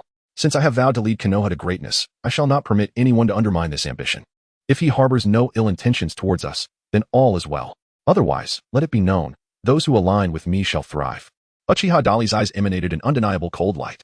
Despite the absence of any superfluous movements, a chilling sensation encompassed those around him, stirring an involuntary sense of deep trepidation within their hearts. Even Minato Namikaze, who stood nearby, felt the same unease. As a core faction of Danzo's inner circle and an elite force of Konohagakure, their numbers were substantial. The annihilation of such a force would constitute a tremendous loss to our village's combat capabilities. It is worth noting that even criminals of the highest order can yield unexpectedly advantageous results when utilized judiciously. Finally, Sarutobi Hiruzen spoke in a leisurely manner. Upon hearing his words, Uchiha Dali lightly tapped his fingers on the table twice, remaining silent. Although the elder members present appeared to be contemporaries of Shimura Danzo, all serving as elite guards under the second Hokage, their camaraderie seemed apparent. However, in truth, only Sarutobi Hiruzen could genuinely claim to understand Shimura Danzo. Their relationship was one of both rivalry and camaraderie. The other two, however, were not of the same ilk. Kurinayui's earlier opposition to targeting Shimura Danzo stemmed primarily from self-interest. Since Uchiha Dali had declared his intent to focus solely on Danzo without turning his attention to them, she and Mito came and had ceased speaking. Uchiha Dali's silence now was undoubtedly part of his strategy, hoping that Sarutobi Hiruzen would fall into his trap. A cold smile crept across his mind. Enough of this. Were there matters within the village of which I remain unaware? Uchiha Dali deliberately shifted the topic and turned his gaze towards Minato Namikaze. The village of Konoha harbors numerous secrets, accessible only to those who have attained a certain level of status, not merely confined to the whispers of the upper echelons, but also encompassing projects such as the would release experiment. Upon hearing this, Hiruzen Sarutobi turned his head to face Minato Namikaze. Now is not the time. His words appeared to respond to Uchiha Dali, yet they seemed to serve as a reminder to Minato. You must understand one thing. Your ascension to the position of Hokage is not solely due to our support, Uchiha Dali. We must at least wait for 3 months until you demonstrate tangible achievements in this role before we can ascertain your suitability for the position. By then, I shall personally disclose to you all that you need to know, and that which you ought not to know. Very well. Even now, still employing this tactic. Upon hearing this, Uchiha Dali couldn't help but smile gently and shake his head. He was merely testing the waters. To be honest, how many secrets of Konoha was he still unaware of? Casually glancing at Minato Namikaze, he found that Minato was also looking down, and their eyes met. Truly, he had not revealed any secrets. Uchiha Dali said no more, casually retrieving a document from the drawer, and began to peruse the ninja profiles at a leisurely pace. Now that he had ascended to the position of Hokage, it was essential for him to possess a thorough understanding of the names and identities of his subordinates. Uchiha Shursui was in remarkably high spirits. Upon entering the Hokage's office, he beheld Uchiha Daidoka seated in the esteemed Hokage position, while the third Hokage, 2 prominent advisors, and a former top contender for the 4th Hokage position exhibited no extraordinary reactions. At that moment, he finally came to believe in the prophetic illusion that Uchiha Fugaku had foretold. The future they had glimpsed not long ago was indeed a reality. However, what mattered more to him was the realization that there was no longer a need for bloodshed between the village and the Uchiha clan. He was now eager to return to his clan and share this splendid news with Uchiha Fugaku. Meanwhile, Narashikaku commenced disseminating the pertinent information as instructed by Sarutobi Hiruzen. Presently, this information was confined to the higher-ranking shinobi within the village. Yet, members of the root organization swiftly acquired this intelligence and relayed it to Shimura Danzo, who was still lost in his dreams of opportunism. hiding underground and envisaging himself as the ultimate victor. Waiting for the outside to be ravaged before he emerged to claim the remnants, Danzo was utterly taken aback upon learning that Sarutobi Hiruzen, Minato Namikaze, and the two advisors had all capitulated to Uchiha Daidoku. What did you say? He could hardly believe, or rather, refused to accept the words that reached his ears. Lord Danzo, this is unequivocal. By tomorrow, when more shinobi return to the village, the third Hokage will personally announce this news. Furthermore, there was another matter. To bolster Uchiha Daidoku's standing, a contest was to be held between Minato Namikaze and Uchiha Daidoku. A contest? The cold glint in Danzo's eyes flickered ominously. He was genuinely thrown off by this unexpected turn of events. He had never anticipated that Minato Namikaze and Sarutobi Hiruzen would so readily choose compromise. They had truly relinquished the Hokage position to a member of the Uchiha clan. This was utterly unacceptable to him. As he listened to his subordinate's report, a myriad of thoughts raced through his mind, and he quickly envisioned a possible scenario. Was Minato Namikaze employing this method as a form of consolation? However, he was intrigued to know who among the two was indeed stronger. At that moment, Orochimaru's voice echoed in his thoughts. This statement resonated deeply with Danzo. The illustrious title of Hokage was not self-bestowed, it was earned through respect garnered on the battlefield. Minato Namikaze, though reluctantly relinquishing the Hokage position, was unwilling to confront the Uchiha clan directly, thus avoiding a large-scale bloodbath within the village. Consequently, he intended to engage in a one-on-one battle with Uchiha Daidoku to ascertain who was the strongest in the village, which necessitated their utmost effort in combat. At this juncture, a fierce glint once again sparked in Danzo's eyes, and a wave of murderous intent enveloped him. Since their confrontation would undoubtedly be a life-and-death struggle, they could seize this opportunity to eliminate both of them entirely. Orochimaru had long anticipated that Shimura Danzo would devise such a plan. After all, this old fox was exceedingly ambitious and ruthlessly cunning, willing to employ any means to achieve his ends. Thus, when Danzo proposed to take advantage of the situation to eliminate Uchiha Daidoku and Minato Namikaze, Orochimaru felt no surprise. However, having personally experienced Uchiha Daidoku's formidable strength, Orochimaru was filled with trepidation. Reluctant to engage in this venture, he concocted an excuse. The experimental subjects required for his research were insufficient, and he was at a critical juncture. This implied two things. First, he needed to depart to continue his experiments, and second, he would not partake in the actions against Minato Namikaze and Uchiha Daidoku. Moreover, he requested Danzo to procure additional experimental subjects for him. Danzo, a cunning strategist, would never allow Orochimaru to remain unscathed while he and the Root organization exerted themselves in vain. Orochimaru, eliminating Minato Namikaze and Uchiha Daidoku positions you as the prime candidate for Hokage. Once you become Hokage, all your experiments can be conducted openly, without the need for secrecy. Danzo's words, simple yet profound, caused Orochimaru, who was preparing to leave, to momentarily falter, his expression shifting subtly. Danzo had anticipated this reaction, maintaining an impassive demeanor. He continued nonchalantly, if you do not participate in this endeavor, it will not bode well for either of us, regardless of who ascends to the Hokage position. This statement further amplified the threat to Orochimaru. It served as a form of coercion from Danzo. Should the clandestine experiments he conducted within the village be discovered, the repercussions would be dire. He would undoubtedly be forced to flee, facing the wrath of Uchiha Daidoku and Minato Namikaze, among other formidable adversaries. Although confident in his abilities, Orochimaru understood that the identity of his opponents was crucial. If they were those two, he could not afford to underestimate the situation. Ultimately, having been cornered by Danzo's leverage, Orochimaru had no choice but to abandon his intention of self-preservation and remain. I must ascertain the precise location of their confrontation. Danzo commanded another subordinate as if nothing had transpired. The heads of the various clans in the village had been informed well in advance.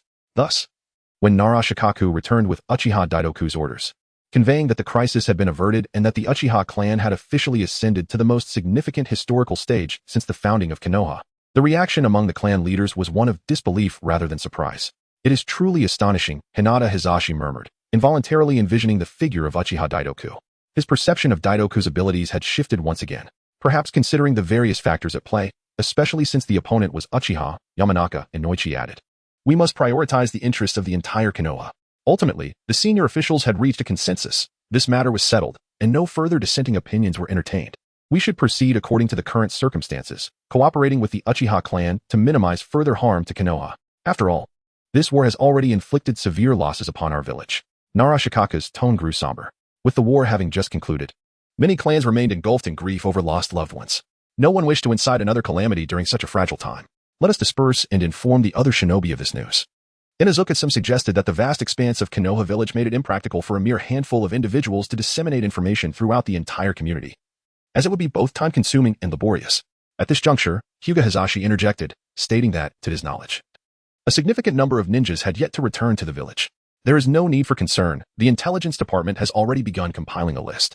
Should they return, designated personnel will be assigned to engage with them, Nara Shikaku added. The group was acutely aware that the command to cease hostilities had reached the front lines, and those who were meant to return had largely done so. Those still unaccounted for were likely to have perished on the battlefield, rendering further consideration of their fate unnecessary. Soon, the members of the group dispersed to commence their respective tasks. Meanwhile, within Konoha, a significant shift was occurring, unnoticed by the majority of villagers. Concurrently, on the battlefield, Kakashi, who had initially intended to escort Noera Rin back to Konoha, found himself in a precarious situation, fighting alone.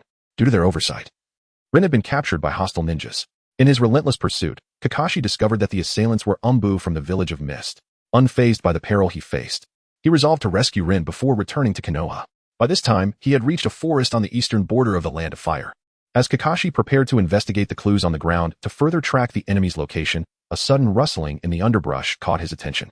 He looked up to see a familiar figure rushing towards him in a state of panic. Rin. Upon realizing it was indeed his comrade Noera Rin, Kakashi's pupils dilated slightly. After scrutinizing her with a Sharingan, he confirmed that she was not an enemy in disguise, which allowed him to lower his guard somewhat. Get away from here quickly, Rin exclaimed, her expression a mix of fear and anguish, tinged with a hint of despair. She urgently warned Kakashi of impending danger. Yet he failed to detect the unease in her tone, assuming her alarm was merely due to the pursuing enemies. Without pausing to ask further questions, he rushed to grasp Rin's hand, prepared to retreat. However, in the next instant, he felt her resistance. Turning in astonishment to face her, Kakashi finally perceived the desperation reflected in her eyes. Hurry, Kakashi. They have sealed a tailed beast within me, and I am losing control over its power. Tears streamed down Rin's face as she recounted the ordeal she had endured since her capture. What? Kakashi trembled, his mind reeling as if struck by lightning. Standing frozen in place as Rin slowly retreated. A tailed beast sealed within Rin? This shocking revelation left Kakashi in a state of confusion, his head buzzing with disbelief. Chapter 81. The enemy's intentions. Kakashi remained momentarily paralyzed, but the urgency of the situation demanded his immediate attention. He had no time for contemplation. During his brief stupor, a multitude of enemies surged in from all directions. Regaining his senses, Kakashi swiftly grasped Rin's hand and began to retreat along the path they had previously taken. Rin. What is happening? He inquired as they hastened away. As he spoke, 2 shuriken flew toward them. They have sealed the 3 tails within my body, Kakashi. You must leave me behind. Rin, a medical ninja, might not fully comprehend the implications of being a Jinchuriki, but she understood the devastation a tailed beast could unleash. Should the beast within her become uncontrollable, not only would she face certain death, but Kakashi would also be doomed. She wished to spare him from such a fate.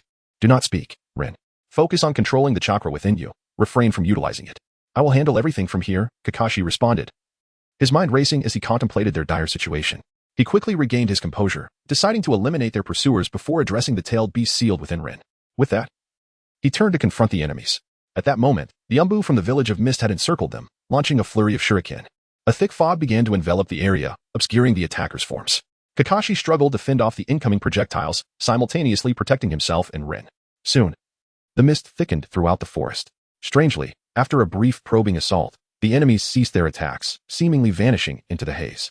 Kakashi, maintaining a vigilant defense, began to sense something amiss. What is happening? It seems they do not intend to kill us, he pondered, though he had no time to dwell on his suspicions. He turned and urged Rin to continue retreating towards the village. Survival was paramount. As his hand brushed against Rin's, he suddenly felt an overwhelming surge of chakra emanating from her palm. The intensity of the sensation sent a jolt through Kakashi's body. Rin, what is happening? It is attempting to take control of my body, Kakashi.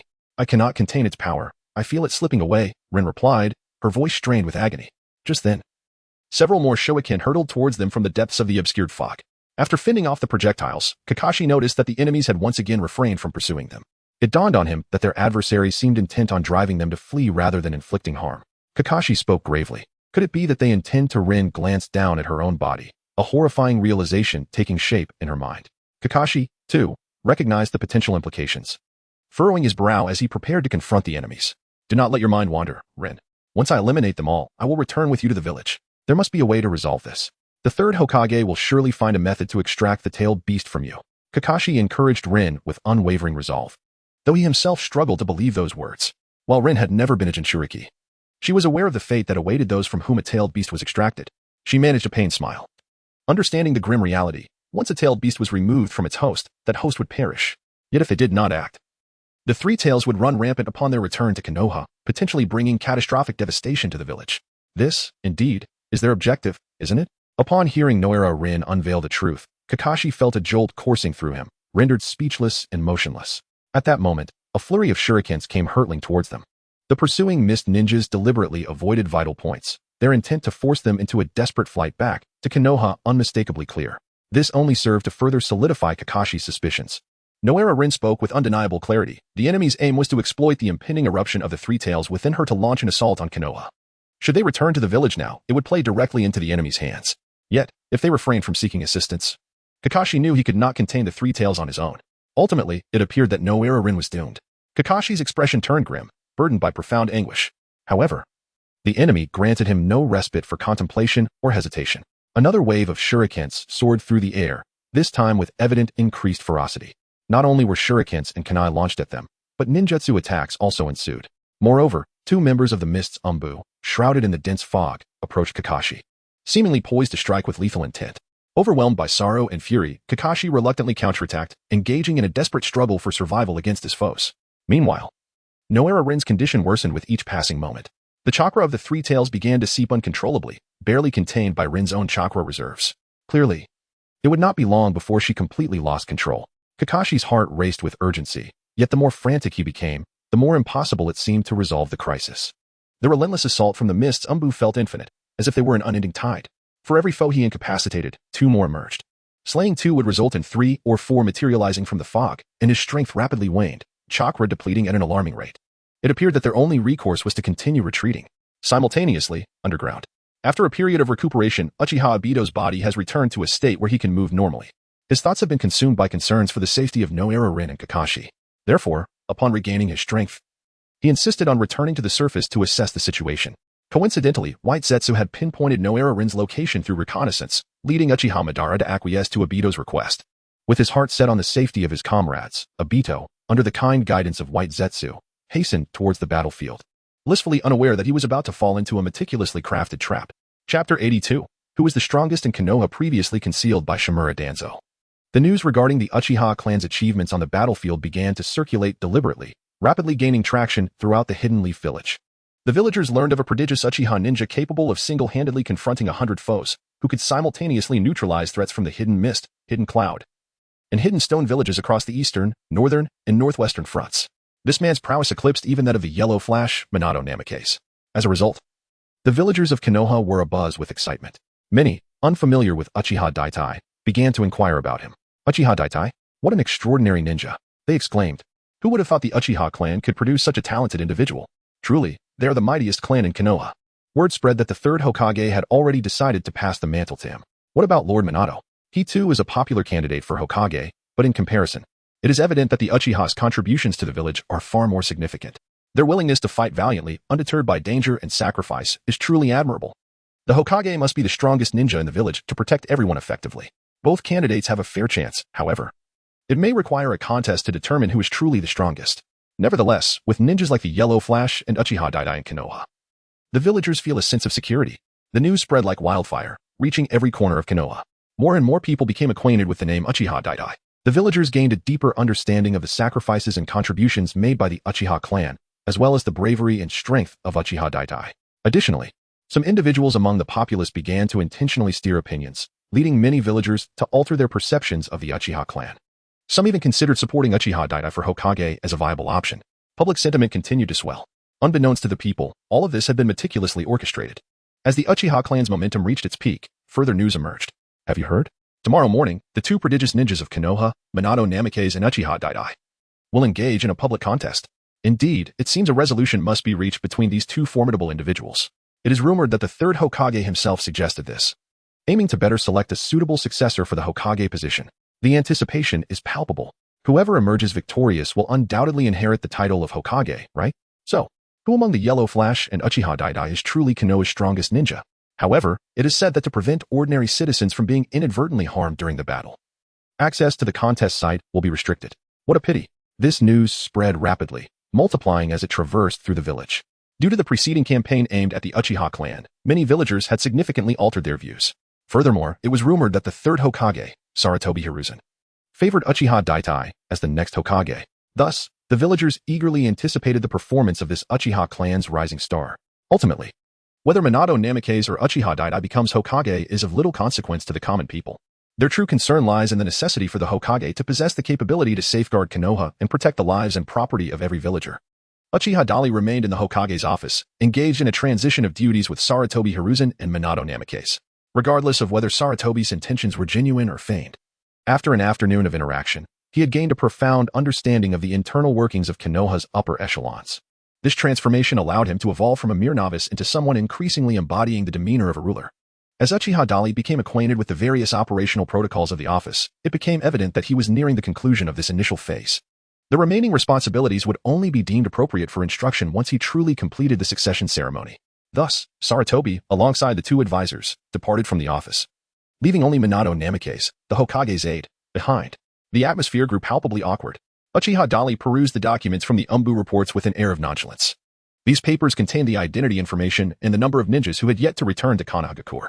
As he gazed upon the list, his eyes were inevitably drawn to the names of Hatake Kakashi, Noira Rin, and Uchiha Obito.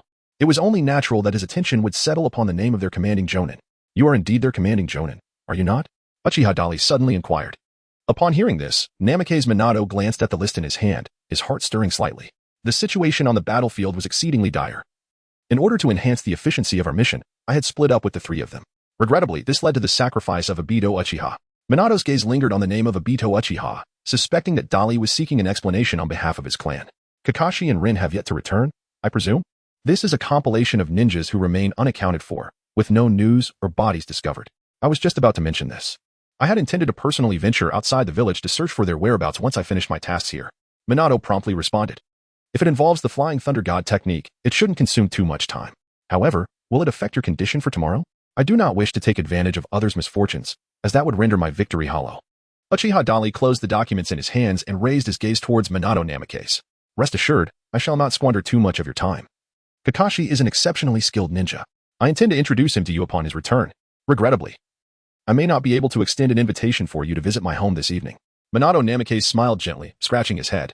A visit to your home, you say? This remark took Uchiha Dali by surprise.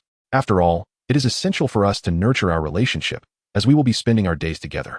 As the Hokage's assistant, how can we work efficiently if our rapport is too strained? Minato replied, half in jest.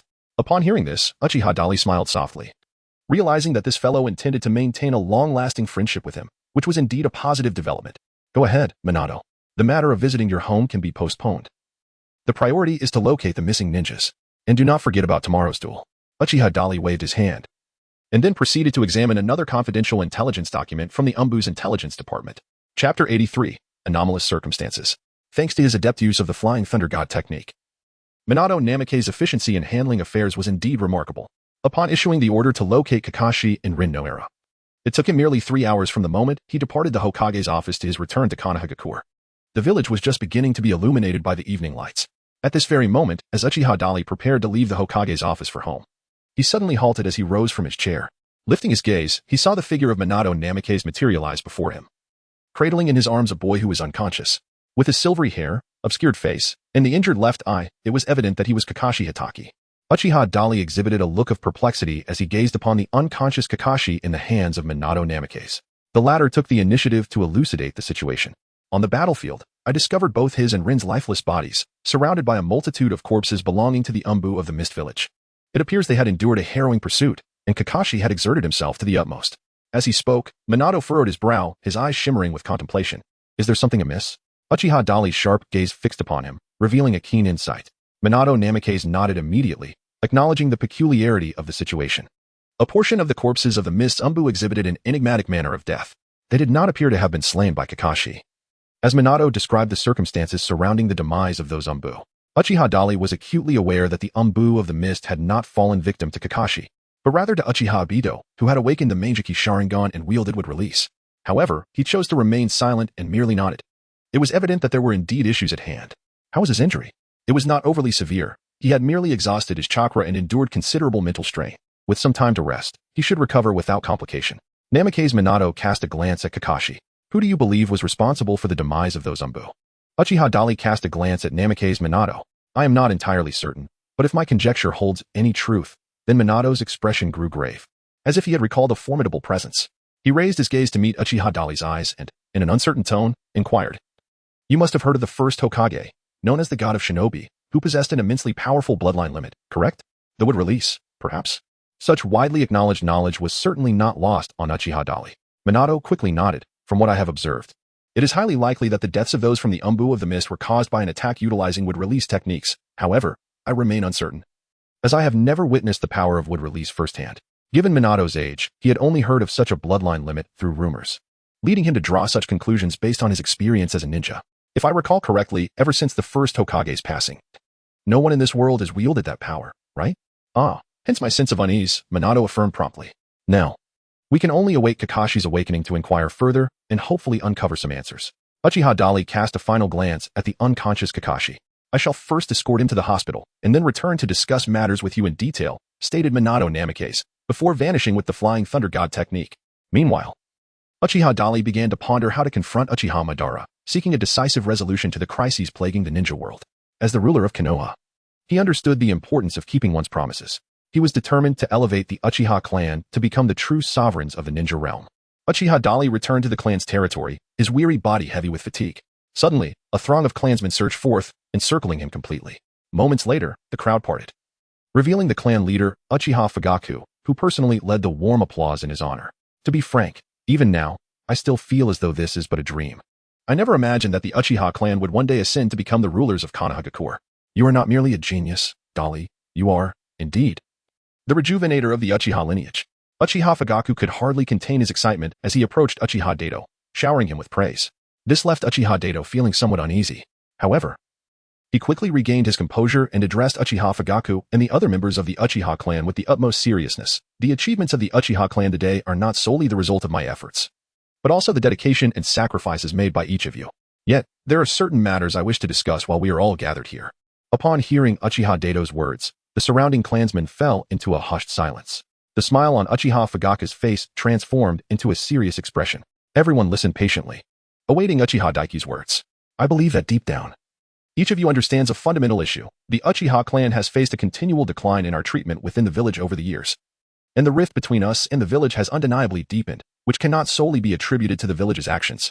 Today, the opportunity for the Uchiha clan to ascend to the stage of governance in Konoha is a rare one, and I hope everyone can approach this discussion with an open mind.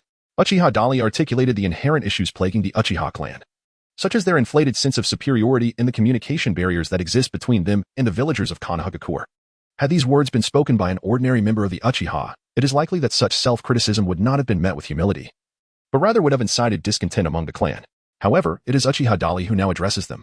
Among the new generation of prodigies from the Uchiha clan, he stands unparalleled, surpassing even the legendary shinobi Shursui in both achievements and strength. As the fourth Hokage of Konohagakure, Uchiha Dari's heartfelt words, adorned with numerous brilliant accolades, not only failed to evoke disdain among his clansmen but instead enlightened them profoundly, yielding considerable benefits. Even Uchiha Fugaku could not help but nod in agreement. In truth, we have long been engaged in self-reflection regarding these matters, Lord Dari. However, due to the villagers' long-standing emotional resistance towards us, we have often felt a loss of face, leading to a tit-for-tat exchange of hostility, one Uchiha clansman explained, moved by introspection. His respectful address of Lord Dari subtly transformed the atmosphere among all the Uchiha present.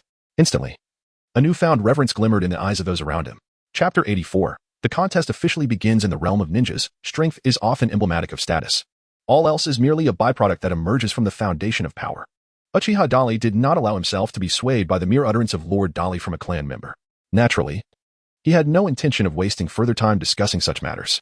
In summary, the Uchiha clan aspired to maintain a long-term dominion over Konoha, using the Hidden Leaf Village as a springboard to ultimately achieve their ambition of becoming the rulers of the shinobi world. Here, each individual must demonstrate their resolve, diligently cultivate their skills, and impose self-discipline. The words of Uchiha Dali caused an immediate shift in the expressions of everyone present. Each individual exchanged bewildered glances, rendered speechless. What? The Uchiha clan intends to dominate the shinobi world? How was I oblivious to this? This must be the ambition of Lord Dali. It appears his aspirations extend far beyond merely Konoha. Is such a feat truly attainable? Surely, it would incite warfare. This cannot be a short-term objective. Both the Uchiha and Konoha currently lack the capacity to initiate a large-scale conflict. Is it genuinely feasible for the Uchiha to ascend as rulers of the shinobi realm?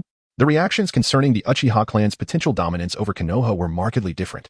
When the clan members heard Uchiha Dali express his intention to elevate the Uchiha clan to the pinnacle of the shinobi world, their responses were predominantly filled with concern and skepticism. Even Uchiha Fugaku appeared profoundly astonished, frequently glancing at Uchiha Dali. In response to the collective apprehension, Uchiha Dali offered little in the way of explanation. This is not a short-term ambition. In any case, we must solidify our power within Konoha. The matter at hand has reached a conclusion. Everyone, please act naturally, resume your duties, and disperse. Having spoken, Uchiha Dali paid no further attention to the assembly. Casting a brief glance at Uchiha Fugaku before making his way towards his home, Uchiha Fugaku called out suddenly to his retreating figure. The words caused Uchiha Daiki to pause momentarily, a flicker of joy igniting within him. He turned his head nonchalantly to regard Uchiha Fugaku, saying, I have yet to complete the inauguration ceremony. Within the family, such formalities need not be observed. Fugaku replied, No, this is not merely a matter of protocol. Regardless of the completion of your inauguration, you have already truly assumed the role of the fourth Hokage in essence. By virtue of your position, I am indeed your subordinate. Henceforth, I shall address you as such, and I earnestly ask you to accept this. After Uchiha Fugaku finished speaking, he performed a precise 90-degree bow towards Uchiha Dari. Observing his unwavering resolve, Uchiha Dari waved his hand dismissively, saying, Do as you wish. Rest early, I have a mission to assign you tomorrow. Be sure to come to my office. The night passed without further conversation. The following day, as dawn broke, the village of Konoha buzzed with excitement. Word had spread that today, Lord Minato and Lord Dari would engage in a contest. Where will they compete? I don't know. I haven't heard any announcements. It seemed there were restrictions preventing ordinary villagers from approaching the arena, fearing potential harm. However, the ninjas had remained silent on the matter. Throughout the village, residents had gathered early, murmuring amongst themselves. Meanwhile, at training ground number 30, Konoha's elite, including Hiruzen Sarutobi, Koharu Yutane, Hamura Midokado, and Danzo Shimura, had arrived to await the events. In addition to them, numerous Umbu ninjas and the village's elite jonin were present, all eagerly anticipating the arrival of Uchiha Dari and Namikaze Minato. In the high-ranking viewing area, Danzo Shimura spoke in a low voice to Hiruzen Sarutobi. Why make such a choice? Hiruzen, unfazed, retorted, Do you not already know the answer, Danzo? Having a member of the Uchiha clan as Hokage will only plunge the village into darkness. I never expected you to make such a choice, Hiruzen. It seems you have indeed grown old, Danzo scoffed. Do you truly believe that allowing Minato and Uchiha Dari to merely showcase their abilities will convince the entire village of the righteousness of this decision? How naive. Hiruzen replied calmly. While the Uchiha clan taking control of Konoha may one day lead the village into the abyss of war, refusing them now would instantly plunge Konoha into chaos. I am more aware of the necessary choices than you, Danzo. Furthermore, I advise you not to harbor any ill intentions or issue orders to deliberately obscure the Uchiha clan's contributions, leading to misunderstandings among the villagers. I have yet to settle that matter with you. If you continue to play your petty schemes behind the scenes, even I will be unable to protect you. Hiruzen's expression remained serene. This was a heartfelt warning to an old comrade. Although they had been rivals for many years, he believed that Danzo's actions did not warrant death. He hoped Danzo would grasp the sincerity behind his words. Unfortunately, at that moment, Danzo found Hiruzen's counsel to be particularly grating, to the extent that he began to suspect Hiruzen had aligned himself with the Uchiha clan. He turned in surprise, scrutinizing Hiruzen intently. At that moment, two figures emerged simultaneously in the training ground, capturing everyone's attention. A commotion rippled through the spectators. Danzo regained his composure, turning his gaze toward the arena, where Uchiha Dari and Namikaze Minato stood facing each other. I will not hold back, Minato declared confidently, a smile gracing his face as he looked at Uchiha Dari. So, you must give it your all. Then please, proceed. Uchiha Dali beckoned with a casual gesture, igniting yet another wave of excitement among the observing ninjas. The anticipation for a confrontation between the two was palpable. Indeed, while it was nearly certain that Uchiha Dali was the fourth Hokage, there remained a fervent curiosity about who among him and Minato would prove superior. The outcome would soon be revealed, for Minato, the Yellow Flash, possessed the capability to conclude a battle in an instant. Yet, it was equally uncertain, as his opponent was a genius from the Uchiha clan, boasting a record that rivaled, if not surpassed, that of Lord Minato. I suspect it may result in a stalemate. As the spectators whispered amongst themselves, Uchiha Dali and Namikaze Minato simultaneously made their move. Two kunai were released from their hands, hurtling toward one another. With a resounding clash, the kunai collided midair, sparking a fierce display of light. In that very moment, both figures vanished from sight. Chapter 85. This is the disparity. Uchiha Dali and Namikaze Minato simultaneously executed their advanced techniques. One employed the enhanced Flying Thunder God, while the other unleashed the second stage of the Flying Thunder God, each rushing towards one another with the intent to seize the initiative. At that precise moment, Uchiha Dali heard the long-awaited notification from the system echoing in his mind. Ding! You are currently utilizing the advanced Flying Thunder God in opposition to the modified Flying Thunder God. The fusion of these two ninjutsu has granted you insight into the high-level Flying Thunder God technique. The high-level Flying Thunder God technique represents a significant enhancement based on the advanced version, eliminating all adverse effects and restrictions, while substantially reducing chakra consumption during its execution. Whenever engaged in combat, Uchiha Dali's extraordinary comprehension would naturally come into play, allowing him to grow ever stronger with each encounter, presenting the potential for remarkable advancement at any moment during battle. Thus, upon hearing the voice in his mind, Uchiha Dali merely smiled subtly, unperturbed. His speed surged exponentially in that fleeting instant. Namake's Minato had meticulously calculated the distance between himself and his opponent, as well as the timing and angle of his strike, even simulating dozens of possible outcomes in his mind. He had prepared various contingency plans. For someone of common lineage, achieving such a level of precision was commendable. With unwavering confidence, he believed he could at least contend evenly with Uchiha Dali. Unfortunately, he had not anticipated that Uchiha Dali's speed would far surpass his own. The moment he lost sight of his target, Minato sensed the impending danger. Every conceivable scenario he had rehearsed in his mind flashed by at a speed exceeding light. Instinctively, drawing upon his own perception of the situation, Minato reacted. Without hesitation, he thrust his flying thunder god Kunai towards his right flank. Clang! The timing was impeccable. His Kunai collided precisely with Uchiha Dali's Kunai, successfully thwarting the potentially lethal strike. Your speed is impressive, but in close combat, such distance cannot exploit your advantage. After speaking, Namake's Minato exerted force to push Uchiha Dali away and, using that momentum, retreated swiftly. Simultaneously, in that ephemeral moment, he executed the hand seals for the shadow clone technique, silently summoning a clone that stealthily positioned itself behind Uchiha Dali, lying in wait for the opportune moment to strike. Uchiha Dali pursued the retreating Minato Namake's, seemingly oblivious to the shadow clone technique employed by his opponent. In truth, however, both his Sharingan and acute senses had already penetrated the ruse. Rasengan. The shadow clone of Minato surged towards Uchiha Dali at lightning speed, utilizing the flying thunder god technique. Yet, in that very instant, a resounding cry echoed above his clone, Rasengan. A thunderous explosion ensued. The target that Minato's Rasengan was about to strike vanished without a trace. His attack met with nothing but air. Conversely, Minato's clone was abruptly struck down into the earth by Uchiha Dali's own clone, which had appeared from above, executing a Rasengan of its own. The violent explosion of wind-style chakra erupted, not only obliterating the ground and creating a massive crater with a diameter of 10 meters, but also sending debris and earth flying in all directions. The spectators in the stands were taken aback, their expressions shifting dramatically as they hastily sought cover.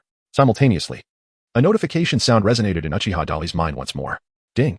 You are engaged in a battle utilizing wind release. Rasengan against wind release. Rasengan. The two ninjutsu techniques are merging, and you have comprehended wind release. Great Ball Rasengan. The Great Ball Rasengan possesses far greater power than the ordinary Rasengan and can launch successive attacks. Uchiha Dali felt a surge of newfound wind release information flooding his mind. And without hesitation, he adeptly manifested the Super Rasengan. Meanwhile, the fourth Hokage, Minato Namake's, remained in a state of shock, still grappling with the astonishment of Uchiha Dali's ability to wield his flying thunder god technique in Rasengan. Just then, an onslaught of additional Rasengan approached, each evidently more formidable than the ordinary ones. Remarkably, each of these massive wind spheres, each exceeding 1 meter in diameter, hurtled directly towards him. Boom, boom. Uchiha Dali, with no sense of restraint, unleashed the wind release, Great Ball Spiraling Sphere, launching a tempestuous counterattack against Namake's Minato. Each Great Ball Spiraling Sphere hurled forth wrought havoc upon the ground and the forest, regardless of whether it struck its intended target.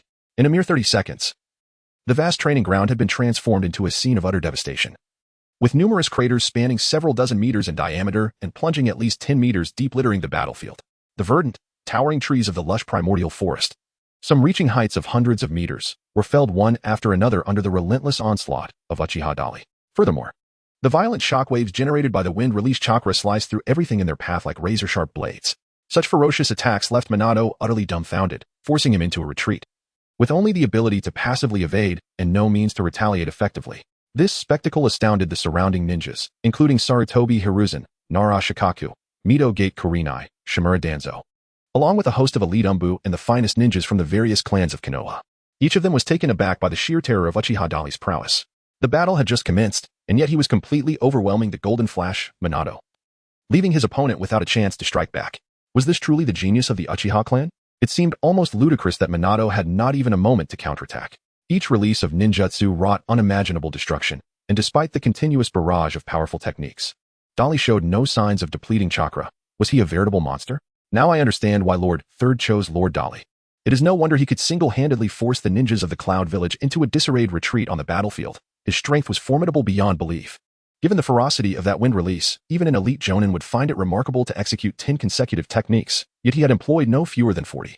He was nothing short of a chakra beast, faced with Uchiha Dali, who was now fully exerting his power to suppress Namake's Minato.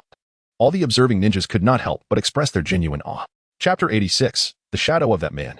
In the face of Uchiha Dali's seemingly inexhaustible barrage of ultimate techniques, only Minato's Flying Thunder God technique allowed him to barely contend. Had any other ninja been in his place, they would have undoubtedly succumbed to defeat at the hands of Uchiha Dali. Although still maneuvering through battle, Minato's heart was tumultuous with rising tides of anxiety. With a swift motion, he utilized the technique inscribed on the kunai of the Flying Thunder God and appeared 100 meters away. To his astonishment, Uchiha Dali pursued him in an instant. The sheer speed and the formidable space-time ninjutsu, devoid of any forewarning, left Minato both humbled and awestruck. He had long heard of the Uchiha clan Sharingan, which possessed the ability to replicate any non-bloodline limit jutsu. Today, he finally bore witness to its power. In the midst of his astonishment, Minato, with no other option, was compelled to evade once more. His speed paled in comparison to that of Uchiha Dali, and his offensive capabilities felt lamentably limited. Facing such an opponent made him acutely aware of how arduous this battle had become. Fire Release, Phoenix Fire Technique. Uchiha Dali has adopted a new ninjutsu to pursue Namikaze Minato. Countless fireballs soared through the air, resembling the blooming of phoenix flowers, as they hastened towards their target with remarkable swiftness. Observing the deluge of fireballs, which nearly enveloped the entire training ground like a meteor shower, Minato's pupils constricted slightly. Such formidable power in fire release. Other ninjas shared his astonishment. This grand display, akin to a rain of shooting stars, left all the formidable figures, including Sarutobi Hiruzen, Nara Shikamaru, Mito Hamura, and Shimura Danzo, utterly awestruck. Although the Uchiha clan is renowned for their mastery of fire release techniques, it is likely that he alone possesses the ability to wield a C-rank ninjutsu with such astounding effect, murmured Nara Shikamaru, his face a canvas of shock. In my recollection, only that man could achieve such a feat. Mito Hamura chimed in. The man he referred to caused Sarutobi Hiruzen and Shimura Danzo, who stood nearby, to exchange glances, their expressions becoming serious. For this was a name that resonated only with those of their era. That man. The ancestors of the Uchiha clan were once regarded as equals to the god of ninjas. At this moment, they seemed to see the shadow of that man in Uchiha Dali. As the crowd marveled, a torrent of fiery storms surged forth from the battlefield, igniting every tree and forest in its path. The explosive sounds of combustion echoed ceaselessly as countless stones and plants were hurled into the air by the shockwaves of the explosions. Sarutobi Hiruzen and others watched in awe as towering trees erupted into countless splinters upon contact with the flames. In that instant, they truly comprehended the terrifying power of Uchiha Dali. It appeared that refraining from engaging in battle with the Uchiha clan had been a prudent decision. Mito Gaidenshin, still shaken, exchanged a glance with Sarutobi Hiruzen, feeling grateful for his previous foolish thoughts. Fortunately, Shimura Danzo had not acquiesced to his and Tsunade's request to deploy the root organization directly into the fray. Otherwise, Uchiha Dali alone could have turned the tide against the entire Hidden Leaf village, inflicting immeasurable damage. This sentiment was not confined to the higher-ups. Hinata Hizashi, Nara Shikaku, Yamanaka Inoichi, Akimichi Choza, Inazuka Tsum, and Yamanaka Shibi, among others from the prestigious clans of the Hidden Leaf, as well as all the Umbu and renowned Jonin, shared the same thoughts. Each one silently rejoiced in having heeded Uchiha Dali's counsel and refraining from meddling in the conflict between the Uchiha clan and the Hidden Leaf. Otherwise, their families would likely be drenched in blood. Outside the battleground, amidst all the onlookers, only Shimura Danzo appeared to harbor complex thoughts, while he maintained a facade of calmness. Turmoil brewed within him. He had never anticipated that Uchiha Dali would reveal such an astonishing degree of strength. Minato Namikaze wielded the Flying Thunder God technique, created by the second Hokage, Tobarama Senju, which had previously allowed him to achieve the miraculous feat of instantly dispatching 50 Jonin from the Rock Village. The higher-ups were aware of this. Yet, at this moment, facing Minato, who was fully committed to this technique, Uchiha Dali felt no threat whatsoever. On the contrary, he was able to comprehensively suppress Minato, rendering him unable to retaliate. The magnitude of this man's power exceeded Shimura Danzo's expectations. He was now compelled to reconsider his strategy. Initially, he had planned to wait until both Uchiha Dali and Minato were mutually weakened before sending his subordinates to eliminate them. However, it now appeared that Minato was struggling to defend himself against Uchiha Dali, unless they were truly fighting for their lives, determined to kill one another. It seemed improbable that his men would have an opportunity to strike. A fleeting glimmer of insight danced in Shimura Danzo's eyes, unnoticed by anyone around him. He then signaled to his trusted aide, Yamanaka Ryoma of the Yamanaka clan. Ryoma immediately understood and silently released the insects he had nurtured to inform the members of the root organization to refrain from making any rash moves. Boom, boom, boom. The battle between Uchiha Dali and Namikaze Minato rages on. The relentless barrage of destructive force has rendered the entire battlefield unrecognizable. Thick smoke obscures the vision of most onlookers, while the ferocious winds and fiery chakra pose a tangible threat to the spectators. They are compelled to retreat continuously, seeking a safer vantage point. Yet, wherever they withdraw, the reach of Uchiha Dali's ninjutsu follows, as if the power knows no bounds. Could he be a monster? Such a method of combat would surely deplete even the chakra of a tailed beast. Akimichi Dingzu could not help but remark. It seems the outcome of today's battle has already been determined. Narashikaku mused to himself. No one disputed this statement. Nearly everyone could discern that if Namikaze Minato failed to mount an effective counterattack in the forthcoming skirmishes, he would undoubtedly be defeated. One should not be so absolute. Sarutobi Hizashi said calmly. Chapter 87. Brother has nothing more, just more blue. Almost everyone believed that, given the current circumstances, Uchiha Dali would most likely emerge victorious. However, upon hearing their discussions, Sarutobi Hizashi offered a differing perspective. All eyes instinctively turned to the esteemed ninja doctor, the third Hokage. Yet, before he could speak, Uchiha Komatsu interjected. Indeed, Uchiha Dali's ninjutsu is immensely powerful and covers a vast area. That much is true. However, you should be well aware that utilizing such a high-caliber technique demands an exponentially greater chakra expenditure. How much longer can he sustain this? With this insight, all the jonin present suddenly awakened to the reality of the situation. At that moment, Mito Minyan also chimed in. So far, Minato has merely been evading. He has not sustained any substantial injuries. In my view, he is waiting for the right moment to strike back. Once Uchiha Dali's chakra is exhausted, the one in peril will be him. These two esteemed advisors articulated what they deemed to be the accurate truth. Hearing their words, Sarutobi Hizashi smiled silently. For he shared their assessment. They were all seasoned veterans of Konoha, the elite among the elite, with extensive combat experience from the ninja world wars during their youth. Thus, their judgment was not unfounded. From a rational perspective, a ninja, no matter how formidable, possesses a finite amount of chakra. This reality dictates that during missions, one must meticulously manage their chakra usage against adversaries to ensure efficient task completion and enemy defeat. Consequently, Uchiha Dali's reckless approach, which expends energy without restraint, is seen as rather unwise among these professional ninjas. So far, there has been no indication that the boy's chakra is nearing depletion. Shimura Danzo felt a stirring in his heart, sensing an opportunity might arise for his men. Yet, he maintained an air of calmness and attempted a ploy to provoke a response. As expected, Hinata Hizashi could not contain himself and activated his Byakugan to observe the chakra flow within Uchiha Dali. No, in truth, his chakra was indeed diminishing. But due to the sheer volume he possessed, it created an illusion of stability.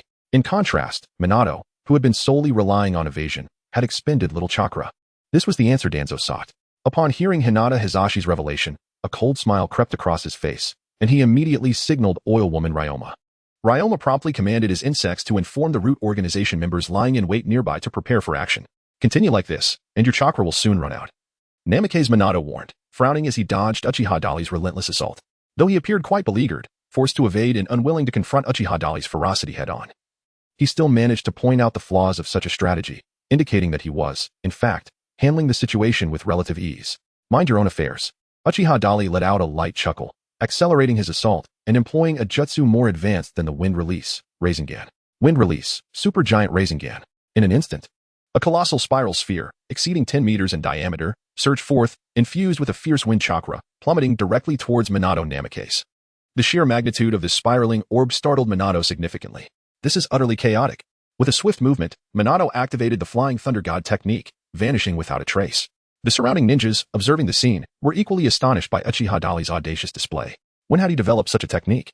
The chakra consumed by this maneuver must be sufficient for him to unleash dozens of his previous attacks. Indeed, this is pure chaos, if this continues. His chakra will be depleted in no time. Uchiha Dali was acutely aware that such unrestrained exertion could easily lead to a rapid depletion of chakra, and there was a significant risk of missing his target. However, this was precisely what he desired. With a resounding crash, he hurled the colossal Rasengan, creating a massive crater in the earth and obliterating a vast expanse of forest. As anticipated, the familiar chime of the system echoed in his mind. Ding! Your chakra has been excessively consumed. The refining speed can no longer keep pace with the rate of consumption. You have comprehended the ultra-high-speed chakra refinement technique. This technique enables the user to perform chakra refinement with extraordinary efficiency, regardless of the time or place, and proves equally effective in the heat of battle, allowing for rapid replenishment of expended chakra. Any surplus chakra will be automatically stored for future needs. This was not the first occasion on which Uchiha Dali had grasped such a method of chakra refinement. In fact, during his recent confrontation with Minato Namikaze, he had attained this understanding twice in succession. This ability was a crucial factor in his audacious and reckless deployment of large-scale ninjutsu against Minato. While engaged in battle, he could simultaneously replenish his chakra at an astonishing rate. Furthermore, any surplus chakra would be automatically stored after use. In the entirety of the ninja world, Uchiha Dali would confidently assert that if he were the second in mastery of this skill, no one would dare claim the first.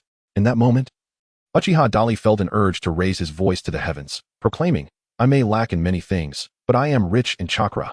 Now, let us see the power of the continuous barrage of colossal Rasengan, Minato." Uchiha Dali ceased his pursuit, his gaze fixed upon Namake's Minato. As he opened his palms with the centers facing upward, in an instant, two massive spheres of white wind chakra began to whirl at high speed, coalescing in his palms into two colossal super Rasengan. The entire refinement process took no longer than a single second. Such an exquisite technique of the Rasengan left even Namake's Minato momentarily stunned. He had not anticipated that Uchiha Dali had not only replicated my Rasengan through the prowess of his Sharingan, but had further innovated upon it in such a remarkable manner. Although the power had multiplied exponentially, the drawbacks of this ninjutsu were glaringly apparent. It was not particularly accommodating for ninjas with a limited chakra reserve. Namake's Minato observed the enormous super Rasengan in Uchiha Dali's hands with a grave expression, while he silently marveled at the skill. He instinctively began to analyze the advantages and disadvantages of this ninjutsu, bracing himself for a potential evasive maneuver. At that very moment, Uchiha Dali indeed made his move. Chapter 88. If he does not die, neither you nor I shall find peace. In the hands of Uchiha Dali, two colossal Rasengan were hurled towards Minato and Namake's without the slightest hesitation. The destructive power of these orbs was evident. As a single impact would create a gaping crater spanning 100 meters, Minato's expression grew grave, and he could not afford to be negligent. He immediately employed the Flying Thunder God technique to evade the onslaught. However, at that moment, he witnessed Uchiha Dali conjuring two identical Rasengan from the palm of his hand with astonishing speed. Was this some kind of jest? Minato felt as though he was confronting a monster. A conventional ninja, employing such a tactic, would have long exhausted themselves. Yet, Uchiha Dali's chakra seemed boundless, as if it were infinite. Boom, boom. Just as Minato was enveloped in shock, the two newly formed colossal Rasengan came crashing down towards him. The Rasengan was an A-rank ninjutsu he had personally developed. No one understood the destructive potential of wind-release chakra better than Minato himself. At this moment, the four colossal Rasengan, two in front and two behind, had created a veritable curtain of destruction around his position. Even if he were to evade direct contact, merely being caught in the shockwave would spell certain doom or grievous injury. Minato lamented internally, compelled to once again utilize the second phase of the Flying Thunder God technique to escape the perilous zone, just as he narrowly evaded the impending doom. The fifth and sixth colossal Rasengan came crashing down. Thunderous roars reverberated through the air. Uchiha Dali gazed at the training ground, seemingly ravaged as if by a nuclear explosion, a satisfied smile gracing his lips. With the aid of the super-efficient chakra refining technique, an inexhaustible flow of chakra surged from every cell within him at this very moment. This sensation made him feel as though he had become one with the entire world. The ubiquitous energy permeating the shinobi realm was at his disposal. It was not merely a matter of tossing a few Rasengans. Even if he were to unleash the full might of his Manjiki Sharingan and revel in a night of wild revelry back in Konohagakure, it would pose no significant challenge. It is worth noting that he had yet to tap into the true power of the Manjiki, and already, Minato Namake's found himself in a most precarious predicament. Nevertheless, his opponent had not yet conceded defeat. Uchiha Dali was well aware that Minato Namake's still had some hidden cards up his sleeve. Thus, he did not cease his assault. Extending his right hand outward, an enormous Rasengan materialized in the palm of his hand. Uchiha Dali, without a moment's thought, suddenly struck fiercely towards his left rear. As he turned, he caught sight of Minato Namake's appearing behind him. This individual had mastered the Flying Thunder God technique to an extraordinary degree, making it exceedingly difficult for an average person to defeat him. Alarmingly, upon realizing that Uchiha Dali had discovered him, Minato's pupils constricted sharply as an enormous super Rasengan descended upon him. With no time to evade, he resorted to an alternative use of the Flying Thunder God technique to redirect the colossal Rasengan. Flying Thunder God, Lightning Guide. Minato pressed his hand against the oncoming super Rasengan, and in the next instant, both he and the massive attack vanished without a trace. Uchiha Dali then turned to gaze towards the distant mountains. A dazzling explosion of light erupted from beyond the peaks, accompanied by a tremendous tremor. It was astonishing. It was unimaginable that Uchiha Dali possessed such formidable strength. No ordinary person could possibly hope to contend with him. In the mountains, Hachi's pupils flickered with a mix of surprise and uncertainty. Compared to when they first retreated, they had already moved over 3 kilometers away from the training ground.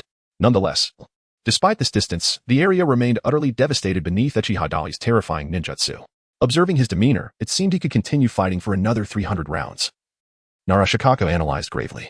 After speaking, he cast a glance at Hinata Hisashi, who understood the underlying message. However, at this moment, Hisashi could only shake his head in resignation. They had already moved too far. The range of his Byakugan could only extend to 1 kilometer, making it impossible to ascertain the specific circumstances. Upon hearing this, the other ninjas turned their gazes towards Sarutobi Hiruzen. Without a moment's hesitation, Hiruzen leapt forward in the direction where Uchiha Dali and Minato had vanished. It had been many years since he had witnessed such a captivating battle. It appeared that yet another remarkable figure had emerged from the Uchiha clan. "Come with me to bear witness," Hiruzen exclaimed, leading the way. The other ninjas, inspired by his words, promptly followed suit. Shimura Danzo and his few subordinates naturally chose to lag behind. Once the other ninjas had set off, Orochimaru materialized behind Danzo. Do you still intend to take action against that boy? Orochimaru inquired meaningfully, his gaze flickering towards the vast area of devastation that spanned several kilometers. The level of destruction caused by this ninjutsu was no longer within the capabilities of an ordinary jonin. Danzo narrowed his eyes. It was precisely because this boy was so powerful that he must be eliminated swiftly. Otherwise, do I need to elaborate further? He cast a deep glance at Orochimaru, who merely responded with a sinister smile, remaining silent. Yet, as he looked into the distance, his expression turned grave. Minato Namikaze certainly lived up to his reputation as a talented ninja who could shine brightly even amidst the perils of the ninja world. Despite being relentlessly pressured by Uchiha Dali, he managed to maintain his composure. Their confrontation lasted over 3 hours, during which several forests outside the village were decimated. Ultimately, Minato was narrowly defeated by Uchiha Dali. At this point, they had already moved over 30 kilometers away from their original battleground. Impressive. I am truly convinced now, Minato remarked as he landed on the ground, wiping the blood from the corner of his mouth. He stowed away his kunai and raised his gaze to the unscathed Uchiha Dali. You haven't even used your full strength yet, have you? I have yet to witness the true power of the Uchiha clan Sharingan. He continued, shall I speak honestly? Uchiha Dali, with a playful smile, inquired. Upon noticing the questioning expression on the face of his opponent, Minato Namikaze, he continued, this level of skill is more than sufficient to deal with you. This statement left Minato momentarily stunned, but within the next heartbeat, he couldn't help but shake his head and chuckle wryly. Indeed, that may be true. However, you must be nearing your limit as well, for such a style consumes an excessive amount of chakra. Yes, my chakra reserves are dwindling, he replied. Uchiha Dali nonchalantly nodded. Chapter 89. The old scoundrel Danzo is seeking death. Upon hearing Uchiha Dali's words, Minato Namikaze displayed a glimmer of envy in his gaze. Yet, he mused. Your chakra reserves far surpass those of the majority of ninjas. He thought that if he possessed such an immense amount of chakra, he would not be confined to developing singular offensive techniques like the Rasengan. Instead, he could unleash a relentless barrage of assaults upon his adversaries.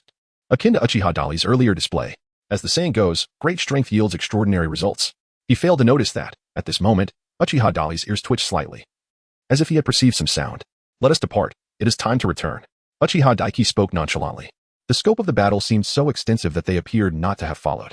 Namikaze Minato glanced around, pondering little, and nodded to himself. Yet in the next moment, his gaze sharpened suddenly. It seems we are being watched, he warned in a low voice. Humph. Uchiha Dali merely smiled contemptuously, making no other movements. It was at this moment that a myriad of shuriken came hurtling towards them from all directions. Simultaneously, the 3 elemental techniques of fire release, lightning release, and earth release launched a seamless assault against them. The ground beneath Uchiha Daitori and Namikaze Minato suddenly collapsed. Above them, thunder descended from the heavens, accompanied by massive fireballs bearing down upon them. Namikaze Minato was far from a mere pretty face. Uchiha Dali was not one to be trifled with. As soon as the adversaries approached, they swiftly employed kunai to seal off all avenues of retreat, launching a merciless assault with a trifecta of elemental ninjutsu. This brutal display ignited a fire of vengeance within them. The two exchanged a glance, and without hesitation, Uchiha Dali leapt into the air, vanishing from sight. Following suit, Minato Namikaze hurled his flying thunder god kunai while employing a standard body flicker technique to evade the enemy's onslaught. Instantly, muffled groans echoed throughout the vicinity. In less than 2 seconds, Uchiha Dali reappeared beside Minato. The advanced flying thunder god technique allowed him to traverse Konoha in less than half a second. The ambushing foes had all been dealt with, save for one remaining adversary. At that moment, Minato held a flying thunder god kunai against the neck of the subdued enemy, who bore a painted mask and donned a sleeveless vest, with a short blade slung across their back. This particular ensemble was emblematic of the elite Umbu members from various ninja villages. Are you a member of Root? Minato questioned, incredulous at the sight before him. The enemy's attire unmistakably indicated their affiliation with the Root organization, distinguished from the Umbu directly under the Hokage by the masks they wore. While the Umbu typically donned animal masks, the members of Root were known for their painted masks. Of course, the possibility of a rogue ninja impersonating these foes could not be entirely dismissed. Are you referring to that old geezer Danzo and his Root? Uchiha Dali's expression suddenly darkened as he cast a questioning glance at Namikaze Minato. Judging by his attire, it was indeed so. As Namikaze Minato spoke, he swiftly drew a kunai. The sharp flying thunder god kunai effortlessly sliced through the painted mask, revealing the face concealed beneath. It was a visage that appeared to belong to someone in their 20s, with a complexion as fair as jade and features that were distinctly defined. However, what captivated Uchiha Dali and Namikaze Minato were not these attributes, but rather the enemy's eyes. The stark white orbs bore no trace of pupils whatsoever. This was the quintessential Byakugan of the Hyuga clan. Merely gazing into those eyes, both men were 100% certain that this individual was indeed a ninja from Konohagakure. I have reviewed your dossier. Uchiha Dali fixed his gaze upon the silent adversary before him and spoke in a cold tone. Your name is Hinata Kenta, is it not? Not long ago, while perusing the list of ninjas from the Hidden Leaf Village in the Hokage's office, Uchiha Dali had come across this individual's profile.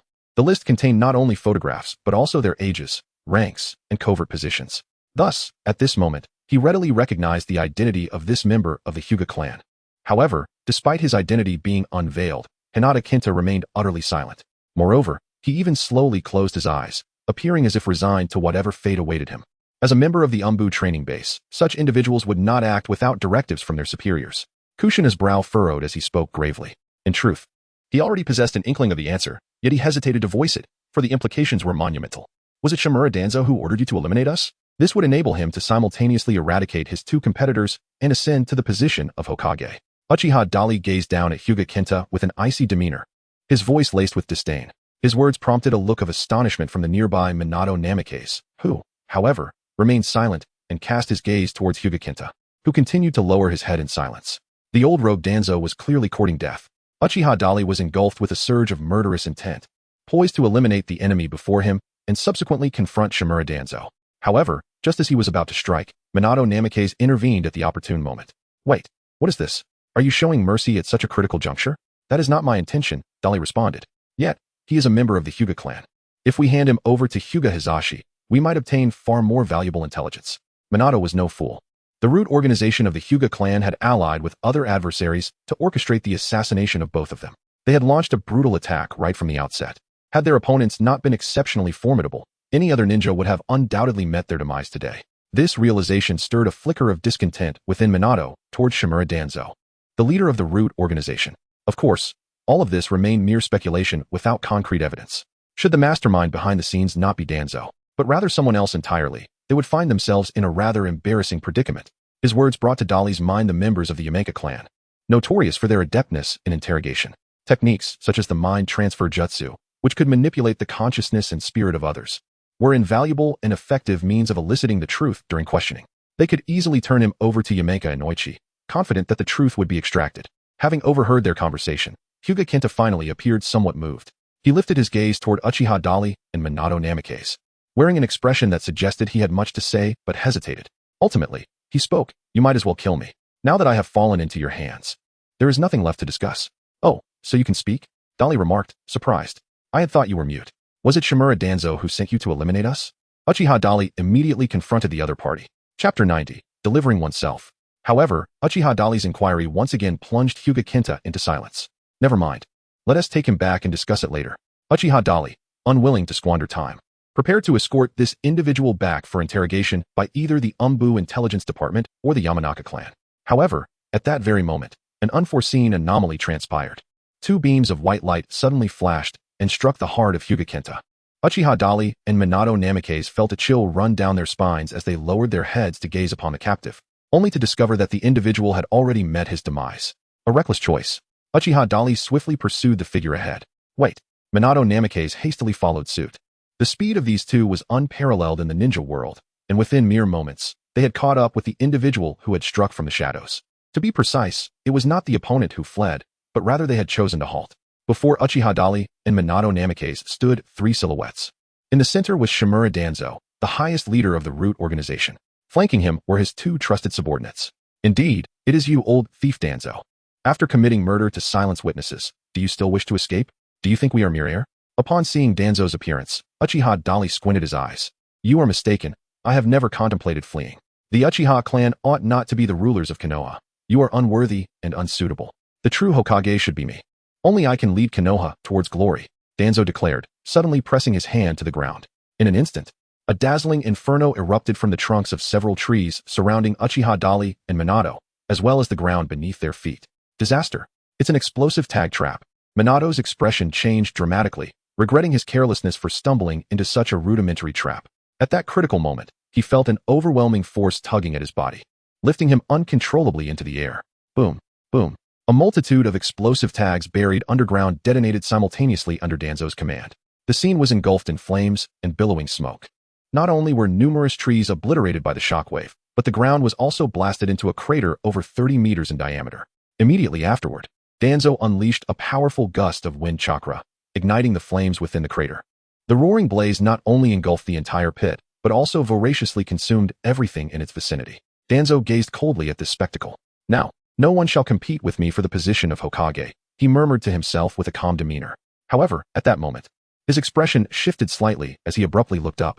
There, atop the treetops, stood Uchiha Dali and Minato Namikaze, surveying them from a commanding height.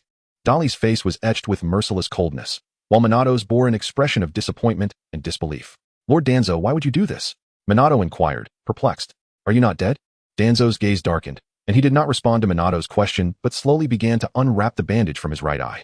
Soon, he unveiled the hidden Sharingan within his right eye. Upon seeing the Sharingan, Minato furrowed his brows in astonishment. Uchiha Dali had long been aware of the secrets harbored by the treacherous Danzo. Yet, at that moment, he feigned astonishment and posed a question. How do you possess the Sharingan of the Uchiha clan? Without heeding the inquiries from Uchiha Dali and Namikaze Minato, Danzo swiftly activated his own Sharingan in his right eye and called upon his two subordinates, the elite members of the Root organization. One to the left and one to the right, charged toward Namikaze Minato and Uchiha Dali, respectively. Seizing the opportunity to draw their fire and restrain the two, Danzo quickly formed hand seals while inhaling sharply, directing his aim at Uchiha Dali. Wind release, vacuum sphere. His mouth transformed into a veritable machine gun, unleashing a torrent of formidable high-density wind chakra in the form of a vacuum sphere, directed at Uchiha Dali and Namikaze Minato. Such arrogance. Uchiha Dali, devoid of any superfluous words, raised his hand to conjure a colossal-tailed beast Rasengan, hurling it towards the elite member of the Root organization charging at him. The immense spiraling orb collided forcefully with his adversary, propelling the unfortunate foe backward, while simultaneously the back of the opponent was struck by Shimura Danzo's vacuum sphere. With a thunderous crash, the ill-fated elite had scarcely the time to execute even a single technique before being mercilessly battered by the attack of the very master he had pledged allegiance to, leaving his back a gruesome mess of flesh and blood. The assault of wind-release chakra had wreaked havoc upon his spine and internal organs, rendering survival utterly impossible. Witnessing Uchiha Dali's ruthlessness in using his subordinate as a shield, Shimura Danzo's gaze turned icy with malevolence. He unleashed the vacuum continuous wave once more, relentlessly firing vacuum spheres at Uchiha Dali. The wind release technique, known for its incredible swiftness, manifested under Danzo's command like a relentless barrage from a machine gun, making it exceedingly difficult to defend against. Yet, Uchiha Dali seemed to disregard these assaults entirely, vanishing from Danzo's sight in the blink of an eye. What? Danzo's pupils constricted sharply as he realized the impending calamity. He had witnessed Uchiha Dali's speed firsthand. Thoughts of surpassing light itself flickered through his mind, cognizant that no matter the angle from which Uchiha Dali struck, he could not evade this lethal blow. In a desperate gambit, he prepared to employ the force symbol seal, intending to perish alongside Uchiha Dali. However, before he could fully unravel the sealing technique on his person, Uchiha Dali's kunai was already pressed against his neck. Do you truly wish for the extinction of the Uchiha clan? Uchiha Dali coldly inquired. At that moment, Minato Namikaze had just dealt with another adversary and leaped over, solemnly cautioning, Dali, he is the leader of the Root organization. Initially, Minato intended to plead for Shimura Danzo, hoping to at least bring him back to Konohagakure for a thorough investigation before making a decision. However, Shimura Danzo showed no appreciation for this. In response to Uchiha Dali's inquiry, he coldly retorted, the Uchiha clan is a malevolent lineage. Your ambitions have long been discerned by the second Hokage. I only regret that I did not act against your clan sooner, which has led to the current predicament. Before Danzo could finish his words, Uchiha Dali swiftly struck, delivering a fatal blow to his neck. Instantly, blood gushed forth, soaring over 3 meters high. Yet, at that very moment, an unexpected turn of events unfolded. Chapter 91. The Power to Control Dreams and Reality. After being struck by Uchiha Dali, blood erupted 3 meters high. Logically, Danzo should have been beyond salvation. However, just then, he suddenly retaliated with ferocity, launching his kunai towards both Uchiha Dali and Minato Namikaze. This unexpected counterattack caught Minato off guard. In a desperate attempt to defend against Danzo's ambush, he narrowly avoided a fatal blow but sustained injuries from the kunai that pierced his body. Uchiha Dali fared better. The instant Danzo launched his abrupt counterattack, Dali had already anticipated the assault through his Sharingan and heightened sensory perception. In a swift motion, Uchiha Dali effortlessly evaded the assault from Shimura Danzo. Simultaneously, a notification resonated within his mind. Ding. You have witnessed your opponent employing the forbidden technique of the Sharingan, Izanagi. Your bloodline limit abilities stir with newfound vigor, resulting in a significant enhancement of power. Mangeki Sharingan enhancement. The negative effects upon usage are diminished. The risk of blindness is reduced, the potency of the technique is doubled, and chakra consumption is halved. Upon hearing the notification echo in his mind, Uchiha Dali momentarily froze, astonished that enlightenment could strike in such a dire moment. However, he quickly regained his composure, dismissing the voice in his head as he focused intently on confronting Shimura Danzo. It became evident that this old dog had sacrificed his right eye Sharingan to activate Izanagi directly, explaining his miraculous resurrection. Uchiha Dali harbored a cold sneer within. Izanagi, one of the forbidden techniques of the Uchiha clan's Sharingan, exacts a grave toll, the permanent sacrifice of one eye's light in exchange for the ability to unleash the most formidable genjutsu. During the duration of this illusionary state, all adverse factors affecting the caster can be freely manipulated and rewritten, transforming them into mere dreams. Conversely, any favorable circumstances for the caster can be manifested into reality. This explains the uncanny vitality of Danzo, the old thief, who should have been long dead at Dali's hands. In other words, Danzo now exists in a state of undying, capable of recovering from any harm or even repeated deaths, as long as the illusion persists. However, the duration of Izanagi is finite. Once this time elapses, his true demise will arrive. What is the meaning of this? Minato Namikaze was evidently unaware of the secrets behind this forbidden technique of the Sharingan. Yet, he observed with keen scrutiny amidst his bewilderment. Shimura Danzo was relentlessly pursuing Uchiha Dali, viewing him as the sole adversary, while largely disregarding Minato's presence. At that moment, Danzo unleashed a barrage of wind-based long-range attacks, intent on closing in on Uchiha Dali. Dali, adept in the advanced Flying Thunder God technique, effortlessly evaded his opponent's assaults, opting to avoid confrontation rather than retaliate, for any attack against Danzo was futile at this juncture. Minato, unable to remain passive any longer, interjected, "Lord Danzo, please cease this madness. Let this be the end. Do not compound your errors." He leaped forward in an attempt to halt Danzo's reckless actions. Positioning himself behind Danzo, he pressed a kunai against the latter's throat, seeking to coerce him into surrendering. However, Danzo merely paused for a fleeting 2 seconds before resuming his assault. This time, his target shifted from Uchiha Dali to Minato. "If you seek your own demise, then you shall perish alongside him," Danzo uttered coldly. Launching a lethal attack aimed directly at Minato, Danzo's wind techniques were immensely powerful. Although Minato had been caught off guard earlier and sustained injuries, he was now prepared and managed to evade Danzo's attack. Yet, witnessing Danzo's repeated attempts on his life ignited a flame of anger within Minato. With a heavy heart, he fully grasped the true nature of Danzo's character, abandoning any lingering hopes. "Lord Danzo, since you are so obstinate and determined to tread this erroneous path, I shall be compelled to intervene." With that declaration, Minato commenced his counterattack. Uchiha Dali observed the entire situation unfold. His intention was to allow Namikaze Minato to discern the underlying issues on his own. In doing so, Minato would naturally align himself with Dali's perspective. One can only express gratitude towards that cunning old fox, Shimura Danzo. Uchiha Dali yearned to sing aloud in joy. "Listen to me. Thank you for your presence."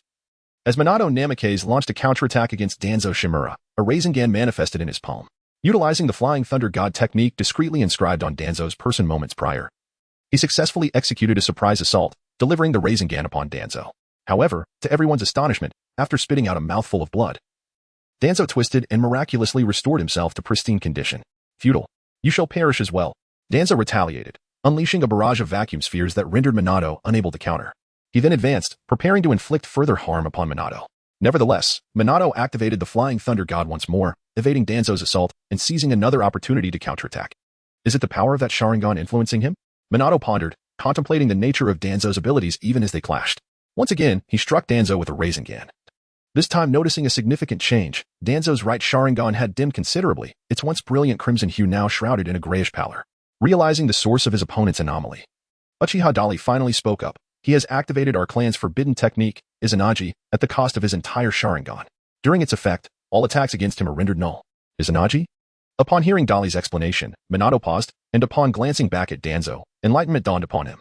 At this moment, it seemed Danzo recognized that he could not triumph against both Uchiha Dali and Minato simultaneously, prompting him to cease all resistance and stand motionless. Chapter 92, The Final Revelation. Danzo's cessation of hostilities was not due to a lack of desire to continue the fight. Firstly, he was acutely aware that defeating Uchiha Dali was an impossibility, especially in the presence of Minato. Secondly, Sarutobi Hiruzen had arrived with his elite Umbu, accompanied by numerous Leaf Village Jonin. Their delayed arrival allowed them to quickly assess the situation, observing the slain root members, the injured Minato, and the standoff between Uchiha Dali and Danzo. Confusion swept over the crowd. Had the victor been determined?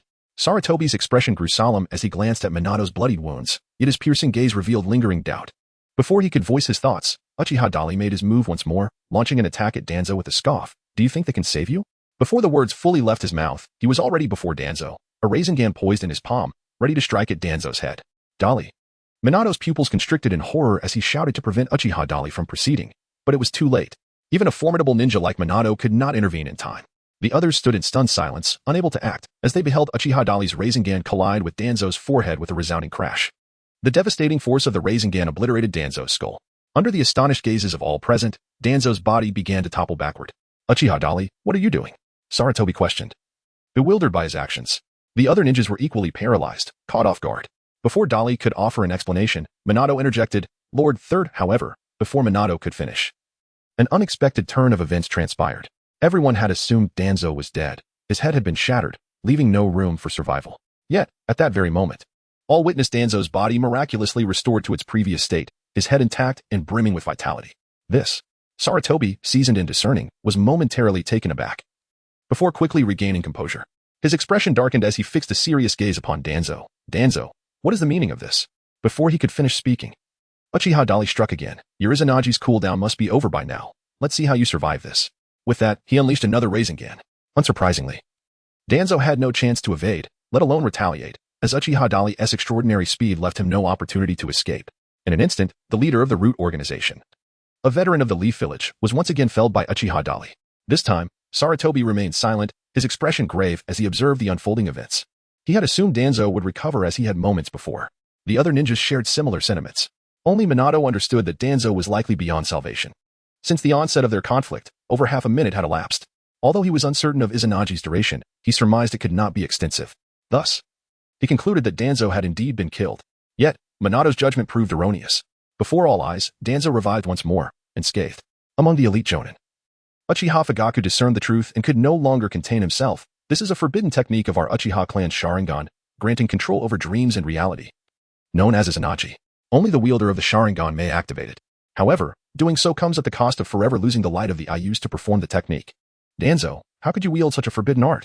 Uchiha Fugaku is certainly no fool. The answer is manifestly apparent. However, his inquiry serves merely to enlighten Sarutobi Hiruzen and the other ninjas present regarding the true nature of the situation.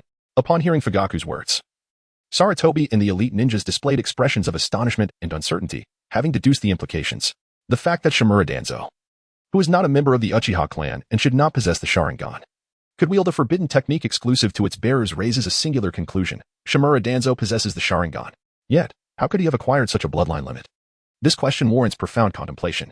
Moreover, the scattered corpses of Root Organization ninjas strewn about, coupled with the inexplicable injuries sustained by Namikaze Minato, and Uchiha Date's relentless determination to eliminate Danzo, all indicate to the ninjas that the matter is likely far more intricate than they had initially perceived. Sarutobi, the Uchiha clan ought not to ascend as the rulers of Konoha. You must be more aware of this than I. At this moment, Shimura Danzo finally spoke, responding to Sarutobi Hiruzen. Upon hearing his words, Sarutobi's countenance grew increasingly grave. I demand to know what is truly happening. Sarutobi Hiruzen pressed, suppressing his fury with a serious tone. Lord Third, allow me to elucidate, Namikaze Minato interjected, glancing between Danzo and Uchiha Date.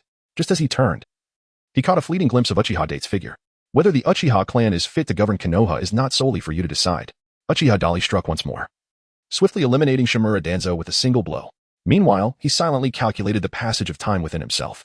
Danzo possessed a substantial amount of chakra, and at this juncture, he had likely subjected his own body to experimentation, attempting to implant would-release cells. Thus, when the old man activated Izanagi, its duration could extend to a full minute. However, at this moment, over 40 seconds had already elapsed. In the remaining seconds, once the time fully elapsed, Danzo would be doomed. Once again dispatching Shimura Danzo without affording him any opportunity, Uchiha Dali struck the instant Danzo's body began to recover. With a resounding crash, an enormous supergiant Rasengan descended, forcefully driving Danzo deep into the ground. Chapter 93. A warning. The tremendous explosion echoed, the power of the supergiant Rasengan far surpassing that of a regular Rasengan. This strike not only drove Danzo into the earth but also created a vast crater over 5 meters in diameter. The ferocious wind-based chakra surged violently in all directions, shattering and uprooting sand, stones, and vegetation. The onlookers were compelled to retreat from the overwhelming force. As the tumult subsided, they cautiously opened their eyes, only to behold Danzo, unrecognizable, his garments tattered, lying lifeless in the crater. He appeared devoid of breath. This time, Uchiha Dali was 100% certain that Danzo could not survive. For the duration of his Izanagi had concluded. He would no longer have the chance to turn misfortune into fortune. At that moment, Namikaze Minato elucidated the events to Sarutobi Hiruzen and the others. Third Hokage. The situation is as follows. Sarutobi Hiruzen's countenance darkened as he gazed at the lifeless body of Danzo embedded in the crater, perhaps hoping for a miracle. He longed for his old rival and comrade to revive through the miraculous powers of Izanagi. Regrettably, this time no miracle occurred. Danzo lay motionless in the crater, utterly devoid of life, having been decisively crushed by Uchiha Dali's supergiant Rasengan. By now, Sarutobi Hiruzen had listened to Namikaze's Minato's account and grasped the entirety of the situation. He harbored no doubts regarding the authenticity of Minato's words. For no one understood Danzo's character better than he did. He bore the weight of Konoha's darkness.